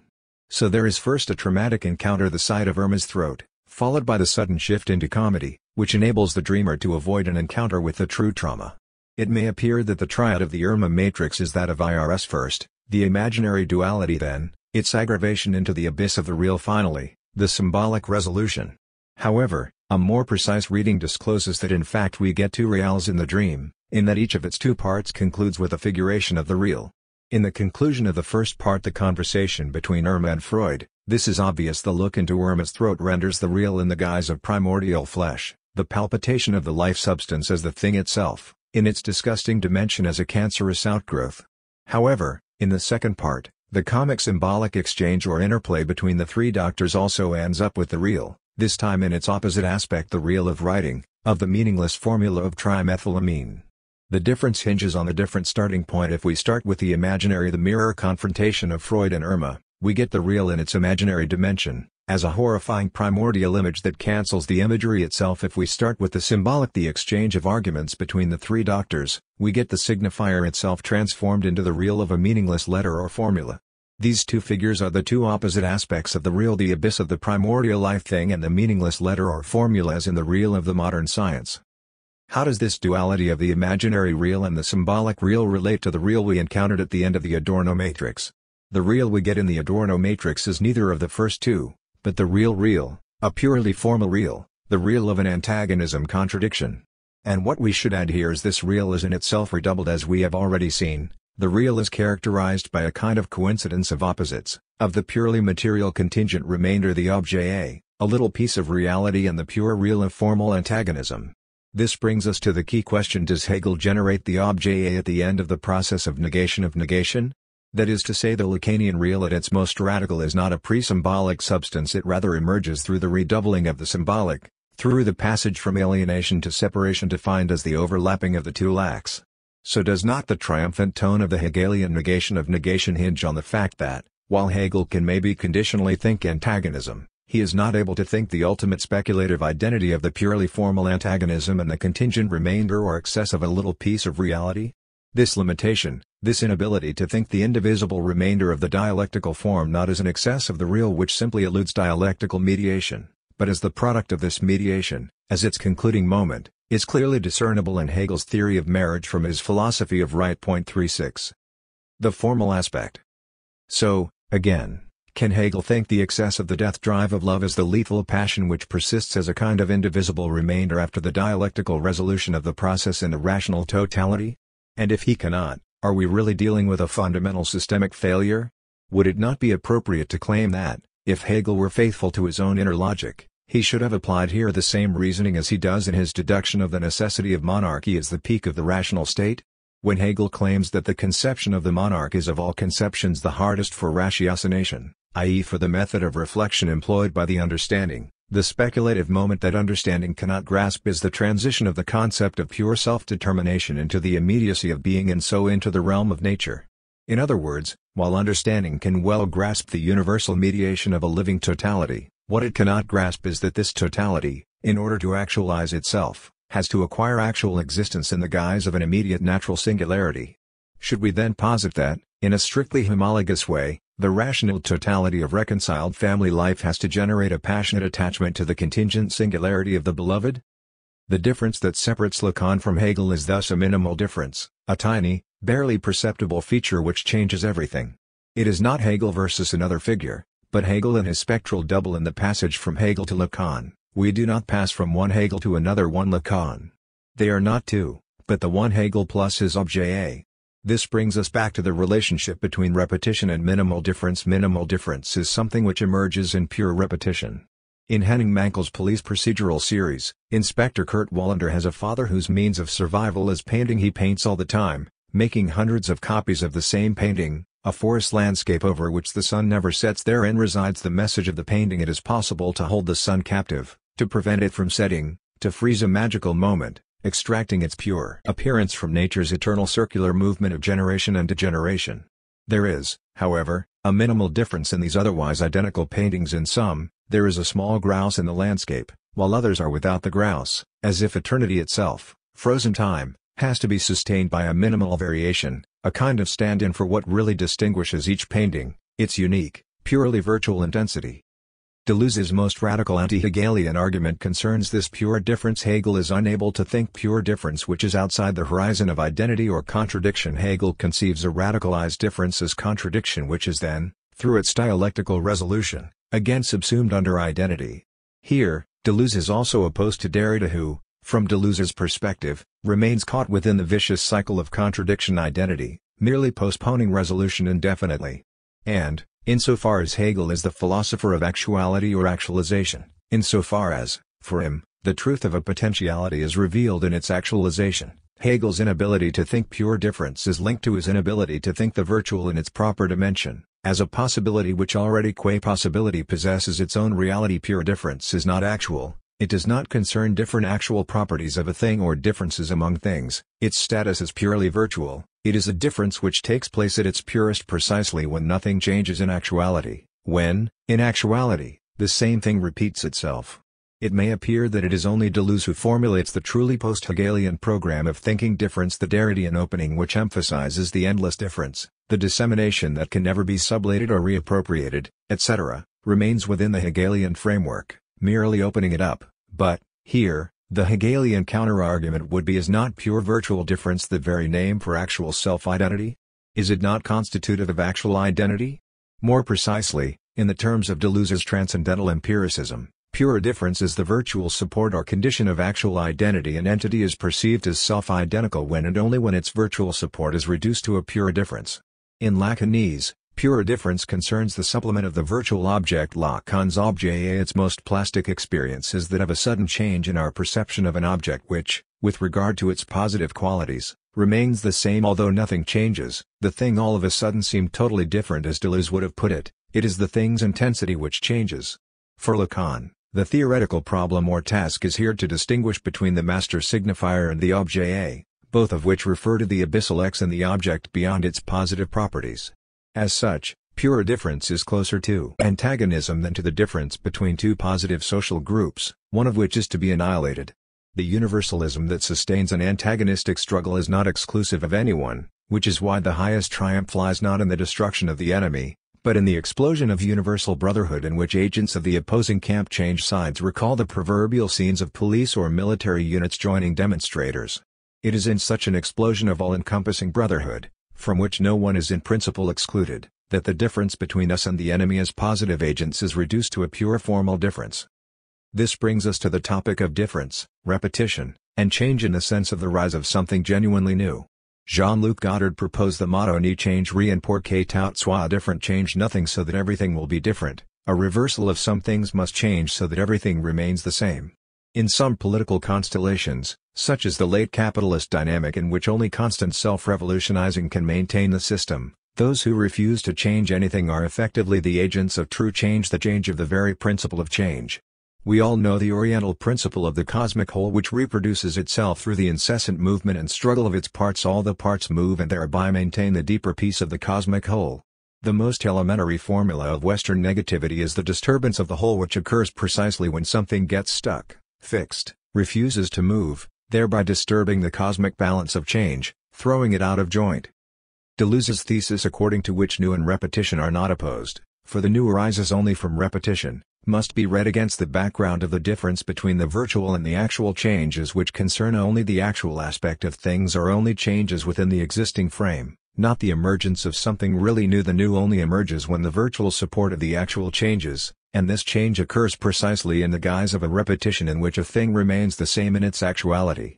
In other words, things really change not when A transforms itself into B, but when, while A remains exactly the same with regard to its actual properties, it totally changes imperceptibly. This change is the minimal difference, and the task of theory is to subtract this minimal difference from the given field of multiplicities. In this sense, subtraction is also another name for the Hegelian sublation Aufhebung or negation of negation. In it, radical change negation overlaps with the pure repetition of the same. This means that the inertia of the old and the rise of the new also coincide in the dialectical notion of repetition. The new emerges when, instead of a process just naturally evolving in its flow of generation and corruption, this flow becomes stuck. An element, a gesture, is fixed, persists, repeats itself, and thus perturbs the natural flux of decomposition. This persistence of the old, its stuckness, is the only possible site of the rise of the new. In short, the minimal definition of the new is as an old which gets stuck and thereby refuses to pass away. Here is the crux of the post-Hegelian rupture. Its most elementary feature, from Kierkegaard to Marx, is the gap that emerges between sublation and repetition. That is, repetition acquires autonomy with regard to sublation, and the two are now opposed. Either a thing is sublated into a higher mode of its existence, or it just drags on in its inertia. This liberation of repetition from the hold of sublation, this idea of a non-cumulative repetition which just runs on empty, not generating anything new, is usually taken as the minimal index of post-Hegelian materialism, in its break with the Hegelian circle of total conceptual mediation.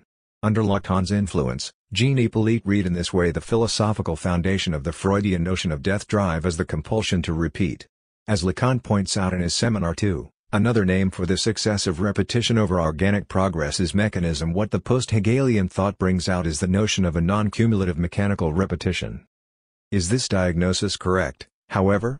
Was not Hegel fully aware that the way spirit arises out of the organic natural process is through a mechanical repetition which disturbs the free organic deployment?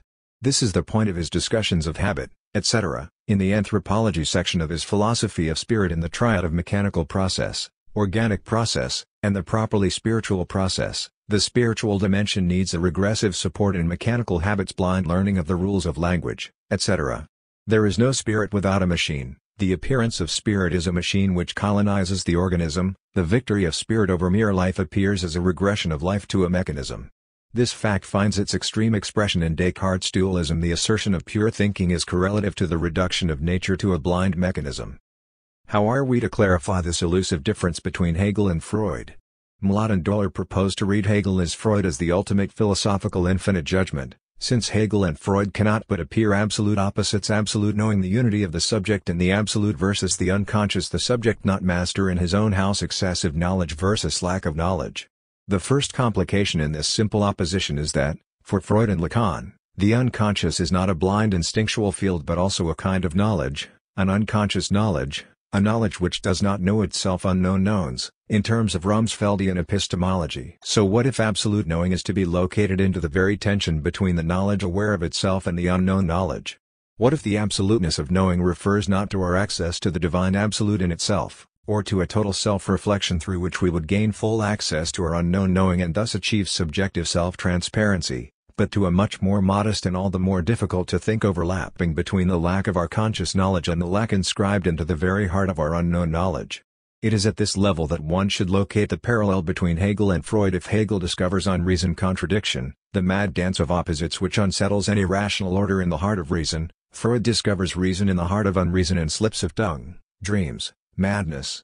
What they share is the logic of retroactivity. In Hegel, the one is a retroactive effect of its loss, the very return to the lost one constitutes it, and in Freud, repression and the return of the repressed coincide, the repressed is the retroactive effect of its return. There are also good reasons for linking the Freudian unconscious to self-consciousness as self-reflexivity. Self-consciousness is an object, for in an object symptom, I reflexively register a truth about myself inaccessible to my consciousness. This, however, is not quite the same as the Hegelian unconscious. It is a particular singular unconscious, a kind of contingent transcendental, a contingent not symptom holding together the subject's universe.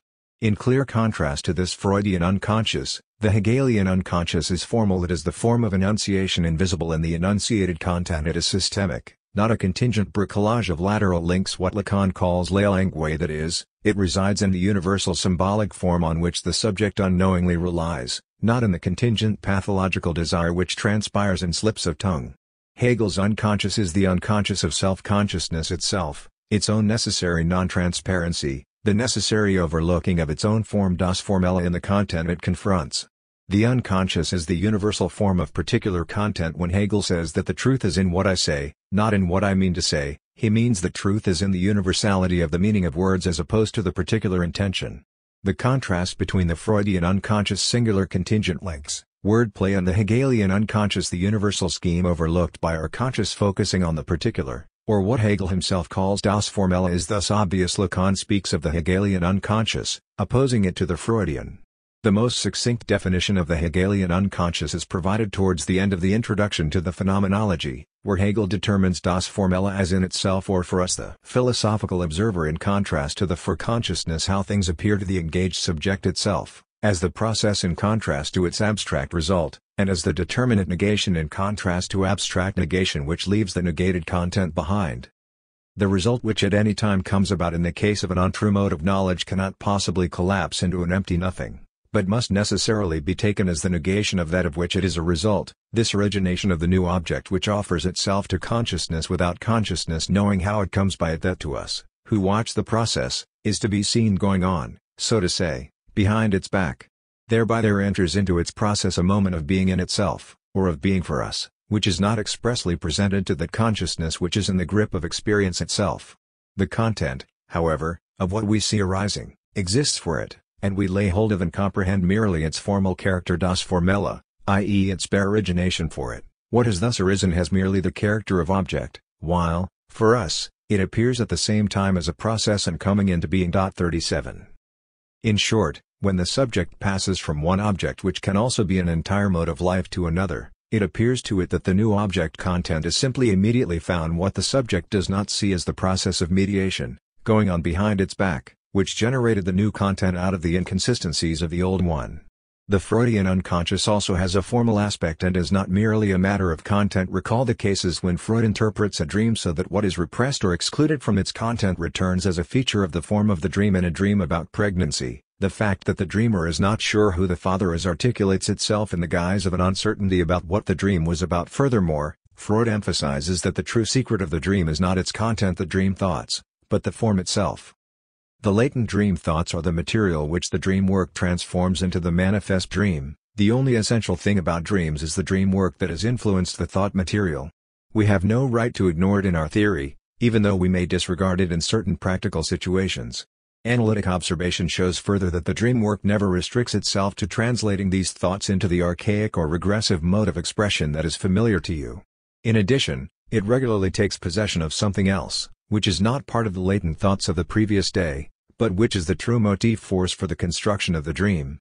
This indispensable addition unentbehrliche Zutat is the equally unconscious wish for the fulfillment of which the content of the dream is given its new form. A dream may thus be any sort of thing insofar as you are only taking into account the thoughts it represents: a warning, an intention, a preparation, and so on, but it is always also the fulfillment of an unconscious wish, and, if you are considering it as a product of the dream work, it is only that. A dream is therefore never simply an intention, or a warning, but always an intention, etc., translated into the archaic mode of thought by the help of an unconscious wish and transformed to fulfill that wish. The one characteristic, the wish fulfillment, is the invariable one. The other may vary. It may for its part once more be a wish, in which case the dream will, with the help of an unconscious wish, represent as fulfilled a latent wish of the previous day. 38. Every detail is worth analyzing in this brilliant passage. From its implicit opening motto, what is good enough for practice, namely the search for the meaning of dreams is not good enough for theory, to its concluding redoubling of the wish. Its key insight is, of course, the triangulation of latent dream thought, manifest dream content, and the unconscious wish, which limits the scope of or, rather, directly undermines the hermeneutic model of the interpretation of dreams, the path from the manifest dream content to its hidden meaning, the latent dream thought, which travels in the opposite direction to the path of the formation of a dream, the transposition of the latent dream thought into the manifest dream content by the dream work. The paradox is that this dream work is not merely a process of masking the dream's true message, the dream's true core, its unconscious wish, inscribes itself only through and in this very process of masking, so that the moment we retranslate the dream content back into the dream thought expressed in it, we lose the true motive force of the dream. In short, it is the process of masking itself which inscribes into the dream its true secret. One should therefore reverse the standard notion of penetrating deeper and deeper into the core of the dream. It is not that we first move from the manifest dream content to the first level secret, the latent dream thought, and then, taking a step further, go even deeper, to the dream's unconscious core, the unconscious wish. The deeper wish is located in the very gap between the latent dream thought and the manifest dream content. Nonetheless, the Freudian form of the unconscious is not the same as the Hegelian one. But, more importantly, instead of automatically taking this gap that separates Freud from Hegel as an indication of Hegel's limitation, Hegel could not see that, one should reverse the underlying question: not only can Hegel think the Freudian unconscious, but also can Freud think the Hegelian unconscious? It is not that there is something too radical for Hegel missing from his thought, something with regard to which Freud is more consistent and goes further, but the very opposite. Like Hegel, Freud is a thinker of conflict, struggle, of self-contradiction and inherent antagonisms, but, in clear contrast to Hegel, in Freud, a conflict is not resolved by a self-contradiction being taken to an extreme and, with its self-cancellation, a new dimension emerging. On the contrary, the conflict is not resolved at all. The contradiction is not brought to its climax, but is rather stalled, brought to a temporary halt in the guise of a compromise formation. This compromise is not the unity of opposites in the Hegelian sense of the negation of negation, but a ridiculously failed negation, a negation which is hindered, derailed, distorted, twisted, sidetracked, a kind of Kleinemann of the negation, to use the neat formulation proposed by Mlad and Dollar. In other words, what eludes Hegel, or what he would have dismissed as trifling or accidental, is overdetermination in the Hegelian dialectical process. Negativity is always radical or radicalized, and consistent Hegel never considers the option of a negation that fails, so that something is just half negated and continues to lead a subterranean existence, or, rather, insistence. 39 He never considers a constellation in which a new spiritual principle continues to coexist with the old one in an inconsistent totality, or in which a moment condenses verdict in a multiplicity of associative causal chains, so that its explicit obvious meaning is there to conceal the true repressed one. What would Hegel have made of Freud's dream on Irma's injection? the interpretation of which unearths a kind of superposition of multiple interpretive lines, getting rid of the guilt for the failure of her mistreatment, the wish to be like the primordial father who possesses all the women, and so on. What would Hegel have said about a dream in which the remains of the date stressed are connected to the core of the dream only through verbal or similar marginal associations? What would he have said about a dream of a woman patient her husband asked her, "Don't you think we ought to have the piano tuned?" And she replied, "It's not worth it," where the clues are provided by the presumed mental occurrence of the same fragment of speech in a previous analytic session during which she had suddenly caught hold of her jacket, one of the buttons having come undone, as though she were saying, "Please don't look at my breasts, it's not worth it." There is no notional unity here between the two levels, the dream scene and the accident during the previous session. What connects them is just a signifying bridge. Hegel does refer to la langue, to wordplay, but within the limits of reason alone. Aufhebung contains a happy coincidence of three meanings which form the same notion, while in the dream logic, multiple meanings remain disparate. This is also why Hegel cannot think over determination. For example, in the social sphere, this is how the economy plays its role of determining the social structure. In the last instance, the economy is never directly present as an actual causal agent, its presence is purely virtual, it is the social pseudo-cause, but, precisely as such, absolute, non-relational, the absent cause, something that is never at its own place. That is why the economic is never given properly speaking, but rather designates a differential virtuality to be interpreted, always covered over by its forms of actualization. 40. It is the absent X which circulates between the multiple levels of the social field: economic, political, ideological, legal, distributing them in their specific articulation. One should thus insist on the radical difference between the economic as this virtual X, the absolute point of reference of the social field, and the economic in its actuality, as one of the element subsystems of the actual social totality when they encounter each other, or, in Hegelese, when the economic as virtual encounters itself in the guise of its actual counterpart as its oppositional determination. This identity coincides with absolute self-contradiction. However, although the Hegelian concept of oppositional determination captures the key feature of overdetermination, what gets lost is the multiplicity of factors, the causal links of signification, which are only parasitically exploited or manipulated, never created, by the last instance. At this precise point, politics enters the space of politics is opened up by the distance of the economy from itself, by the gap that separates the economy as the absent cause from the economy and its oppositional determination, as one of the elements of the social totality. The economy is thus here doubly inscribed in the precise sense which defines the Lacanian real. It is simultaneously the hardcore, what the struggle ultimately is about, expressed in other struggles through displacements and other forms of distortion, and the very structuring principle of these distortions. Politics which occurs in this in-between space is not all. Its formula is not everything is political, but there is nothing which is not political, which means that not all is political. The field of the political cannot be totalized, there is no class relationship. There is no meta-language in which we can objectively describe the whole political field. Every such description is already partial. For example, left and right are not simply two options within a field, but two different visions of the entire field, and there is no neutral way to describe how the field really is. The difference that constitutes it is the impossible real of an antagonism. In this sense, Lenin was right to claim that, although the economy determines in the last instance, everything is decided in the political struggle. There are, in Hegel, traces of the logic of Verstellung, not direct negation, but inconsequential complication, displacement, etc. of a fundamental principle. Such a logic is inscribed into the very heart of the Hegelian notion of totality, which is a whole plus its constitutive distortions, symptoms, excesses. There are, in Hegel, traces of the compromising logic. Its main case, significantly, is the necessary production of the rabble in the modern bourgeois society.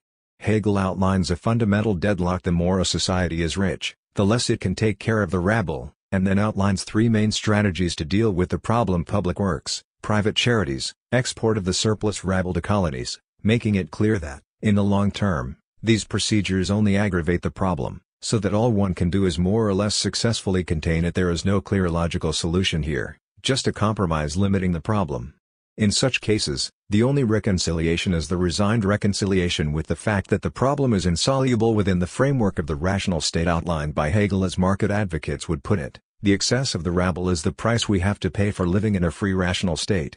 But is not the famous dialectic of servitude and domination also a case of compromise? The future servant decides not to go to the end and really risk his life. His exposure to negativity is thus thwarted, and the power of the negative is rechanneled into the formation of material objects.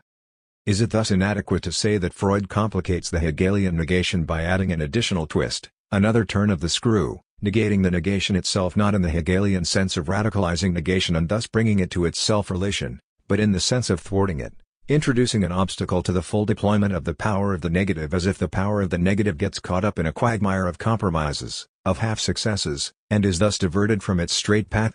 The difference between Hegel and Freud with regard to negativity can in no way be reduced to the fact that, while Hegel radicalizes negativity to its self-destructive extreme, Freud focuses on the compromise forms which block negativity halfway in an asymmetrical way. One should also turn things around.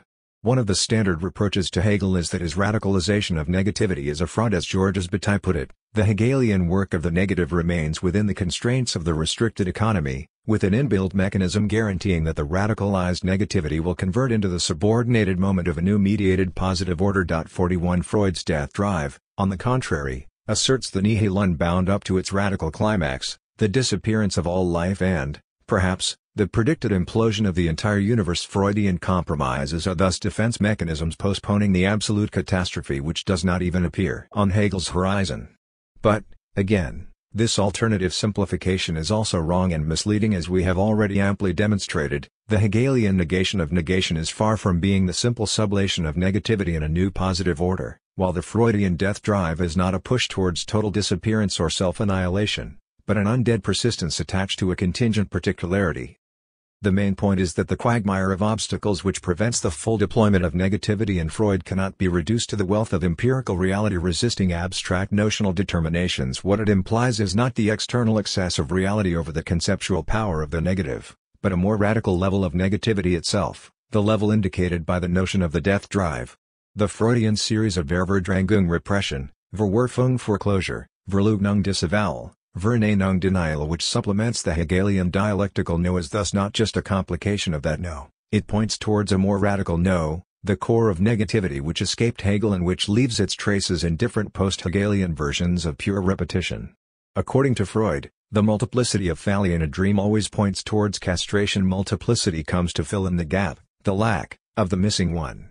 Can we then say that insofar as the unconscious does not know negation, no, as Freud claims, the missing or excluded negation returns with a vengeance in the multiple forms of the process of repression itself, disavowal, denial, etc. 42 The answer is yes, on condition that we add that the very fact of the proliferation of quasi-negations bears witness to the fact that some kind of radical negation is already at work in the unconscious, even if it is excluded.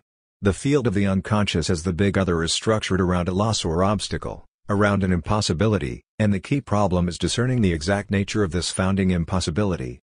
Aufhebung repetition. The true move beyond Hegel is not to be sought in the post-Hegelian return to the positivity of real life, but in the strange affirmation of death that occurs in the guise of pure repetition, an affirmation which brings into line two strange bedfellows, Kierkegaard and Freud. In Hegel, repetition plays a crucial role, but within the economy of Aufhebung through a mere repetition, an immediacy is elevated into universality, a contingency is transformed into necessity. After Caesar's death, Caesar is repeated no longer as the designation of a particular individual, but as the name of a universal title. There is no place, within Hegel's system, for thinking pure repetition, a repetition not yet caught in the movement of Aufhebung. In a famous passage from his letter to Schiller of August 16, 1797, Goethe reports on an experience which made him perceive a piece of ruined reality as a symbol. My grandfather's house, its courtyard and its gardens had been transformed from the parochial patrician home of an old Frankfurt elder into the most useful trading and marketplace by wisely enterprising people. Curious coincidence, during the bombardment conspired to see the structure perish, but even today, reduced, for the most part, to a pile of rubble, it is still worth twice as much as the current owners paid my family for it 11 years ago. Conceivably, the whole thing may, in the future, be bought and restored by yet another entrepreneur, and you can easily see that it would, in more than one sense, stand as a symbol of thousands of other instances, in this industrious city and in particular in my own eyes. 43. The contrast between allegory and symbol is crucial here. Allegory is melancholic, as Freud pointed out. A melancholic treats an object which is still here as already lost, for melancholy is preemptive mourning. So, in an allegoric approach, one looks at a busy marketplace and sees in it already the ruins that will become the ruins, are the truth of the proud building we see. This is melancholy at its purest. No wonder that it was fashionable among the rich in the Romantic era to build new houses partly as ruins, with bits of wall missing and so on. Goethe, however, does the exact opposite. He sees the potential for future prosperity in the present pile of rubble. 44 Crucial here is the rise of the symbol from ruin and repetition. Goethe's grandfather's house was not a symbol for its first generation of owners. For them, it was just a Zuhändien's object, part of their environment with which they were engaged. It was only its destruction, its reduction to a pile of rubble, that made it appear as a symbol. There is a temporal ambiguity in Goethe's last sentence. Will the house become a symbol when it is renovated, or is it already a symbol now, for the one able to see in it its future renewal? Meaning allegoric or symbolic arises only through destruction, through an out-of-joint experience, or a cut which interrupts the object's direct functioning in our environment. 45 We should oppose Goethe to Kierkegaard here. While, in Goethe, repetition generates meaning, for the post-idealist Kierkegaard, there is only repetition of the impossibility of reaching meaning, no rise of new meaning. This is one of the definitions of the 19th century post-idealist break. Repetition is asserted as such, as a force of its own, in its mechanical quality, in no way aufgehoben in new meaning from physics and mechanics up to Kierkegaard and Freud's Wiederholungszwang.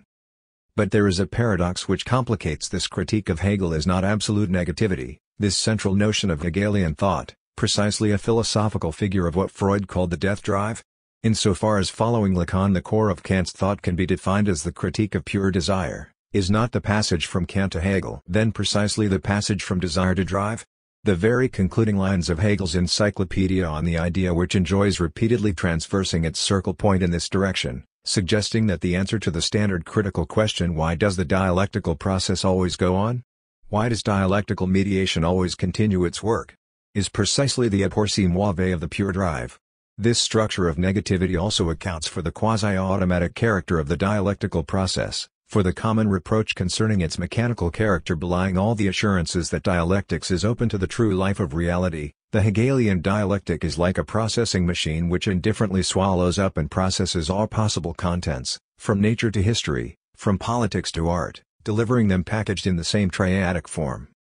Heidegger was thus right with his thesis that Hegel does not render thematic his basic operation of negativity, but he is, as it were, right for the wrong reason. The core of Hegelian dialectics, inaccessible to Hegel himself, is the repetitive death drive which becomes visible after the post-Hegelian break. But why should there not be at the base of dialectics a tension between dialectics and its non-dialectizable core? In this sense, the death drive or the compulsion to repeat is the heart of negativity, Hegel's non-thematized presupposition inaccessible not only to him, but, perhaps, to philosophy as such. Its outlines were first deployed by a theologian Kierkegaard and a metapsychologist Freud, and a century later a philosopher Deleuze incorporated Kierkegaard's and Freud's lesson. With regard to the precise status of negativity, the situation is thus in a way reversed. It is Hegel who offers a series of displaced variations of negativity, and it is only in psychoanalysis, through Freud and Lacan, that we can formulate the elementary form of negativity. The post-Hegelian break has two aspects which are not to be confused: the assertion of the positivity of actual being as opposed to notional mediation affirmationism, and the assertion of pure repetition which cannot be contained in the idealist movement of sublation. Although the first aspect was much more to the fore, it is the second which bears witness to a true philosophical revolution. There is no complementarity between these two aspects, they are mutually exclusive. Repetition relies on the blockage of direct positive affirmation. We repeat because it is impossible to directly affirm. Related to the opposition between these two aspects is the opposition between finitude and infinity. The great motif of the post-Hegelian assertion of positive being is the accent on material, actual, finitude, while the compulsion to repeat introduces an obscene infinity or immortality, not spiritual immortality, but an immortality of spirits, of the living dead. If, however, the death drive or the compulsion to repeat lies at the heart of negativity, how are we to read Freud's famous claim that the unconscious as exemplified by the universe of dreams knows no negation? It is all too easy to refute this claim empirically by noting that, not so many pages after making this claim, Freud himself outlines a number of ways in which dreams can affect a negation of a certain state of things. Freud's example of Verneinung: when a patient says, "I don't know who the woman is who appears in my dream, but one thing is sure, she is not my mother." One should interpret this assertion as an unambiguous confirmation that the woman in the dream is the patient's mother remains pertinent here. Negation belongs to the level of consciousness pre-consciousness. It is one way for the conscious subject to admit their unconscious incestuous fixation. The Hegelian negation is the universalizing abolition of particular content, say, The negation of the empirical wealth of an object in its name, this violence inherent to idealization, is what is missing in the Freudian unconscious. However, there is also a weird negativity which pervades the entire sphere of the unconscious, from brutal aggression and self-sabotaging to hysteria, with its basic experience, apropos every object, of se ne posse, so that it is as if in accordance with Freud's aforementioned insight that the multiplicity of phalli is a sign of castration, the suspension of negation is paid for by its multiplication. What is the foundation and status of this all-pervasive negativity which eludes the logical form of negation?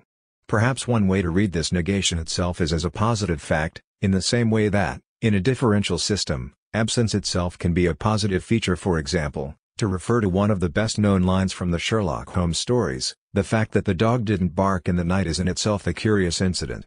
The difference between the system of consciousness, pre-consciousness, and the unconscious is thus not simply that, in the former, there is negation, while the unconscious is too primitive to know the function of negation. It is rather that the system of consciousness, pre-consciousness, perceives only the negative aspect of the negation, for it sees negation only in its negative dimension. Something is missing, etc., ignoring the positive space opened up by this negation.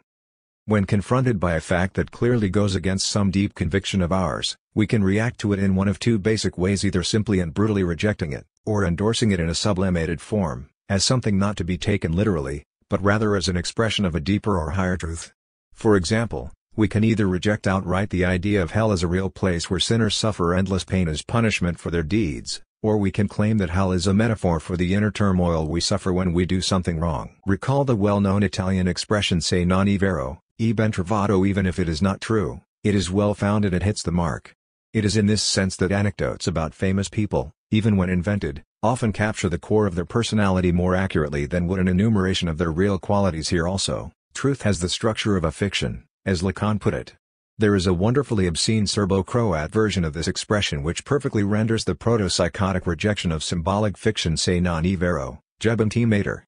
Jebem ti mater, pronounced jebem ti mater, meaning I'll fuck your mother, is one of the most popular vulgar insults. The joke, of course, relies on the almost perfect rhyme, with the same number of syllables, between e ben trovato and jebem ti mater. The meaning thus changes into an explosion of obscene rage, an attack on the other's most intimate primordial object. It better be true. If it's not true, I'll fuck your mother. The two versions thus clearly enact the two reactions to what literally turns out to be a life-furious rejection, or the sublimation into a higher truth. In psychoanalytical terms, their difference is that between foreclosure Verwerfung and symbolic transubstantiation.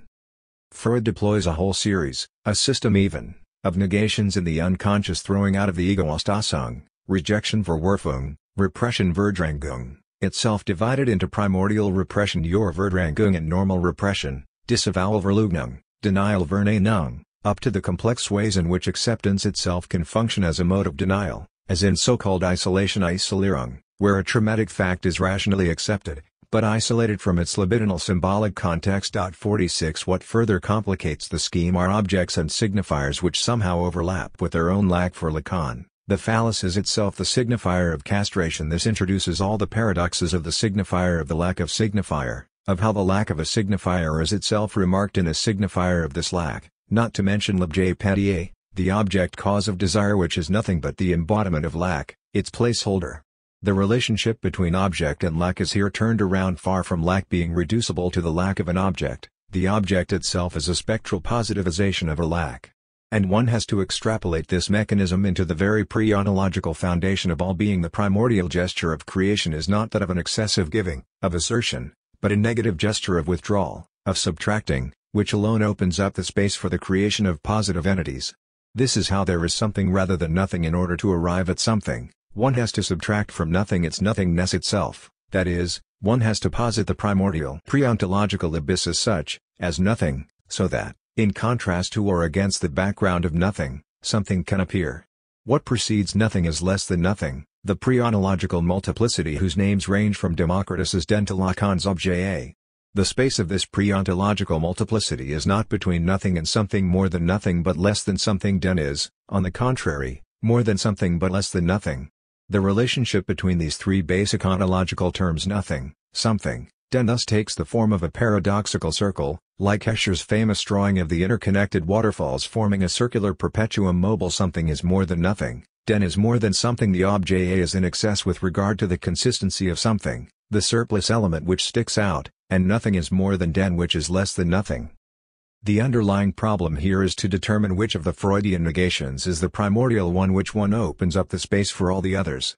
From the Lacanian perspective, the most obvious candidate may appear to be the notorious symbolic castration, the loss which opens up and sustains the space of symbolization. Recall, in relation to the name of the Father as the bearer of symbolic castration, halakon, as we have seen, plays on the French homophony between le nom du père and le nom du père. But it seems more productive to follow a more radical path of thinking beyond the Father Pair to what is even worse, Pyre. Again, the most obvious candidate for this worse is the death drive, a kind of Freudian correlate of what Schelling called the primordial contraction, an obstinate repetitive fixation on a contingent object which subtracts the subject from its direct immersion in reality. From repetition to drive. What does the drive mean from a philosophical standpoint? In a vague general sense, there is a homology between the shift from Kant to Hegel and the shift from desire to drive. The Kantian universe is that of desire structured around the lack, the inaccessible thing in itself, of endlessly approaching the goal, which is why, in order to guarantee the meaningfulness of our ethical activity, Kant has to postulate the immortality of the soul. Since we cannot reach the goal in our terrestrial life, we must be allowed to go on ad infinitum. For Hegel, on the contrary, the thing in itself is not inaccessible, the impossible does happen here and now, not, of course, in the naive pre-critical sense of gaining access to the transcendent order of things, but in the properly dialectical sense of shifting the perspective and conceiving the gap that separates us from the thing as the real. With regard to satisfaction, this does not mean that, in contrast to desire, which is constitutively non-satisfied, the drive achieves satisfaction by way of reaching the object which eludes desire. True, in contrast to desire, the drive is by definition satisfied, but this is because, in it, satisfaction is achieved in the repeated failure to reach the object, in repeatedly circling around the object. Following Jacques-Alain Miller, a distinction has to be introduced here between a lack and a whole. A lack is spatial, designating a void within a space, while a whole is more radical, it designates the point at which this spatial order itself breaks down, as in the black hole in physics. 47. Therein lies the difference between desire and drive. Desire is grounded in its constitutive lack, while the drive circulates around a whole, a gap in the order of being.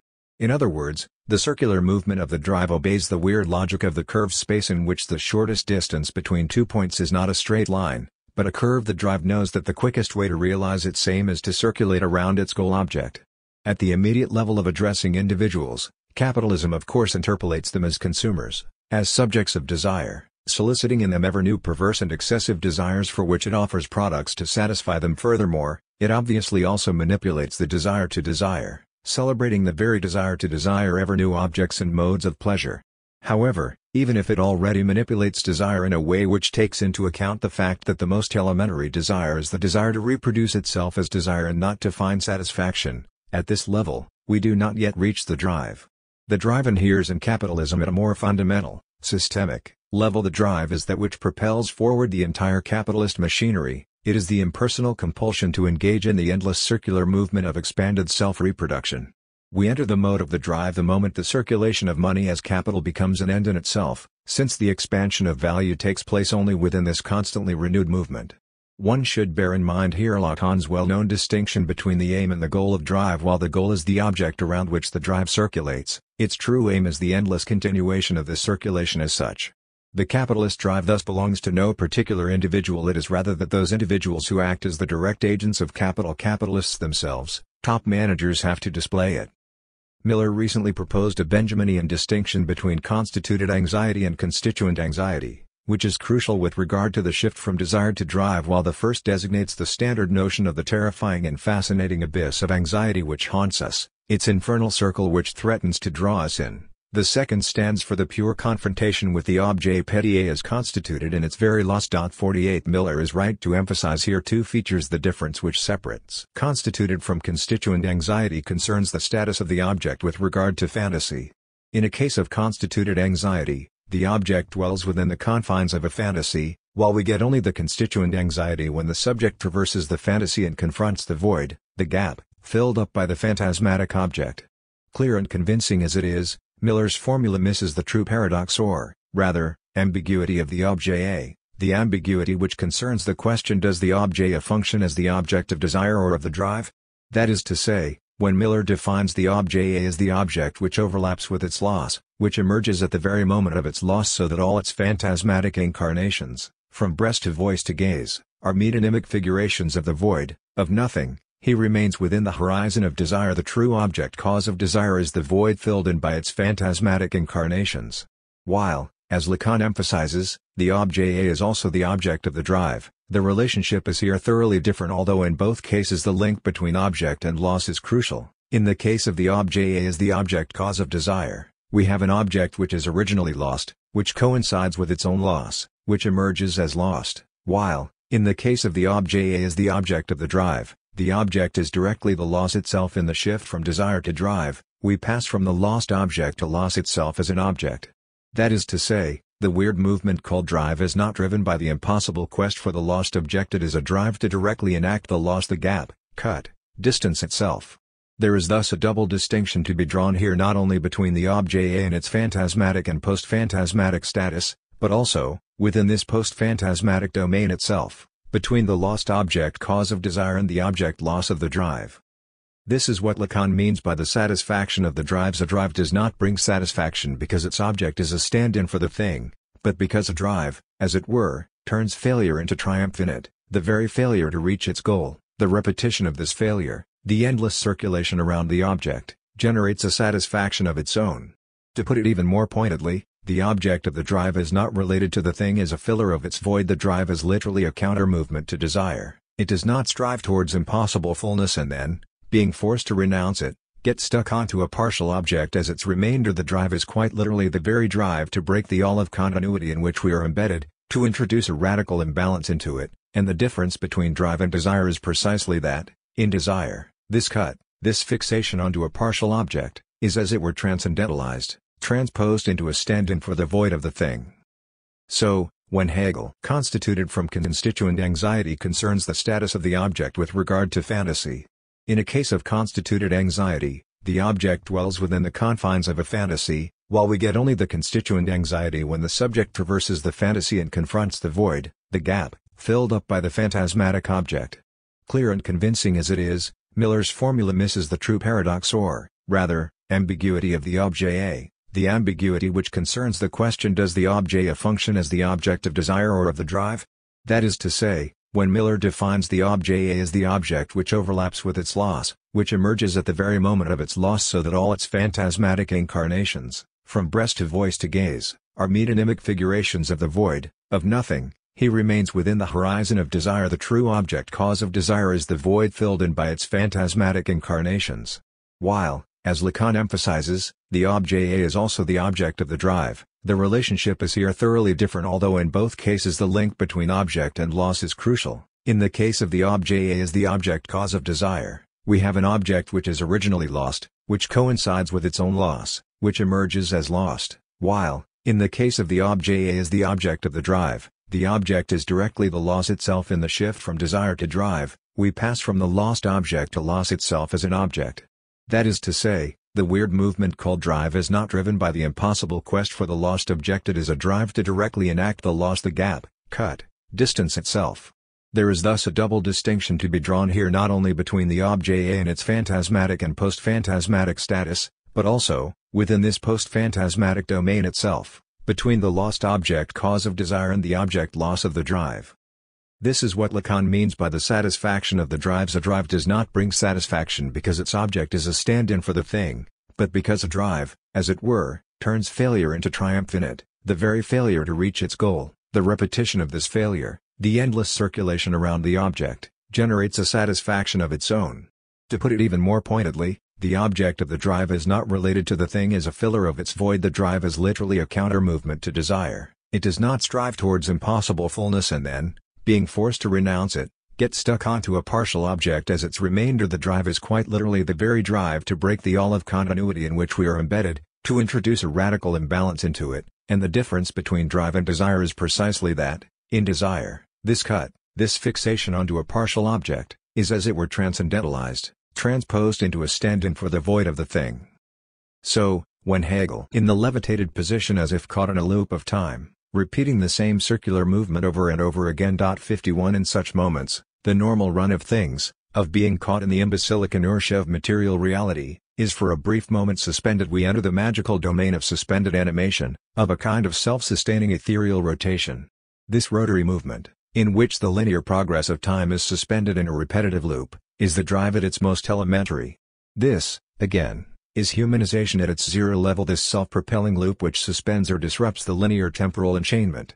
This shift from desire to drive is crucial if one is to grasp the true nature of the minimal difference at its most fundamental. The minimal difference is not the unfathomable X which elevates an ordinary object into an object of desire, but, rather, the inner torsion which curves libidinal space and thus transforms instinct into drive. Consequently, the concept of drive makes the alternative either get burned by the thing or maintain a safe distance false for a drive. The thing itself is a circulation around the void or, rather, hole.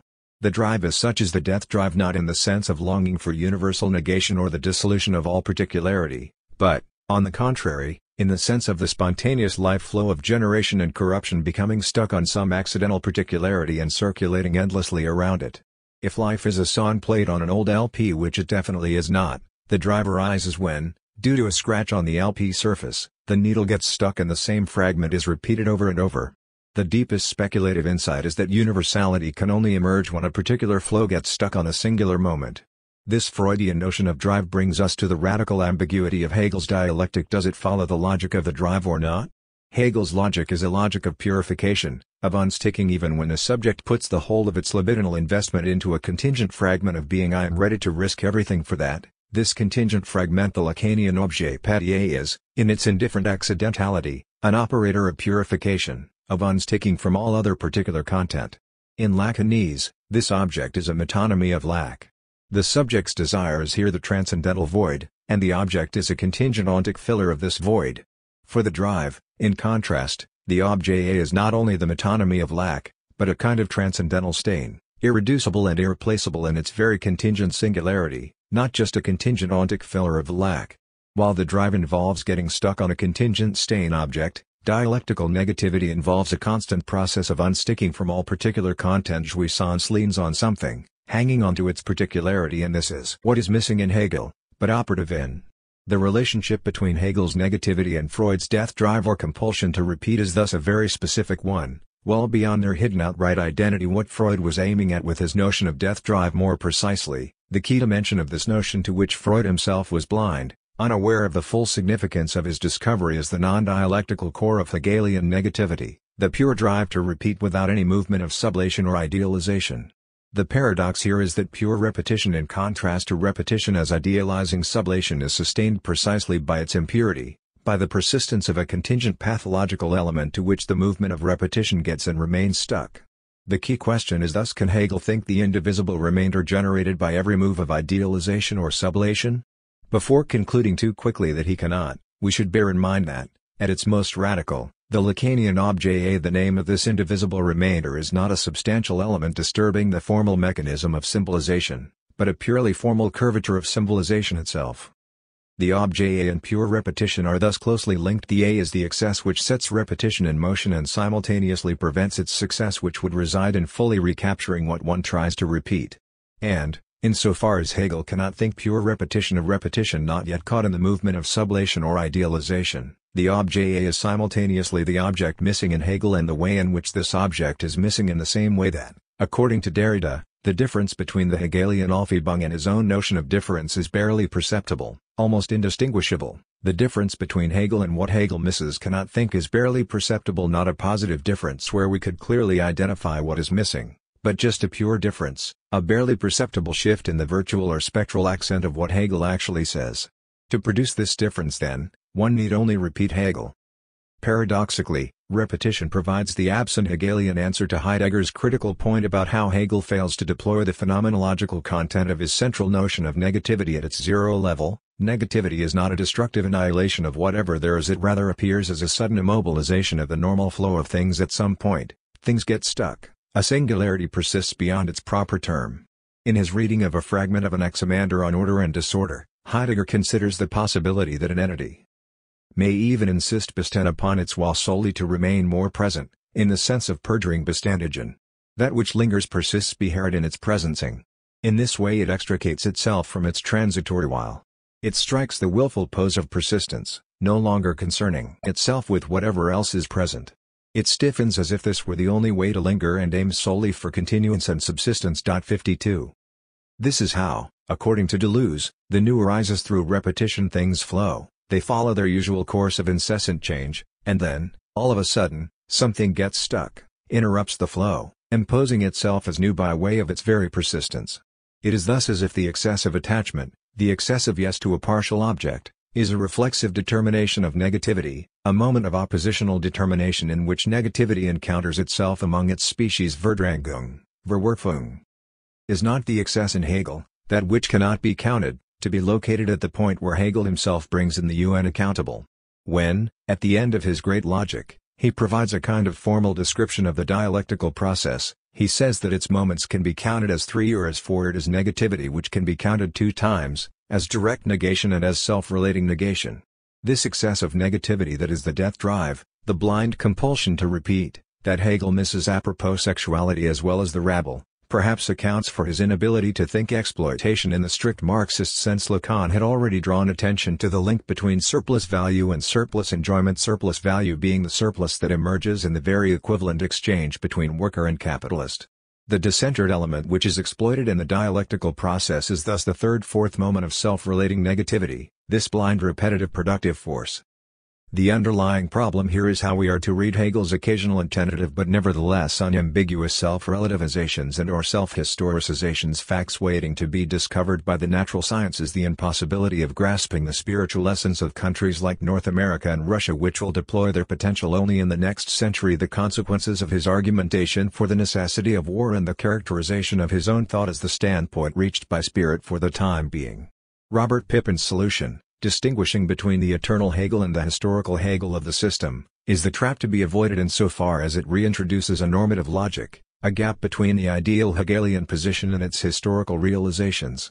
The properly Hegelian move is to reject any trans-historical ideal which would enable us to measure and evaluate all empirical historical realizations of the Hegelian system, and to consider the changes in this ideal itself.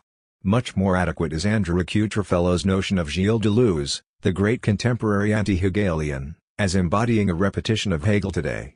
Our starting point should be that absolute knowing involves a recognition of both radical historical closure. There is no meta-language, no way of looking at oneself from the outside and, simultaneously, of a radical openness of the future, the focus of Catherine Malabou and her Future of Hegel. Furthermore, the task is to think beyond Hegel this radical openness with or even as repetition for Hegel. Repetition is sublation or idealization, say, from the Caesar name to the Caesar title, that is, he cannot think the pure repetition of Kierkegaard and Freud. Is not the excess of negativity over the reconciled social order also the excess of repetition over sublation? The task Hegel has left us with, the big gap in his thinking, is how to think this excess discernible at many levels in the necessity of war, the threat of madness, without falling back into a relativist historicism? This reference to the persistent excess of negativity from the ever-present possibility of madness is constitutive of subjectivity, to the necessity of war is the social form of the explosion of abstract universality, is also crucial for understanding what Hegel means by reconciliation, which, in contrast to a critical attitude, characterizes the dimension of the absolute. Reconciliation does not mean that the subject finally succeeds in appropriating the otherness which threatens its self-identity, mediating or internalizing, i.e., sublating it. Quite the contrary, Hegelian reconciliation contains a resigned note one has to reconcile oneself with the excess of negativity as a positive ground or condition of our freedom, to recognize our own substance in what appears to be an obstacle. In Kierkegaardian Freudian pure repetition, as we have seen, the dialectical movement of sublimation encounters itself, its own core, outside itself, in the guise of a blind compulsion to repeat. It is here that we should apply the great Hegelian motto concerning the internalizing of the external obstacle and fighting its external opposite, blind non-sublatable repetition. The dialectical movement fights against its own abyssal ground, its own core. In other words, the ultimate gesture of reconciliation is to recognize in this threatening excess of negativity the core of the subject itself. This excess has different names in Hegel: the night of the world, the necessity of war, of madness, etc. Perhaps the same holds for the basic opposition between Hegelian and Freudian negativity. Precisely insofar as there is an unbridgeable gap between them, Hegelian negativity idealizes and sublates all particular content in the abyss of its universality, while the negativity of the Freudian drive is expressed in its sticking to a contingent particular content, Freudian negativity provides quite literally the material basis for idealizing negativity. To put it in somewhat simplified terms, every idealizing universalizing negativity has to be attached to a singular, contingent, pathological content which serves as its syntome in the Lacanian sense. If the syntome is unraveled or disintegrated, universality disappears. The exemplary model for this link is Hegel's deduction of the necessity of hereditary monarchy. The rational state as a universal totality mediating all particular content has to be embodied in the contingent irrational figure of the monarch, and we can also apply the same matrix to Hegel's treatment of the rebel. This excess of the drive qua pure repetition is the decentered source of value that Hegel could not conceptualize, the libidinal correlate of the labor power which produces surplus value. Does this mean that, once we have entered the Freudo-Kierkegaardian world of pure repetition, we can forget about Hegel? Claude Lévi-Strauss wrote that the prohibition of incest is not a question without an answer, but rather the opposite, an answer without a question, the solution of an unknown problem. The same goes for pure repetition. It is an answer to the Hegelian problem, its hidden core, which is why it can only be properly located within the Hegelian problematic. Once we enter the post-Hegelian world, the concept of repetition is renormalized and loses its subversive edge. The relationship is similar to that between the finale of Mozart's Don Giovanni and post-Mozartian Romanticism. The scene of Don Giovanni's death generates a terrifying excess which disturbs the coordinates of Mozart's universe. However, although this excess points forward towards Romanticism, it loses its subversive edge and is renormalized once we reach Romanticism proper. But does this not, paradoxically and unexpectedly, bring us back to the topic of Aufhebung, this time applied to the very relationship between Hegel and his post-Hegelian repetition? Deleuze once characterized his own thought as an essay in thinking as if Hegel had not existed, repeatedly making the point that Hegel was a philosopher who should be simply ignored, not worked through. What Deleuze missed was how his own thought of pure repetition only works as a weird sublation of Hegel. In this exemplary last revenge of Hegel, the great Hegelian motif of the path towards truth being part of the truth of how, in order to arrive at the right choice, one has to begin with the wrong choice reasserts itself. The point is not so much that we should not ignore Hegel, but that we can only afford to ignore him after a long and arduous working through Hegel. The time has thus come to repeat Hegel. Part 3. The Thing Itself. Lacan. Chapter 8.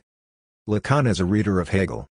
The question of the termination of an analysis is that of the moment at which the subject's satisfaction is achievable in the satisfaction of all that is, of all those it involves in a human undertaking. Of all the undertakings that have been proposed in this century, the psychoanalyst is perhaps the loftiest, because it mediates in our time between the care-ridden man and the subject of absolute knowledge. 1. This passage from Rapport de Rome contains in Noose Lacan's program of the early 1950s, a program that every professional philosopher would undoubtedly dismiss as nonsense, namely, to bring together Heidegger, who defines care as the fundamental feature of finite Dasein, and Hegel, the philosopher of infinite absolute knowledge, in which the universal and the particular are fully mediated. Point 2. The Lacanian analyst as a figure of absolute knowing. Is not this thesis restricted to a specific historical moment, the early 1950s, when Hegel's influence on Lacan, mediated by Alexander Kojève and Jean Hippolyte, was at its peak? Did not Lacan soon move from Hegel to Kant, insisting on the inaccessible, impossible character of the real that forever resists symbolization, on the subject's unsurpassable separation from the cause of its desire?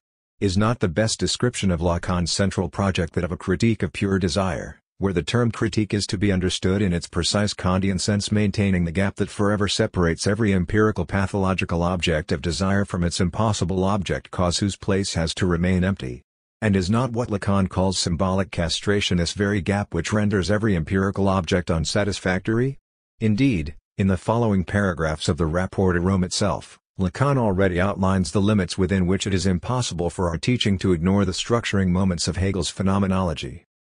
But if there is still something prophetic in Hegel's insistence on the fundamental identity of the particular and the universal, an insistence that reveals the extent of his genius, it is certainly psychoanalysis that provides it with its paradigm by revealing the structure in which this identity is realized as disjunctive of the subject, and without appealing to the future.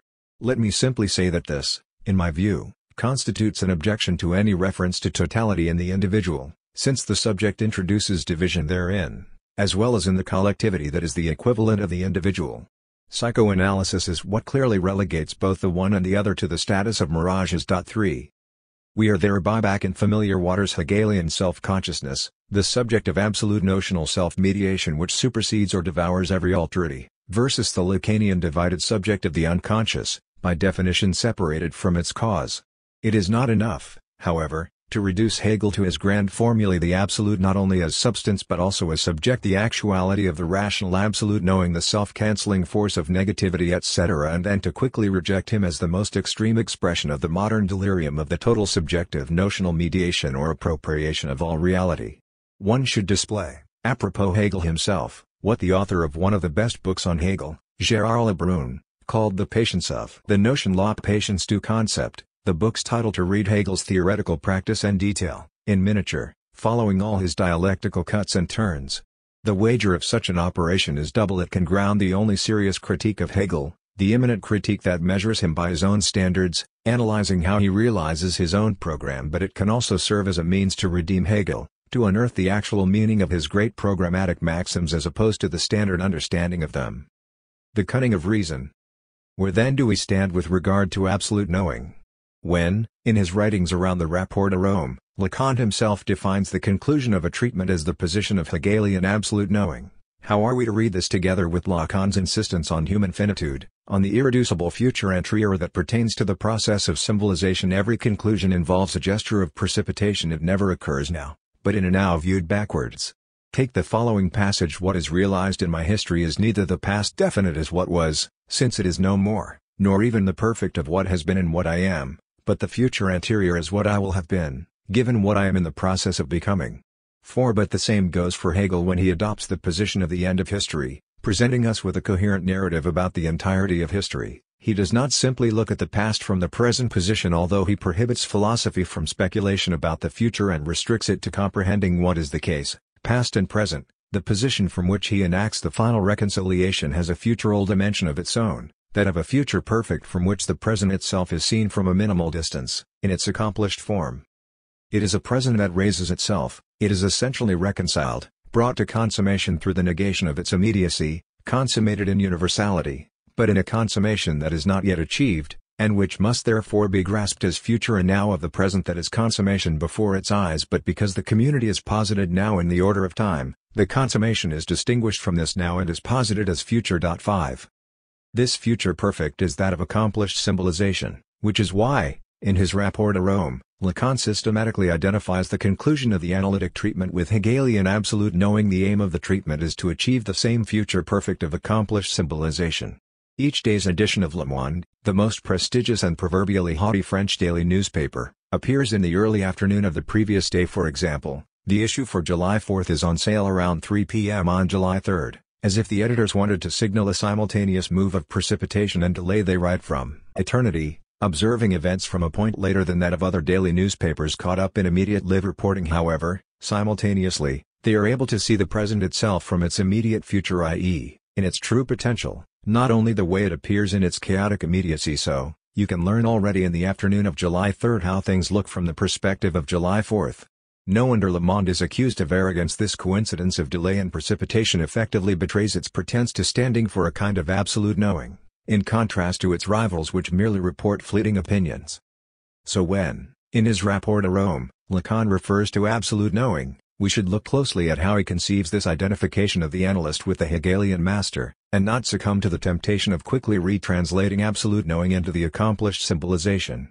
For Lacan, the analyst stands for the Hegelian master, the embodiment of absolute knowing, insofar as he renounces all forcing forçage of reality and, fully aware that the actual is already in itself rational, adopts the stance of a passive observer who does not intervene directly in the content, but merely manipulates the scene so that the content destroys itself, when confronted with its own inconsistencies.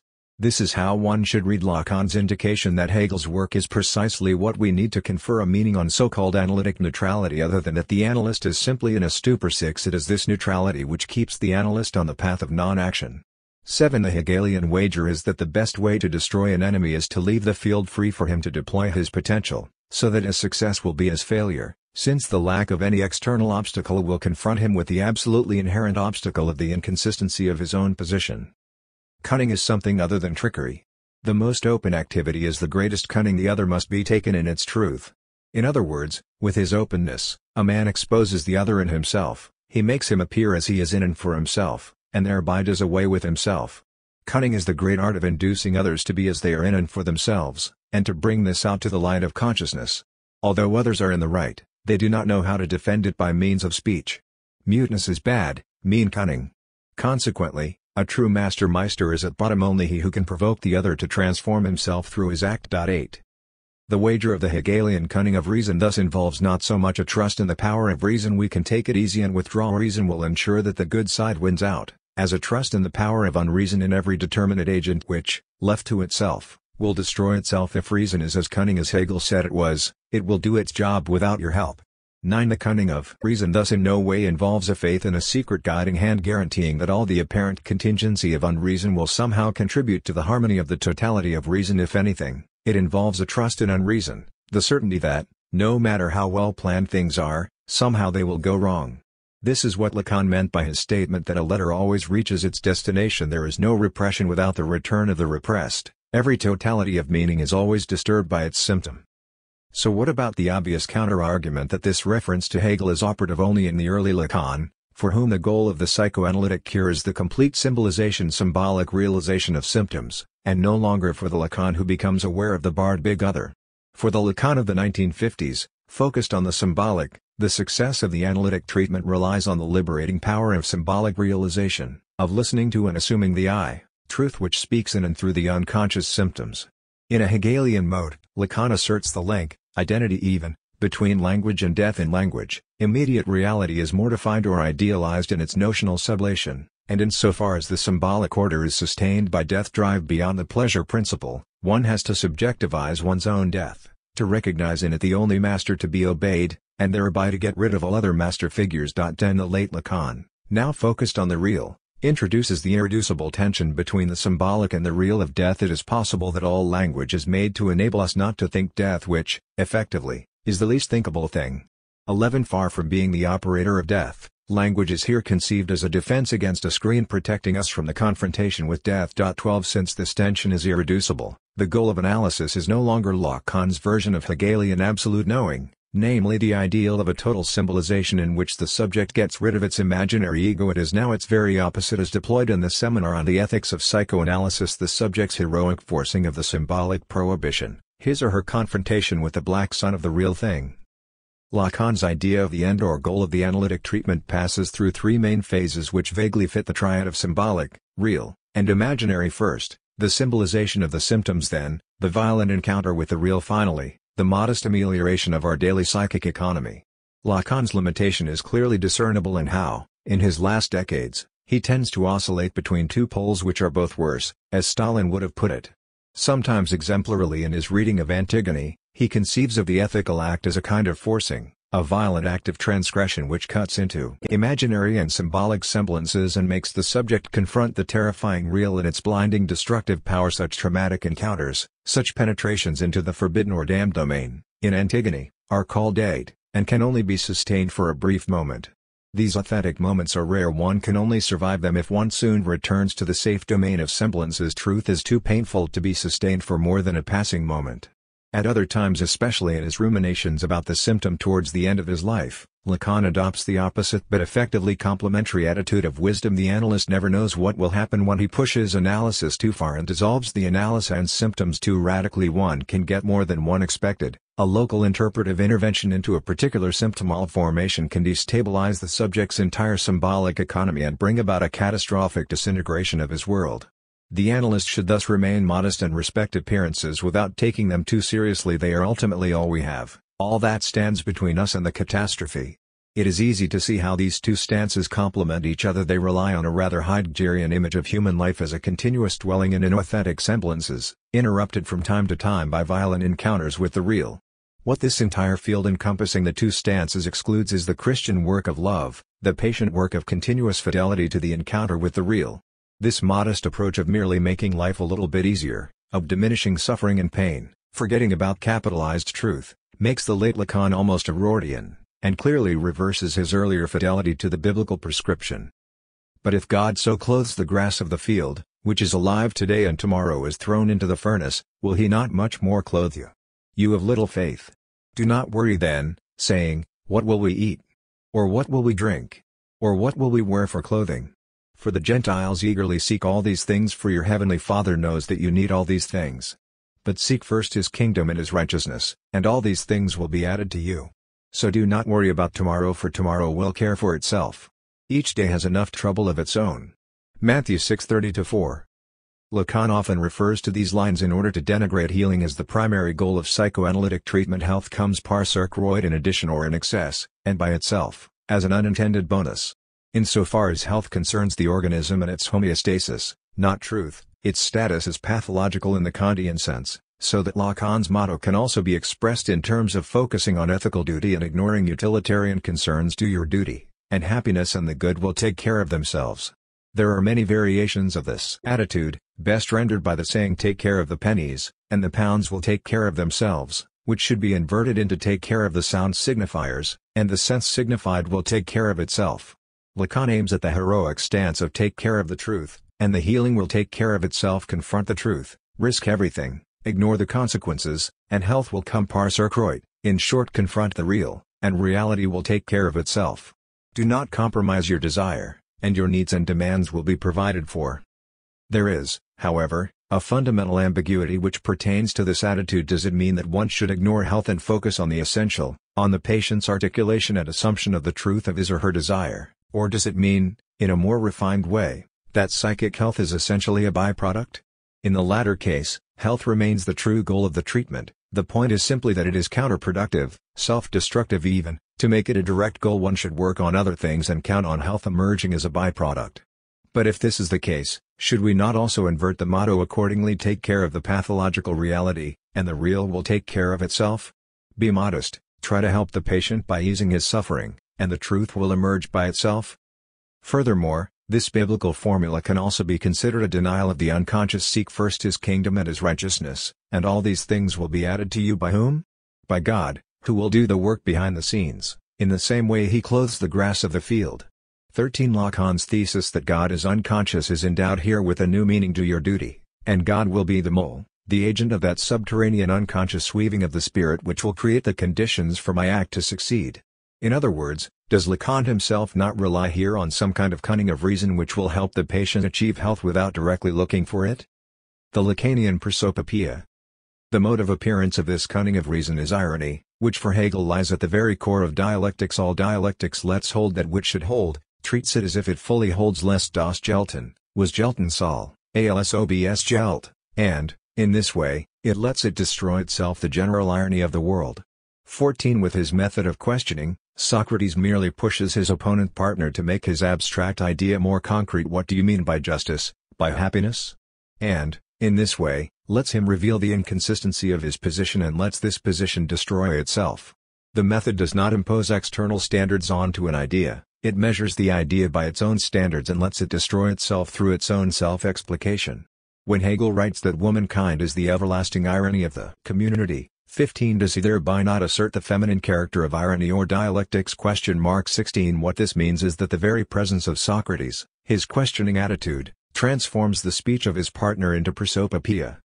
When the participants in a conversation are confronted with Socrates, their words all of a sudden start to sound like quotes and clichés, like borrowed voices. The participants are confronted with the abyss of what authorizes them in their speech, and the moment they try to rely on the usual supports of authorization, authorization fails. It is as if an inaudible echo of irony adds itself to their speech, an echo which hollows out their words and their voice appears as borrowed and expropriated. 17. Recall the proverbial scene of a man making a speech in front of his wife, boasting of his great exploits, evoking high ideals, etc., and his wife silently observing him with a barely concealed mocking smile. Her silent presence has the effect of ruining the pathos of his speech, of unmasking him in all his misery. It is in this sense that, for Lacan, the Socratic irony announces the subjective position of the analyst. Does not the same hold also for the analytic session? Recall Umberto Eco's analysis of Casablanca, where he draws attention to a strange habit of the resistance hero Victor Laszlo. In every scene, he orders a different drink, a Pernod, a cognac, a whiskey. But why? Is this to be read as an indication that, beneath the image of a heroic anti-fascist fighter, there dwells a refined, decadent hedonist? No, it is simply that the scriptwriters did not treat Victor Laszlo as a psychologically consistent personality, but as a composite of multiple clichés. And it is the same in subjective reality. The mysterious depth of personality has to be demystified as the illusory effect of prosopopoeia, of the fact that the subject's discourse is a bricolage of fragments from different sources. The status of prosopopoeia in Lacan changes radically with the shift in the status of the analyst from being the stand-in for the big other, the symbolic order, to being the small other, the obstacle which stands for the inconsistency, failure, of the big other. The analyst who occupies the place of the big other is himself the medium of prosopopoeia when he speaks. It is the big other who speaks, or, rather, keeps silent through him in the inner subjective economy of the analytic process. He is not just another subject, he occupies the empty place of death. The patient talks, and the analyst's silence stands for the absent meaning of the patient's talk, the meaning supposed to be contained in the big other.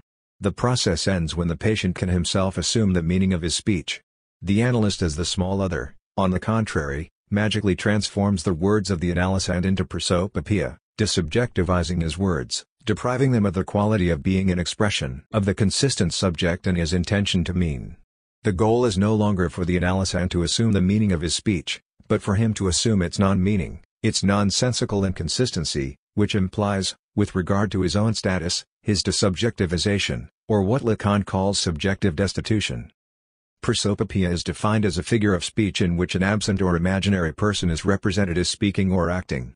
The attribution of speech to an entity commonly perceived to be unable to speak, nature, the commodity, truth itself, is for Lacan the condition of speech as such, not only its secondary complication.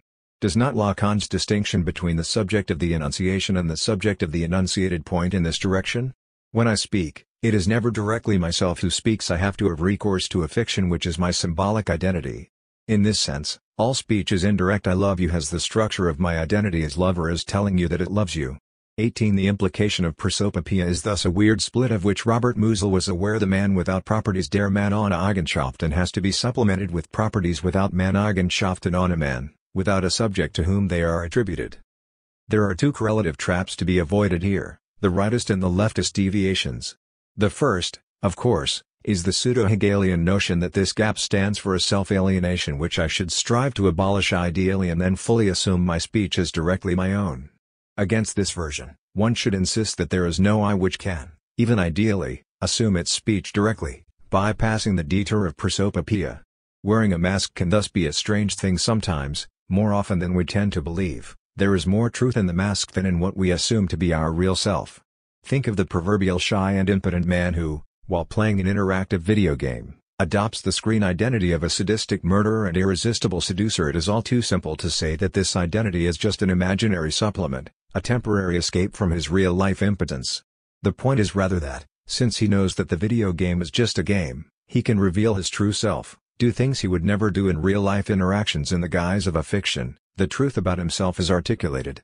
Therein lies the truth of a charming story like Alexander Dumas' The Man in the Iron Mask. What if we invert the topic according to which, in our social interactions, we wear masks to cover our true face?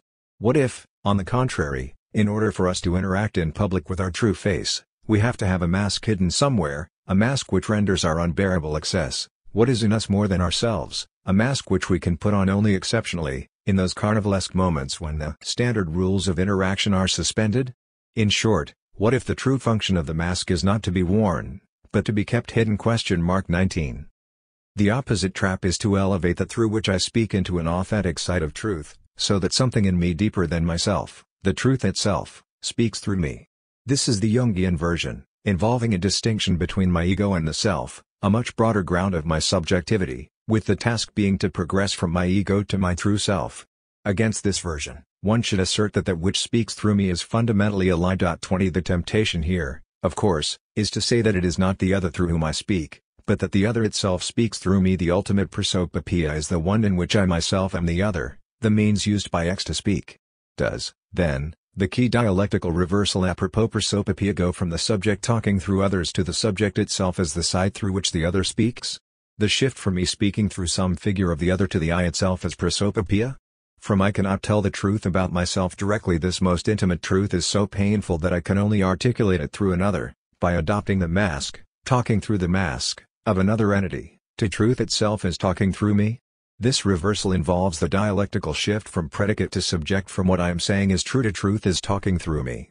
And, furthermore, is not this shift also clearly sexualized? Woman is man's prosopopoeia. She is man's symptom. She has no substance of her own. She is a mask through which man speaks. More precisely, as Otto Weininger demonstrated, a mask through which the fallen nature of man speaks.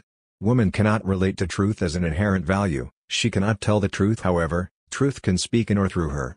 The reversal from I speak the truth to I, the truth, speak occurs with woman's identification with the truth men tell the truth, while in woman, truth itself speaks.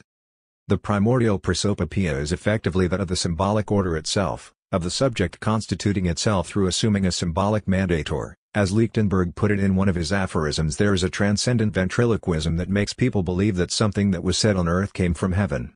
In one of the Marx Brothers films, Groucho, caught telling a lie, answers angrily, "Whom do you believe, your eyes or my words?" This apparently absurd logic renders perfectly the functioning of the symbolic order in which the symbolic mask matters more than the direct reality of the individual who wears it. It involves the by now familiar structure of what Freud called fetishistic disavowal. I know very well that things are the way I see them, that the person in front of me is a corrupt weakling, but I nonetheless treat him respectfully, since he wears the insignia of a judge, so that when he speaks, it is the law itself which speaks through him. So, in a way, I really do believe his words, not my eyes. This is where the cynic who believes only hard facts falls short. When a judge speaks, there is in a way more truth in his words, the words of the institution of law, than in the direct reality of the person of judge. If one limits oneself to what one sees, one simply misses the point. This paradox is what Lacan aims at with his les non-dupes aren't those in the know or those who refuse to let themselves get caught in the symbolic fiction and believe only what they see with their own eyes are those who are most. What the cynic misses here is the efficiency of the symbolic fiction, the way it structures our experience of reality. A corrupt priest preaching on goodness may be a hypocrite, but if people endow his words with the authority of the church, they may inspire them to perform good deeds. Here one should take note of a certain paradox. It is precisely when I speak, when I perceive myself as the agent of my speech, that, effectively, the big other speaks through me, that I am spoken, since my speech acts are totally regulated by the symbolic order in which I dwell. And, conversely, the only way for me to bring my subjective position of enunciation into words is to let myself be surprised by what I say, to experience my own words as a case of it speaks in through me. This is what happens in the case of a symptom. In it, my true subjective position finds a way to articulate itself against my will and intention. The opposition is thus not directly between I speak and the other speaks through me, since these are the two sides of the same coin. When it speaks through me, it is not the big other which speaks the truth that articulates itself as the truth about the failures, gaps, and inconsistencies of the big other. 21.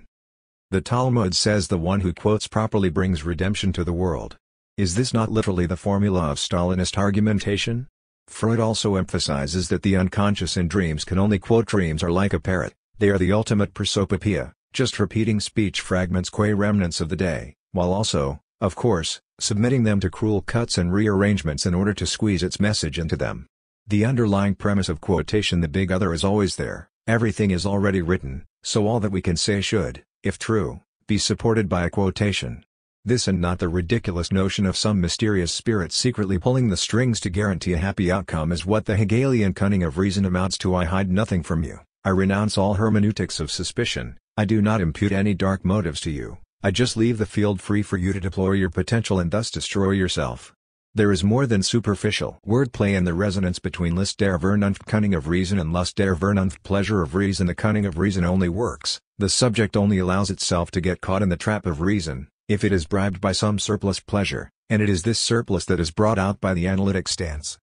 It is easy to discern here the unexpected proximity of the Hegelian master to the analyst, to which Lacan alludes. The Hegelian cunning of reason means that the idea realizes itself in and through the very failure of its realization. It is worth recalling the sublime reversal found in Charles Dickens's Great Expectations when, as a young man, Pip is described as a fellow of great expectations. Everybody perceives this as a prediction of his future worldly success. At the novel's end, however, when Pip abandons London and returns to his modest childhood community, we realize that he lived up to the prediction that marked his life only by finding the strength to leave behind the vain thrill of London's high society, and thereby authenticate the notion of his being a man of great expectations. Furthermore, as befits a Hegelian novel, the ending of Great Expectations is deeply ambiguous in a way which evokes the radical ambiguity of the Hegelian reconciliation. Here is the novel's last paragraph, describing Pip and Estella meeting again at the ruins of Satie's house. "We are friends," said I, rising and bending over her, as she rose from the bench. "And will continue friends apart," said Estella. I took her hand in mine, and we went out of the ruined place and, as the morning mists had risen long ago when I first left the forge, so the evening mists were rising now, and in all the broad expanse of tranquil light they showed to me, I saw no shadow of another parting from her. How are we to read the last words, "I saw no shadow of another parting from her"? Do they mean that Estella and Pip will never part, that they will stay together forever, or that it is only at this moment that Pip did not or could not see the shadow of a future parting? Even more interestingly, we now know that this ending was a revised second version in the original ending. Estella has remarried and Pip remains single following the advice of certain friends Edward Bulwer-Lytton and Wilkie Collins. Dickens wrote a more upbeat ending, suggesting that Estella and Pip would marry.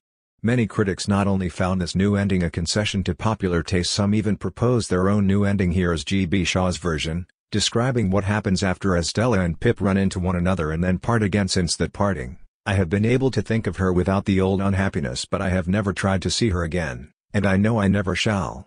There is an ambiguity here again. I know I never shall what? See Estella again or try to see her again, which leaves open the prospect of an unpremeditated encounter? Another attempt was made by Douglas Brooks Davis, who resolved the ambiguity of Dickens's second ending by opting for the pessimistic version when Estella and Pip are leaving the garden together. The evening sunlight of the moment when I left Sutties holding Estella's hand was so bright that it banished all shadows, even the metaphorical shadow of the parting that we were soon and permanently to endure. However, this dispelling of the ambiguity does not work because, in a way, it is superfluous. It says too much in an exact parallel with Hegel's absolute knowing, where we also see no shadow of another parting from it. It, of course, includes its own historicity. However, to say this explicitly is already to say too much and involves a regression to historicism. The denouement of Great Expectations thus relies on a kind of Hegelian reflexivity which changes in the course of the hero's ordeal as not only his character, but also the very ethical standard by which we measure his character. In his review of Badiou's Ethics, Terry Eagleton wrote, "There is a paradox in the idea of transformation.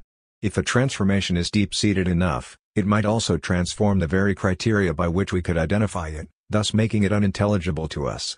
But if it is intelligible, it might be because the transformation was not radical enough. If we can talk about the change, then it is not full-blooded enough, but if it is full-blooded enough, it threatens to fall outside our comprehension. Change must presuppose continuity as subject to whom the alteration occurs if we are not to be left merely with two incommensurable states. But how can such continuity be compatible with revolutionary upheaval? 22. The properly Hegelian solution to this dilemma is that a truly radical change is self-relating. It changes the very coordinates by means of which we measure change.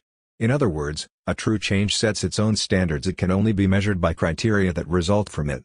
This is what the negation of negation is, a shift of perspective which turns failure into true success. And does the same not go for the Freudian Festungsakt act which succeeds in its very failure? Robert Pippin is right to emphasize that the realization that only in such failure is there success. Success at being Geist is an achievement like no other in the history of philosophy. 23 This is where the standard reproach to Hegel that he fails to fully confront negativity, failure, collapse, etc., since there is always a mechanism of redemption built into the dialectical process which guarantees that the utter failure will magically be converted into its opposite, falls short. The story of the Hegelian dialectical reversal is not the story of failure as a blessing in disguise, as a painful but necessary step or detour towards the final triumph that retroactively redeems it, but, on the contrary, the story of the necessary failure of every success of every direct project or act. The story of how the only success the subject can gain is the reflexive shift of perspective which recognizes success in failure itself. Lacan, Marx, Heidegger. Such a shift also lies at the very heart of the Hegelian relationship between lies and truth. Winston Churchill was right when he characterized truth not as something we search for, but as something upon which, occasionally, we accidentally stumble. Men stumble over the truth from time to time, but most pick themselves up and hurry off as if nothing happened. A psychologically intuitive person may be able to recognize immediately from a slight change of tone or of gesture when somebody has started to lie, but perhaps what one needs much more is someone able to recognize when, in the generalized babble of daily communication, a person stumbles upon truth, or, rather, when the truth starts to talk in or through the babble, not, of course, factual truth, but subjective truth, which can also even as a rule does express itself in the guise of a factual lie. The reason is that, at their most radical, lies are not a simple denial of truth. They serve a much more refined protective function to render the truth palpable, tolerable. During World War II, Churchill quipped, in wartime, truth is so precious that she should always be attended by a bodyguard of lies. And since, in a way, life itself, especially love, is permanent warfare, lying is what keeps the world together. Joseph de Maistre wrote, if we want to teach an error, we should always begin with a truth. 24 De Maistre had in mind how even the most cruel sacrificial rituals of pagan religion implicitly harbor a correct insight into the efficacy of sacrifice brought out in its true form by Christianity. However, from a Hegelian standpoint, we should invert this statement. If we want to teach a truth, we should always begin with an error. The basic strategy of Brecht's celebrated adaptive cunning, exemplified by his behavior during his interview by the House Un-American Activities Committee (HUAC), is to lie with partial truth. While all Brecht's answers to the committee were factually true, he tailored the facts to create a false overall impression. In short, that he was not a dedicated communist propagandist, but just an anti-fascist Democrat. The principle underlying Brecht's strategy is best expressed in his cynical reply to the reproach that he acted like a coward. My profession is not a hero, but a writer.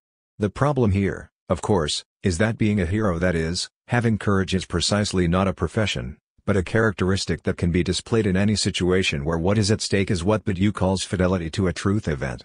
Brecht's stance should be contrasted to that of Dashiell Hammett, who found himself in a similar predicament at the same time. Called to testify before the HUAC, he was asked if he really was a trustee for a fund that the Communist Party of the USA had organized to protect its persecuted members and sympathizers. The truth was that he knew nothing about the fund, but he was too proud to answer truthfully, since this would have implied that he recognized the authority of the HUAC and accepted the need to defend himself. So he refused to answer and was duly sent to prison where, after only 2 weeks, the guards began to address him as Sir, proof of the extraordinary power and dignity of his personality. Both Brecht and Hammett lied, but where Brecht lied with partial truth, Hammett lied to save his dignity and truthfulness. 25 No wonder that Georg Lukács, Brecht's great Marxist opponent, displayed more ethical courage than Brecht when, after the crushing of the Hungarian rebellion at the end of 1956, he was arrested by the Soviets, who offered him freedom on one condition: they had tapes of his phone conversations with the other members of the Imre Nagy government, and they knew that he had expressed his disagreement with some of the government's anti-socialist measures. All the Soviets wanted from him was to restate these disagreements publicly. Lukács declined, knowing perfectly well that to state the factual truth under such conditions would have been to lie. In his first seminar, Lacan defines error as a habitual embodiment of truth as long as the truth will not be revealed in its entirety, that is to say, in all probability till the end of time. It will be in its nature to propagate itself in the guise of error. Error is thus a constitutive structure of the revelation of being as such. 26 The reference here, of course, is to the Freudian universe in which truth articulates itself as a rupture of the normal or regular flow of our speech or activity. The truth leaks out in the guise of slips of the tongue, failures to act, etc. Lacan wants to draw a strict distinction between this Freudian procedure and the Hegelian dialectic, in which truth also arises out of errors. Through the self-sublation of the latter, Hegelian truth is the absolute disclosure which can only be formulated at the end of history, when the historical process is fully actualized, while Freudian truth is partial, fragmentary, always just a rupture in the flow of ignorance, never the revealed totality. The problem here is that since psychoanalysis thus lacks the final point of total revelation which would enable it to firmly distinguish truth from error, how can it be sure that the other discourse which the psychoanalytic interpretation discerns beneath the discourse of méprise is not just another discourse of misrecognition? Aware of the problem, for a couple of years Lacan effectively insisted on a homology between psychoanalysis and Hegelian absolute knowing, the only difference being that the psychoanalyst is more modest, aware that we cannot ever reach the point of accomplished symbolization, revelation. Later, Lacan resorted to the classic Freudian answer: the proof of the truth of a psychoanalytic interpretation is its own symbolic efficacy, the way it transforms the subject. However, such a reading of Lacan is a weak Hegelian, still faithful to the Hegelian goal and merely postponing indefinitely the final reconciliation, is stricto sensu wrong, that is, wrong with regard to Hegel. In other words, the very notion of absolute knowing as accomplished symbolization, the full revelation of being, etc., totally misses the point of the Hegelian reconciliation by turning it into an ideal to be reached, rather than something that is always already here and should merely be assumed. Hegelian temporality is crucial here. We enact reconciliation not by way of a miraculous healing of wounds, and so forth, but by recognizing the rose and the cross of the present, by realizing that reconciliation is already accomplished in what we misperceived as alienation. Consequently, Hegel does deal with symptoms in the sense that every universality in its actualization generates an excess which undermines it. The Hegelian totality is by definition self-contradictory, antagonistic, inconsistent. The whole which is the true Hegel, das Ganze ist das Wahre, is the whole plus its symptoms, the unintended consequences which betray its untruth. For Marx, The totality of capitalism includes crises as its integral moments for Freud. The totality of a human subject includes pathological symptoms as indicators of what is repressed in the official image of the subject. The underlying premise is that the whole is never truly whole. Every notion of the whole leaves something out, and the dialectical effort is precisely the effort to include this excess, to account for it. Symptoms are never just secondary failures or distortions of the basically sound system. They are indicators that there is something rotten, antagonistic, inconsistent in the very heart of the system. This is why the anti-Hegelian rhetoric which insists on how Hegel's totality misses the details which stick out and destroy its equilibrium misses the point. The space of the Hegelian totality is the very space of the interaction between the abstract whole and the details that elude its grasp, although they are generated by it. So what if Hegel's thought is not a metaphysics, but a form of pataphysics in Alfred Jarry's sense, a thinking of pathological incidents which inevitably disturb the inner logic of a process?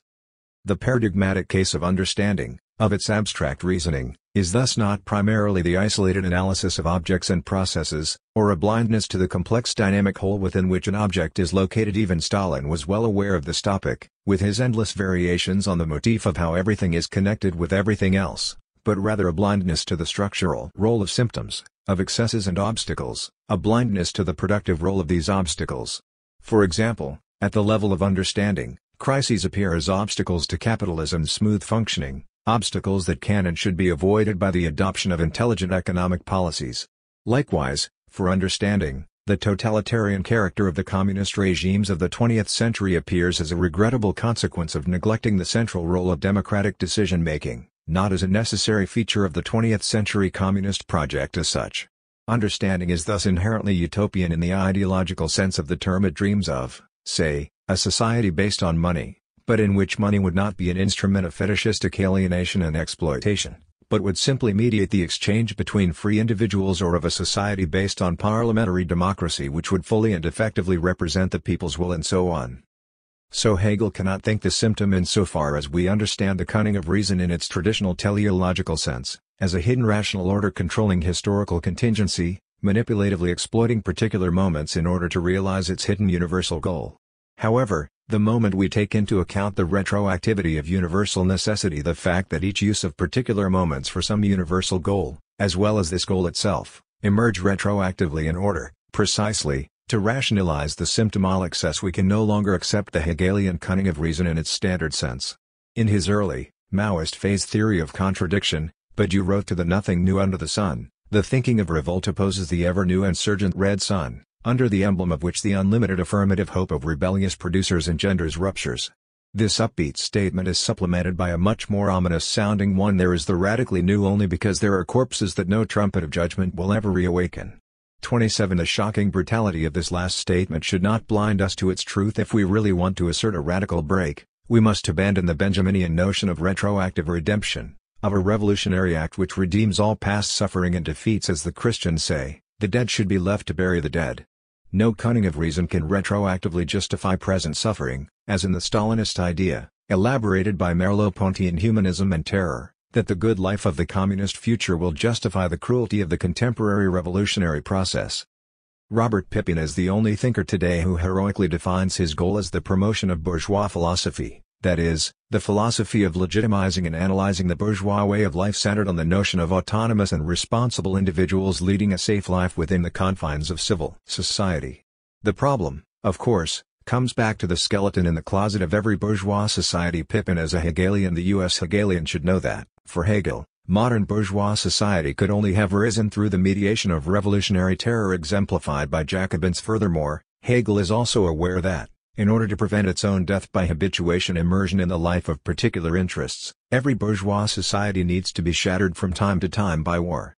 A problem such as can excesses like Auschwitz be justified, economized, as necessary detours on the road towards a free society? Can they be aufgehoben as moments of historical progress? Is, therefore, from a strict Hegelian perspective, badly posed. It presupposes a position of external substantial teleology that is precluded by Hegel. There is no substantial historical spirit weighing up in advance the costs and benefits of a prospective historical catastrophe. For example, is the massacre of European Jewry a price worth paying for the unprecedented peace and prosperity of post-war Europe? It is only actual humans, caught up in a historical process, who generate a catastrophe which can then give birth to new ethico-political awareness, without any claim that this unintended result in any way justifies or legitimizes the enormous suffering that led to it. Measured in this way, no historical progress is worth the price. All one can say is that the ultimate outcome of historical catastrophes is sometimes a higher ethical awareness which one should accept with humility and in memory of the blood spilled on the path to realizing it.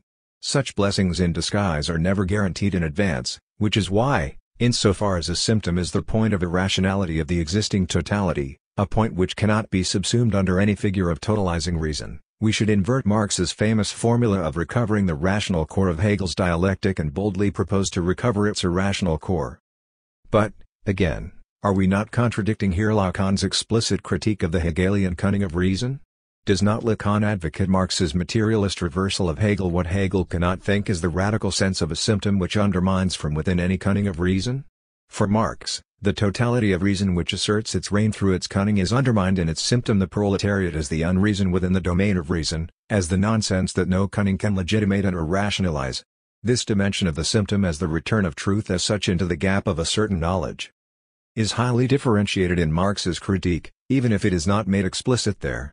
And one can say that a part of the reversal of Hegel that he carries out is constituted by the return which is a materialist return, precisely insofar as it gives it figure and body of the question of truth. The latter actually forces itself upon us, not by taking up the thread of the ruse of reason, a subtle form with which Hegel sends it packing, but by upsetting these ruses. Read Marx's political writings which are merely dressed up with reason. 28. Marx invents the symptom when he conceptualizes the position of the proletariat as the material figure and body which gives body to the unreason of the totality of reason, the modern rational state conceptualized and legitimized by Hegelian knowledge. Marx thus sees through the Hegelian trick of legitimizing exploitation and other horrors as necessary moments of the progress of reason using evil human passions as means to actualize itself, denouncing it as the legitimization of a miserable social reality which is merely dressed up with reason. As such, the message of the symptom is: men, listen, I am telling you the secret. I, truth, speak. 29. In a symptom, it speaks, the subject is surprised by it, taken aback, caught with his pants down. A symptom is thus something that cannot be attributed to any subject or agent. The temptation to be resisted here, the very temptation of the cunning of reason, is to surmise another meta-subject or agent who organizes these apparent failures and mistakes, turning them into steps towards the final truth. The cunning of reason is the desperate wager of trusting in history, the belief that the big other guarantees its final happy outcome, or, as Lacan put it in his acerbic way, the discourse of error, its articulation in action, could bear witness to the truth against the apparent facts themselves. It was then that one of them tried to get the cunning of reason accepted into the rank of objects deemed worthy of study. Unfortunately, he was a professor. Remain content, then, with your vague sense of history and leave it to clever people to found the world market in lies, the trade in all-out war, and the new law of self-criticism on the guarantee of my future firm. If reason is as cunning as Hegel said it was, it will do its job without your help. 30. A symptom is, on the contrary, that which undermines the big other, that in which the big other reveals its gaps, inconsistency, failure, impotence. When Lacan writes, I, truth, speak, this does not mean that the substantial big other in me speaks, but, on the contrary, that the big other's failure breaks through. Error is the partial untruth which can be sublated into a subordinate moment of the truth of totality, while a symptom is a partial breakthrough of the repressed truth of the totality, a truth which belies totality. Lacan here opposes error and mistake méprise while, in the Hegelian dialectical process, truth arises through error. In the psychoanalytic process, it arises from a mistake or, rather, misapprehension. Truth says, whether you flee from me in deceit or think you can catch me in error, I will catch up with you in the mistake from which you cannot hide. 31. When I am in error, I hold as true something that is not true in a symptom. On the contrary, truth appears in what I hold as least true, most contingent, unworthy of universality. Again, truth says, I wander about in what you regard as least true by its very nature and dreams, in the way the most far-fetched witticisms and the most grotesque nonsense of jokes defy meaning, and in chance not in its law, but rather in its contingency. And I never more surely proceed to change the face of the world than when I give it the profile of Cleopatra's nose. 32. The implications of such a radical notion of the symptom are much more far-reaching than it may appear. The symptom is not a secondary expression of some substantial content already dwelling deep in the subject. On the contrary, the symptom is open, coming from the future, pointing towards a content that will only come to be through the symptom. 33 Recall Lacan's statement that woman is a symptom of man. Does this mean that, vulgari eloquentia, a woman comes to exist only when a man selects her as a potential object of libidinal investment? So what is she prior to this investment? What if we conceive the idea of a symptom that pre-exists what it is a symptom of, so that we can consider women as symptoms wandering around in search of something to attach themselves to as symptoms, or even just being satisfied with their role as empty symptoms? 34 One can effectively claim that a woman who withdraws from sexual contact with men is a symptom at its purest, a zero-level symptom. A nun, for example, who, in rejecting becoming the symptom of a particular man, her sexual partner, posits herself as the symptom of Christ, the man ecce homo. This notion of the paradoxical pre-existence of a symptom can also be given a Benjaminian twist. In the middle of Tchaikovsky's Francesca da Rimini, 11 minutes into it, there is a passage which sounds almost like Bernard Herrmann, a kind of flight into the future. Then the standard romanticism recovers itself. It is really as if Tchaikovsky produced here a symptom in the early Lacanian or Benjaminian sense of a message from the future, something that its own time lacked the proper means to hear or understand. This is how modernism works. What were originally fragments of an organic whole are autonomized. The same goes for Joan Miro's paintings. No wonder that this is the music used for the ballet sequence at the end of Torn Curtain, a kind of revenge of Herrmann, whose score Hitchcock discarded a scene in which the repressed returns. Did he choose this piece? 35. There is a nice anecdote about a Latin American poet who modified the political tenor of his poetry according to whoever was his most recent mistress when she was a proto-fascist rightist. He celebrated military discipline and patriotic sacrifice when he got involved with a pro-communist woman. He started to celebrate guerrilla warfare later. He moved on to a hippie mistress and wrote about drugs and transcendental meditation. This is what woman as a symptom of man means, not merely that a man uses a woman to articulate his message. On the contrary, woman is the determining factor. Man orients himself towards his symptom, he clings to it to give consistency to his life. And the Hegelian cunning of reason works in a similar way. It is not that reason is a secret force behind the scenes using human agents for its purposes. There are nothing but agents following their particular purposes, and what they do autopoetically organizes itself into a larger pattern. But did not Heidegger propose a much more radical critique of the Hegelian cunning of reason, in a way which differs radically from Marx's critique, and which enables us to recognize in Marx himself the presence of the Hegelian notion of history as the story of dialectical redemption? 36. For the cunning of reason to be operative, there is no need to resuscitate any transcendent rational agency. Particular contingent finite facts must be accounted for not in terms of any such higher power, but in terms of their own intelligibility, which is the true infinite immanent to the finite itself. The contrast with Heidegger's own full assertion of finitude could not be clearer. Heidegger deploys all the consequences of such a radical assertion of finitude, up to and including a series of self-referential paradoxes. His claim is that the ultimate failure, the breakdown of the entire structure of meaning, the withdrawal from engagement and care, in other words the possibility that the totality of Dasein's involvements collapses into itself, the world has the character of completely lacking significance. 37 is the innermost possibility of Dasein, that Dasein can succeed in its engagement only against the background of a possible failure. The interrelational structure of the world of care can fail in such a catastrophic way that Dasein will appear not as the world embedded, open to meaning, engaged agent in a shared world that it is, but, all at once as it were, the null basis of a nullity.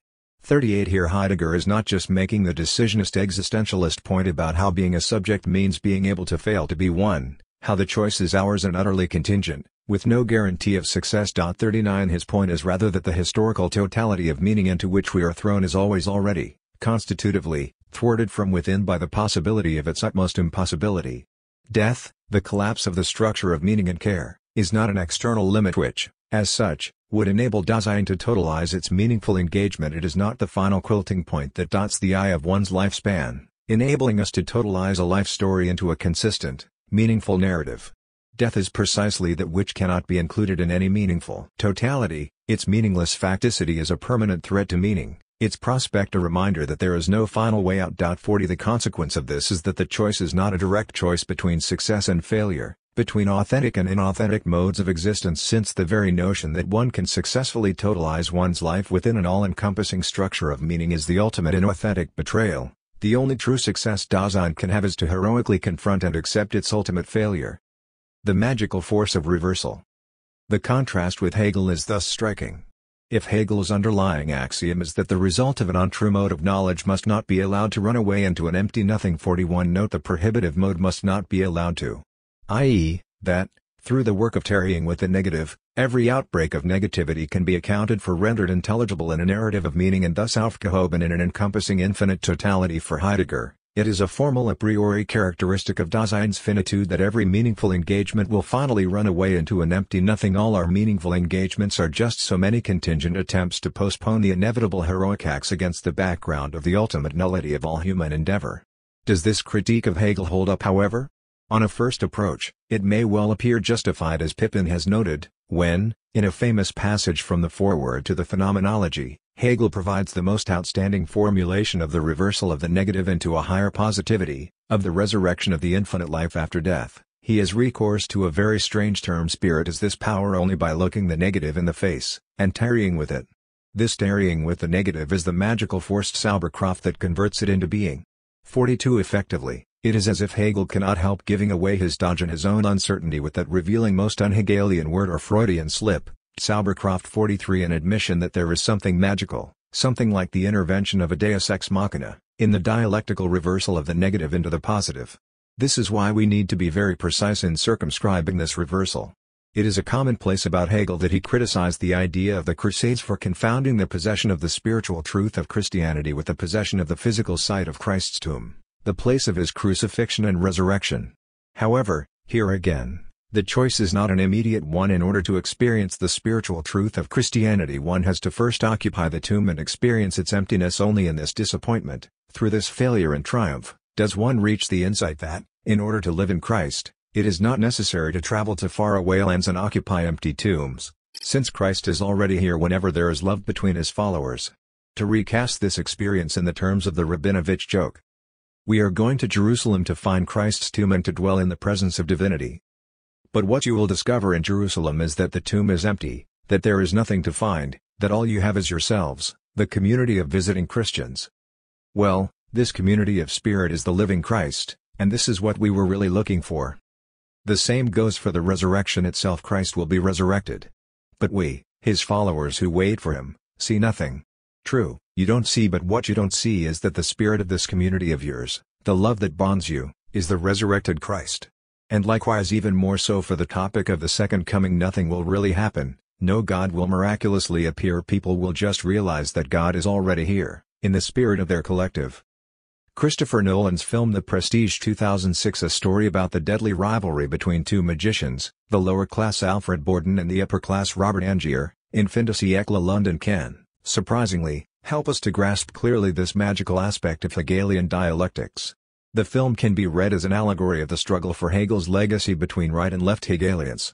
The two magicians compete over who can deliver the best performance of the transported man trick. Borden, the first to perform it, disappears into a box, bounces a ball to another box across the stage, and instantly reappears within the second box to catch the ball. Blackmailed into revealing the source of his trick to Angier, Borden gives him one clue, the name of an inventor, Tesla. This, we later learn, is a lie. Borden simply used his twin brother to replace him. Angier travels to Colorado Springs to meet Nikola Tesla and learn the secret of Borden's illusion. Tesla constructs a teleportation machine, but the device fails to work. Angier then learns from Borden's notebook that he has been sent on a wild goose chase. Feeling he has wasted his money, he returns to Tesla's lab and discovers that the machine can in fact create and teleport a duplicate of any item placed in it. When Tesla is forced to leave Colorado Springs, Angier is left with the machine. In a letter, Tesla warns Angier to destroy it. Angier refuses to do so and returns to London to begin a final set of 100 performances with his new act, The Real Transported Man, in which he disappears under huge arcs of electricity and teleports 50 yards from the stage to the balcony in a second. Borden attends Angier's performance and is baffled. He slips backstage and finds Angier inside a water tank, with a padlock on the latch that prevents his escape. At the film's end, the mortally wounded Angier reveals his secret to Borden. Each time he disappeared during the illusion, he fell through a trapdoor into the tank and drowned. The machine created a duplicate who teleported to the balcony and basked in the applause. Angier says he suffered to become great at philosophy. Borden thought Angier had never learned. The class rivalry between the upper-class Angier and the lower-class Borden is reflected in, among other things, the different ways in which they organize the illusion. Borden uses his twin brother to replace him, while Angier does it with the help of true scientific wizardry. He really is redoubled. There is a celebration of the aristocratic ethic of sacrifice against cheap lower-class trickery at work here for the sake of his art. Angier undergoes the terrible pain of drowning during each performance. Therein resides Angier's revenge. Borden thinks that only he is ready to truly suffer to become great when he loses some fingers on his hand. His twin brother also cuts off the same fingers to remain indiscernible from him, etc. However, at the end, he is forced to admit that beneath Angier's corrupted aristocrat attitude there is a much more terrible sacrifice. Each performance is paid for with a suicide. Early in the film, when a magician performs a trick with a small bird which disappears in a cage on the table, a small boy in the audience starts to cry, claiming that the bird has been killed. The magician approaches him and finishes the trick, gently producing a live bird out of his hand, but the boy is not satisfied, insisting that this must be another bird, the dead one's brother.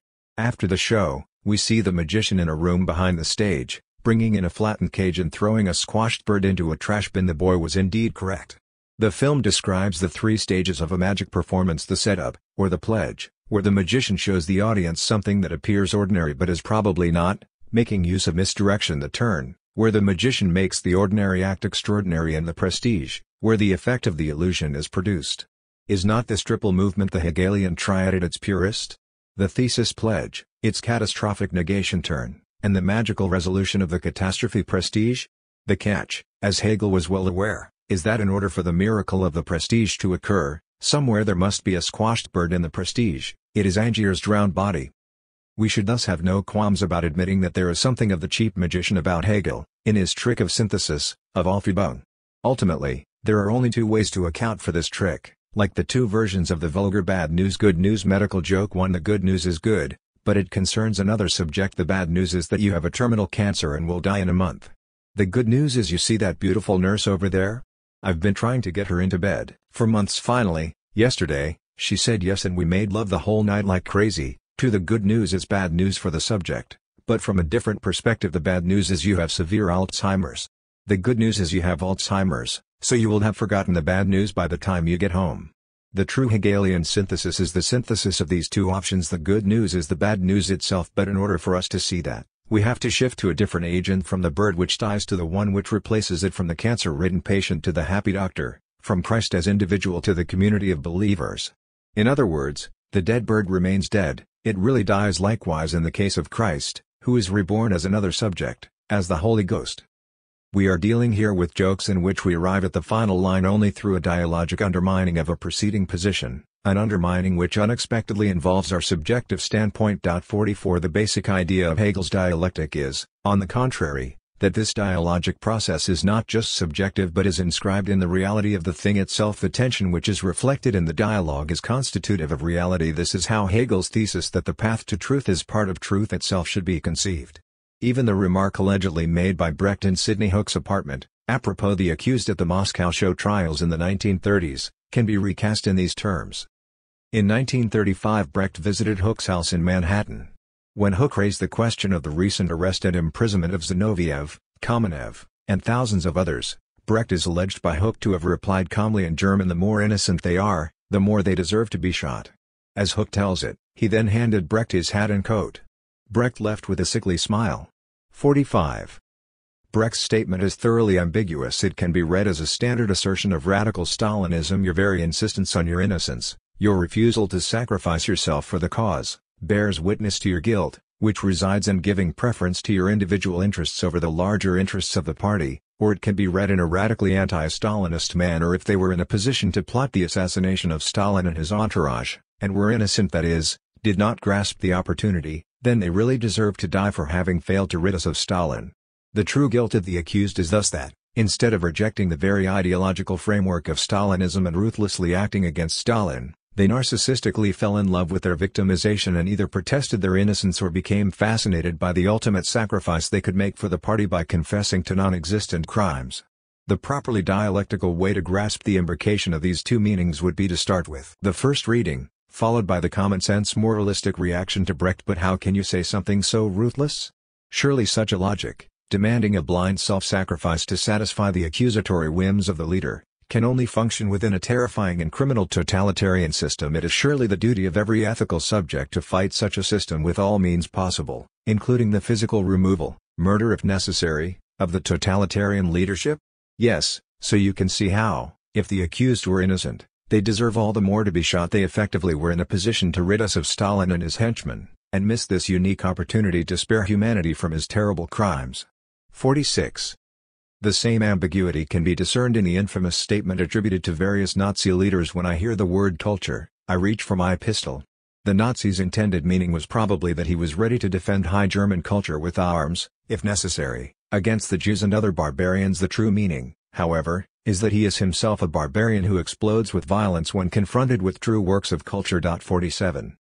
Hegel's version of infinite judgment is thus different from Kant's. There is a negation of the Rabinovich type at work in its most famous example: the spirit is a bone 1, the spirit is a bone 2. This is nonsense. There is an absolute contradiction between these two terms. 3. Well, the spirit is this contradiction. One can see the opposition between this procedure and the paradox of identity as identified by Hegel, where the very occurrence of an identical term causes surprise. A rose is, we expect a predicate, but get a rose. The Hegelian move is to treat this surprise paradox as constitutive of identity. There is surprise and a temporal logic in both cases, but of a different kind. 48. This in turn means that Heidegger's notion of death as the ultimate point of impossibility that cannot be dialectically sublated or included in a higher totality is no argument against Hegel. The Hegelian response is just to shift the perspective in order to recognize this negativity itself in its positive aspect. As a condition of possibility, what appears as the ultimate obstacle is in itself a positive condition of possibility, for the universe of meaning can only arise against the background of its annihilation.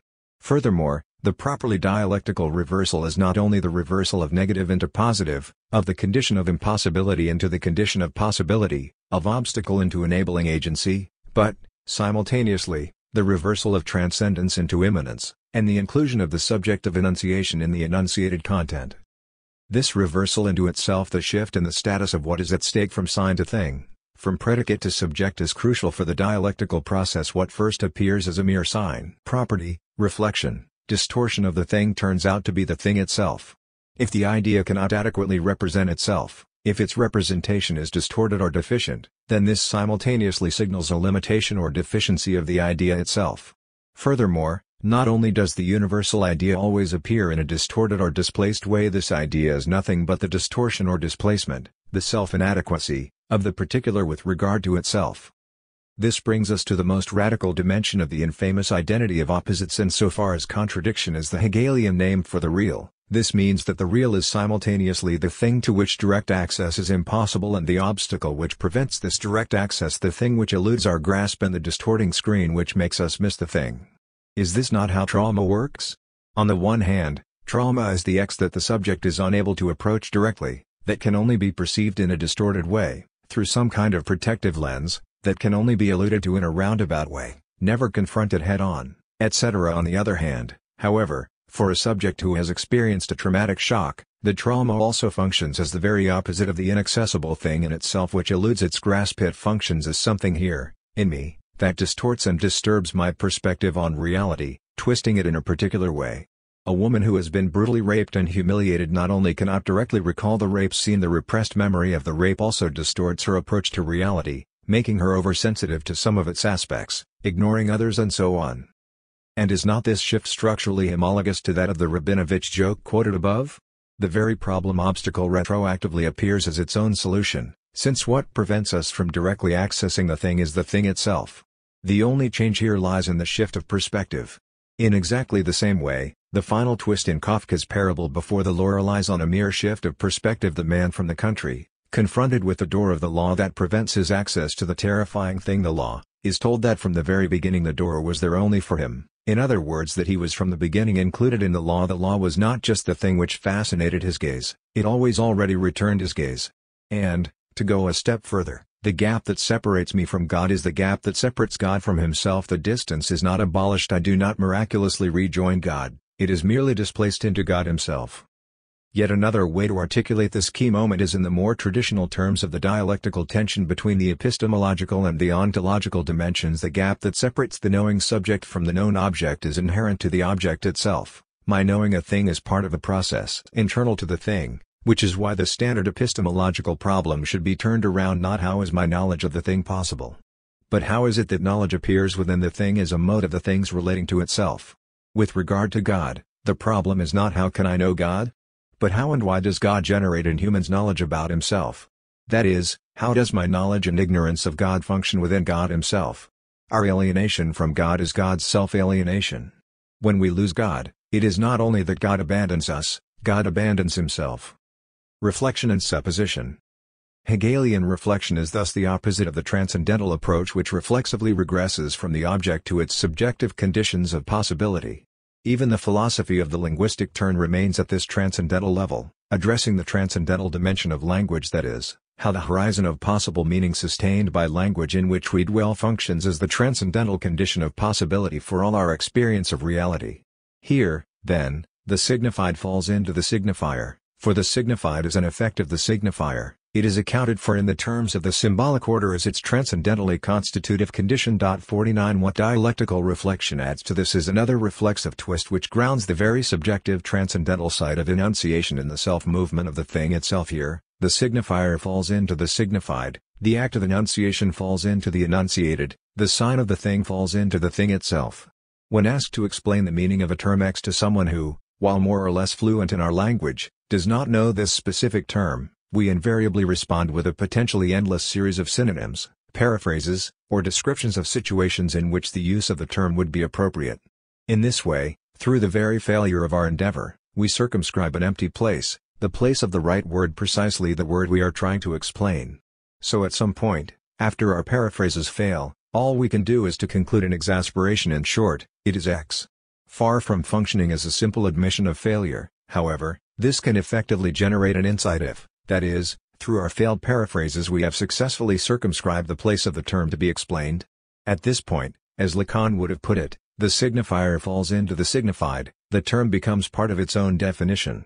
It is a little bit like listening to old mono recordings. The very crackling sounds that filter and disturb the pure reproduction of the human voice generate an effect of authenticity, the impression that we are listening to what was once a real person singing, while the very perfection of modern recordings, with their stereo and other effects, strangely derealize what we hear.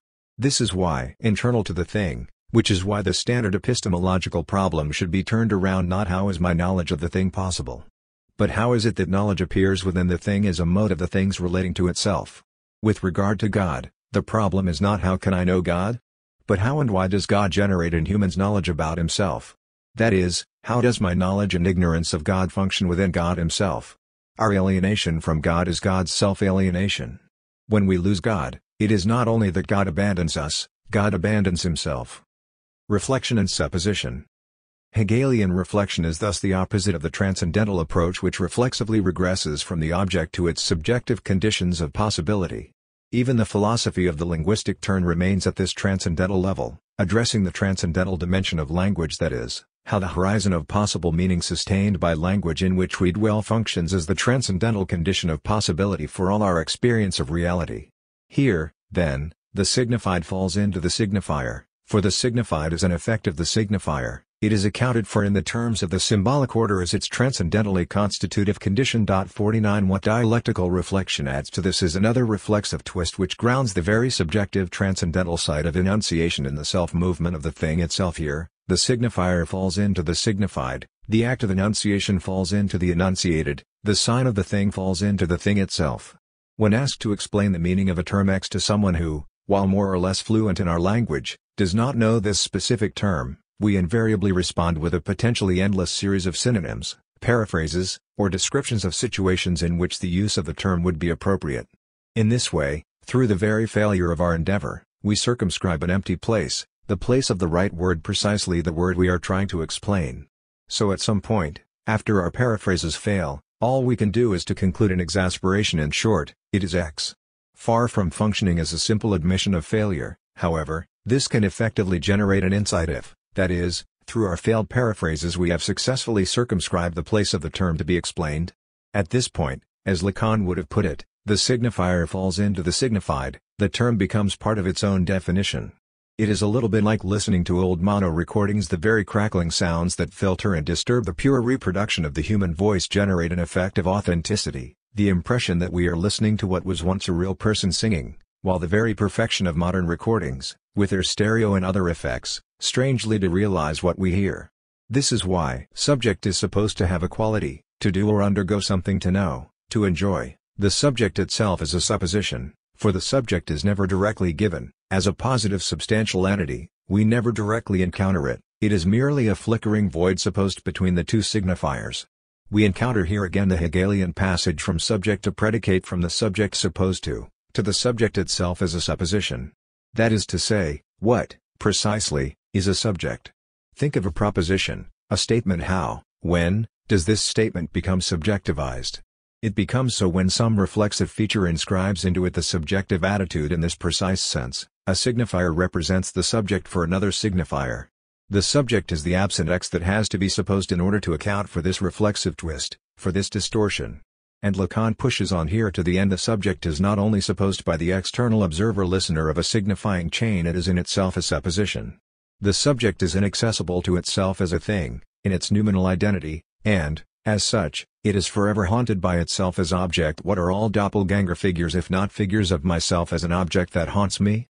In other words, not only are others a supposition for me, I can only suppose their existence beneath the reflexive distortion of a signifying chain. I myself am no less a supposition for myself, something to be presumed. There must be an X that I am, the I or it, or a thing that thinks, as Kant put it, and never directly accessible.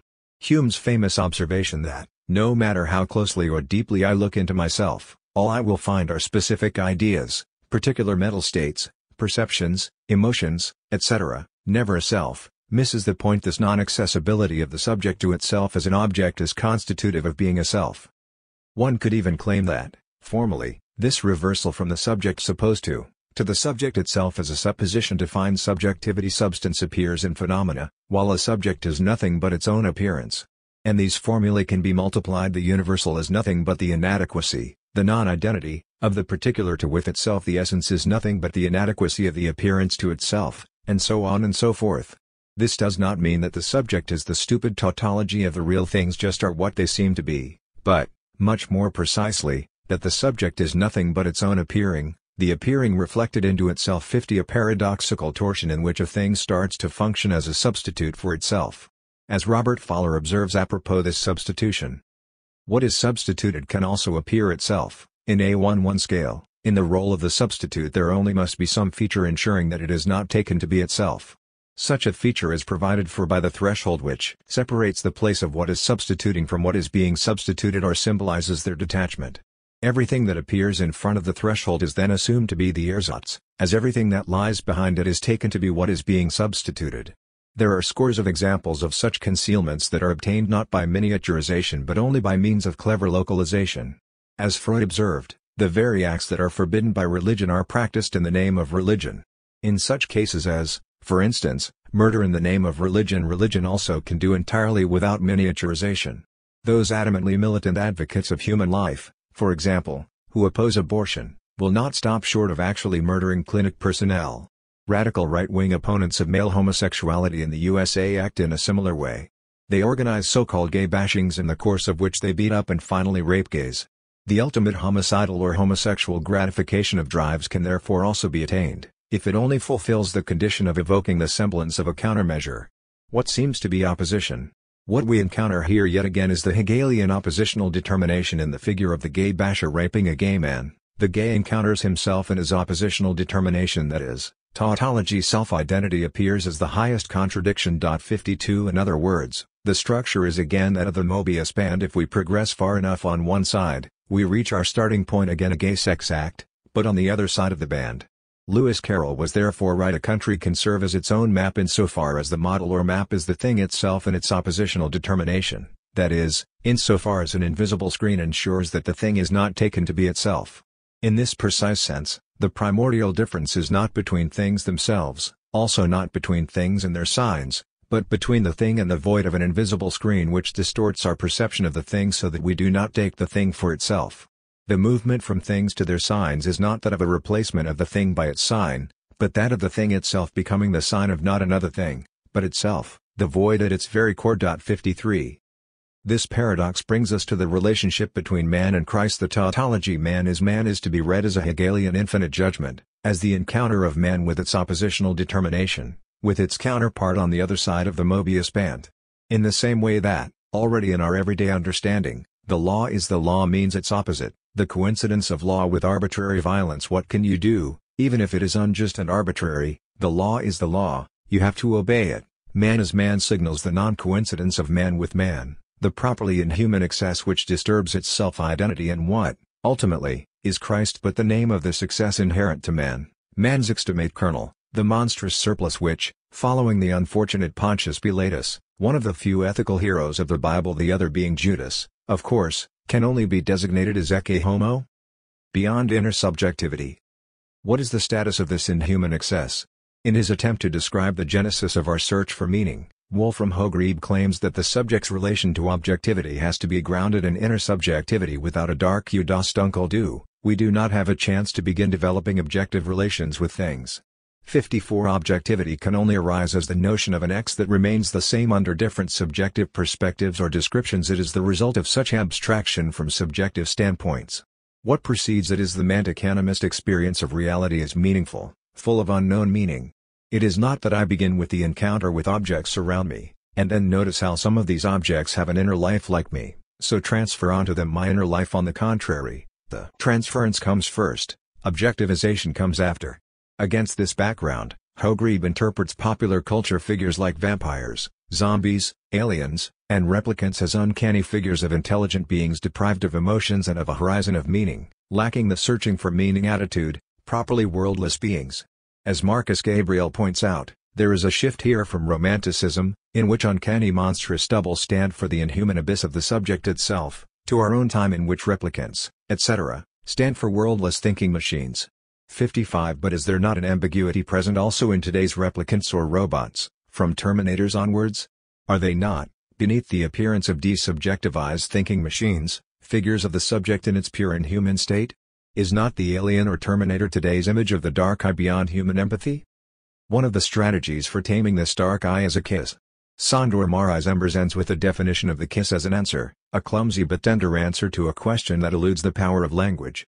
56 This short definition effectively circumscribes the key dimension of a kiss. Crucially, it is given by the mouth, the very organ of speech, and, in a full erotic kiss, also contacts the other's mouth, depriving it of its ability to talk, shutting it off.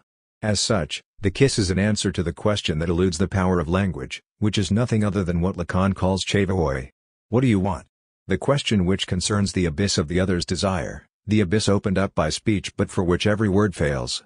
A kiss is a clumsy and desperate measure to pacify this abyss by way of closing off its source through a direct intervention into the bodily real. Shut up.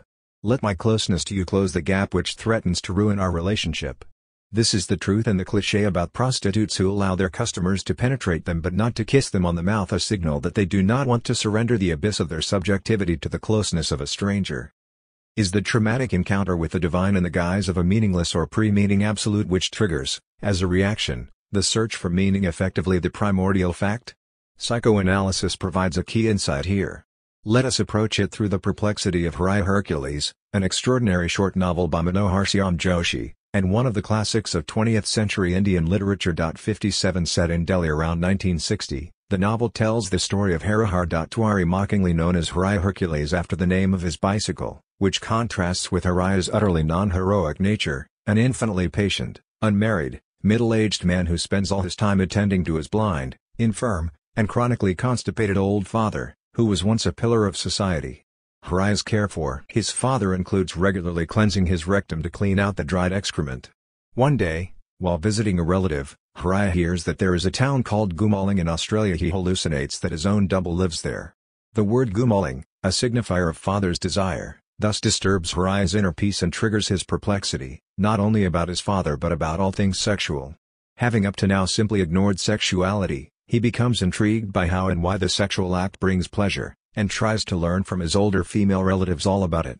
When his father dies soon afterwards, Hriya inherits one of his most precious possessions, a trunk containing jewelry, pornographic pictures of group sex acts in which his father participated, and a letter from a Tibetan Lama. The letter describes the curse brought by the father upon a Tiwari family when, in the mythic Himalayan town of Gumaling, the same name as the real Australian town, he stole the trunk that belonged to the terrible deity of Gumaling. As a dutiful son, Hriya goes looking for Gumaling to return the trunk to the deity. After he mysteriously vanishes, members of his community back in Delhi compose a multitude of stories, some describing him as a self-sacrificing saint, others as a victim of manipulation and robbery. In spite or, rather, Because of all the disgusting details, this novel is one of the most beautiful and touching stories about the rise of desire out of an encounter with what Jean Laplanche would have called an enigmatic signifier, a signifier which condenses the mystery of the other's desire. As we know from Freud and Lacan, the father is not simply a bearer of prohibition. The price he has to pay for occupying this place is that he himself gets prohibited, and what triggers Haria's desire is this dark, prohibited side of the father. Furthermore, a similar self-reflexive reversal of subject into object affects Haria himself. After he becomes perplexed by the mystery, he himself turns into an object of mystery, for his disappearance triggers a multitude of inconsistent narratives concerning his fate. However, from a strict materialist standpoint, Laplanche's notion of the enigmatic signifier should be critically supplemented. It is not a primordial fact, an original trauma which sets the human animal on the path of subjectivization. It is, rather, a secondary phenomenon, a reaction to the primordial fact of the overproximity of the other, of his or her intrusive presence or bodily material too muchness. It is this intrusive presence which is then interpreted as an enigma, as an obscure message from the other who wants something from me. In this sense, the neighbor refers not primarily to the abyss of the other's desire, the enigma of Chavavoy, of what do you really want from me? But to an intruder who is always and by definition too near. This is why for Hitler the Jew was a neighbor no matter how far away the Jews were. They were always too close no matter how many were killed, the remnants were always too strong. 58 As usual, Chesterton made this point with utmost clarity. The Bible tells us to love our neighbors, and also to love our enemies, probably because they are generally the same people. There is a problem to be clarified here. No matter how intrusively one touches a dog or a cat, the intrusion will never be interpreted by it as an enigmatic signifier, which means that something, some radical change, must have already happened in a living being for it to experience something as an intrusion. It seems obvious that a violation is always a violation with regard to some presupposed norm. Should one then say that, in order for something to be experienced by the body as intrusion, a kind of primordial ego already has to be constituted, implying a line of division between the inside and the outside? Is it then the homeostasis of the primordial ego which is disturbed, derailed, by the intrusion of the death drive, so that the opposition between ego and drive is the opposition between life and death? Which norm is violated in too muchness? The properly Freudian materialist solution would be to turn this relationship around and to posit the paradox of an original excess, an excess in itself rather than in relation to a presupposed norm. The Freudian drive is just such an excess in itself. There is no normal drive. The formation of the ego with its borderline between inside ego and outside non-ego is already a defense formation, a reaction against the excess of the drive. In short, it is not the excess of the drive which violates the norm of the ego, it is the norm proper measure itself which is a defense against the excess of the drive. It is for this reason that intersubjectivity is not a primordial or natural state of human being. To find traces of a dimension beyond intersubjectivity in Hegel, one should look for them in the very place which is the central reference for the partisans of recognition, the famous chapter on servitude and domination from the Phenomenology. Malherbe has noted perceptively that, in spite of the precise logical deduction of the plurality of subjects out of the notion of life, there is an irreducible scandal, something traumatic and unexpected, in the encounter with another subject, that is, in the fact that the subject of self-consciousness encounters outside itself, in front of it, another living being in the world which also claims to be a subject of self-consciousness. 59 As a subject, I am by definition alone, a singularity opposed to the entire world of things, a punctuality to which all the world appears, and no amount of phenomenological description of how I am always already together with others can cover up the scandal of another such singularity existing in the world. In the guise of the living being in front of me who claims to be also a self-consciousness, infinity assumes a determinate form, and this coincidence of opposites, the infinity of self-relating consciousness, is this particular living being, points towards the infinite judgment. The spirit is a bone, which concludes the section on observing reason in the Phenomenology. The source of this scandal is that self-consciousness breaks with the oscillation between attachment and detachment that characterizes the process of life. Life is at the same time the life of the species which reproduces itself through the life and death of its members, and the life of each member. Each member's attachment is thus split, divided between an attachment to its own particular finite being and an attachment to its species, which means a detachment from its particular being. Once we enter spirit proper, however, this dialectic of attachment and detachment which characterizes the life of a species radically changes in the life of spirit. A singularity interposes itself between the species and its individual members. This means that an individual can no longer be reduced to being a particular member of its species, subordinated to its higher universal interest. A spiritual individual self-consciousness has the infinite right to universality, Because his singular existence is not merely that of a member of the species in it, the universality of the species becomes for itself, assumes a determinate form. So when I encounter in front of me another self-consciousness, there is something in me, not simply my egotism, but something in the very notion of self-consciousness which resists the reduction of both myself and the opposed self-consciousness to simple members of the human species. What makes the encounter shocking is that in it, two universalities meet where there is room only for 1.60. In the original encounter, the other is thus not simply another subject with whom I share the inner subjective space of recognition, but a traumatic thing. This is why this excess cannot be properly counted. Subjects are never 1 plus 1 plus 1, there is always an objectal excess which adds itself to the series. We find an echo of this excess in those science fiction or horror stories where strange things start to happen, murders, as a rule among a group of people in an isolated place, a small island or spaceship, say, and everything points to something else being present, not another human, all of whom can be counted without ever grasping the excess, but an alien monster which is less than 1 but more than 0. The psychoanalytic treatment recreates this scene. The analyst is not another subject, there is no face-to-face, he is an object which adds itself to the patient. This excessive spectral object is, of course, a stand-in for the subject itself as object, the subject's impossible real objectal counterpart. Drive versus will. The Freudian name for this excessive attachment to the objectal excess is the drive, which brings us to the key question: can Hegel think the drive? Hegel comes close to the Freudian drive in his elaboration of the notion of force towards the end of the chapter on consciousness and the phenomenology. 61 The dialectic of the substantial thing and its properties dissolves into the unconditioned universal beneath the flow of phenomena. This universal gives a positive form to the void at the heart of everything, the void that accounts for the oneness of the thing and that can only be accounted for by the thing's name. In itself, this void is already the subject, the universal dimension of subjectivity. However, it is still an object of consciousness. The result has to be given an objective significance for consciousness. Consciousness does not yet know that there is nothing behind the veil of appearances, nothing but what consciousness itself puts there. This feature captures the acephalous character of the drive. It is not mine, the subject's, it is the very core of my being insisting out there, as a partial object which is not me.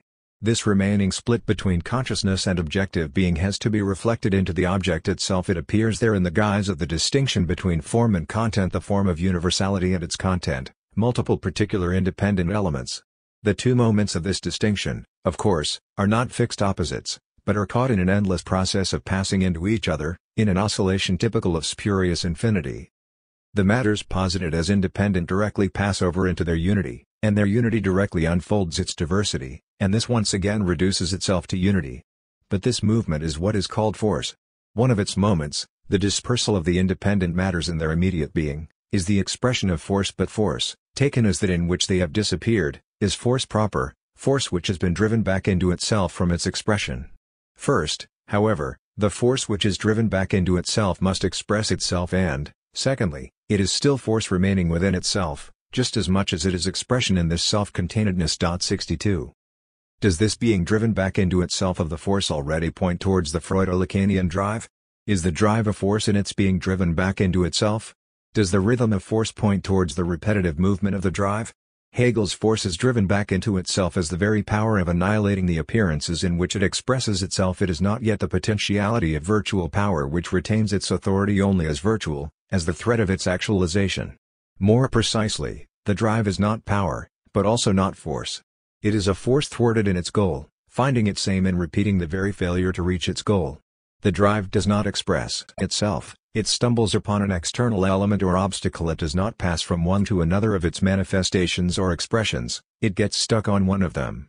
It is not driven back to itself through overcoming or annihilating its expressions, but through not being able to do so. The drive has nothing whatsoever to do with psychology. The death drive and the drive as such as the death drive is not a psychic or biological striving for death and destruction as Lacan emphasizes repeatedly. The death drive is an ontological concept, and it is this properly ontological dimension of the death drive which is so difficult to think. Freud defined Treat drive as a limit concept situated between biology and psychology, or nature and culture, a natural force known only through its psychic representatives. But we should take a step further here and read Freud more radically. The drive is natural, but the natural thrown out of joint, distorted or deformed by culture. It is culture in its natural state. This is why the drive is a kind of imaginary focus, or meeting place, Between psychoanalysis and cognitive brain science is the paradox of the self-propelling loop on which the entire Freudian edifice is based, and which the brain sciences approach in metaphoric formulations, without being able to define it precisely. Due to this in-between status, the insistence of the drive as immortal, an undead striving that insists beyond life and death. In the classic German poem about two naughty children, Wilhelm Busch's Max und Moritz, first published in 1865, the children continually act in a disgraceful way towards respected authorities, until finally they both fall into a wheat mill and come out cut up into tiny grains. But when the grains fall on the floor, they form into the shapes of the two boys. Rick-a-rack. Rick-a-rack. Get die Mule Micnac. Ie kann man sie noch erblicken. Feingeskritten und instücken. In the original illustration, the shapes are sneering obscenely, insisting in their evil even after death. Adorno was right when he wrote that when one encounters a truly evil person, it is difficult to imagine that this person can ever die. The formula of the drive is thus the same as Kant's formula of duty: du kannst, denn du sollst. You can, because you must. A deeply ambiguous formula that can be read in two ways which may appear to overlap, but are in fact very different. One, no matter how hard or impossible the task appears, you simply have to do it. Two, since you should do it, although you really cannot, you are forever condemned to feel guilty for not having done it. The first version is the formula of the unconditional drive which insists beyond life and death. The second is its superego perversion. This obstinacy can also be embodied in a particular organ, like a fist or the feet, as in Hans Christian Andersen's Red Shoes, the story of Karen, a poor little girl adopted by a rich old lady after her mother's death. Growing up vain, she buys a pair of red shoes and wears them to church, where she pays no attention to the service. When her adoptive mother becomes ill, Karen deserts her, preferring to attend a party in her red shoes. But once she begins dancing, she cannot stop. The shoes take over. She cannot control them. They are stuck to her feet and continue to dance, through fields and meadows, come rain or shine, night and day. She cannot even attend her adoptive mother's funeral.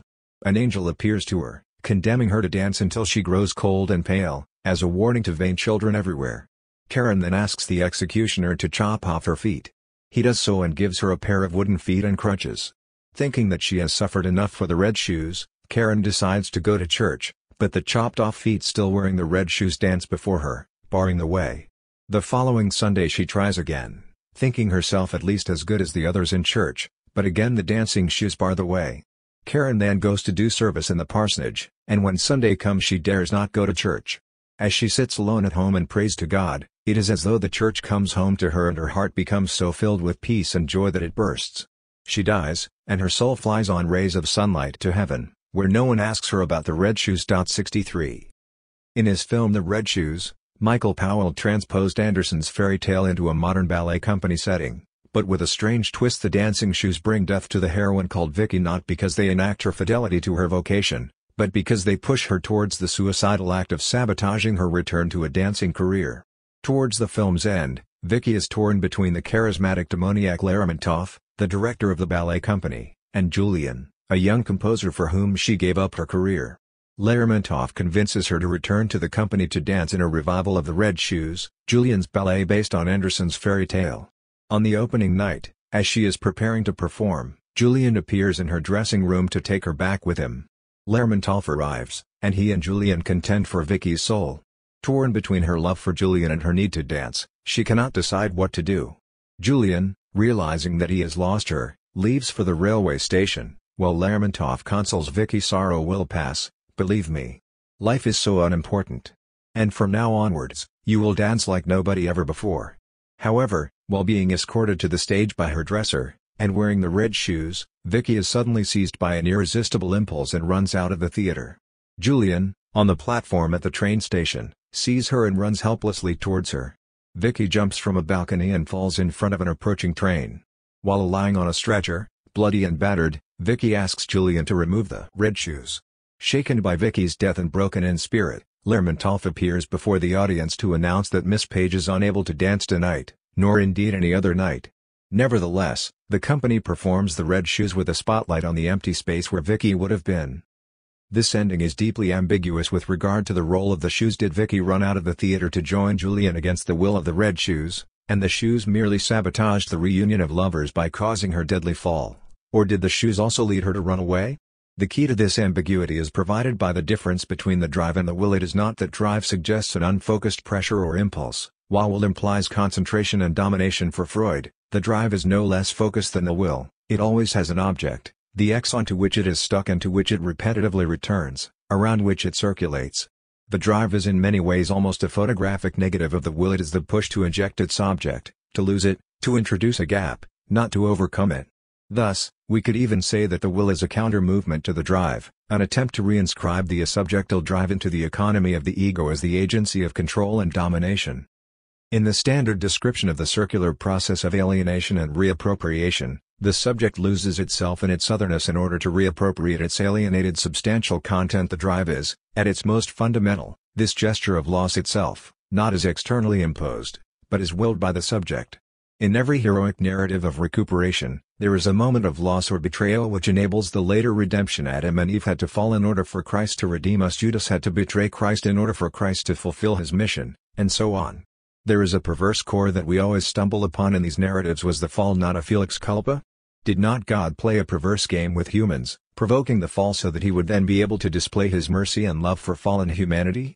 Was not Christ's betrayal by Judas a key moment that enabled humanity's redemption through Christ's crucifixion, that is, an act that had to happen and that was clearly, if ambiguously, willed by Christ? This negative act is the manifestation of the drive at its purest. This, perhaps, is what Nietzsche had in mind when he insisted that the will was unconditional, a matter of willing it all. The idea underlying the eternal return of the same we should also will, fully assume as what we wanted, the dirty work that we prefer to leave to others in order to enjoy the result while hypocritically condemning the way it was obtained. The pure will to will means that Christ willed Judas to betray him, that God willed Adam and Eve to fall. On the other hand, we should also avoid the perverse temptation of willing the fall in order to cast oneself as the savior, like the nanny from Patricia Highsmith's very first short story The Heroine, who sets the house on fire in order to be able to save the children from death and thus earn the love and respect of their parents. There lies the thin line that separates the drive from perversion in the drive proper. The loss is willed as such, in itself, not on account of its instrumentalization. One could thus venture the hypothesis that, if desire is as such, in its innermost essence, hysterical, that is, marked by the hysterical, this is not that then the drive is as such almost perverse. This is where Lacan's reading of Antigone as exemplifying the ethics of desire do not give way on your desire should be corrected.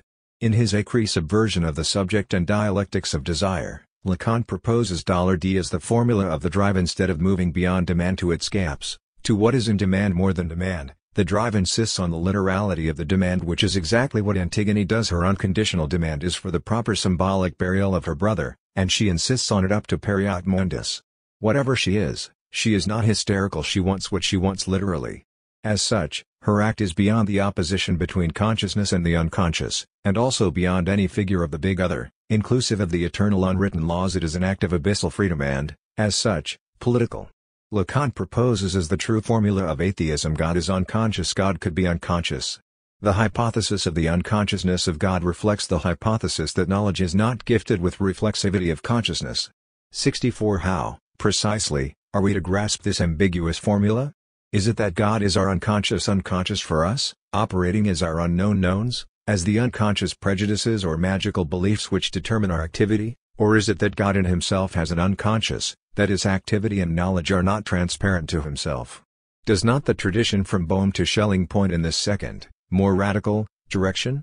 Insofar as Deus sive natura, the encompassing universe of reality, is unconscious, and insofar as the Freudian unconscious belongs to the pre-ontological level, this leads us to the conclusion that reality is in itself not fully ontologically constituted, not all. 65. Furthermore, should we not read the thesis God is the unconscious together with the thesis the unconscious is politics? I am not even saying politics is the unconscious, but only the unconscious is politics. 66. The difference is crucial here.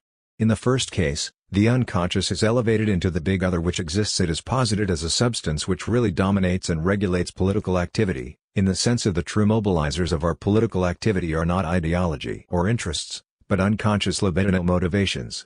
In the second case, the big other itself loses its substantial character. It is no longer the unconscious, it changes into a fragile inconsistent field overdetermined by political struggles. The unconscious of self-consciousness. It is along these lines that we can discern the contours of the theologico-political and Lacan. The political nature of the unconscious means that it is not an underlying deeper force secretly governing what appear as contingencies, expressing itself through them. Contingencies are irreducible, primary, they really are contingencies, and the unconscious is strictly parasitic, opportunistically exploiting unexpected contingencies to deliver its message. Freud is here radically opposed to that Jungian New Age obscurantism for which, precisely, there are no accidents, and everything has a deeper meaning. Therein resides the difference between idealism and materialism, and, unexpectedly, Hegel is here on the side of materialism. For him, speculative meaning articulates itself by way of exploiting the contingent ambiguities or double meanings of our ordinary language. This is why the Lacanian decentered subject does not imply the kind of decentering usually associated with psychoanalysis. There is something in me more than myself, some foreign power which runs the show, so that I am not responsible for my acts. If anything, Lacan insists on the subject's total responsibility. I am responsible even for acts and decisions of which I am not aware. Apropos the fear that the brain sciences will eventually demonstrate that humans are in reality merely neurobiological mechanisms, that there is nobody home beneath the surface of our phenomenal self-experience, one should fully accept this fear and avoid the primordial idealist lure which tempts us to substantialize our consciousness in some determinate component of reality, the temptation to which David Chalmers succumbed in an exemplary way. There effectively is nothing beneath or behind, since consciousness is entirely phenomenal. The moment one brackets the phenomenal level of self-awareness and limits oneself to reality, consciousness by definition disappears. It is as if one were to take a close look at a rainbow in order to locate some mysterious X in reality that corresponds to rainbow in itself. Consciousness thus confronts us with the hard task of grasping the effectiveness, the quasi-causal power, of the appearance as such, and the Freudian unconscious should also be understood along these lines, not as a substance behind the appearances of consciousness, but as itself a mode of appearing. In other words, the term unconscious must be understood in terms of the Kantian infinite judgment rather than negative judgment. It is not that what it designates is not conscious, it is rather that what it designates is unconscious. This is what differentiates the Freudian unconscious from the neuronal unconscious of the material processes going on in our brain when we think the neuronal unconscious is merely not conscious, while the Freudian unconscious is like the undead, it is inherent to the psyche. Here the Freudian hypothesis of the unconscious confronts us with the limits of any torture or truth serum procedure designed to extract from the subject his true position, what he really thinks. A truth serum may get results if there is an ultimate truth the subject is trying to conceal. It may work if we are dealing with facts the subject knows and is trying to hide. But what if the subject is radically divided? For example, what if I pretend to believe in God, while sincerely thinking that there is no God, but this sincere conviction of mine is itself mistaken, and the truth lies in the external rituals I follow? In other words, what if I believe more than I believe I believe? Or, what if, while loving a person, I hate loving her? What would the truth serum make me say? We can see from this last example that the division of the subject is not to be taken as a simple separation into two parts where the right hand does not know what the left hand is doing. The division rather relies on a kind of reflexivity. When I hate to love someone, my love is reflexively mediated by hatred. Pippin indicates this reflexivity when he provides a concise definition of what Hegel means by spiritual being, that is, of how the subject is a spiritual entity, the subject taking itself to be a certain way as the object to be such a way. 67 Spirit means that a human being, in its specific being human, ultimately is what it takes itself to be. The key problem, of course, is how, exactly, we are to understand this taking oneself. Perhaps Pippin all too quickly reduces it to a normative dimension. Taking myself to be a father means that a behavior which follows certain norms, taking care of and educating my children, etc., is expected of me. But is it not more appropriate to conceive this taking as the act of assuming a certain symbolic identity or title conferred upon me, as the symbolic registration of my identity? A father is someone who takes himself and is taken by others as a father. Normative demands or expectations are here secondary. Even if I do not meet or follow them, I am still a father. Just a bad father, one who fails to act the way his title obliges him to act. In other words, for the normative dimension to be operative, the big other, the scene of symbolic inscriptions and actions different from my immediate physical or psychic identity, already has to be in place, and for Lacan, it is this reflexive giving account, the inscription of what a subject does in the symbolic texture, which is the proper locus of the unconscious. There is thus a reflexivity inscribed into the very heart of psychoanalysis. What Pippin fails to take into account is how the Freudian unconscious is not raw stuff to be mediated, reflexively appropriated, by the subject, but the very site of this reflective inscription. No wonder, then, that in his critical remarks on psychoanalysis Pippin reduces it to yet another mode of the substantial determination of the subject which misses the Kantian Hegelian dimension of reflexivity that sustains the subject's autonomy and self-responsibility as a subject. I cannot refer to the unconscious that determines me as a direct motivation if unconscious motives effectively determine me as an autonomous subject. I should be the one who freely endorses the force of such motifs, who accepts them as motives. In short, every reference to the irresistible force of such motives has to involve a minimum of what Sartre called mauvaise foi. What if, however, it is Pippin himself who misses a crucial homology between the reflexivity inscribed into the very heart of Kantian Hegelian subjectivity and the reflexivity of desire elaborated in detail by Lacan? What we have in mind here with regard to Kant is the so-called incorporation thesis, the inextricable normativity of even the most elementary perceptions even when I merely state the obvious, making the most basic statement of fact. A table is there in front of me, I am not purely passive, I also declare a fact, I reflectively signal that I uphold this statement. This, however, is exactly what Lacan has in mind when he insists that, in every statement, the subject's position of enunciation is inscribed. When I state I wear stone-washed jeans, my statement always also renders how I relate to this fact. I want to appear as having a down-to-earth attitude, or following a fashion. This inherent reflexive moment of declaration, the fact that every communication of a content always simultaneously declares itself as such, is what Heidegger designated as the as such that specifies the properly human dimension. An animal perceives a stone, but it does not perceive this stone as such. This is the reflexivity of the signifier. Every utterance not only transmits some content, but, simultaneously, renders how the subject relates to this content. In the terms of German idealism, every consciousness is always already self-consciousness. 68. Pippin is sympathetic to Manfred Frank's rejection of neo-structuralism as unable to account for subjectivity or meaning, but critical of Frank's version of pre-reflexive self-acquaintance as a crucial dimension of subjectivity. Pippin sees this dimension in Kantian Hegelian reflexivity, autonomy, self-responsibility, but what he fails to see is how this Kantian reflexivity opens up a space for the Lacanian subject of the unconscious. 69 The Freudian unconscious is inscribed into this very reflexivity. Take, for example, someone I love to hate, such as a villain in a Hitchcock film. Consciously, I just hate his guts, yet unconsciously I do not love him, but love to hate him. That is, what is unconscious here is the way I reflexively relate to my conscious attitude. Or take the opposite case of someone I hate to love, like the hero in a film noir who cannot help loving the evil femme fatale but hates himself for loving her. This is what Lacan means when he says that man's desire is always a desire to desire. In an exact formal replica of Kantian reflexivity, I never simply and directly desire an object, I always reflexively relate to this desire. I can desire to desire it, I can hate to desire it, I can be indifferent to this desire of mine, just tolerating it neutrally. The philosophical consequence of this reflexivity of desire is crucial. It tells us how the opposition between the conscious and the unconscious is related to the opposition between consciousness and self-consciousness. The unconscious is not some kind of pre-reflexive, prethetic, primitive substrate later elaborated upon by conscious reflexivity. Quite the contrary. What is most radically unconscious in a subject is his self-consciousness itself, the way he reflexively relates to his conscious attitudes.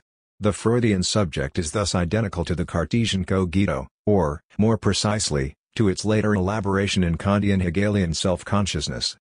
During a recent multilingual public debate in Spain, Gianni Vattimo's remarks were by mistake translated back to him in English, to which he mockingly replied, "I don't need a translator to understand myself."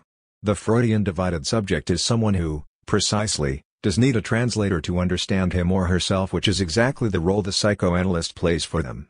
There is a joke which tells us more about what Lacan means with regard to the divided subject than pages and pages of theoretical elaboration, though, in order to understand what it tells us, of course we need pages and pages of theoretical elaboration. Two men, having had a drink or two, go to the theater, where they become thoroughly bored with the play. One of them feels an urgent need to urinate, so he tells his friend to mind his seat while he goes to find a toilet. "I think I saw one down the corridor outside." The man wanders down the corridor, but finds no dubsy. Wandering ever further into the recesses of the theater, he walks through a door and sees a plant pot.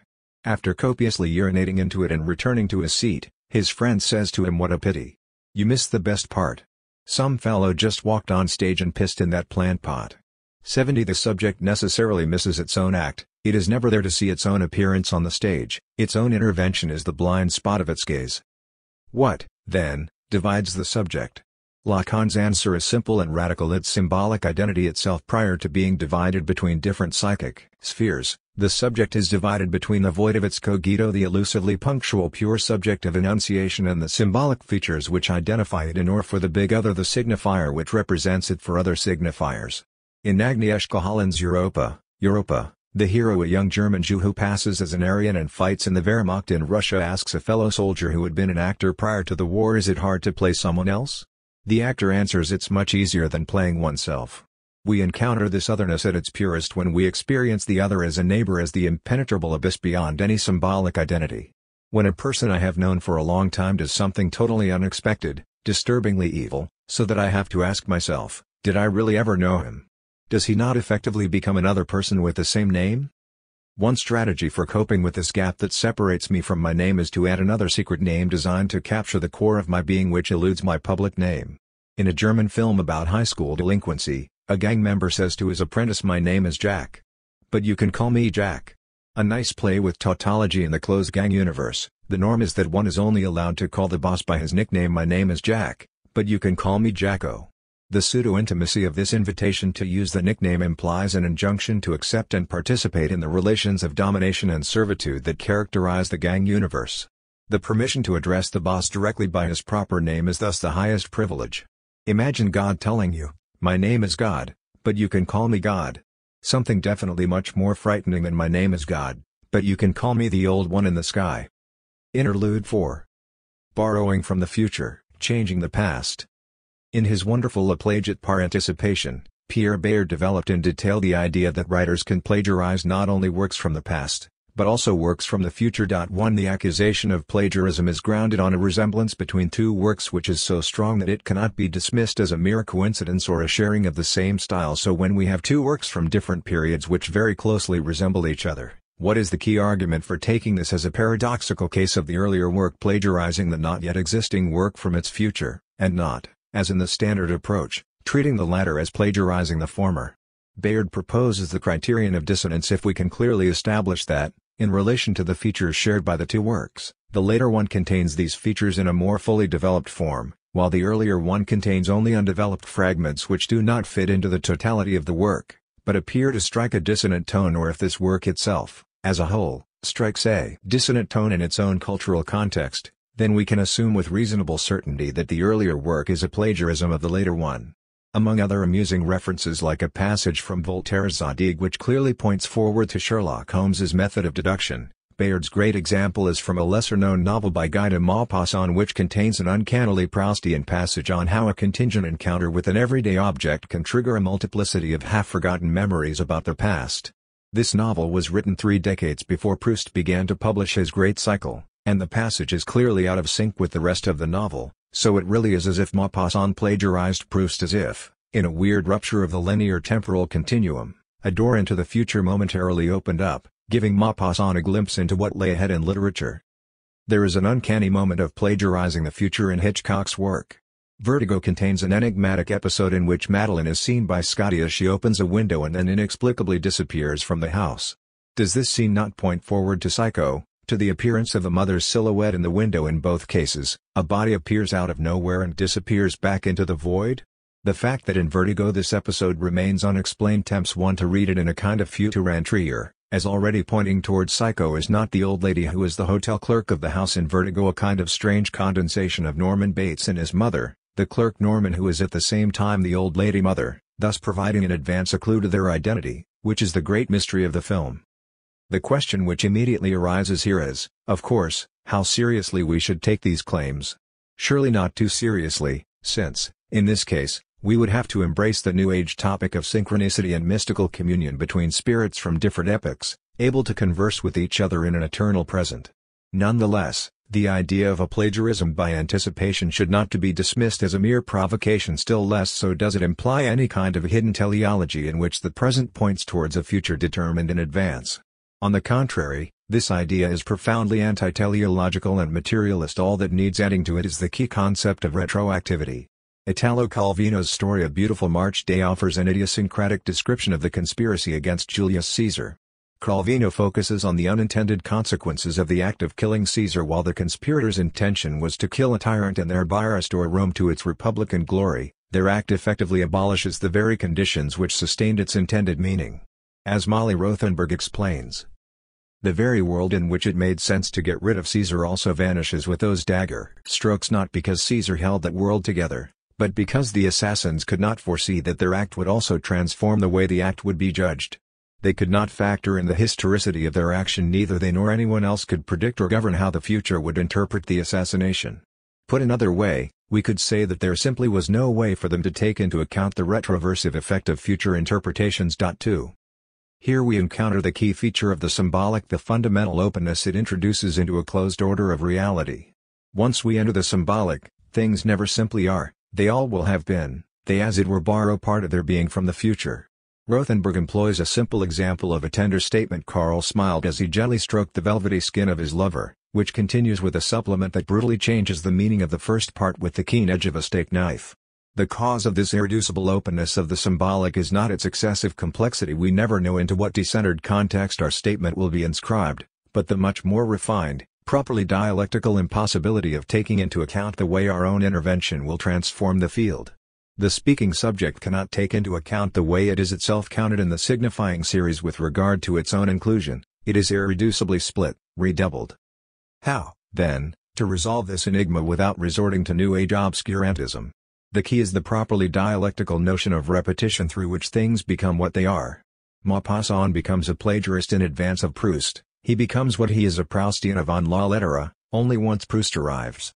In Hegelese, the shift is from in itself to for itself through his repetition in Proust. Maupassant retroactively becomes Proustian. This means that we have to introduce a radical split between Maupassant's book as it is in itself and his book as it is when read retroactively, after Proust, i.e., the fact of Proust's text generates another Maupassant, the Proustian one. We are thus dealing with three and not two texts here: Maupassant's original novel, Proust's cycle of novels, and the Proustian Maupassant. But why talk like this? Why not simply say that Proust influences our reading of Maupassant? Because such a retroactive reading does not simply add another dimension to how we receive Maupassant. Rather, we need to grasp Maupassant's text as not all, as open towards the future, as full of gaps and inconsistencies waiting to be filled in. Bayard himself retreats here with regard to his own theory when, in an all too naive way, he tries to outline the future Kafka was plagiarizing by anticipation. What should make us suspicious of his attempt is the image of Kafka's universe to which he refers. The boring standard image of Kafka as the precursor of 20th century totalitarianism, an oppressed individual exposed to the whims of arbitrary power, etc. Invoking the even greater oppression of women described in Kafka's texts, Bayard engages in a ridiculously politically correct speculation that Kafka had plagiarized a future not yet written novel about an oppressed Muslim woman. This is Bayard at his worst, ignoring all the profound ambiguities concerning the role of women in Kafka's texts. They are not only servants, but also corrupted with lust, helping those in power to harass the hero. As Reinhard Stach demonstrated long ago, Kafka's image of women is deeply indebted to Otto Weininger, the ultimate anti-feminist and anti-Semite. In outlining his ridiculous proposal, Bayard ignores his own basic rule. Instead of looking for dissonances in Kafka's work, he simply extrapolates the contours of the future work from the standard clichés about Kafka. The great dissonances in Kafka's work are constituted by his animal stories about dogs, and so forth, which clearly stand apart from the clichéd image of the hero caught up in a totalitarian machine. Among them, one should especially focus on the very last literary text he was writing while close to death, the story about the singing mouse Josephine. In this dissonant image of the role of the artist in a communist society, we find a woman of the future different from all the corrupted seductive heroines from Kafka's great novels. 3. Another version of the same retroactive mechanism is at work in cases where a substantial decision, involving the rise of a new master signifier which rearranges the agent's entire symbolic economy, is taken and then undone, like sending a letter which commits me to a new relationship and then, when I discover that the letter was lost in the post, reneging on the commitment. A case of undoing can be found in Two Lovers. James Gray, 2008, a film loosely based on Dostoevsky's White Nights, which takes place in the Russian Jewish part of the Brighton Beach suburb of New York. The hero, Leonard, emotionally unstable, makes several unsuccessful suicide attempts and then changes his mind. At the start of the film, he jumps into the water in an attempted suicide, then changes his mind and surfaces to be helped by a passerby. He is split between two women. His parents set him up with Sandra, the daughter of their potential business partner, who is loving and caring, but conventional. The other woman is Michelle, his outrageously daring and unconventional new neighbor. When he learns that Michelle is dating Ronald, a married partner in her law firm, he tries to break all contact with her and becomes more deeply involved with Sandra. However, when a desperate Michelle calls him from the hospital where she is being treated for a miscarriage, they become attached again. Disappointed with Ronald for not helping her enough in her distress, Michelle informs Leonard that she has broken off the relationship and is going to San Francisco. Deciding to go with her, Leonard buys 2 tickets online, purchases an engagement ring, and packs for his trip.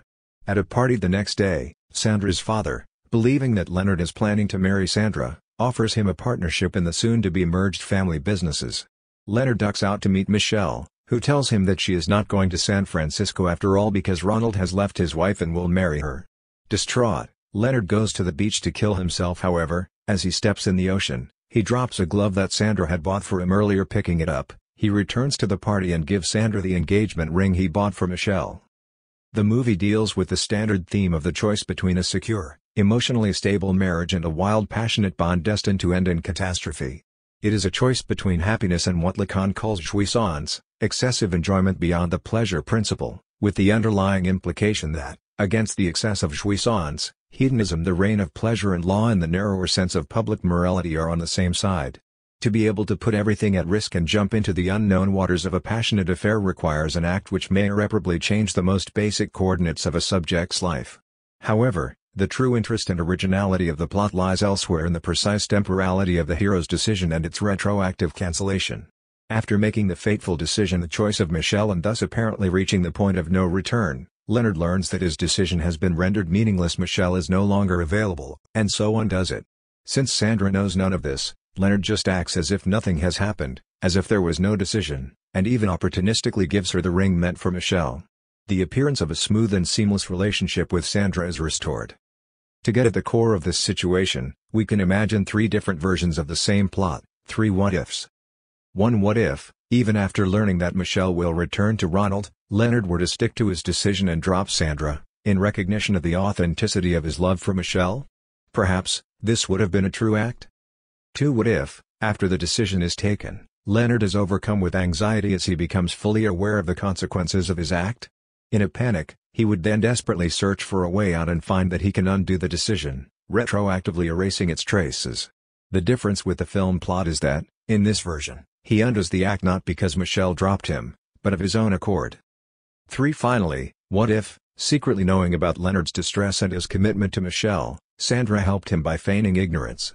Let us imagine that Leonard had written Sandra a letter informing her of his decision to leave with Michelle, but Sandra pretended that she missed the letter, thus giving him the chance to undo his mad decision with grace and without a scandal. Such an act of ignoring, of pretending not to know, is what is usually referred to as wisdom. The circular relationship between the future and the past that we encounter here goes all the way down to the very emergence of the speaking subject out of the human animal. In Lacan's account of this emergence, it sometimes appears that the primordial fact is the encounter with the symbolic order, the parasitic intrusion of the signifier which upsets the balance of the human animal, introducing a gap into it, engendering a pathological excess of undead life over mere biological life. Sometimes, it appears that it is, on the contrary, the derailment of life itself, the emergence of a traumatic excess of more than life, which is the primordial fact, and the symbolic order's function is rather to normalize and tame this excess. The solution to this alternative is retroactive causality. The excess of life comes first, but it can be recognized as such only retroactively. Once the symbolic order is already there without this after effect, the excess of life is merely a natural accident. On a first approach, it may appear that the first account is the idealist one. The signifying order intervenes into animal life from a mysterious outside, like a hand of God imparting spirit into bodies, while the second narrative is the materialist one. The disturbance of material biological life comes first. The symbolic order arises as a secondary defense mechanism. However, the properly Hegelian, that is, dialectical materialist solution is more complex as it involves retroactivity. True, there is first an excess, a derailing, of the natural circuit of instincts. However, this derailment is confirmed as the foundation of being human as its inhuman core only by its effect, by the rise of the symbolic order which endeavors to normalize it. Without the symbolic order, the excess remains an aberration of nature, a meaningless freakish accident. The search for this pure excess of life not yet contaminated obfuscated by the symbolic order is thus a mythical search for a phantasmatic entity. It is not that such a search is condemned to failure. We may well succeed in isolating this excess, but there would be nothing human about it. It would be just a meaningless deformation. We encounter here yet again the innermost paradox of the symbolic order, namely its retroactivity. The symbolic order is not a cause which intervenes from the outside, violently derailing the human animal and thus setting in motion its becoming human. It is an effect, but a paradoxical effect which retroactively posits its presupposition, its own cause. For this temporal paradox holds even more strongly for the relationship between a literary text and real life, and as tomorrow is written before plagiarizing the future. Bayard prefigures the analyses of the later book, focusing on those literary texts in which the author seems to predict his own future, especially the mode of his death. 5 Here it is not a future text which is plagiarized, but reality itself which is not plagiarized but described before it has happened. Note how, in Bayard's own case, the later book seems to precede the earlier one. Apart from the obvious case of Oscar Wilde, who, in his The Picture of Dorian Gray, displayed an uncanny awareness of the catastrophe which awaited him years later, the most interesting example here is Jack London's Martin Eden, with its description of the writer's suicide by drowning, a weird case of an autobiography which stretches into the writer's future. An author usually writes his autobiography in old age, when his life has come full circle, recapitulating his trajectory from the perspective of maturity, which allows him to see it in its totality, assigning each event to its proper place. The extraordinary thing about Martin Eden, a novel, but clearly an autobiographical one, is that Jack London wrote it in the middle of his life, at the height of his success and creative powers. At this point, instead of ending in the present, he did not stop but courageously went on, continuing his life story into the future, right up to its tragic end. 6. Perhaps a little prematurely, Bayard opposes his approach to that of psychoanalysis, which sees the roots of the present narrative in the real of a past trauma which can only be described and may even be constituted après coup, retroactively. Here, by contrast, the trauma lies not in the past but in the future, from where it mysteriously casts its shadow over the present writing. In his conceptual elaborations which follow the analyses of literary cases, Bayard proposes 2 new grammatical temporal categories in order to account for such strange occurrences: the past to come in the future and the future which already happened in the past, that is, which belongs to the past. What, then, changes in the passage from the real of an accident to its inscription into a narrative as a part of the subject's fate? The real accident is purely contingent, while its symbolic inscription into a life narrative makes it not so much necessary as an expression of the subject's will. Even if the future is that of a terrifying catastrophe, the subject wills it in the sense of willingly accepting the coming catastrophe, of freely assuming its necessity. 7 Bayard is not a spiritual obscurantist when he talks about the future being already written. He is not invoking some kind of divine big other able to see across time into the past as well as the future. On the contrary, he emphasizes human finitude and contingency, which means that the gap between the symbolic narrative and the real is irreducible. The future that has a retroactive causality on the present can also not happen, due to some totally unforeseen contingency. What then happens with the events, and which is the world that is sufficiently generous to gather them? For which the writing shows that they should have been produced, but which were in the last moment stopped in their path towards realization. The life of Kafka, the very symbol of the precursor, bears witness to how an entire human existence can be organized in such a way that it points towards an event which should take place, but is finally thwarted. 8. The future real which causes its present literary registration inverting the proper temporal order, so that the future cause precedes its effect. The present narrative may be a catastrophe that will befall the author, death, social disgrace, etc., but may also be a happy culmination of his efforts. The subject author can thus relate in 2 ways to the future event. He can fully engage in bringing it about, in realizing his fate, but be thwarted by what appears as, but may not be, a pure external contingency, or, aware of his fate as the catastrophe awaiting him at the end of the path, he works desperately to thwart or at least postpone its arrival until, as in the well-known twist of the Oedipus myth or the appointment in Samara, he discovers that the very effort to avoid his fate ensures that it will actually be realized. This basic temporal paradox of the symbolic order, its borrowing from the future or how the goal towards which our activity is directed does not precede it but emerges through this very activity of trying to reach it, brings us back to Hegel, to the link between intention and act which lies at the core of his literary references. One of the enigmas of Hegel's phenomenology is how, in roughly the middle of the book, there is a sudden surge in references to literary examples, which had been absent up to that point. Alan Spate was right to identify as the key factor the topic of agency, of the subject as an autonomous agent who has to justify its acts with reasons and then assume their unexpected consequences, and the narrative, the story told in literature or in a theatrical piece, is ultimately always the drama of the subject's action, relating the subject's painful or ridiculous, tragic or comic experience of the unintended consequences set in motion by his action. 9. A story is the story of things gone wrong, of intervening to achieve A and getting B. This is why literary references arise not only in the long section on spirit, the quantitative and qualitative center of the entire book, but already in the preceding section on reason, with its second division on the actualization of rational self-consciousness through its own activity, which follows the weird climax on observing reason, the notorious subdivision on physiognomy and phrenology. As Spate perceptively notices, the passage is announced in Hegel's brief reference to Hamlet's meditations on Yorick's skull, in contrast to the section on phrenology, where the skull is a dead object, in its immediate material being, is supposed to provide the key to the human mind. Yorick's skull is for Hamlet a self-erasing sign, a reminder of all the past acts and experiences of the dead subject. The three main figures from literature that are then referred to are Goethe's Faust, Schiller's Karl Moor, and Cervantes's Don Quixote.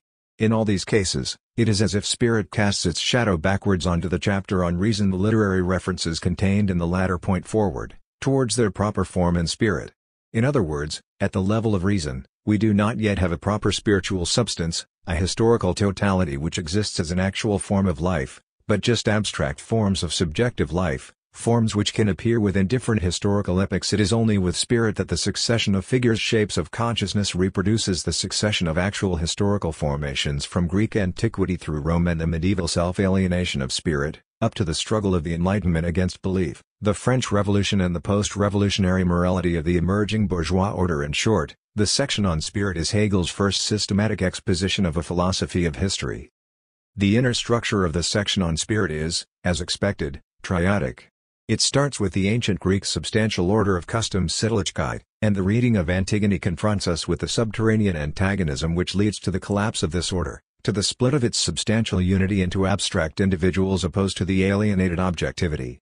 The next stage, culture or self-alienated spirit, deals with the painful process of the subject's gradual overcoming of this alienation through the hard work of Bildung, of the self-sacrificing education destined to elevate the subject to the level of universality. To become a universal subject reconciled with substance, one has to renounce any direct identification with the particular nature of one's identity. The reading of Diderot's Rameau's Nephew then shows how the self-renouncing sacrifice of serving a noble cause shifts into a different self-alienation, the sacrifice of one's ethical substance itself in the vain flattery of the monarch. The logic is again that of the immanent self-relating reversal. One begins with a sincere readiness to sacrifice everything for the honor of serving a noble cause, and one ends by sacrificing this cause itself, of losing the honor itself. Then finally, the third part describes the post-revolutionary spirit certain of itself, the rise of the Kantian subject who directly knows itself as the bearer of the universal moral law. This direct identification with the universal again leads to an antagonism, the conflict between the acting subject who, as is the case with every act, imposes on objectivity its partial project, and the judging subject who condemns the acting subject, the beautiful souls, but whose position is no less unilateral and false. The judging subject refuses to see how he participates in the corrupted world he so vigorously condemns, as Hegel deploys it through implicit references to Rousseau, the New Eloise and Jacobi, not his philosophical works, but his novels. Evil is also in the eye of those who perceive evil everywhere around them. Spate develops in detail how each of the three epochs has its own literary genre which articulates the core of its socio-ethical antagonism: Greek tragedy, Roman and then early modern comedy, the romantic novel, as well as a notion which formulates the lesson of this antagonism. The lesson of the antagonisms which lead to the hero's tragic fate in Greek drama is the immanent retrospectivity of the true meaning of our acts, or, as we would put it today, moral luck. It is only retrospectively, through accomplishing the act, that the subject becomes aware of its true dimension and of its own true motivations for accomplishing it. The lesson of comedy is the inherent theatricality of our social lives. Every act is acting, even when we think we just are who we are, we act ourselves, we play a socially mediated role. And, finally, the lesson of the romantic novel concerns evil and its forgiveness, namely the possibility of reconciliation, while in Greek tragedy reconciliation was only possible in the guise of amor fati. As the tragic heroic acceptance of fate, the romantic universe opens up the possibility of resolving the conflict not with the agent's destruction, but with the mutual reconciliation between the agent and its judge, both sides admitting their fatal limitation. We can now also see how referring to literature is an imminent part of the Hegelian procedure. The way Hegel undermines a certain shape of consciousness is by first presenting it in itself, in its abstract notion, the way it perceives itself as a consistent socio-ethical project, and then problematizing it, not by measuring it against a pre-existing higher standard nor by submitting it to an abstract logical analysis which would unearth its contradictions, but by staging it as a concrete stance of subjectivity in a historical life world. In today's terminology, Hegel is not interested only in logical contradictions, but more so in pragmatic contradictions, in the tension between what we claim we are doing and what we are actually doing. Antigone describes what happens when a subject effectively acts upon the premises of the ethics of immediate substantial customs, and thereby brings out the inconsistency of this ethical figure, the inconsistency which leads to its self-destruction. The reference to Antigone provides a model of Hegel's reading. He begins with Antigone before her act of disobedience to Creon's prohibition. Her starting point is the simple substantial ethical awareness that there are higher or, rather, deeper laws than the public laws of the city, laws which are irrational, coming from nowhere, but nonetheless have to be obeyed unconditionally.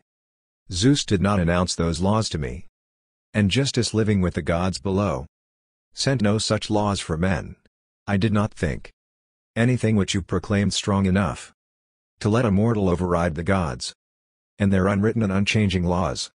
They're not just for today or yesterday, but exist forever, and no one knows where they first appeared. So I did not mean to let a fear of any human will lead to my punishment among the gods. But once she engages in the forbidden act, performing the funeral rite for Polynices, and faces the consequences, the threat that she will die while still alive, only then does she become aware of the actual rule that guided her. What law do I appeal to, claiming this? If my husband died, there'd be another one. And if I were to lose a child of mine, I'd have another with some other man. But since my father and my mother, too, are hidden away in Hades' house, I'll never have another living brother. That was the law I used to honor you. How are we to read this descent from the highly principled appeal to universal eternal unwritten laws to the apparently contingent and prudential reasoning which refers to quite precise particular pragmatic considerations? 11 These scandalous lines, which have bothered interpreters up to and including Judith Butler Aguda and many others, even suggested they must be a later intrusion, are crucial for the concrete universality Hegel is aiming at for a sister. The brother is the particular which directly stands for the universal. He is a pure other not marked by any sexual or power interest, and love for him is pure love. 12 It is this anchoring of her persistence in the figure of the brother that provides Antigone with the highest intuition of ethical essence, and it is crucial that Antigone was able to formulate this insight only after she accomplished her act. Only then did she become aware of what she had done, of what had really motivated her. There is no prior goal or norm which is merely executed in the act. We should not read this retroactivity as Antigone simply becoming aware of what was already there in her unconscious, of what unconsciously she always already knew. Such a reading merely moves the pre-existing goal norm into the unconscious, but in a more radically decentered fashion the very norm that effectively guided her comes to be only through its actualization, for the act generates its own norm. The passage from intention to act is the passage from the abstract universality of the law respect for the dead, they all deserve funeral rites, to the concrete universality which exposes the particular content that sustains the universality of the law. At the level of speech, this means that our thought, our intention to mean what we want to say, is dependent on the process of its expression. I discover what I want to say only by saying it. In today's cognitive sciences, this dependence of thought on the linguistic process of its articulation was most clearly pointed out by Daniel Dennett, who quotes Lincoln's famous line, "You can fool all the people some of the time, and some of the people all the time, but you cannot fool all the people all of the time," drawing attention to its logical ambiguity. Does it mean that there are some people who can always be fooled, or that, on every occasion, someone or other is bound to be fooled? His point is that it is wrong to ask, what did Lincoln really mean? In all probability, Lincoln himself was not aware of the ambiguity. 13 He simply wanted to make a witty point, and the phrase imposed itself on him because it sounded good.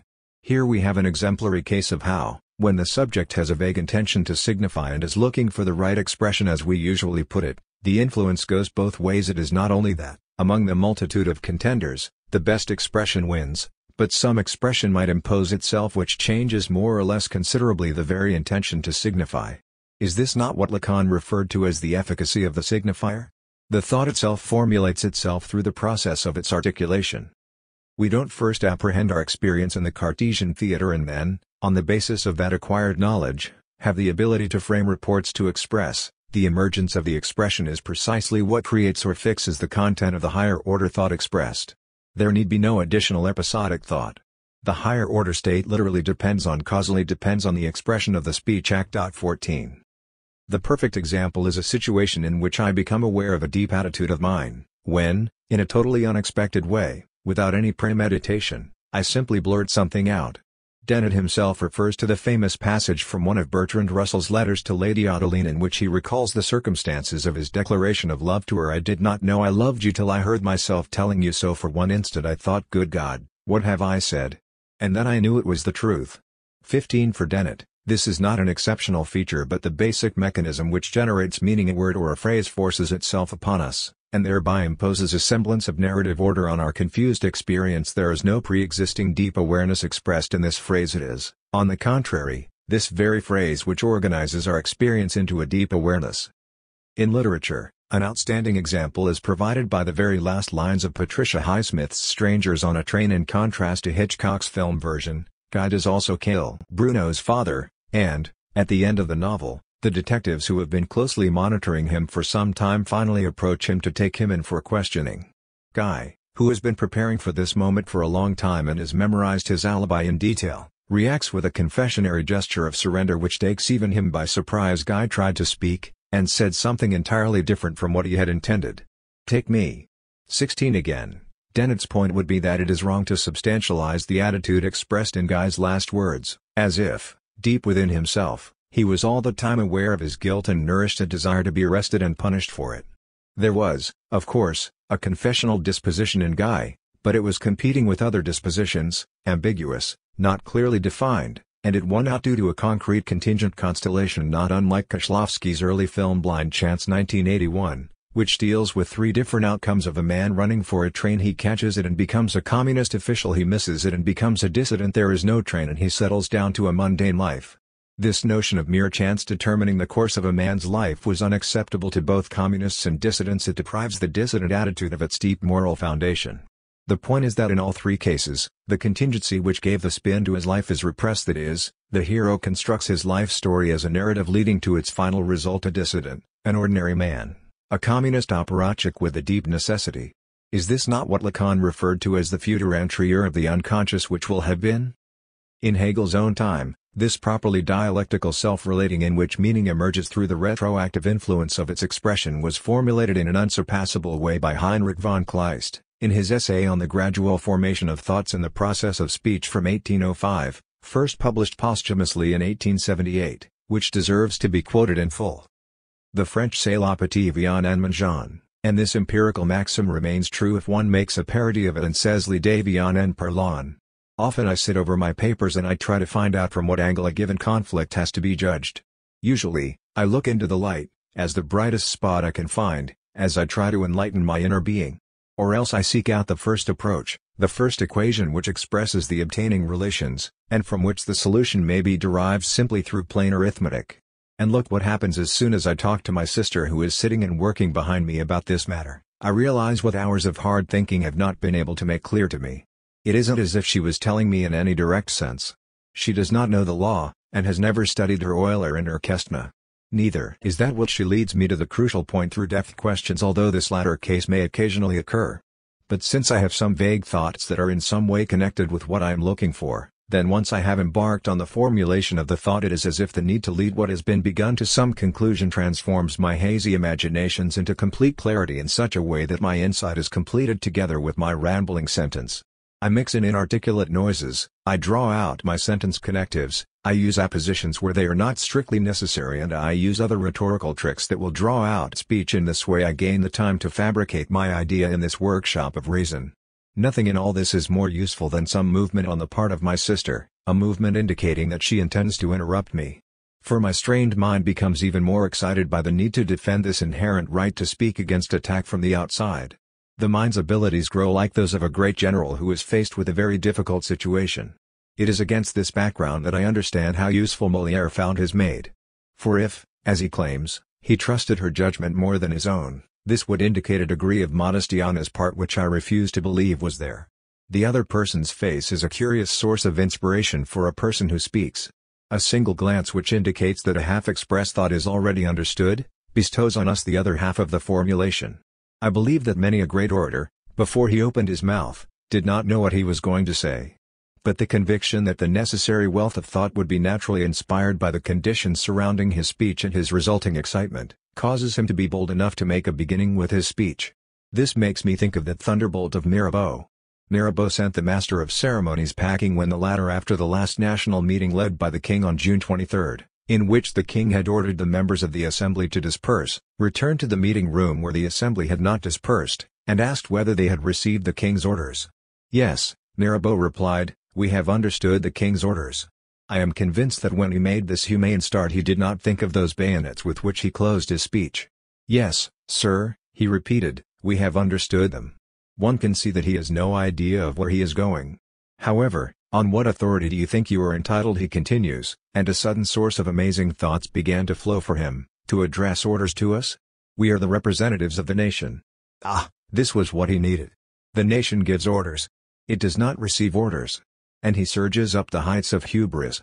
And to make everything perfectly plain to you, and only at this point he finds the proper expression for the act of defiance for which his soul is prepared, you should go and tell your king that we shall not leave our places here except when forced with bayonets. Upon which he settled, utterly satisfied, into a chair. Thinking about the master of ceremonies, it is impossible to visualize him except in a state of complete spiritual bankruptcy. The law is the same as that by which an electrically neutral body, when entering the atmosphere of a charged body, will acquire the opposite negative, bankrupt electrical charge. And just as the energy charge in the charged body is strengthened through interaction, so in the case of this annihilation of the opponent, Mirabeau's enthusiasm knew no bounds. Perhaps it was just the twitching of the upper lip or an ambiguously uncertain movement about the sleeves that caused the change of the course of events in France. One reads that Mirabeau stood up, as soon as the master of ceremonies had left, and proposed that the assembly should constitute itself as the National Assembly and as inviolable.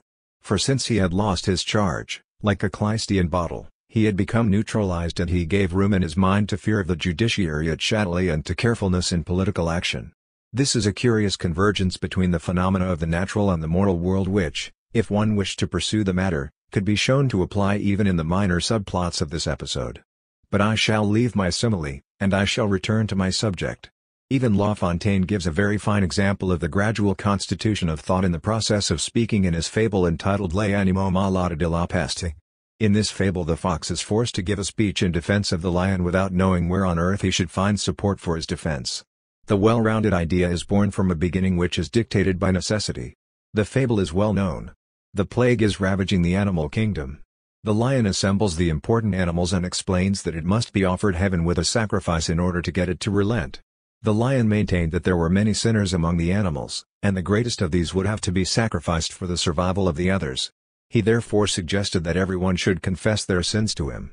He, for his part, had to admit that in the heat of hunger he had killed many a sheep and even some dogs who had come too close.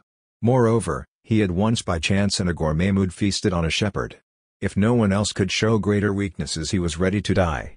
"Sir," said the fox, who was trying to avert disaster from himself, "you are too generous. Your honest endeavor leads you too far.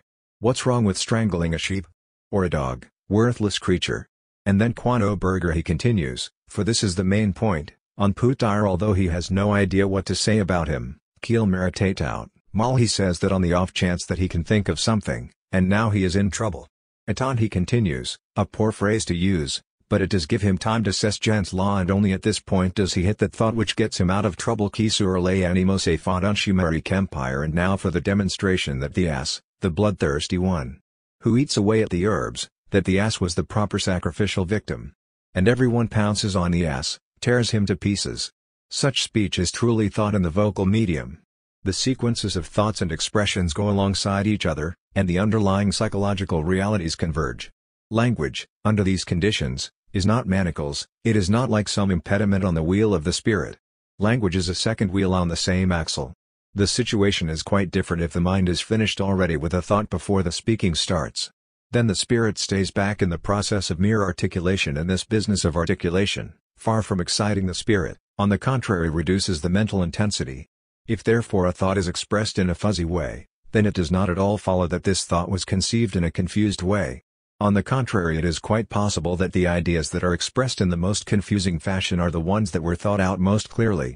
One often sees, in social company where congenial conversation inspires everyone with continuous fresh ideas, that people who usually feel linguistically inept feel inspired to break into flickering of unstable articulation, to take hold of language and produce something utterly incomprehensible. And when these people have the other's attention, they show through their embarrassed gestures that they have no idea what they were really trying to say. It is quite probable that these people have thought up something quite apt and clear. But the abrupt change in activity, the passage of the mind from thinking to articulation, this abrupt change dampened that very excitement which was necessary for keeping the thought in mind as well as for putting it into words. In such cases it is all the more necessary that language is available to us with facility and ease, so that what we have just thought and are unable to articulate at that very same time, can at least be put into words as soon as possible afterwards. Quite generally, someone who with the same degree of clarity speaks faster than his opponent, will have a distinct advantage over him. The reason is that the fast talker is leading more troops into the field. When, in examinations, one abruptly examines open-minded and well-educated people, without introduction, on questions like what is the state? Or what is property? One realizes how necessary it is that the mind be excited in a certain way for us to be able to recreate in our minds even thoughts that we have had before. If the same people whom we examine in this way are found in congenial company where the talk has been about questions of the state and of property for a while, then perhaps these people would have no trouble through comparisons, contrasts and summary of the concepts concerned to find acceptable definitions. But under examination conditions, where the preparation of the mind is missing, one finds that they falter. Only an ignorant examiner will conclude that they do not know. For it is not we who know. It is a certain state of us that knows. Only truly vulgar spirits, people who have learnt by heart yesterday what the state is supposed to be and who have forgotten it tomorrow, will have a ready answer. Perhaps there is no more inappropriate occasion to show oneself in a positive light than a public examination. I disregard the fact that public examinations are disgusting and hurtful to the sensitive mind. I disregard the fact that it is provoking to be faced with a hack who looks at our knowledge in order to decide whether to buy us if the number is 5 and to send us away if the number is 6. It is very hard to play on the instrument of the human mind, to elicit its proper sound from it. The mind gets so easily out of tune under clumsy hands. So much so, that the greatest connoisseur of men, the consummate specialist in the midwifery of thoughts as Kant calls it, might well commit serious mistakes with the young soul entrusted to him. What ensures good results for such young people, by the way, even the most ignorant among them, is the circumstance that the examiners' minds, in the case of public examinations, are far too preoccupied to be able to pass a free judgment. Not only do they often feel the indecency of the whole procedure, it would be indecent enough to ask someone to open his purse before our eyes, but how much more indecent it is to ask him to open up his soul for examination. There is another thing: the examiners themselves have to pass a severe test in these examinations, and they may often thank the Lord for being able to leave examinations without showing weaknesses that are greater, perhaps, than those disclosed in the youth that has just emerged from the university and whom they have examined. 17. Kleist thus inverts the common wisdom according to which one should open one's mouth and say something only when one has a clear idea of what one wants to say. If therefore a thought is expressed in a fuzzy way, then it does not at all follow that this thought was conceived in a confused way. On the contrary, it is quite possible that the ideas that are expressed in the most confusing fashion are the ones that were thought out most clearly. Let us return to his comment on the famous episode from the French Revolution which occurred on June 23, 1789. When the king ordered the members of the assembly to disperse and then left the members refused to leave, so the king sent the master of ceremonies back to the assembly, asking the members whom we examine in this way are found in congenial company where the talk has been about questions of the state and of property for a while, then perhaps these people would have no trouble through comparisons, contrasts and summary of the concepts concerned to find acceptable definitions. But under examination conditions, where the preparation of the mind is missing, one finds that they falter. Only an ignorant examiner will conclude that they do not know. For it is not we who know. It is a certain state of us that knows. Only truly vulgar spirits, people who have learnt by heart yesterday what the state is supposed to be and who have forgotten it tomorrow, will have a ready answer. Perhaps there is no more inappropriate occasion to show oneself in a positive light than a public examination. I disregard the fact that public examinations are disgusting and hurtful to the sensitive mind.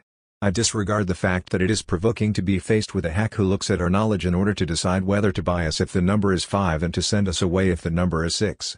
It is very hard to play on the instrument of the human mind, to elicit its proper sound from it. The mind gets so easily out of tune under clumsy hands. So much so, that the greatest connoisseur of men, the consummate specialist in the midwifery of thoughts as Kant calls it, might well commit serious mistakes with the young soul entrusted to him. What ensures good results for such young people, by the way, even the most ignorant among them, is the circumstance that the examiners' minds, in the case of public examinations, are far too preoccupied to be able to pass a free judgment. Not only do they often feel the indecency of the whole procedure, it would be indecent enough to ask someone to open his purse before our eyes, but how much more indecent it is to ask him to open up his soul for examination. There is another thing: the examiners themselves have to pass a severe test in these examinations, and they may often thank the Lord for being able to leave examinations without showing weaknesses that are greater, perhaps, than those disclosed in the youth that has just emerged from the university and whom they have examined. 17. Kleist thus inverts the common wisdom according to which one should open one's mouth and say something only when one has a clear idea of what one wants to say. If therefore a thought is expressed in a fuzzy way, then it does not at all follow that this thought was conceived in a confused way. On the contrary, it is quite possible that the ideas that are expressed in the most confusing fashion are the ones that were thought out most clearly. Let us return to his comment on the famous episode from the French Revolution which occurred on June 23, 1789. When the king ordered the members of the assembly to disperse and then left the members refused to leave, so the king sent the master of ceremonies back to the assembly, asking the members, "This, we should fight even people's thoughts." One can safely presume that this passage was not prepared in advance. Stalin got caught up in his rhetorical enthusiasm and was spontaneously carried away into adding that even people's private thoughts should be controlled and fought. Then he immediately became aware of what he had just said, but, instead of admitting that he had gotten carried away, quickly decided to stick heroically to his hyperbole. Looking further back, does not exactly the same hold for Antigone's confrontation with Creon? At the outset, Antigone grounds her insistence on the proper burial for Polynices in the simple substantial ethical awareness that there are higher or, rather, deeper laws than the public laws of the city. It is only through her act that she becomes aware of the specific motive that guided her. She was ready to do what she did only for her brother, not for all the oppressed and excluded. Mirabeau and Antigone, two exemplary cases of how truth is an effect of surprise triggered by its enunciation. 20. Or, as Althusser put it, referring to the wordplay between prize and surprise, every authentic grasping prize of some content comes as a surprise to the one who accomplishes it. Althusser locates this insight in the same Kierkegaardian opposition between the open contingent process of becoming and the retroactive systemic illusion. The world is an accomplished fact. Once it is accomplished, sense etc. take over in it. But the accomplishment of the fact is an effect of contingency. 21. The irony is that, for Althusser as for Kierkegaard, Hegel is the systemic philosopher of the fait accompli, while, as we have just seen, the point of Hegelian dialectical analysis is not to reduce the chaotic flow of events to a deeper necessity, but to unearth the contingency of the rise of necessity itself. This is what it means to grasp things in their becoming. So when, in his late text The Subterranean Current of the Materialism of Encounter, Althusser endeavors to discern, beneath the hegemonic idealist orientation of origin sense, etc., the subterranean tradition of aleatory materialism, Epicurus and the Stoics, versus Plato, Machiavelli versus Descartes, Spinoza versus Kant and Hegel, Marx, Heidegger, the least one can say is that he is wrong to locate Hegel in the hegemonic idealist line. Everything is thus here, in Kleist's refined description, up to and including the temporal dialectic of transference and the proto-Lacanian invocation of the cut, the analyst's sudden intervention into the flow of analysan's rambling free associations as generative of the sudden emergence of new meaning. Nothing in all this is more useful than some movement on the part of my sister, a movement indicating that she intends to interrupt me. For my strained mind becomes even more excited by the need to defend this inherent right to speak against attack from the outside. It is easy to miss the complexity of Kleist's point. It is not simply that the effort to put one's thought into words clarifies and forms it, but that, for this to happen, my speech should be addressed to another who, in the transferential illusion, is presupposed to already know the meaning I struggle to formulate. In order to formulate a thought, we must presuppose that this thought already exists in the other's mind. The other person's face is a curious source of inspiration for a person who speaks. A single glance which indicates that a half-expressed thought is already understood, bestows on us the other half of the